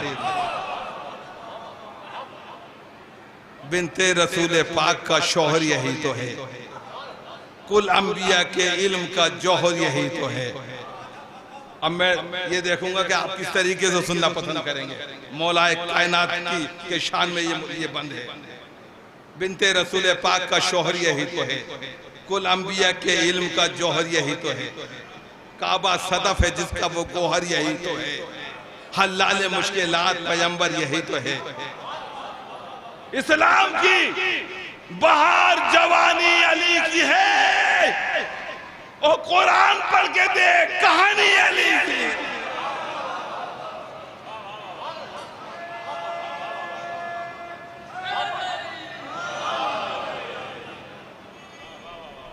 मिलजुल के सब मिलजुल के सलावत पढ़े।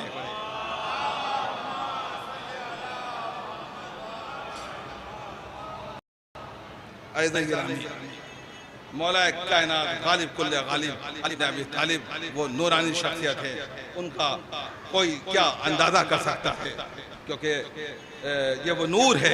जब दुनिया में आया कुन तो कंजन मखफिया, मैं एक छुपा हुआ खजाना था, मैंने महबूब रखा कि मैं पहचाना जाऊं।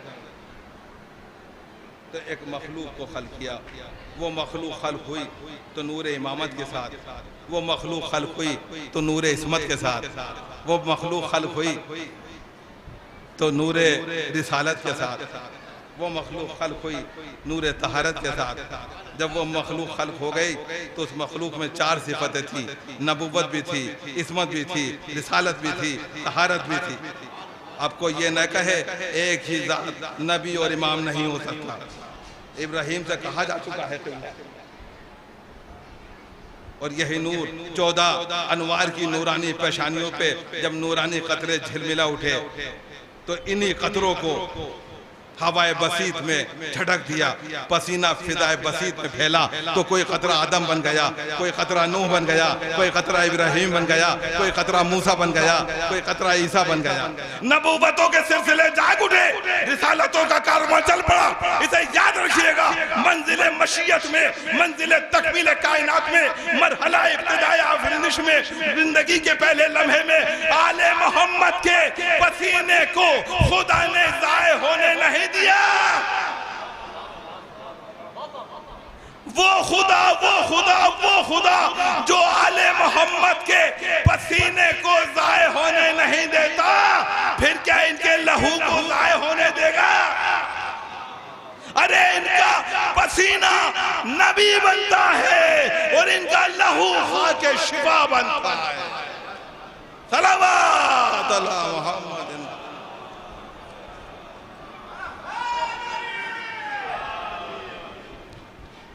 ऐज़ान गिरामी, मैं अर्ज कर रहा था कि ये नूरानी, ये नूर है,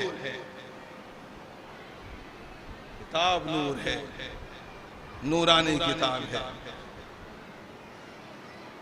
खलीफा दोम का दौर है, एक शख्स आता है का इस्लाम लाना चाहता हूं, का इस्लाम ले आ, कलमा पढ़ ले, मुसलमान हो जाएगा। का ऐसे नहीं, जब तक कोई मौजूदा न देखूंगा उस वक्त तक इस्लाम कबूल नहीं करूंगा। का क्या मौजूदा देख। एक मर्तबा तकरार बढ़ी, अरबी जाहिल है, मौजूदा देखने को कह रहा है, मौजूदा देखूंगा तब इस्लाम कबूल करूंगा। एक मर्तबा जब जवाब न मिला, फंस जाता है, तो फिर दर अहले बैत पे आते हैं। क्या बात है? मौलाए कायनात का पूरा वाकया सुना, बताया।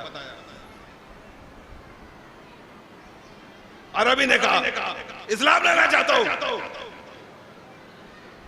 का इस्लाम ले आ,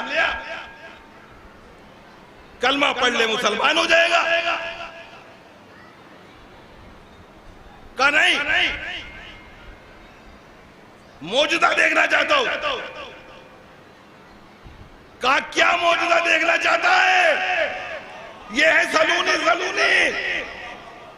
क्या मौजूदा देखना चाहता है? एक मरतबा अरब का दस्तूर खाना खाना है, उसने कहा नहीं, पानी पीना है। कहा पानी पीना है। अरबी के हाथ में गिलास दिया गया, गिलास में पानी दिया गया, काले पानी पी ले। उधर खलीफा ने हुक्म दिया जब तक ये पानी ना पी ले इसे कत्ल न करना। अरबी के हाथ में गिलास है, गिलास में पानी है, का पानी पी ले। अरबी ने गिलास को देखा, गिलास के अंदर के पानी को देखा, एक मरतबा गिलास को जमीन पे फेंक दिया, गिलास टूट गया। हुक्म दिया था जब तक ये पानी ना पी ले, खलीफा ने उस वक्त तक इसको कत्ल न करना। गिलास टूट गया, पानी बह गया, मसला फंस गया। मौलाए कायनात जब आए, बोले क्या बात है? मौजूदा देखना चाहता हूं। का क्या मौजूदा देखना चाहता है? पता क्या मौजूदा देखना चाहता है? का ये जो गिलास टूट गया, पानी बह गया है, ये गिलास अपनी असली हालत पर आए, पानी आए उसमें। का बस एक मर्तबा मौलाए कायनात ने जमीन की तरफ देखा। नहीं नहीं, लफ्जों को बदल कर कहता हूं, अबू तुराब ने तुराब की तरफ देखा। जमीन से पानी कैसे ना निकलता, अबू तुराब का इशारा था। जमीन से पानी निकला, गिलास अपनी असली हालत में आया। काले पानी पी ले। का पानी तो बाद में पीऊंगा, पहले कलमा पढ़वा दो। कहां गए हस्बुना किताबुल्लाह का दावा करने वाले? तुम कहते हो कि हमारे लिए किताब काफी है, अम्मा जब तुम एक जमीन से पानी ना निकाल सकते तो कुरान से मानी का निकालोगे। सलावत अल्लाह।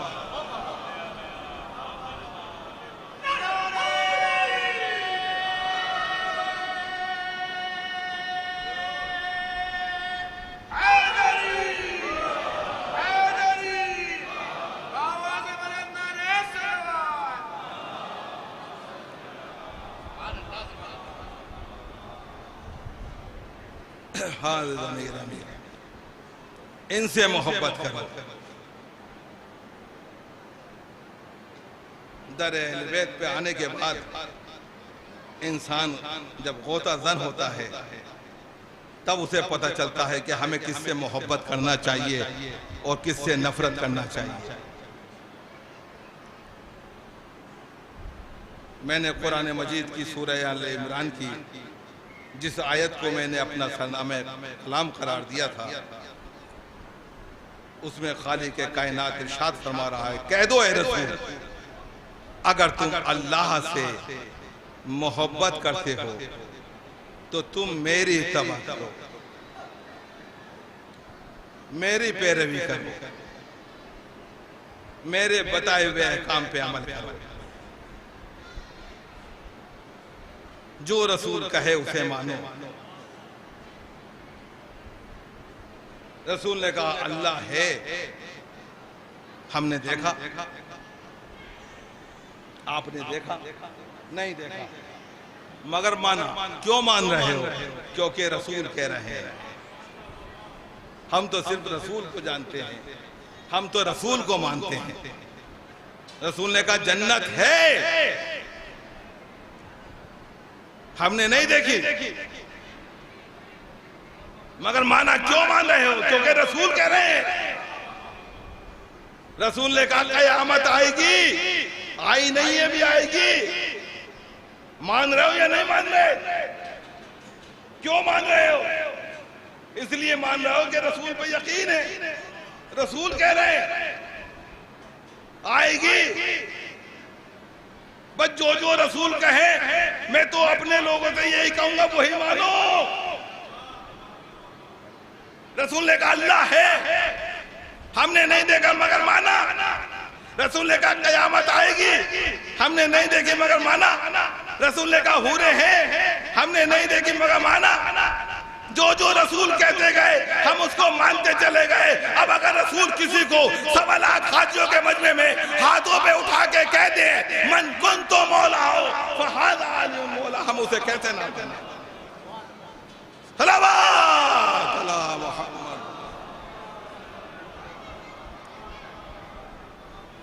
कह दो ए रसूल, अगर तुम अल्लाह से मोहब्बत करते हो तो तुम मेरी इत्तबा करो। मोहब्बत ना हो तो कारवाने इंसानी बिखर के रह जाए। मोहब्बत ना हो तो निज़ाम इंसानी तरहम बरहम होकर रह जाए। ये मोहब्बत है जो इंसान को मंजिल पे लाके खड़ा करती है।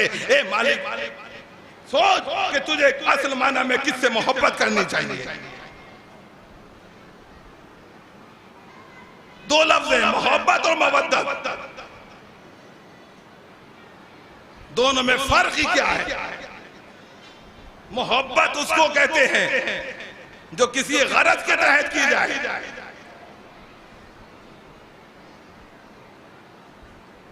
और मवद्दत जो बगैर गरज के इंसान के दिल में जगह पाले।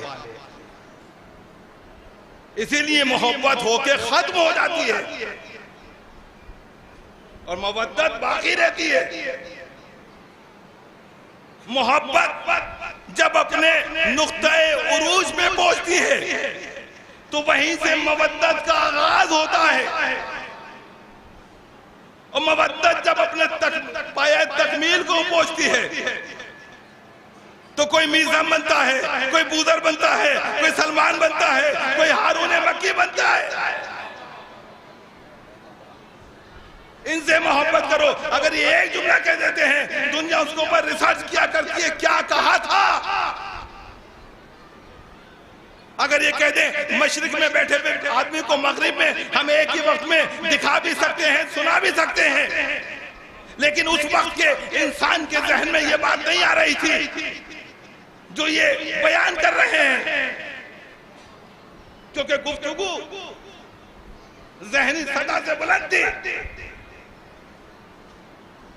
मशरिक में बैठे हुए आदमी को मगरिब में एक ही वक्त में दिखा भी रहे हैं, सुना भी रहे हैं, लेकिन आज जब मोबाइल बन के तैयार हुआ तो देखा आपने मगरिब में बैठे हुए आदमी मशरिक में दिखाई भी दे रहा है और मशरिक में बैठा हुआ आदमी मगरिब में दिखाई भी दे रहा है।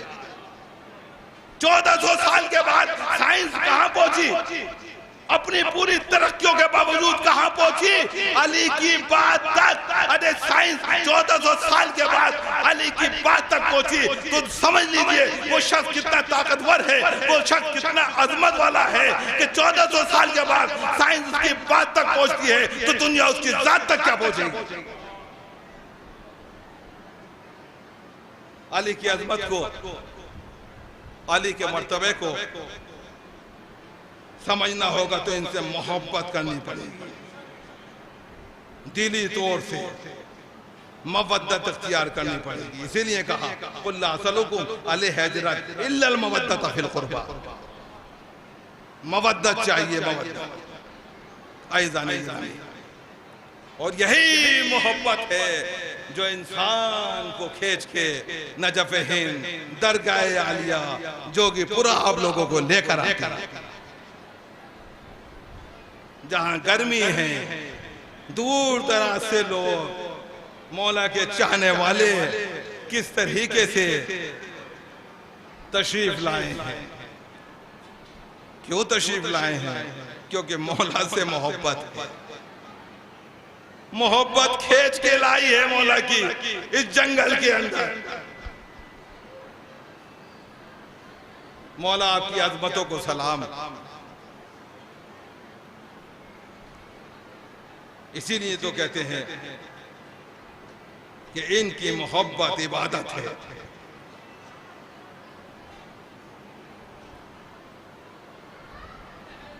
आइज़ाने गिरामी, इनसे मोहब्बत करो। हमारा इस्लाम भी यही सिखाता है। हमारा जो इस्लाम है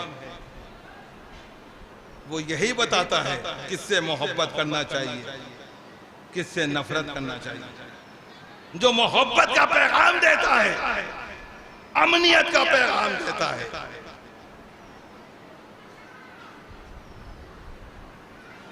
इस्लाम कोई अक्सरियत का मजहब नहीं है। इस्लाम कोई कयास का मजहब नहीं है। इस्लाम नबूवत में शक करने वाले लोगों का मजहब नहीं। इस्लाम किरदार और अमल की बुलंदी का मजहब है। इस्लाम तहजीब और तमद्दुन का मेयार है। इस्लाम रूहानी व जिस्मानी इर्तिका व बुलंदियों का महर मुनव्वर है। इस्लाम ही वो दीन है जो इंसान का रिश्ता खुदा से जोड़ता है। इस्लाम ही वो दीन है जो उलूम आले मोहम्मद की रोशनी में मुताला कायनात की दावत देता है। इस्लाम ने किसी दौर में भी अक्सरियत के बलबूते पे अपने हकायक को उसूल नहीं बदले, बल्कि इस्लाम हमेशा से दिलों को सख्त करता हुआ आगे बढ़ा है। अपने किरदार के जोर पे, अपने तकवे के जोर पे दिलों को जीता है। इस्लाम हक का नाम है। इस्लाम हक्कानियत का नाम है। इस्लाम बस दूसरों को मुसलमान बनाने का नाम नहीं है। इस्लाम बस काफिरों को मुसलमान बनाने नहीं आया था, बल्कि मुसलमान को सलमान बनाने आया था।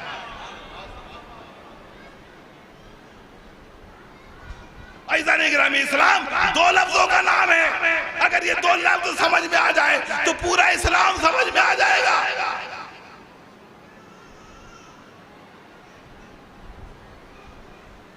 इस्लाम है क्या?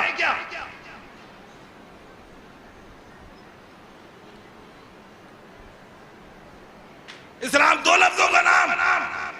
दावत-ए-इज़्ज़ुल-अशीरा में तारीख आपके पेशे नजर है। दावत-ए-इज़्ज़ुल-अशीरा में जब रसूल इस्लाम ने कहा है कोई जो मेरा साथ देगा, जो मेरा साथ देगा वो मेरा भाई जानशीन खलीफा होगा। मजमे पे सन्नाटा छा गया। मौला कायनात उठे, ए अल्लाह के रसूल, मैं तुम्हारा साथ दूंगा। कहा अली तुम मेरा साथ दोगे? कहा हाँ हाँ हाँ। वो करबला के मैदान में यजीद जैसे फासिक और फाजिर ने जब हजरत इमाम हुसैन अलैहिस्सलाम से बैत का सवाल किया तो अली के लश्ते जिगर ने क्या कहा था? नहीं नहीं नहीं। समझे आप? इस्लाम दो लफ्जों का नाम। दावत-ए-इज़्ज़ुल-अशीरा में बाप की हाँ का नाम इस्लाम, और करबला के मैदान में बेटे के नहीं का नाम इस्लाम।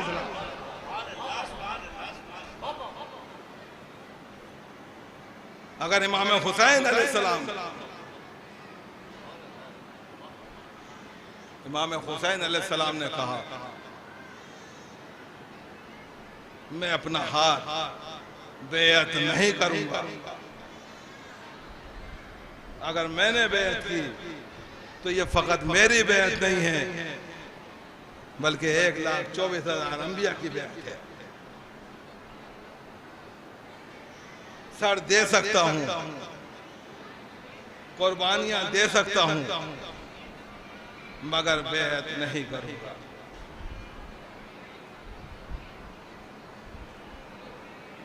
और इमाम हुसैन अलैहिस्सलाम ने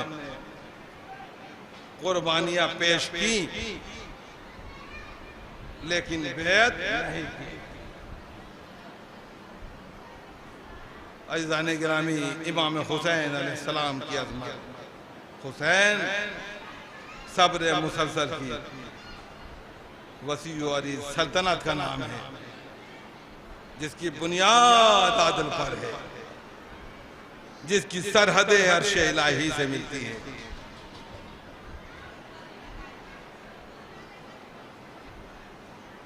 हुसैन ने बता दिया कि मैं बैअत नहीं करूंगा।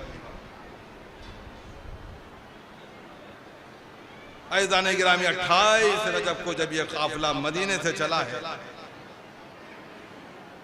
मदीना वो मदीना जिसमें भैया की कब्र भी है, मदीना वो मदीना जिसमें नाना की कब्र भी है, और मदीना वो मदीना जिसमें माँ की कब्र भी है।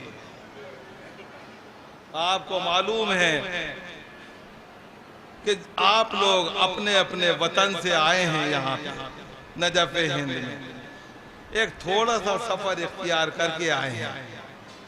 आप लोगों को मालूम है कि हमें वापस जाना है सफर से, अपने घर हम वापस जाएंगे, लेकिन हाय वो हुसैन जिसने मदीने को छोड़ा, जिसको मालूम था कि मैं अब वापस नहीं आऊंगा, किस तरीके से मदीने को अलविदा किया होगा।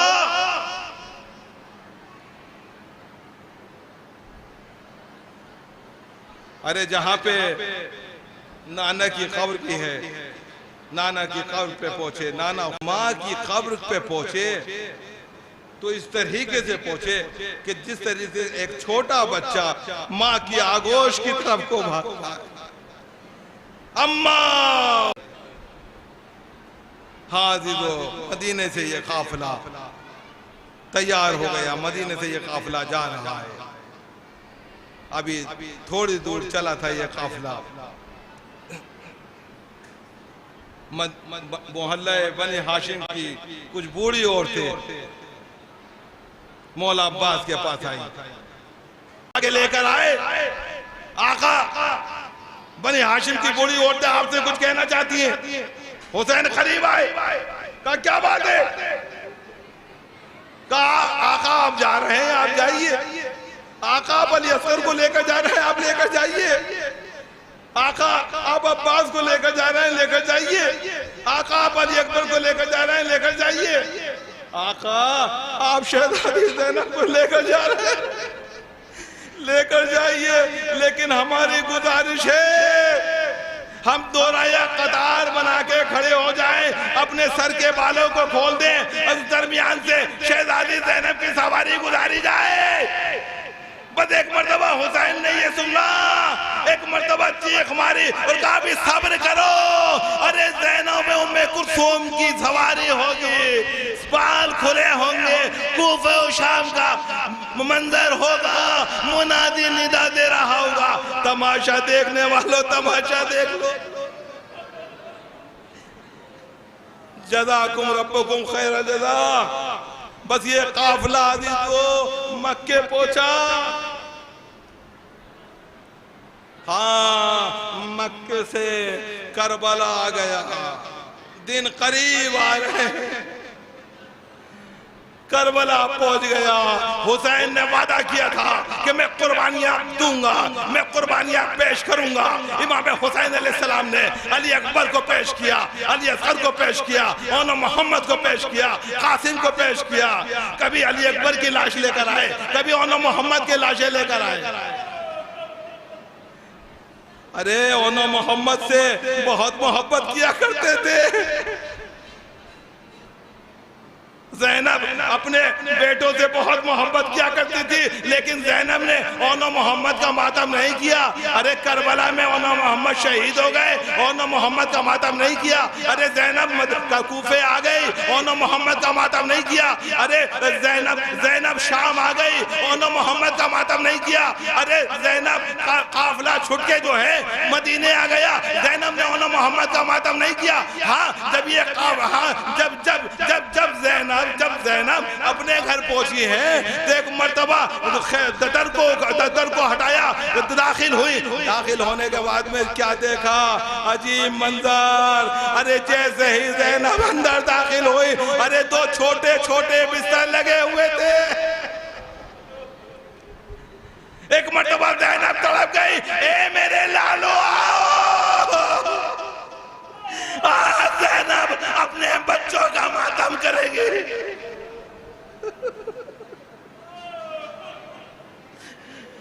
अरे हुसैन ने कुर्बानियां पेश कर दी, करबला के मैदान में कुर्बानियां पेश कर दी। एक मर्तबा हुसैन मैदान में आए, अरे जंग करना शुरू की। तुमने मेरे अकबर को मार डाला, तुमने मेरे कासिम को शहीद कर डाला, अरे तुमने मेरे 6 महीने के बच्चे के तीर मारा। एक मर्तबा हुसैन ने तलवार को निकाला, कहा भूखे की जंग देखो, अब प्यासे की जंग देखो। एक मर्तबा हुसैन जंग करते करते एक मर्तबा घोड़े पे संभल न सके, चारों तरफ से जालिमों ने घेर लिया। जज़ाकुम रब्बुकुम खैरल जज़ा। अरे हुसैन घोड़े से तंदी नीचे आए, एक मर्तबा शिम्र खंजर लेके आगे बढ़ा, चाहता है कि हुसैन के सर को कलम कर दे, मगर हिम्मत नहीं है। कैसे पता चले कि हुसैन जिंदा है? और शिम्र आगे बढ़ के कहता है, हे हुसैन, हम खेमों में आग लगाने जा रहे हैं। एक मर्तबा हुसैन ने कहा, अरे अभी हुसैन जिंदा है। बस अजी तो इमाम हुसैन शिम्र आगे बढ़ता है और इमाम के सर को जुदा करता है। बस अजी तो मैंने आपकी जहमत को तमाम किया, आपने बड़ी आसानी से सुन लिया। अरे इमाम हुसैन अलैहिस्सलाम का सर तन से जुदा हुआ।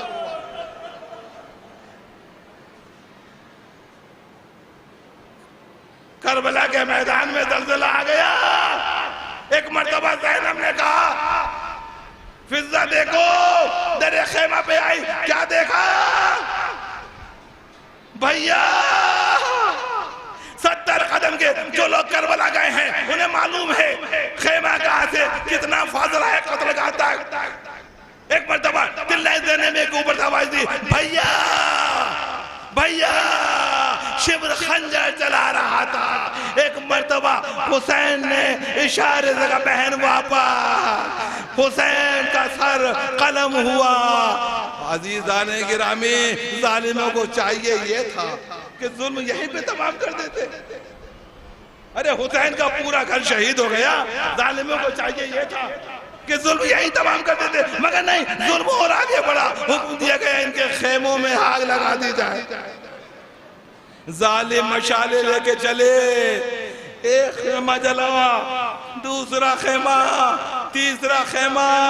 रावी कहता है कि मैंने देखा कि एक बच्ची जिसके दामन में आग लगी हुई थी, वो मख्तल की तरफ दौड़ती हुई जा रही थी और दामन के में जो आग लगी थी उसे बुझा रही थी। एक मर्तबा जब सब खेमे जल गए तो एक मर्तबा जनाब ज़ैनब ने बच्चों को गिनना शुमार किया। तारीख में, बस मैंने आपकी जहमत को तमाम किया, आखिरी जुमले। तारीख में एक बच्ची कम निकली। एक मर्तबा ज़ैनब ने कहा, बहन कुलसूम सकीना नहीं मिल रही है, बहन कुलसूम सकीना को चलो तलाश करें। एक मर्तबा ज़ैनब मख्तल में दौड़ी, आवाज दे रही थी, सकीना सकीना। एक नशेब से आवाज आई, आहिस्ता बोलो, सकीना मेरे सीने पे आराम कर रही है। एक मर्तबा करीब पहुंची तो क्या देखा कि सकीना एक बेसर के लाशे से लिपटी हुई है। ज़ैनब ने बच्ची को उठाया, गोद में बिठाया, ए मेरी सकीना, इतना बतला दे कि तूने अपने बाप की लाश को कैसे पहचाना। काबूबी अम्मा, जब खेमों में आग लग रही थी, अरे एक जालिम ने मुझे भी आग में डालना चाहा, मैं मख्तल की तरफ दौड़ी, आवाज दे रही थी, बाबा बाबा। कटी हुई गर्दन से आवाज आई, आ मेरी बेटी सकीना, तेरे बाबा का सीना बाकी है। बाबा खैमों में आग लगा दी, शिमर ने तमाचे मारे। इन्ना लिल्लाहि व इन्ना इलैहि राजिऊन, रज़न व क़ज़ाइही व तस्लीमन लिअम्रिही। इलाही बेहक़्क़े ज़हरा, इलाही बेहक़्क़े ज़हरा, इलाही बेहक़्क़े ज़हरा, इलाही बेहक़्क़े ज़हरा, इलाही बेहक़्क़े ज़हरा, इलाही बेहक़्क़े ज़हरा, इलाही बेहक़्क़े ज़हरा। पलने वाले वास्ता मोहम्मद वाले मोहम्मद का, जो हजरात मरीज हैं उनको शिफाए कामिला इनायत फरमा। वास्ता मोहम्मद वाले जहाँ जहाँ भी शियान हैदर कर्रार हैं उनकी जानी और माली हिफाजत फरमा। परवरदिगारा वास्ता मोहम्मद वाले मोहम्मद का, जो अफराद बे औलाद हैं उनको औलाद नगीना अता फरमा। परवरदिगारा वास्ता मोहम्मद वाले मोहम्मद का, जो अफराद जिन लोगों ने कहा है दुआ के लिए, जो अस्पताल में हैं, बीमारिस्तान में, हॉस्पिटल में हैं, परवरदिगारा उन सब को सैयदुल शुहदा मौला कायनात के सदक़े में शिफाए कामिला इनायत फरमा। परवरदिगारा वास्ता मोहम्मद वाले मोहम्मद का जल्द से जल्द इमाम ज़माना के ज़हूर में ताज़ील। अल्लाहुम्मा सल्ली अला मुहम्मद।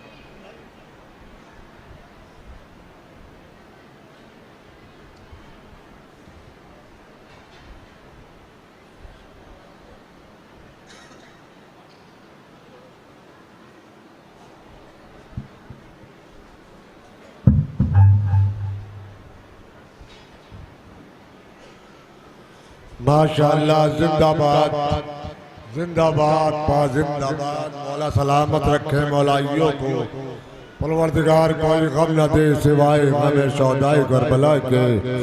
हजरात, जैसा मैंने कहा था, इस मजलिस के फौरन बाद हिंदुस्तान के मशहूर व मारूफ खतीब अहले बैत आली जनाब मौलाना अतर काज़मी साहब क़िबला इस मजलिस को खिताब फरमाएंगे। तशरीफ ला चुके हैं हजरत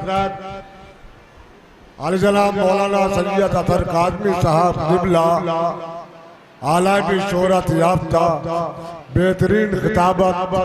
मोमिनीन से दरख्वास्त है यहीं पे तशरीफ रखे। तमाम मोमिनीन से दरख्वास्त है कि यहीं पे तशरीफ रखे।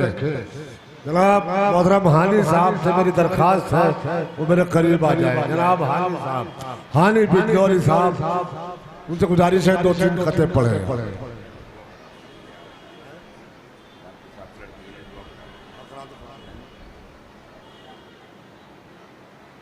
हजरात, इससे कबल कि मैं 4 मिसरे आप तक पहुँचाऊँ, बेहतर समझ एक बच्चे के लिए दुआ कर रहा हूँ, आप लोग उस पर आमीन कह दें। ये हमारे डॉक्टर साहब जनाब आफ्ताब अली साहब, जो भनेड़ा सादात से ताल्लुक़ रखते हैं, जो यही मिंबर के करीब मौला की बारगाह में अपनी खिदमत पेश करते थे आलिम दीन के लिए। उनके बेटे के एक्सीडेंट होने की वजह से पाँव में चोट लगी हुई है और 2 महीने का वक्त कम से कम डॉक्टर ने बेड रेस्ट के लिए कहा है। मैं उस बच्चे के लिए दुआ करता हूँ और आप मोमिनीन आमीन कहें। खुदा आलम की बारगाह में मौला अली का वास्ता देकर ये भीख मांगता हूँ कि ऐ परवरदिगार, तुझे वास्ता अपने इस वली का कि जिसकी बारगाह में हम लोग यहाँ पर मौजूद हैं। मौला अली के सदक़े में मिनहाल अली इब्ने आफ्ताब हुसैन साहब को सेहत याब फरमा, शफ़ाए कामिला आजिला इनायत फरमा। माबूद करीम इमाम ज़ैनुल आबिदीन अलैहिस्सलाम के सदक़े में और मौला अली अकबर के सदक़े में जो जवान हैं, बीमार हैं या किसी भी परेशानी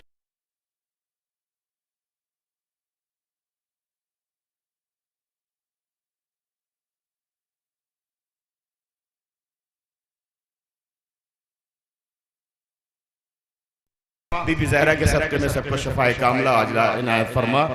आप मोमिनीन से गुजारिश है कि नारे सलवात पढ़ें। मैं 4 मिसरे क़िबला के इस्तक़बाल के लिए पढ़ देता हूँ। अल्लाहुम्मा सल्ली अला मुहम्मद व आले मुहम्मद। ऐसा करें, आज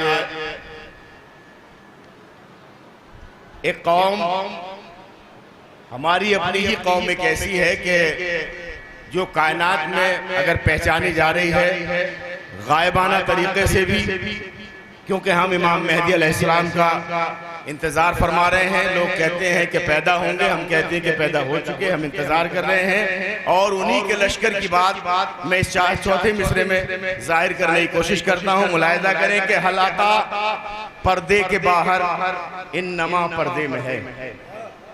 हलाका पर्दे के बाहर, इन्नमा पर्दे में है। अम्र जाहिर हो गए और किबरिया पर्दे में है। हल अता पर्दे के बाहर, इन्नमा पर्दे में है। अम्र जाहिर हो गए और किबरिया पर्दे में है। तो बस हुसैनी फौज की ये बात है इस दौर में, कारवां पर्दे के बाहर, रहनुमा पर्दे में है। बस हुसैनी फौज की ये बात है इस दौर में, कारवां पर्दे के बाहर, रहनुमा पर्दे में है। अस्सलाम वालेकुम। हज़रत, मैं कई बार ऐलान कर चुका हूँ, मैं ये नहीं कह रहा कि खाली पिंडाल के ही रजाकार यहाँ जाए। तमाम मेंबरान जो यहाँ मौजूद हैं दरगाह आलिया पे, जो भी काम कर रहे हैं मौला के लिए, मेरी तमाम वॉरियंटर से, रजाकारों से दरख्वास्त है कि ये काम जो मैंने सुबह बताया था, यहाँ से जाली हटनी है हर कीमत पे, क्योंकि कल से यहाँ से जुलूस बरामद होंगे।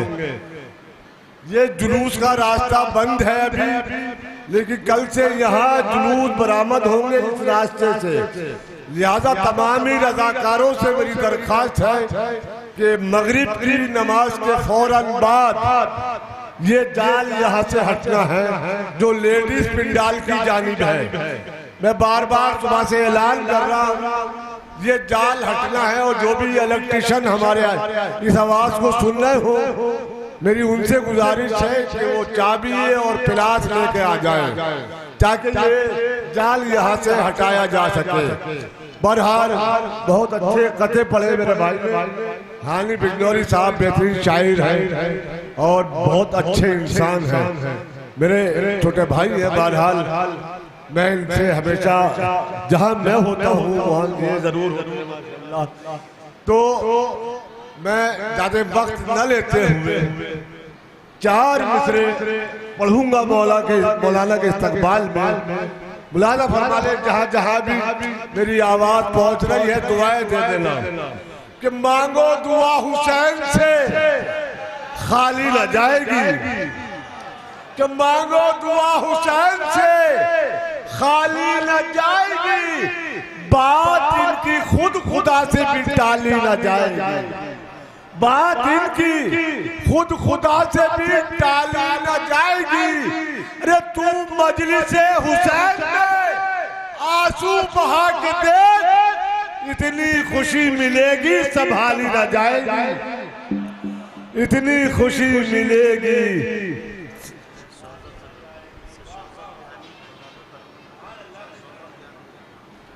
रात वाले प्रोग्राम बहुत टाइम काफी रहेगा।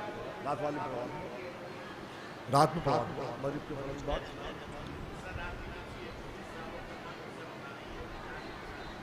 भाई, एक लड़की है फिजा नाम बता रही है, 4-5 साल की उम्र है उसकी। वो इंक्वायरी ऑफिस से ले ले। मैं बड़े ही अदब एहतराम के साथ दरखास्त करूंगा हुज्जतुल इस्लाम वल मुस्लिमीन आली जनाब मौलाना सैयद अथर काज़मी साहब की खिदमत में कि वो मिंबर पे आए और इस मजलिस को खिताब फरमाए। हजरात, बादे मगरिबैन जो मजलिस होगी, बादे मगरिबैन जो मजलिस होगी, उसको खिताब फरमा रहे हैं हुज्जतुल इस्लाम वल मुस्लिमीन आली जनाब मौलाना समीउल हसन साहब क़िबला। और मजलिस के फौरन बाद हिंदुस्तान का मशहूर लोहे खान अली नवाज नौगामी लोहे खानी के फराइज अंजाम देंगे। फिर सुन ले ऐलान, मजलिस के फौरन बाद अली नवाज साहब लोहा खानी फरमाएंगे। नारे सलवात मौलाना के इस्तकबाल के लिए।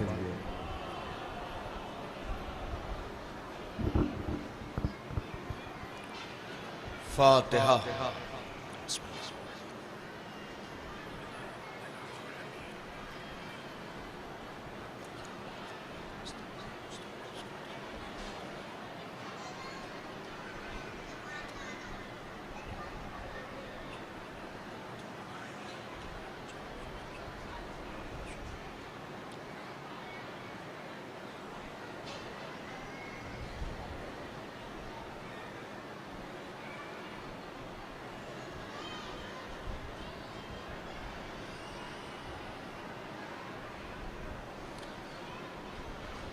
जुमला हाज़रीन की खिदमत में गुजारिश है कि एक मरतबा सूरह मुबारक फ़ातिहा और 3 मरतबा सूरह मुबारक इखलास की तिलावत फरमाकर जुमला मरहूमीन मोमिनीन व मोमिनात जो आप तमाम हजरात के इस दुनिया से जा चुके हैं, जुमला शुहदाए मुकावमत जमहूरियत इस्लामी ईरान और मरहुमा रिफत ज़हरा बिन्त सफदर अली, मोहम्मद हैदर इब्ने मुजीबुल मुईद हैदर इब्ने मुजीबुल हसन, अख्तरी बेगम बिन्त अब्दुल हुसैन, अली अनवार इब्ने हुसैन अहमद, उम्मे हबीबा बिन्त मोहम्मद ताहिर और आगा नाजिम की रूह को आप हज़रात ईसाले सवा फरमा दें।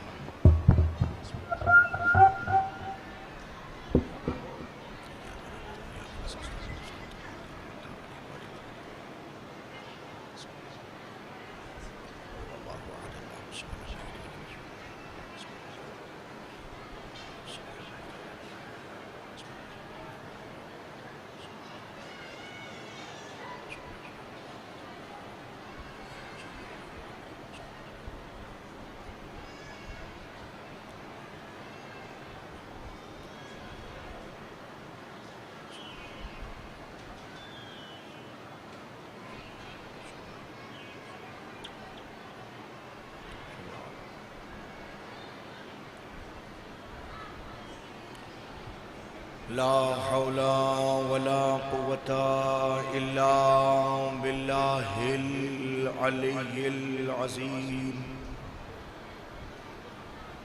अऊज़ु बिल्लाहिस समीइल अलीम मिनश शैतानिर लईनिर रजीम। बिस्मिल्लाहिर रहमानिर रहीम।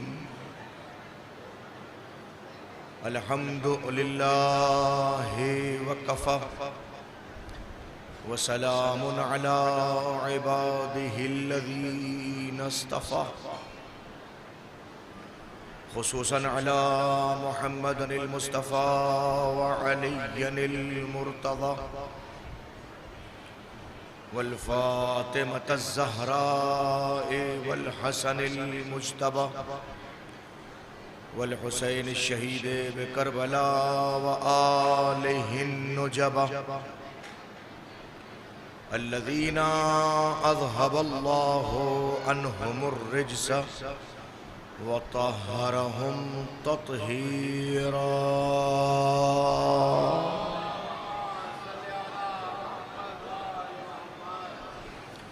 वलअनतुल्लाहि अला ज़ालिमीहिल अअदा व क़ातिलीहिल अश्क़िया मा दामा सुब्हु वल मसा अम्मा बअदु फ़क़द क़ाल अल्लाहु तबारक व तआला फ़ी मुहकमि किताबिहिल उला वल फ़ुरक़ानिहिल हुदा। बिस्मिल्लाहिर रहमानिर रहीम।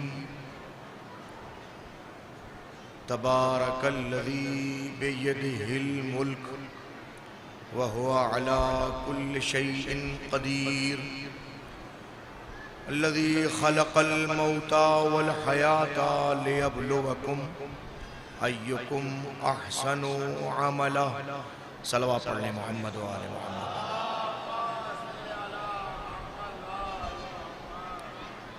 एक इससे बेहतर सलावत पढ़ के अपने सवाब में इजाफा फरमाइए।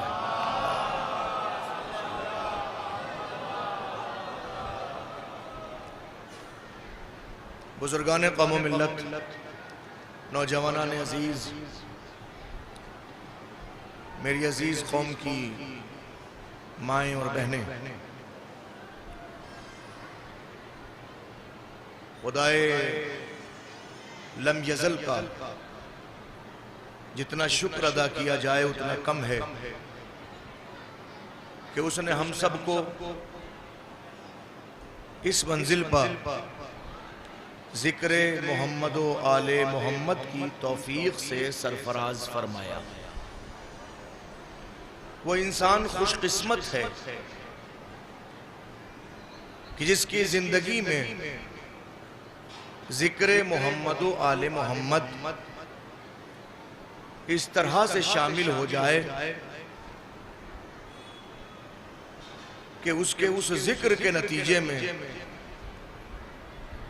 उसकी दुनिया भी संवर जाए और उसकी आखिरत भी संवर जाए।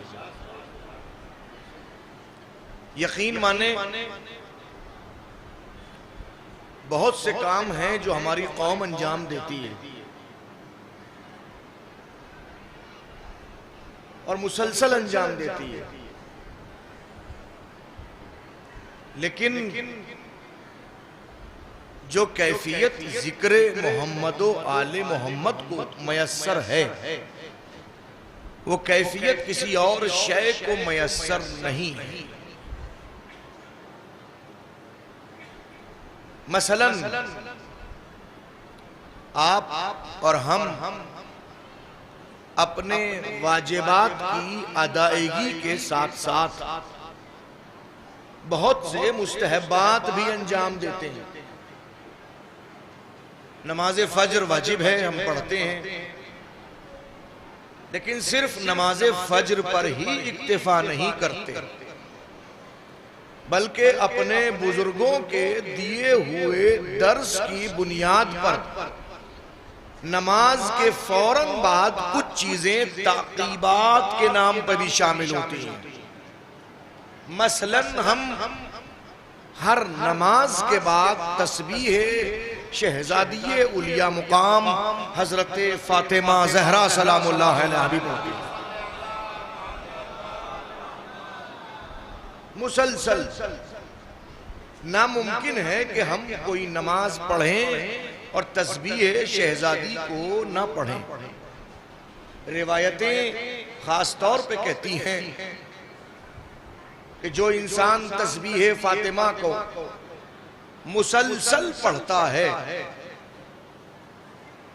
उसके रिज़्क़ का परवरदिगार ज़ामिन है। नामुमकिन है कि वो शख्स किसी इंसान का मोहताज हो सके। बज़ाहिर बहुत आसान से लफ्ज हैं, मैंने भी कह दिए, आपने भी समाअत फरमा लिए,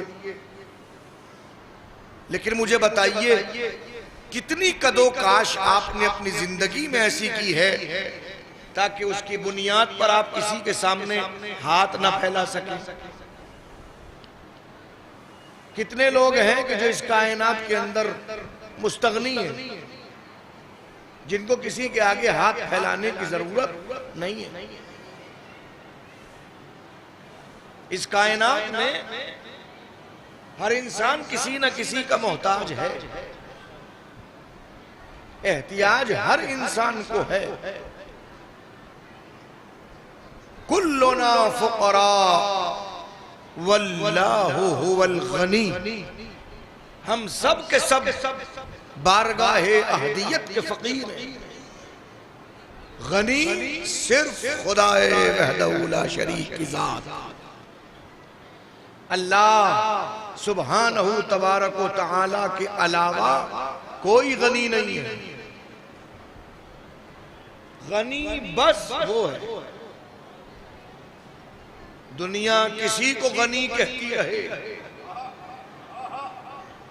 दुनिया का गनी कहना और है, हकीकत में गनी होना और है।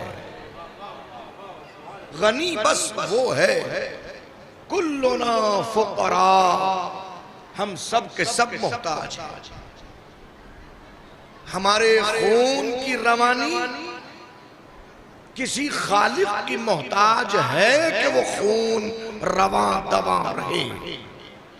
हमारा दिल धड़कनों का मोहताज है कि कोई हो जो उसको धड़कन अता करे।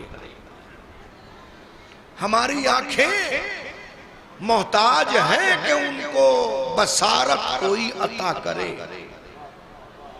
हमारे हाथ और पांव मोहताज हैं कि कोई उनको कुव्वत दे। हमारी अक्ल मोहताज है कि कोई उसको फिक्र का सलीका अता फरमाए। मुझे बताइए कौन है कि जो मोहताज नहीं? कम अज कम इस वक्त दरगाहे आलिया पर आने वाले जुमला मोमिनीन अपनी एहतियाज का ऐलान यहां आके करते हैं कि अगर हम इस दरवाजे के मोहताज न होते तो यहां ना आते। हम मोहताज हैं तो आए हैं। हमारा यहां आना इस बात की अलामत है कि हमें एहतियाज अली है। अब ये और बात कि अली अलैहिस्सलाम की एहतियाज हर किसी को मयस्सर नहीं होती, और अगर किसी को मयस्सर भी हो जाए तो हर कोई ऐलान नहीं करता कि अगर ये न होते तो हम न होते। और अगर किसी को तौफीक मिल भी जाए तो कोई जरूरी नहीं है कि उसका ज़ाते अली पर ईमान भी हो। हमने तारीख में ऐसे भी बदबख्त देखे हैं कि जिनको अली की एहतियाज हमेशा से रही और अली ने हमेशा उनकी मुश्किल कुशाई की। तारीखों में लिखा है कि एक दो मर्तबा नहीं, 70 मर्तबा मिंबर से बैठ के ऐलान किया, अगर अली ना होते तो मैं हलाक हो जाता। तो ऐलान करना भी इस बात की दलील नहीं है। नहीं, ये ऐलान भी हो और उस ऐलान के बाद में ये यकीन और ईमान भी कि इस कायनात में अगर कोई है जो हम सबको हमारी जरूरतों को समझने से पहले हमें अता करता है, तो यही यकीन आपको दुनिया में भी कामयाब करेगा, आखिरत में भी कामयाब करेगा। अब देखिए, आप हजरात तशरीफ फरमा है, यकीनन ये सातें, ये लम्हात, ये चंद लहजात जो आप फर्शे अज़ा पर गुजार रहे हैं वो रायगा नहीं जाने चाहिए। हमें जरूरत है कि हम इन कैफियतों को समझें। आज जिन हालात से उम्मत गुजर रही है, जिन कैफियतों को आप हजरात दर्क कर रहे हैं, जिन बातों को हम महसूस कर रहे हैं, वो हालात हमें बार बार तकाजा करते हैं कि अपने हल के लिए दर अमीरुल मोमिनीन पे हाजिरी दें। मैं कोई सियासी गुफ्तगू करने का आदी नहीं हूं, लेकिन ऐसा भी नहीं है कि मैं आंखें बंद करके सिर्फ चंद लम्हात आपको खुश करके गुजर जाऊं। हालांकि जो काम ये जाकिरीन करते हैं वो भी बड़ा काम करते हैं। मोमिनीन को खुश करना भी बड़ा अजर रखता है। मोमिनीन अगर किसी लम्हात खुश हो जाएं तो एक मोमिन के चेहरे पर खुशी लाना ये बड़ा काम है और इस पे बड़ा सवाब है। लेकिन मसला सिर्फ और सिर्फ हुसूल सवाब का नहीं है, मसला है कुछ लम्हात के लिए आप हजरात अगर यहां बैठे हैं तो कुछ फिक्री एतबार से हम और आप यकसा हो सकें, कुछ बातों को दर्क कर सकें। अगर इन बातों को समझना है तो कभी फलसफे हज जो जियारत उठा के देखें, ये बातें वहां से मालूम होंगी। हज ये पूरी जिंदगी में एक मर्तबा वाजिब होता है और हर इंसान पे नहीं होता, उसकी शरायत है। जो इंसान मुस्तती होगा, इस्तिताअत जिसके पास होगी उस पर हज होगा, हर किसी पर हज नहीं है। कोई इंसान चाहे कि कर्ज लेके हज करने चला जाए, नहीं जा सकता। हज मकरूज पे है ही नहीं। जिसके पास इस्तिताअत जिस्म की भी हो, माल की भी हो। इस्तिताअत का मतलब सिर्फ पैसा नहीं होता, इस्तिताअत सबसे पहले कुव्वत की होती है। आपके पास ताकत भी है कि नहीं, आप हज कर भी सकते हैं कि नहीं, और फिर यहां से वहां जाना, आपको एक मुल्क से दूसरे मुल्क जाना है, वहां के भी 10 मामलात होते हैं। अब जो आप वहां जाएंगे तो ऐसे नहीं कि यूं ही अल्लाह ने आपको कुछ अरकान के अदा करने के लिए बुलाया है। देखिए इस वक्त हज का जमाना चल रहा है, लोग जा रहे हैं, उम्रा लोग बहुत लोग कर चुके हैं, कुछ लोग करने वाले हैं, और बस ये 8 तारीख आने वाली है और 8 तारीख को यौम तरविया में हज का एहराम बांधा जाएगा। सवाल ये है कि अल्लाह ने क्यों बुलाया, किस लिए? हज कमेटी वाले 4 लाख रुपए ले रहे हैं, 5 लाख रुपए ले रहे हैं। प्राइवेट तो 7, 8 लाख, 10 लाख तक का मामला है। तो यहां से सब लोग चले जा रहे हैं 10-10 लाख रुपए खर्च करके। किस लिए? भाई वहां जाना है, अल्लाह मियां के हुक्म से अपने लिबास को उतार के रख देना है, और अल्लाह मियां 2 कपड़े बगैर सिले हुए,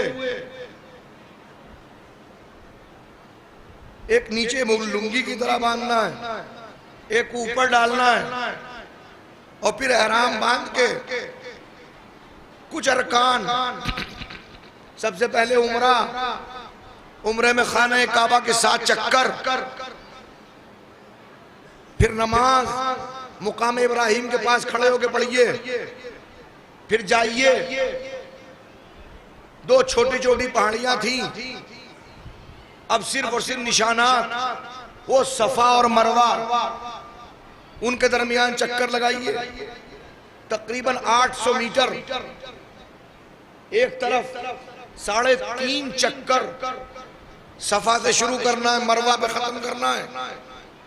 और सिर्फ यही नहीं, दरमियान में एक जगह ऐसी आती है कि जहां आपको हरवला करना है। हरवला का मतलब क्या है?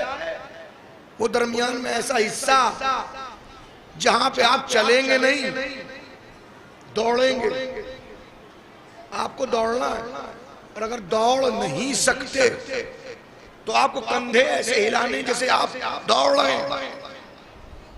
उसके बाद जनाब बाल थोड़े से कटवा लीजिए, फिर हज का मौका आया, फिर वही कैफियत, वो एक भरे मैदान में वहां जाके दोपहर से लेके शाम तक बड़ी गर्मी, कम से कम जोगीपुरे की गर्मी को देख के आप इस वक्त समझ सकते हैं कि मिना की गर्मी कितनी होगी, अराफात की गर्मी कितनी होगी।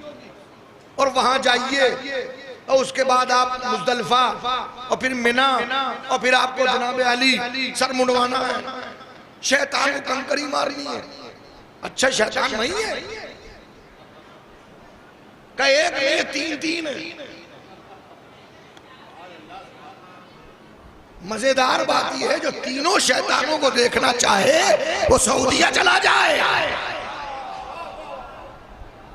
अल्लाह सबको तौफीक हज दे, अल्लाह करे सब हज करने जाए। तो मैंने कहा भाई पता नहीं कैसा शैतान होगा, पता नहीं किस तरह का होगा। शौक में हम भी पहुंचे। अब इत्तेफाकन जब हम पहली मर्तबा सन 2000 में गए थे तो उस वक्त 2x2 का पिलर था, वो 3 पिलर, एक इधर वहां बीच में और उधर आगे। और अब जब बाद में 2007 में हम गए तो वो पिलर खत्म हो गए। तकरीबन 40 से 50 फीट लंबी दीवार, ये शैतान है।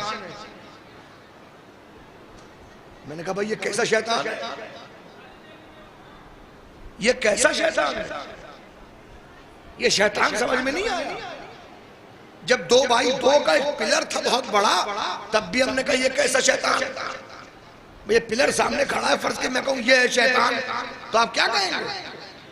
समझदार इंसान वही कहेगा जो उसे कहना चाहिए कि ये पिलर कब से शैतान हो गया, ये सुतून, ये उमूद, ये कब से शैतान हो गया, शैतान ये कहाँ है? तो जवाब दिया जाएगा शैतान नहीं है मगर शैतान की शबीह है। तवज्जो नहीं फरमाई आपने। मैं कहूंगा अजीब बात है, कम से कम किसी चीज को समझने के लिए कम से कम हज करना जरूरी है। शबीह समझ में ही उसको आती है जो कम से कम हाजी हो। तो शबीह समझ में आती है, शैतान नहीं है मगर शैतान। बहरहाल मकसद क्या है, मैं आपसे इतना पूछना चाहता हूं, 10 लाख रुपए खर्च करने के बाद अल्लाह आपको क्या बताना चाहता है, क्या समझाना चाहता है, क्यों, किस लिए अल्लाह काम करा रहा है? भाई अगर यही 10 लाख रुपए यहां किसी गरीब मोमिन को दे दिए जाए कि लो भाई कारोबार कर लो, यही हज वाले 10 लाख रुपए 2-3 बच्चियों की शादी करवा दी जाए, यही 10 लाख रुपए एजुकेशन पे खर्च कर दिए जाएं, बताइए आप क्या कहेंगे? जवाब में कहा जाएगा होश के नाखून लीजिए, अपनी औकात में रहिए। आप हज की इतनी अहम तरीन इबादत को इतना नाजुक समझ रहे हैं? ये यूं ही अल्लाह मियां ने रखा है। अल्लाह मियां ने कोई बात अगर रखी है तो उसका कोई ना कोई रीजन है, सबब है, इल्लत है, वजह है, मकसद है, हदफ है। अल्लाह पैसे खर्च करवा के आपको दर्स देना चाहता है। ऐसे नहीं हम तुम्हें पैसे खर्च करवा के दर्स देंगे, वहां आओ तुम्हारा सफर रहेगा ना जाए। देखो हमने एक वक्त रखा, पूरे साल में बस एक मर्तबा, हर लम्हे नहीं, हर आन नहीं। यौम तरविया में 8 जिलहिज्जा से हज शुरू होगा, 12 तारीख को हज खत्म होगा। शिया हो, सुन्नी हो, देवबंदी हो, वहाबी हो, अहले हदीस हो, जमात इस्लामी, किसी भी फिरके से मुसलमान ताल्लुक रखता हो, हिंदुस्तान का, इंडोनेशिया का, ऑस्ट्रेलिया का, अफ्रीका का, लंदन से आने वाला, यूरोप से आने वाला, अमेरिका वाला, जहां भी मुसलमान हो, बस यही मखसूस अय्याम 8 जिलहिज्जा से लेकर 12 जिलहिज्जा तक, क्यों? ताकि सब लोग जमा हो जाएं। कोई कहीं से आने वाला, कोई कहीं से आने वाला, काला भी एक जगह, गोरा भी एक जगह, पढ़ा लिखा भी एक जगह, जाहिल भी एक जगह, मोमिन भी एक जगह, मुसलमान भी एक जगह, ताकि जमा होने के बाद एहसास हो आखिर हमें जरूरत किस बात की है, कौन हमें सता रहा है, कौन हमें परेशान कर रहा है, हमारी जरूरतें क्या हैं, हमारी हाजतें क्या हैं, हमें कैसा होना चाहिए था, हम कैसे हो गए। उलमा ने बाकायदा हदफे हज पर किताबें लिखी हैं। तो जैसे हज का एक हदफ है, वैसे ही आपके यहाँ आने का एक हदफ होना चाहिए। ये मजलिस हज से कम नहीं है। जैसे वहाँ अल्लाह से कुर्बत होती है, वैसे यहाँ अमीरुल मोमिनीन मोमिनीन से कुर्बान। सलावत पढ़िए मोहम्मद वाले मोहम्मद।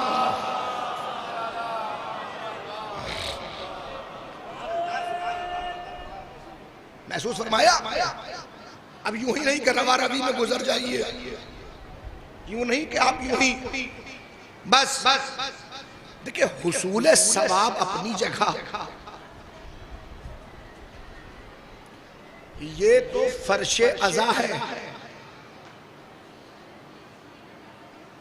फर्शे अज़ा तो बहुत अजमत वाला है। मैं कह रहा हूं आप अपने घर में, अपनी बैठक में, ड्राइंग रूम में 4 मोमिनीन जमा हो जाइए।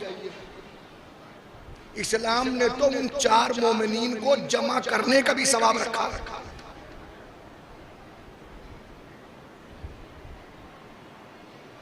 और देखिए अगर तौफीक मैसर न हो तो कम से कम तौफीक के मैसर होने की दुआ कीजिए। कल तक ये चीजें बुजुर्गों ने दी थी आपको और हमें, और आज हम और आप इन चीजों को, कल तक गांवों में, शहरों में मोमिनीन जमा होते थे, एक दूसरे के अहवाल, नमाज में कोई इंसान 2 मरतबा गैर हाजिर हो जाए, नमाजियों में एक खलबली होती थी।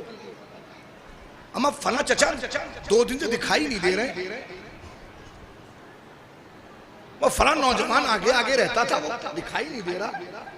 अम्मा वो जो इन अल्लाह मलाइकतुहु जो दुआ पढ़ता, आयत पढ़ता था, वो दिखाई नहीं दे रहा। वो अल्लाहुम्मा कुल्ले वलियकल पढ़ने वाला बच्चा दिखाई नहीं दे, कहां चला गया? अम्मा वो बच्चा जो बड़ी शान सबको सलाम करता था, ये क्या है? ये बुजुर्गों की अता करदा वो चीजें थी जिनको हम जैसे नौजवानों ने फरामोश कर दिया। आज नौयत ये है कि हम 4 नौजवान एक जगह बैठते और बैठने के बाद जिस्मानी एतबार से एक दूसरे से कुर्बत होती है, लेकिन फिक्री एतबार से सब एक दूसरे दूर होते हैं। एक अपना व्हाट्सएप खेल रहा है, दूसरा अपना फेसबुक खेल रहा है, तीसरा इंस्टाग्राम पे बैठा हुआ है, चौथा कोई और वेबसाइट पे बैठा हुआ पोर्टल पे काम कर रहा है। ना आपको मेरा पता, ना मुझे आपका पता।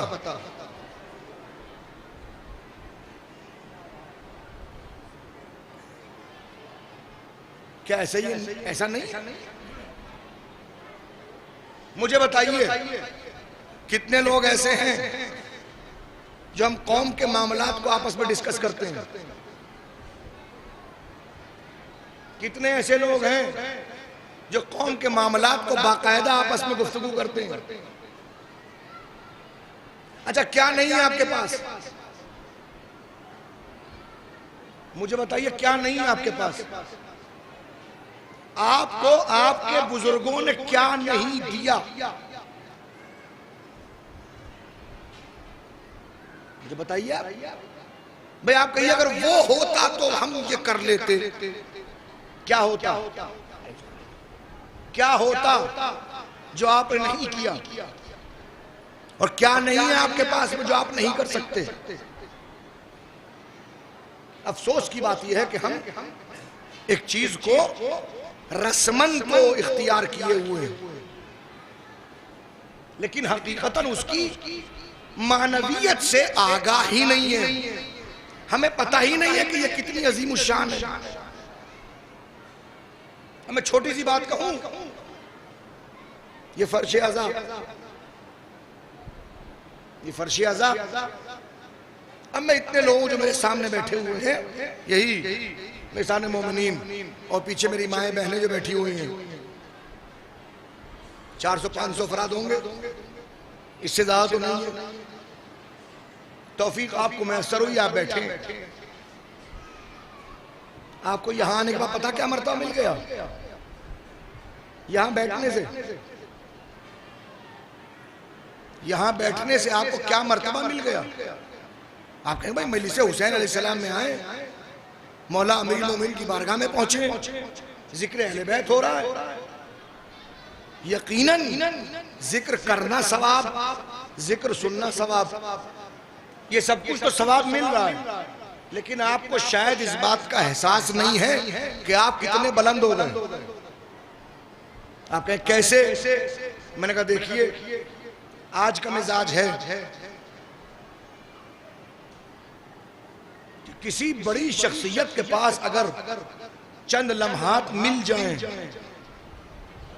तो इंसान मोहल्ले में, गांव में, शहर में, कराबतदारों में, यहाँ वहां, रिश्तेदारों में, सब जगह कहता हुआ मैं फला साहब के पास गया था।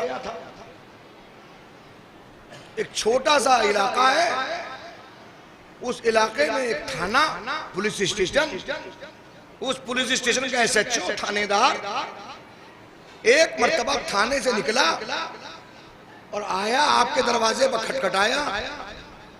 अरे मीर साहब कैसे हैं? जैदी साहब, नकवी साहब, काजमी साहब, जाफरी साहब, रिजवी साहब, जो भी साहब हो, और भाई कैसे हैं आप? ठीक ठाक। हम तो हालचाल लेने के लिए आ गए। आइए आइए, तशरीफ लाइए थानेदार साहब। कुर्सी बिठा दी गई, 4 लोगों को, ये लीजिए, वो लीजिए। अब वो जो बात थी वो कह के चला गया। अब जाफरी साहब उठे, सीना फुलाया हुआ। रिजवी साहब की हैसियत देखिए आप, जैदी साहब का मिजाज ना पूछिए। अब बाहर निकलने की, चचा सलाम। भाई साहब सलाम अलैकुम।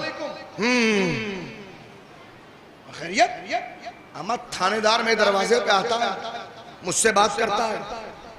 मेरे पास खुद चल, मैं नहीं गया उसके पास, वो आया था।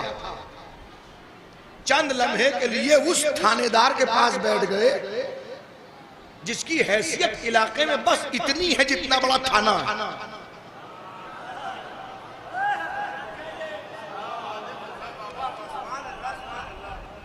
पूछिए नहीं, अपनी हद से बाहर निकल गए। सलाम का जवाब देना बंद कर दिया। पार्षद ने पूछ लिया, पूछिए नहीं। MLA बस झुक के किसी सलाम करते, मीर साहब सलाम अलैकुम। अरे भाई देखिए, MLA साहब मुझे पूछते हैं, मेरा कोई तोड़, कोई है बिरादरी में मेरे बराबर? मुझसे बड़ा कोई नहीं है। MLA मुझ पे आता है मेरे पास, और अगर MP पूछ ले तो पूछिए नहीं आप। अच्छा, अगर कभी इनसे हुदूद से बाहर CM आ जाए, आप यकीन माने मिजाज ये हो रहा है लोगों का।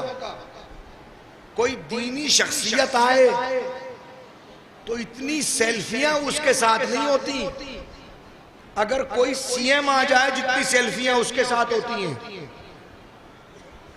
छोड़िए CM को, कोई फिल्मी एक्टर आ जाए,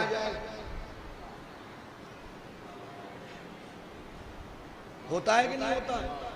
और देखिए ऐसी जगह जाते भी हैं लोग, मुमकिन है आज तो जुमेरात है, कल जुमा, हफ्ता इतवार, 3 दिन और कोई बड़ा फिल्मी एक्टर यहाँ आ जाए, ये समझते हुए कि मैं जरूरतमंद हूं और मेरी जरूरत को पूरा करने वाले ये हैं। आप यकीन माने उसको यहां से वहां तक पहुंचने में घंटा भर लगेगा, इसलिए कि लोग उठ के जा रहे होंगे। और भाई एक फोटो हमारा साथ में, इधर से ले लो, उधर से ले लो, यहां से ले लो, इधर से टेढ़े हुए जा रहे हैं, कैसे हुए जा रहे हैं? ये सब काम हो रहा होगा बाकायदगी के साथ। जिनकी औकात आपके वोट की बुनियाद पर सिर्फ 5 साल के लिए हो, बल्कि मैं जुमला बदल दूं, आपके वोट की बुनियाद पे नहीं, जिनकी हैसियत मशीनों की बुनियाद पर हो, वो इतने मोतबर हो जाएं कि अगर कुछ लम्हात आप उनके साथ बैठ जाएं तो अपने आप को आली नसाब, आली मर्तबा, आली हैसियत, आप उनसे बड़ा समझते नहीं किसी को कि हमसे बड़ा कौन होगा, हम उसके साथ बैठे, हम उसके साथ बैठे। मैं कहूंगा जितने हैं सबकी हैसियत महदूद है। थानेदार थाने की हैसियत तक, एक एमएलए अपने एमएलसी की हैसियत तक, एक एमपी अपने दायरे की हैसियत तक, एक सीएम अपने सूबे की हद तक, एक पीएम एक पूरे मुल्क की हैसियत तक, इससे आगे कोई नहीं है। लेकिन इस फर्शी अज़ा ने आपको इतना बड़ा बना दिया कि आप उनके दरमियान बैठ गए। कोई रहमतुल लिल आलमीन, कोई इमामुल औलिया, कोई सैयदुल अंबिया, कोई सैयदतुन निसा, कोई सैयदा शबाब अहलल जन्ना। अरे जब इतनों के साथ बैठेंगे तो फर्श अज़ा कितना बुलंद बना देगा।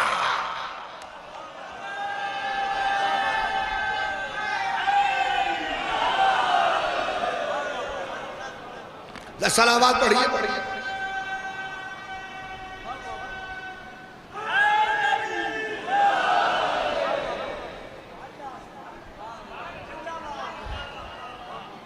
तो फर्श अज़ा ने कितना बड़ा बना दिया।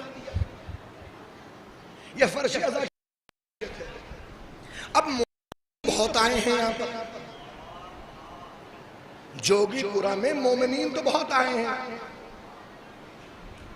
लेकिन आपसे बड़ा कोई नहीं है। जो यहाँ फर्श अज़ा पे बैठे हैं उनसे बड़ा कोई नहीं है। क्यों नहीं है? इसलिए कि किसी के पहलू में कोई मासूम, किसी के पहलू में कोई मासूम। अब माफ कीजिएगा, ये बसारत से दिखाई नहीं देते, बसीरत से दिखाई देते। इनको, इनके लिए आंखों का होना जरूरी नहीं है, दिल की आंखों का होना जरूरी है। तो फर्शी अज़ा तो आप तशरीफ लाए हैं, महसूस फरमाएंगे इस हैसियत को। लिहाजा जरूरत है कि हम कुछ गौर व फिक्र करें। कौम किस मंजिल पर है, कुछ अहम बातें। हालांकि देखिए, मैंने जो मजलिस में मजलिसी मजमा होता है वो कई बातों को नोट करता है। मौलवी साहब आए थे तो कैसे आए थे, मिंबर पे गए थे तो क्या खुतबा पढ़ा था, कौन सी आयत पढ़ी थी, उस आयत का मौजू क्या हो सकता था, उस आयत को मौलवी साहब ने तबर्रुकन पढ़ा था या ऐसे ही बस ये अब तक दोबारा पढ़ी गई नहीं पढ़ी गई, या मौलवी साहब का मौजू क्या है। मैं इतनी देर मजलिस पढ़ चुका, मगर इत्तेफाक की बात यह है कि मैंने अभी तक अपनी उस आयत ही को नहीं पढ़ा जिस आयत की मैंने तिलावत का शरफ हासिल किया था। अब लेकिन जब मैं मजलिस खत्म करूंगा तो इंशाअल्लाह आपको खुतबे से लेकर और आखिर तक जो लोग मौजूद हैं उनको पूरी तस्बीह फातिमा दिखाई दी जाएगी इंशाअल्लाह। तवज्जो फरमाइएगा। अब कौम किस मंजिल पर है, दो एक बातें मैं पहले अर्ज कर दूं फिर गुफ्तगू शुरू करूं। अब शुरू इसलिए कि अल्हम्दुलिल्लाह हमारे करम फरमाओं ने हमें कहने के लिए बहुत सबक दे दिया कि भाई नमाज मगरिब तक आपको कुछ पैगाम देना है तो दे दीजिए। मैंने कहा बिस्मिल्लाह बोला। मैं उन सबका शुक्रगुजार और आप सबका शुक्रगुजार, उनका बाद में पहले आपका शुक्रगुजार जो यहाँ मौजूद है, जिनके जरिए तक मैं अपनी बात पहुंचा रहा हूं। दो मामला खास तौर पे बहुत तवज्जो फरमाइएगा, दो मामला बहुत खास तौर पे सोचने की जरूरत है इस वक्त। आसिफ भाई आप माशाल्लाह कौम के एक जिम्मेदार शायर हैं, अल्लाह आपकी तौफीक़ात में इज़ाफ़ा फरमाए। मुसलसल आप कौम के मामलात को उठाते रहते हैं, तवज्जो फरमाएंगे। जाहिर है कि रोज़ सुबह आपका मैसेज मेरे पास में आ जाता है और आपने हमें इस दायरे में रखा हुआ, इसके लिए शुक्रगुजार हैं। एक मामला है तालीम का, एक मामला तालीम का है और दूसरा मामला औकाफ का है।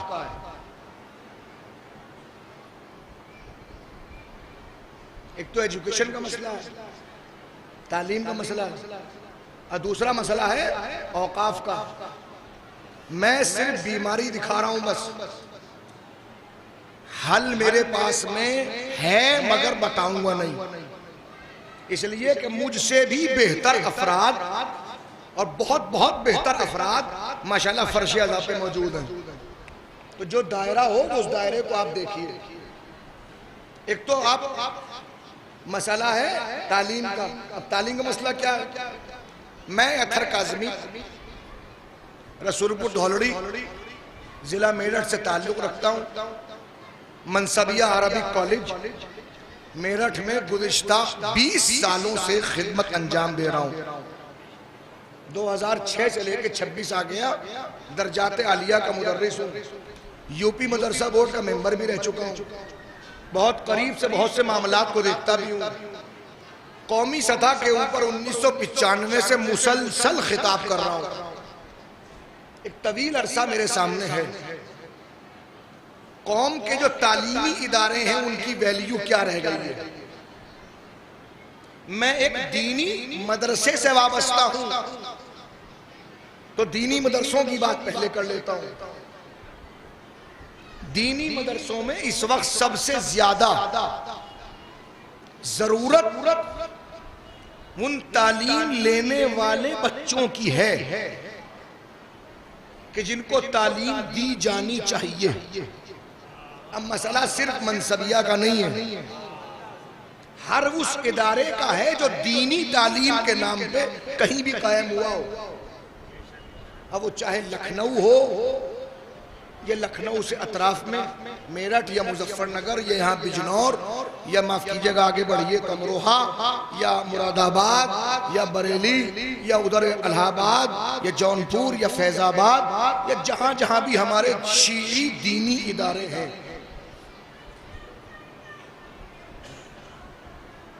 बहुत से लोग हमसे कहते हैं ना आपके मदरसे में कितने बच्चे हैं। मैं जवाब में पलट के इतने कहता हूं, आपने कितने भिजवाए।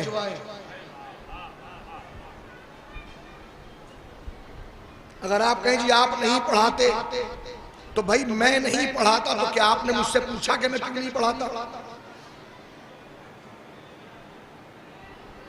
कौम के दरमियान एहतिसाब खत्म हो गया। अगर कोई खड़े हो के मुझसे अभी पूछ ले, ये जो आप पढ़ रहे हैं ये कुरान की आयत आपने पढ़ी थी, कौन से सूरे में है? आपने सिर्फ अपने इल्म के लिए पूछा, 4 लोग आपको यूं चिपट जाएंगे, आपको जान छुड़ाना भारी पड़ जाएगी। हद हो गई, आपने यूं पूछ लिया, क्या जरूरत थी पूछने की? बाद में पूछ लेते, यूं कर लेते, ऐसे कर लेते, वैसे कर लेते। भाई मसला अगर कोई पूछ भी रहा है तो क्या उसने गुनाह कर दिया?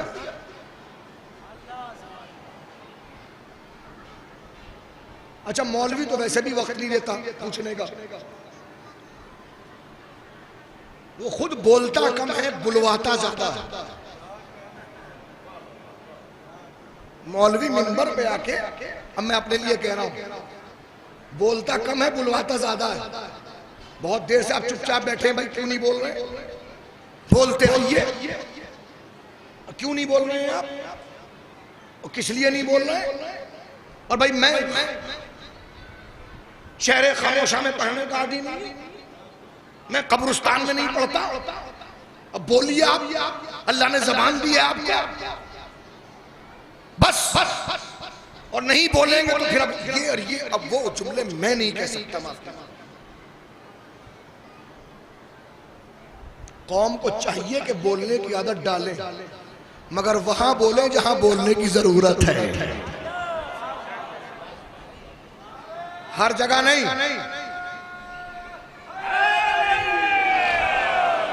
हर जगह नहीं, जहां जरूरत है।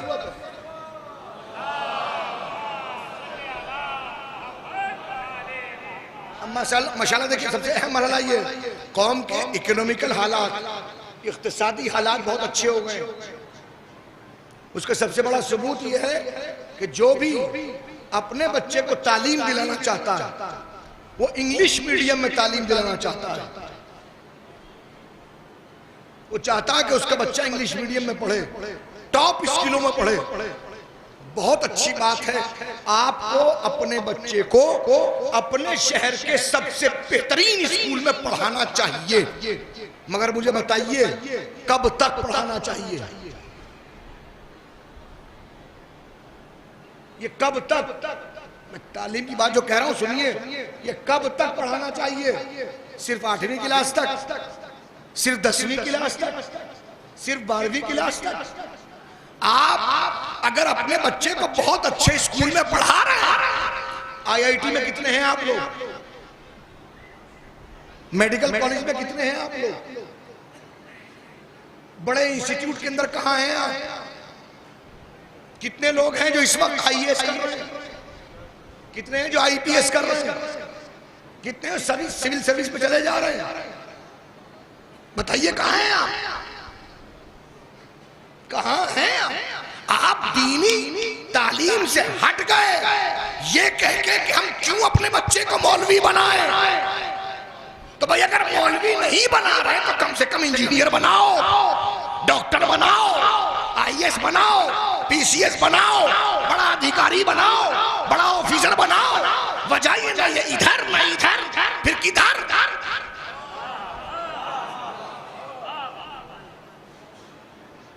किधर है? एक तो मसला ये, दूसरा मसला जल्दी से कह गुजर रहा हूं, फिर गुफ्तगू को मरबूत कर रहा हूं। दूसरा मसला औकाफ का। सेंट्रल गवर्नमेंट ने अभी पिछले साल की बात है वक्फ बिल में कुछ मामला गड़बड़ कर दिए। बहरहाल मुसलमान तो मुसलमान, बहुत से संजीदा हिंदू भी खड़े हो गए। पार्लियामेंट के अंदर बहुत से MPs की तकरीरें, उनके जुमले मैंने कोट किए हुए, लिखे हुए। जो बातें हमें और आपको कहनी चाहिए थी वो उन्होंने कह डाली। अब सुनिए जो मैं कहना चाहता हूं, ये हुआ कि एक पोर्टल बनाया गया, उम्मीद पोर्टल, कि जितने भी औकाफ हैं सबकी एंट्री उस पे होगी। जिसकी एंट्री होगी वो वक्फ रहेगा, और जिसकी एंट्री खत्म वो वक्फ खत्म। वजह क्या पता है आपको? वजह ये थी कि वक्फ करने वाले अफराद ने 70% औकाफ को सिर्फ यूज की बुनियाद पे वक्फ किया। क्या मतलब? मसलन दरगाह आलिया ये वक्फ है, जिसने वक्फ किया, जैसा वक्फ किया वक्फनामा मौजूद, उसका रिकॉर्ड मौजूद, ये तमाम चीजें मौजूद। लेकिन अक्सर गांव के कब्रिस्तान बुजुर्गों ने किस्सा छोड़ दिया, ये वक्फ है भाई कब्रिस्तान के तौर पे, ये मस्जिद है, ये बस हमारी मस्जिद वक्फ है, ये ईदगाह वक्फ है, ये करबला वक्फ है। वक्फ करने वाले ने जमीन तो दी लेकिन कोई वक्फनामा नहीं, कोई उसका इंदराज नहीं, कोई लिखत नहीं, कहीं तहरीर नहीं, बस तहरीर हो गई वक्फ। तो बस वक्फ करने वाला कौन था? हमारे अजदाद थे। कौन थे वो? कुछ पता ही नहीं है। इसे कहते हैं वक्फ बाय यूजर, और वक्फ बाय यूजर को गवर्नमेंट सबसे पहले खत्म कर रही है। अब जिनको उम्मीद पोर्टल पर बाकायदगी के साथ रख दिया गया, तब ये नहीं कि यूं ही ये मेरा मोबाइल है, जिसको देखना है मैं अभी दिखा दूंगा। सुन्नी वक्फ बोर्ड के 12,000 से ज्यादा औकाफ की फहरिस्त मेरे पास मेरे मोबाइल में मौजूद है, जिसके अंदर उम्मीद पोर्टल पर 12,000 से ज्यादा औकाफ को रिजेक्ट कर दिया गया। सवाल भाई इतना है, मैं सुन्नियों से कुछ सवाल नहीं कर रहा हूं, माफ कीजिएगा, वो खुद जाने। मैं अपनी कौम से सवाल कर रहा हूं, क्या शिया वक्फ बोर्ड की तरफ से कोई एक फाइल आई? क्या आपने पूछा कि आपके गांव के, आपके शहर के कितने औकाफ रजिस्टर्ड हुए, कितने औकाफ रिजेक्ट कर दिए गए? भाई जून की 6 तारीख आने वाली है, ये तारीख गुजरी, गए वक्फ आपके हाथ से, आप कुछ ना कर पाएंगे। सोते रह जाएंगे, बड़ी बड़ी जायदादें चली जाएंगी। जरूरत यह है कि आप बैठे, यहां आए हैं तो बैठ के डिस्कस करें और फिर जाके घर पे देखें कितने मुतवल्ली ऐसे हैं जिन्होंने वक्फ की प्रॉपर्टी का इंदराज किया है और फिर बाकी भी है कि नहीं। इसलिए कि मैं जुमला कह रहा हूं, 90 नहीं 95 नहीं 99% मुतवल्ली अहकामे वक्फ से जाहिल हैं। उन्हें पता ही नहीं है कि वक्फ क्या है, वक्फ किसे कहते हैं, वक्फ की हालत क्या है। 99% बड़ा दावा सरकार नहीं कर रहा है। वक्फ करने वाले वाकिफ ने जिस मकसद के तहत वक्फ किया था, मुतवल्ली को वो ही नहीं पता। वक्फ किया है मस्जिद के लिए, इस्तेमाल इमामबाड़े में हो रहा है। याद रखें, जब वक्फ करने वाले ने किसी खास जगह के लिए वक्फ कर दिया तो दूसरी जगह इस्तेमाल ही जायज नहीं है।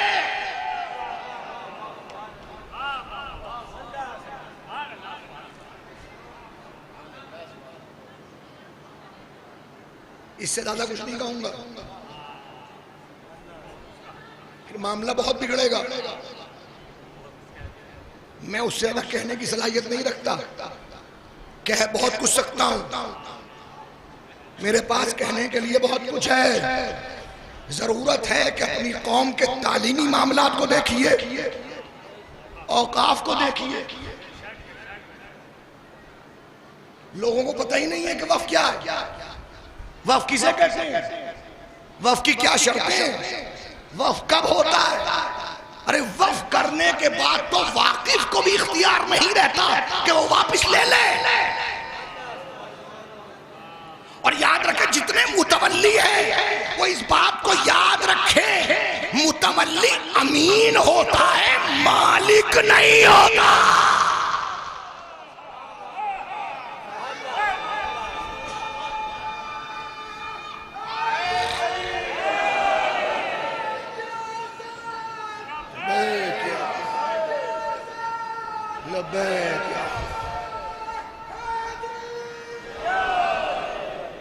बात मेरी पहुंच गई, अब बात सुनो। सूरह मुबारक मुल्क, कुरान मजीद के 29वें पारे की पहली आयत, पहला सूरा 29वें पारे का, तबारकल्लज़ी बियदिहिल मुल्क, बहुत बरकत वाली जात वो जात जिसके कब्ज़े कुदरत में मुल्क है, जिसके कब्ज़े कुदरत में मुल्क है। वो कौन है? वह अला कुल्ल शैइन कदीर, वो है जो अला कुल्ल शैइन कदीर है, जो हर शय के ऊपर मुकम्मल कुदरत रखने वाला। तवज्जो फरमाएंगे, वो बरकत वाली। देखिए अजीब बात कहूं, अल्लाह जब कुरान को नाजिल करता है तो उसके नाजिल शुदा अल्फाज में कयामत तक के फिक्र करने वालों के लिए फिक्र होती है। आप समझना चाहते समझें, फिक्र करना चाहते फिक्र करें ताकि दर्स हासिल कर सकें। मेरा खास जुमला है, मैं खास तौर पे कहता हूं, कुरान तिलावत के लिए नाजिल नहीं हुआ। कुरान किताब तिलावत नहीं है, कुरान हिदायत के लिए नाजिल हुआ है। कुरान किताब हिदायत है। कुरान देखिए, तबारकल्लज़ी, बहुत बरकत वाली है वो जात। कौन सी जात है वो? बियदिहिल मुल्क, उसकी पहली सिफत, वो जात वो है जिसके हाथ में मुल्क है। बहुत बरकत वाली है वो जात जिसके हाथ में, जिसके कब्ज़े कुदरत में मुल्क। कौन है वो? वह हुआ अला कुल्ल शैइन कदीर, वो जात वो है जो हर शय के ऊपर कुदरत रखती है। हर शय, कोई शय ऐसी इस पे वो कुदरत न रखती हो। हमारी समझ में नहीं आई वो जात कौन। हालांकि दो सिफतें सुन ली। पहली सिफत ये कि उसके कब्ज़े कुदरत में मुल्क, दूसरी सिफत जिसके कब्ज़े कुदरत के अंदर पूरी कायनात। परवरदिगार कौन है? अल्लाह ने मजीद समझाने के लिए कहा, अल्लज़ी खलक़ल मौता वल हया, वो है जिसके कब्ज़े कुदरत में मौत भी है, हयात भी है, जिसके कब्जे में जिंदगी भी है, जिसके कब्जे में मौत भी है। तो चार सिफतें आई, बहुत बरकत वाली है वो जात। नंबर एक, जिसके कब्जे में मुल्क। नंबर दो, जो अला कुल्ल शैइन कदीर। नंबर तीन, जिसके कब्जे में हयात। नंबर चार, जिसके कब्जे में मौत। मैं पूछूं आपसे, है कौन वो? आप कहेंगे अल्लाह है। तो अगर अल्लाह है तो लफ्ज़ तबारक के बाद अल्लाह क्यों नहीं आया? आप कहें नहीं, कुरान में नहीं। लीजिए, तबारकल्लाहु अहसनुल खालिकीन, वो अल्लाह तबारक है, बहुत बरकत वाला है, जो तमाम खालिकों में अहसन है। तो लफ्ज़ तबारक के बाद अल्लाह तो आ सकता था, लेकिन यहां लफ्ज़ अल्लाह नहीं है। 10 सलावत पढ़ लीजिए मोहम्मद वाले मोहम्मद पर।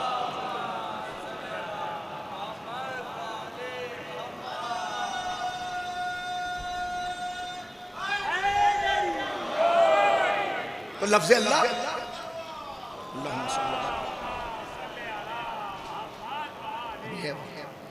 तो अभी आप मुलाहिज़ा फरमाएंगे, वो अल्लाह वो है जो अहसनुल खालिकीन है। तो लफ्ज़ अल्लाह आ सकता था, लेकिन यहां नहीं आया अल्लाह। यहां क्या कहा उसने? तबारकल्लज़ी, अल्लज़ी का लफ्ज़ आया। वो, अब वो कौन? आपके जहनों पर छोड़ा, आपकी फिक्रों पर छोड़ा। हम तो सिफत बताएंगे, जात का नाम नहीं लेंगे। क्यों? इसलिए कि अगर जात का नाम ले लें तो बहुत से लोग जानबूझ के उस नाम को रखना शुरू कर देंगे। करीब करो जहनों को।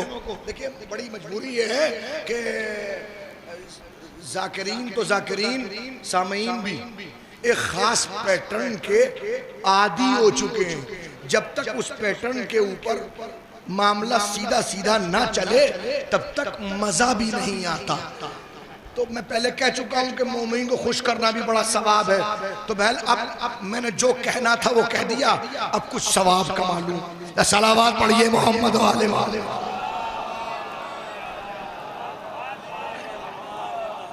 अब आप कहेंगे ये कैसे, ये कैसे? अब मैं एक आयत पढ़ रहा हूँ इसको समझाने के लिए। बिस्मिल्लाहिर्रहमानिर्रहीम। इन्नमा वलियुकुमुल्लाह व रसूलुहु वल्लज़ीना आमनुल्लज़ीना युक़ीमूनस्सलाह व यूतूनज़्ज़काह व हुम राकिऊन। इन्नमा वलियुकुमुल्लाह, बेशक तुम्हारा वली अल्लाह है, व रसूलुहु, और तुम्हारा वली उसका रसूल है, वल्लज़ीना आमनुल, और फिर तुम्हारे वली कुछ मोमिन। कौन से मोमिन? अल्लज़ीना, वो मोमिन, युक़ीमूनस्सलाह, जो नमाजों को कायम करते हैं, व यूतूनज़्ज़काह, ज़कात को अदा करते हैं, व हुम राकिऊन, दर हालांकि वो रुकू में होते हैं। तो तीन विलायतों का जिक्र है, एक अल्लाह की विलायत, एक रसूल की विलायत, और एक उसकी, किसकी नाम नहीं है, उसकी किसकी नाम नहीं है। अब जो है वो सिफत, अल्लज़ीना आमनू पहली सिफत, अल्लज़ीना युक़ीमूनस्सलाह दूसरी सिफत, यूतूनज़्ज़काह तीसरी सिफत, व हुम राकिऊन चौथी सिफत। तो चार चार सिफतें रखी। परवरदिगार, जब तू तो अल्लाह है, तू तो जानता है, तो क़यामत तक के लिए इस पूरी उम्मत मुस्लिमा को मेरे माबूद तूने काहे के लिए कंफ्यूजन दे दिया? कंफ्यूजन दूर कर दे, डायरेक्ट कह देता अल्लाह तुम्हारा वली, रसूल तुम्हारा वली, अली तुम्हारा वली। आखिर क्यों कहा अल्लाह वली, रसूल वली? और वो जो मोमिन है, वो जो मोमिन है, वो जो नमाज कायम करता है, वो जो ज़कात अदा करता है, वो जो हालत रुकू में ज़कात देता है, आवाज आई नाम दे देता, मगर उस वक्त से लेके कयामत तक हर कोई अपने बच्चे का नाम अली रख देना।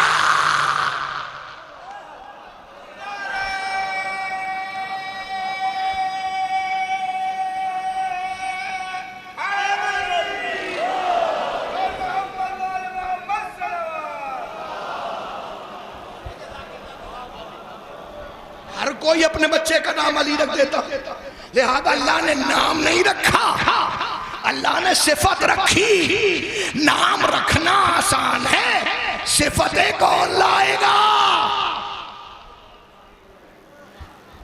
नाम रखना आसान है, सिफतें कौन लाएगा?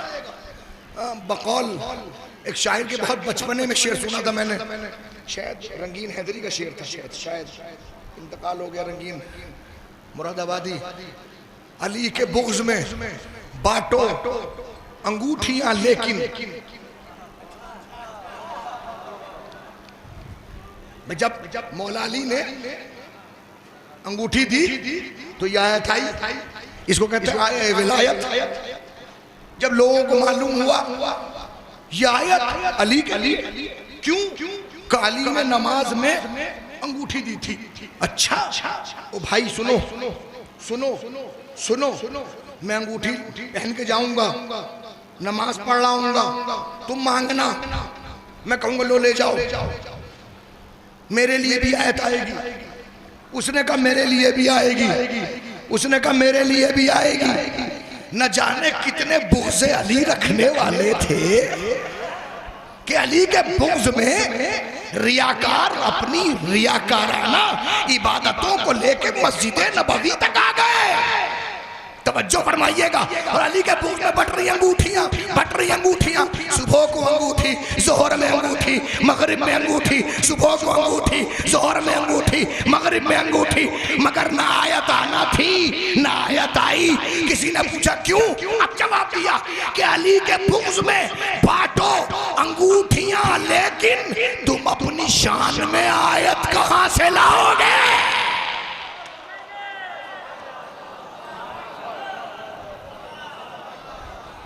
कहां से लाओगे? आयत तो वो भेजेगा ना।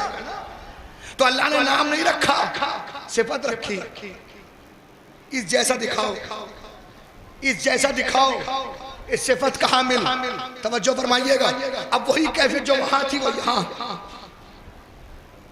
तबारकल्लज़ी बियदिहिल मुल्क व हुवा अला कुल्लि शैइन क़दीर लिल्लज़ी खलक़ल मौत वल हयात। बहुत बरकत वाली है वो ज़ात, वो कौन सी? नाम नहीं है, सिफत है। पहली सिफत बियदिहिल मुल्क, जिसके हाथ में मुल्क है, जिसके हाथ में मुल्क। बरकत वाली है वो ज़ात जिसके हाथ में मुल्क। बेयद, यद कहते हैं हाथ को, जिसके हाथ में मुल्क। आप कहें कैसी मुशरिकाना बात कर रहे हैं, ये तो शान उलूहियत है, आप किसके लिए कह रहे हैं? मैं कहूंगा शान उलूहियत जरूर है, मगर उलूहियत का मुकाम और दर्जा नहीं है। शान होना और है, दर्जे का होना और है। कुरान ने कहा तबारकल्लज़ी बियदिहिल मुल्क, बहुत बरकत वाली है वो ज़ात जिसके हाथ में। तो हम किसी ऐसे अल्लाह को जानते नहीं जिसके हाथ भी हो, या तो कोई हाथों वाला अल्लाह लेके आओ, या बताओ यदुल्लाह कौन है? बताओ कौन है वो जिसको यदुल्लाह कह सकते हैं? कौन है? तबारकल्लज़ी बियदिहिल मुल्क। अब ये मुल्क, अरे आप मिंबर पे बैठ के कम से कम इस तरह की बातें नहीं कर सकते। क्यों? कौन सी बात गलत हुई? कहा आपने कह दिया जिसके हाथ में मुल्क है। तो मैंने कहा भाई इसके सिलसिले में अगर आपको कुछ तहफ़्फ़ुज़ात हैं, कुछ कमेंट कर रहे हैं, तो उस कमेंट के नतीजे को दलील से प्रूफ कीजिए कि जी हमारे पास दलील है। मैंने कहा क्या दलील है? का दलील ये है कि कुरान में एक दो नहीं 8-10 नहीं 15 से ऊपर आयतें ऐसी हैं जिसमें साफ साफ कहा गया है वालम अन्नहु, पहचान लीजिए, जान लीजिए, इल्म रख लीजिए, वलिल्लाहिल मुल्क, मुल्क अल्लाह के लिए है, वलहुल मुल्कुस समावाति वल अर्ज़, जमीन का मुल्क भी उसी का, आसमान का मुल्क भी उसी का। तो मुल्क जब उसका है, जमीन का मुल्क भी उसका, आसमान का मुल्क भी उसका, तो जब मुल्क का मालिक वो है अल्लाह, तो आप किसी गैरुल्लाह को ये मुल्क कैसे दे सकते हैं? कैसे इस मुल्क का मालिक किसी गैरुल्लाह को बना सकते हैं? मैंने कहा भाई कुरान पढ़ने का हुक्म तो है, मगर साथ साथ ये भी कहा गया है कि कोशिश करो कुरान देख देख के पढ़ो, आंख खोल के पढ़ो। कुरान को देख के पढ़ने का सवाब ज्यादा है और बड़ी अहमियत है। देखिए किसी अहमियत को समझना है तो यूं समझें कि उस अहमियत का इतलाक किसी एक खास जगह पे ना होता हो, पूरी उम्मते मुस्लिमा उसको तस्लीम करती हो। कैसे? तवज्जो फरमाइएगा। अब देखिए अल्हम्दुलिल्लाह मैं बबांगे दोहल कह सकता हूँ, जो बातें शिया कौम से मुताल्लिक उम्मते मुस्लिमा के दरमियान में मौजूद हैं वो बाकायदगी के साथ में तकरीबन ख़त्म हो चुकी हैं। पहले कहा जाता था शियों का तो कुरान ही अलग है, जब से एक त्यागी जी ने इस्लाम धर्म छोड़ा है तब से पूरी उम्मत को यकीन हो गया है जो सुन्नियों का कुरान है वही शियों का कुरान है। कन्फर्म बता रहा हूं आपको मैं, आप देख लीजिए। ये इनका 40 पारों का है, हमारा 30 पारों का है। आज तक किसी शिया के घर से 40 पाले वाला निकला ही नहीं।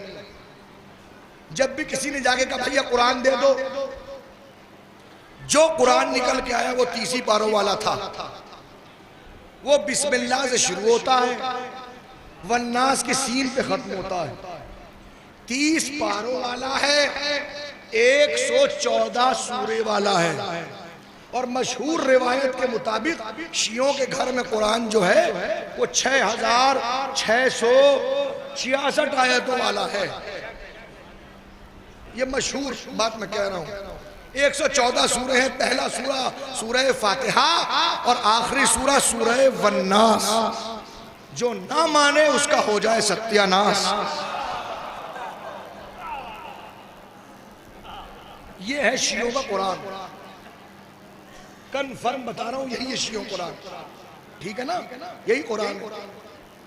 चलिए हाफिज नहीं होते, किसने कहा नहीं होते? जैसे होते हैं ऐसे कहीं नहीं होते। जैसे हमारे यहां होते हैं ऐसे कहीं नहीं होते। कन्फर्म बता रहा हूं। मेरे वतन में चलिए आइए, 3 मैं दूंगा। अपने वतन से 3 हाफिज शियों से मैं दूंगा आपको 3। और मुमकिन है यहाँ बैठे मोमिन कहें कि हमारे यहाँ भी है, हमारे यहाँ भी है। होंगे, पक्का होंगे, बाकायदा है, तो हाफिज भी होते हैं।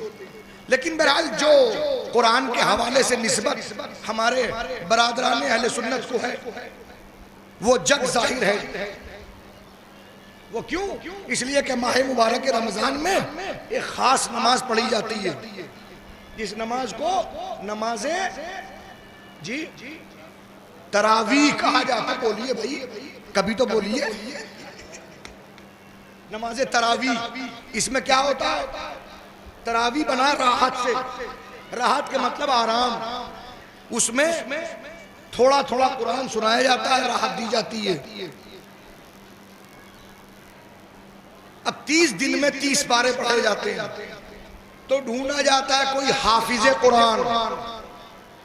अब सुनिए, देखिए, हाफिज कुरान लाया जाता है, वो पढ़ेगा तो हाफिज ही इमामत कर सकता है। आप यकीन माने, मैं अब जो बात कहना चाह रहा हूं बहुत सुन लीजिए आप। ये ऐसी नमाज है जिसकी इब्तिदा खलीफा दोगुम ने की है। किसने की है जी? खलीफा दोगुम ने की है इस नमाज की इब्तिदा, लेकिन कभी खुद नहीं पढ़ाई।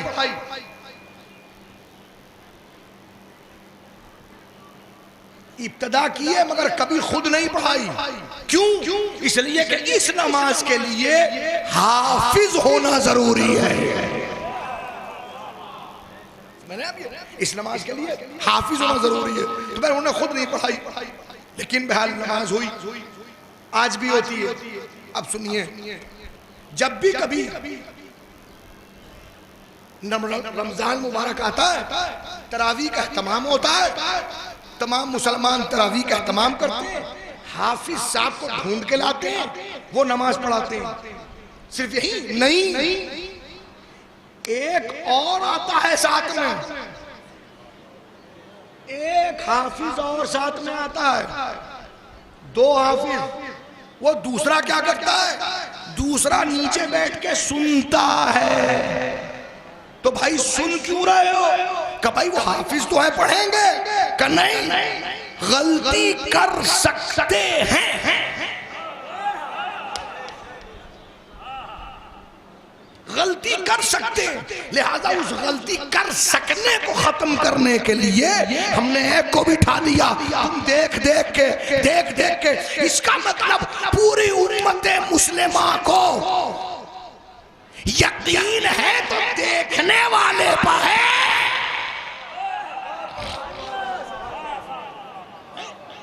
तो है ना, देख के पढ़ो, देख के पढ़ो, कुरान देख के पढ़ो, तवज्जो फरमाइएगा, देख के पढ़ो। और यही वजह भी है कि जो कुरान पढ़ रहे होंगे ना, हम मुसलसल पढ़ रहे होंगे, मुसलसल, और कुरान से कुछ हिदायत न लेंगे। कुरान कह रहा है, ये हुजूर की हदीस है, रुब्बा तालिल लिल कुरान वल कुरान यलअनहु। क़यामत के दिन बहुत सारे कुरान की तिलावत करने वाले ऐसे भी आएंगे जिन पे कुरान लानत कर रहा होगा। क्यों? इसलिए कि कुरान ज़बान पे होगा, दिल के अंदर कुरान न होगा।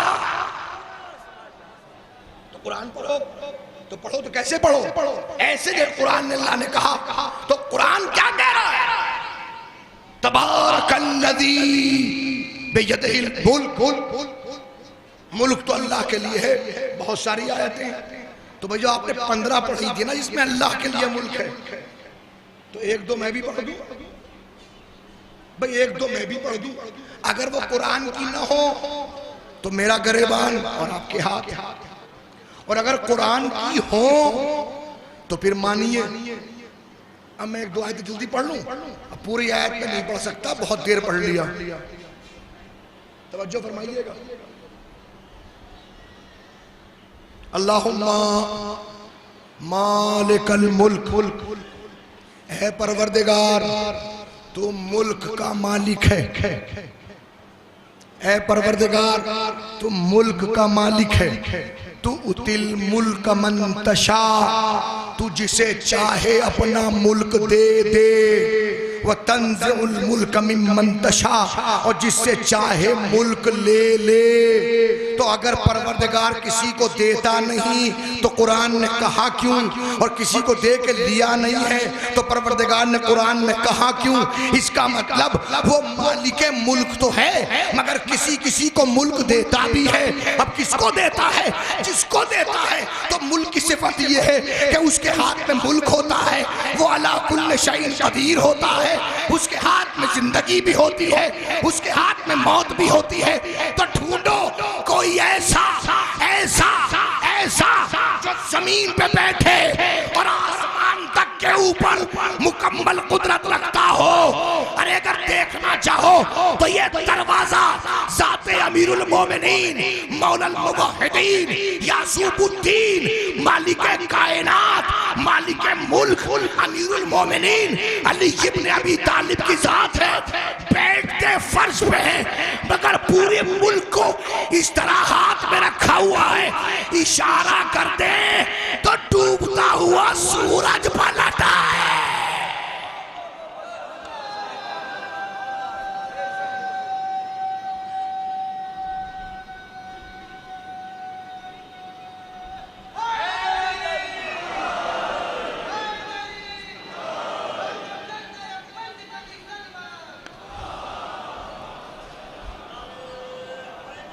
ये मुल्क की कुव्वत है, ये बाप का इख्तियार है कि जमीन पर बैठ के इख्तियार आसमान पे है, चाहे तो सूरज पलटा ले।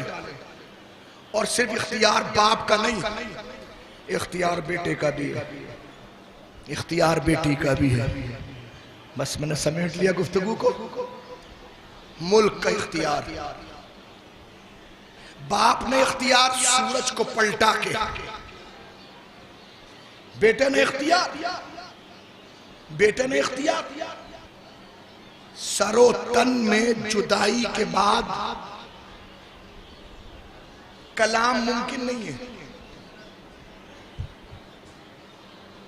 कलाम मुमकिन ही नहीं है, इम्कान नहीं है। गुफ्तगू कैसे करते हैं आप? सोर्स क्या है गुफ्तगू का, मुझे बताइए। गुफ्तगू का सोर्स क्या है? ये सीने से हवा निकलती है जो इस हुंजुरे तक पहुंचती है, यहां से ये दहन में आती है, जबान के जरिए, होंठों के जरिए से, गले के जरिए से, अलग अलग जगह से जो हवा निकलती है, तो वो जहां से निकलती है उसे मखरज कहते हैं, और वही आवाज बन जाती है। इल्म तजवीद कुछ हुरूफ हल्की हैं, हल्क से निकलते हैं, हा, खा, गैन, हा, अलिफ, ये निकल रहे हैं यहां से। कुछ वो हैं जो तालू से निकलते हैं, तो कुछ वो हैं जो जबान को ये इन दांतों पे निकाले, सा, लाल, सीन, स्वाद, ये सब क्या है? ये अंदर से हवा निकल रही है, दहन के जरिए से सामने आती है, मखरज।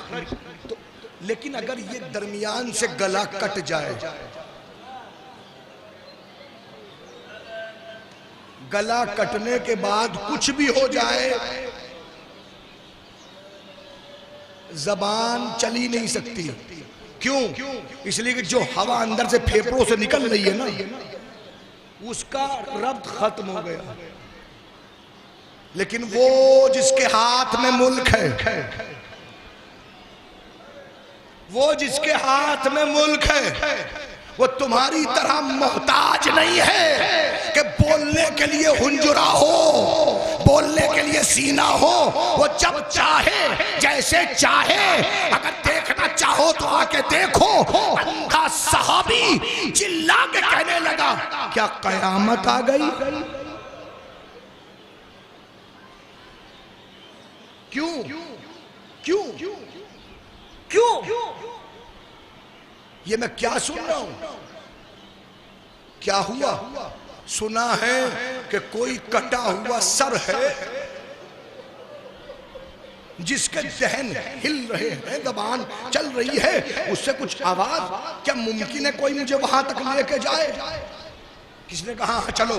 हाथ पकड़ के लोग वहां तक लेके आए जहां नो के नेजा की बुलंदी पर हुसैन का सर। अन्ना सहाबल कहफ वर्रक़ीम कानू मिन आयातिना अजबा की तिलावत कर रहा था। तड़प के कहा, ये कौन है? कि ये हुसैन इब्ने अली। तड़प के कहा, वाह हुसैन वाह, अरे आप तो इन असहाबे कहफ से भी ज्यादा अजीब है। अल्लाह मौला आपके आने को कबूल फरमाए, आपको किसी कमीन का मोहताज न बनाए, हर किस्म की अज़ियतें और मुश्किलात आपसे दूर फरमाए। अल्लाह जितने आने वाले हैं मौला अमीरुल मोमिनीन के दरवाजे से अपनी अपनी हाजतें लेके जाएं। जो बे औलाद हैं वो औलाद सालेहा लेके जाएं। जिनके घर में मरीज है वो शिफाए कामिला हासिल करें। जिनको अल्लाह ने औलाद नहीं दी उनको औलाद मिल जाए। जिनको औलाद मिली है उनको नेक सीरत मिल जाए। ये बच्चे अपने अपने वालिदैन के मुती और फर्मा बरदार बने, वालिदैन की इज्जत करें, माशरे के अंदर बावकार इंसान बने, इस्लाम और शीयत का नाम रोशन करने वाले बने, अच्छे इमाम के मुती और फर्मा बरदार बने। मैं बड़ी दुआएं दे रहा हूँ आपको, इसलिए कि बाद में दुआ न कर सकूंगा। अरे कयामत हो गई जब एक बीबी ने चिल्ला के कहा, ए पिसरे साद, अरे इस लश्कर को रोक, ज़ैनब कुछ कहना चाहती है। पिसरे साद ने इशारा किया, तमाम लश्कर खामोश हो गया। ज़ैनब ने फिर कहा, ऐ पेसरे साद, इन जानवरों से भी कहे, इनके गलों में घंटियां हैं, इनके पाँव में घुंघरू हैं, ये अपने गर्दनों को साकित करें, ये अपने पैर को रोकें, कोई आवाज ना आए। कहा जितनी हुकूमत मेरी थी उतना इख्तियार मेरा था, मैंने कह दिया कदे के तेरी हुकूमत थी, अब ज़ैनब की हुकूमत देख। एक बड़ा उंगली उठाई, जिधर से उंगली चली जानवरों ने सर झुका दिया, घंटियां आवाज रुकी, और एक मर्तबा ज़ैनब का लहजा अंधा सहाबी कहने लगा, कयामत आ गई। क्यों, क्या हुआ? अली ने कहा था अब मेरी आवाज कयामत को सुनोगे। अरे ये अली का लहजा, ये अली की आवाज, ये अली का अंदाज, ये अली की फसाहत, ये अली की बलागत। कहने वाले ने कहा शुक्र कर, अल्लाह ने तेरी आंखें ले ली। अरे काश के तू अगर देखने वाला होता तो कलेजा शक हो जाता, मर जाता। अली नहीं, अली की बेटी ज़ैनब। कहाँ है भरा मजमा, इस मजमे में अली।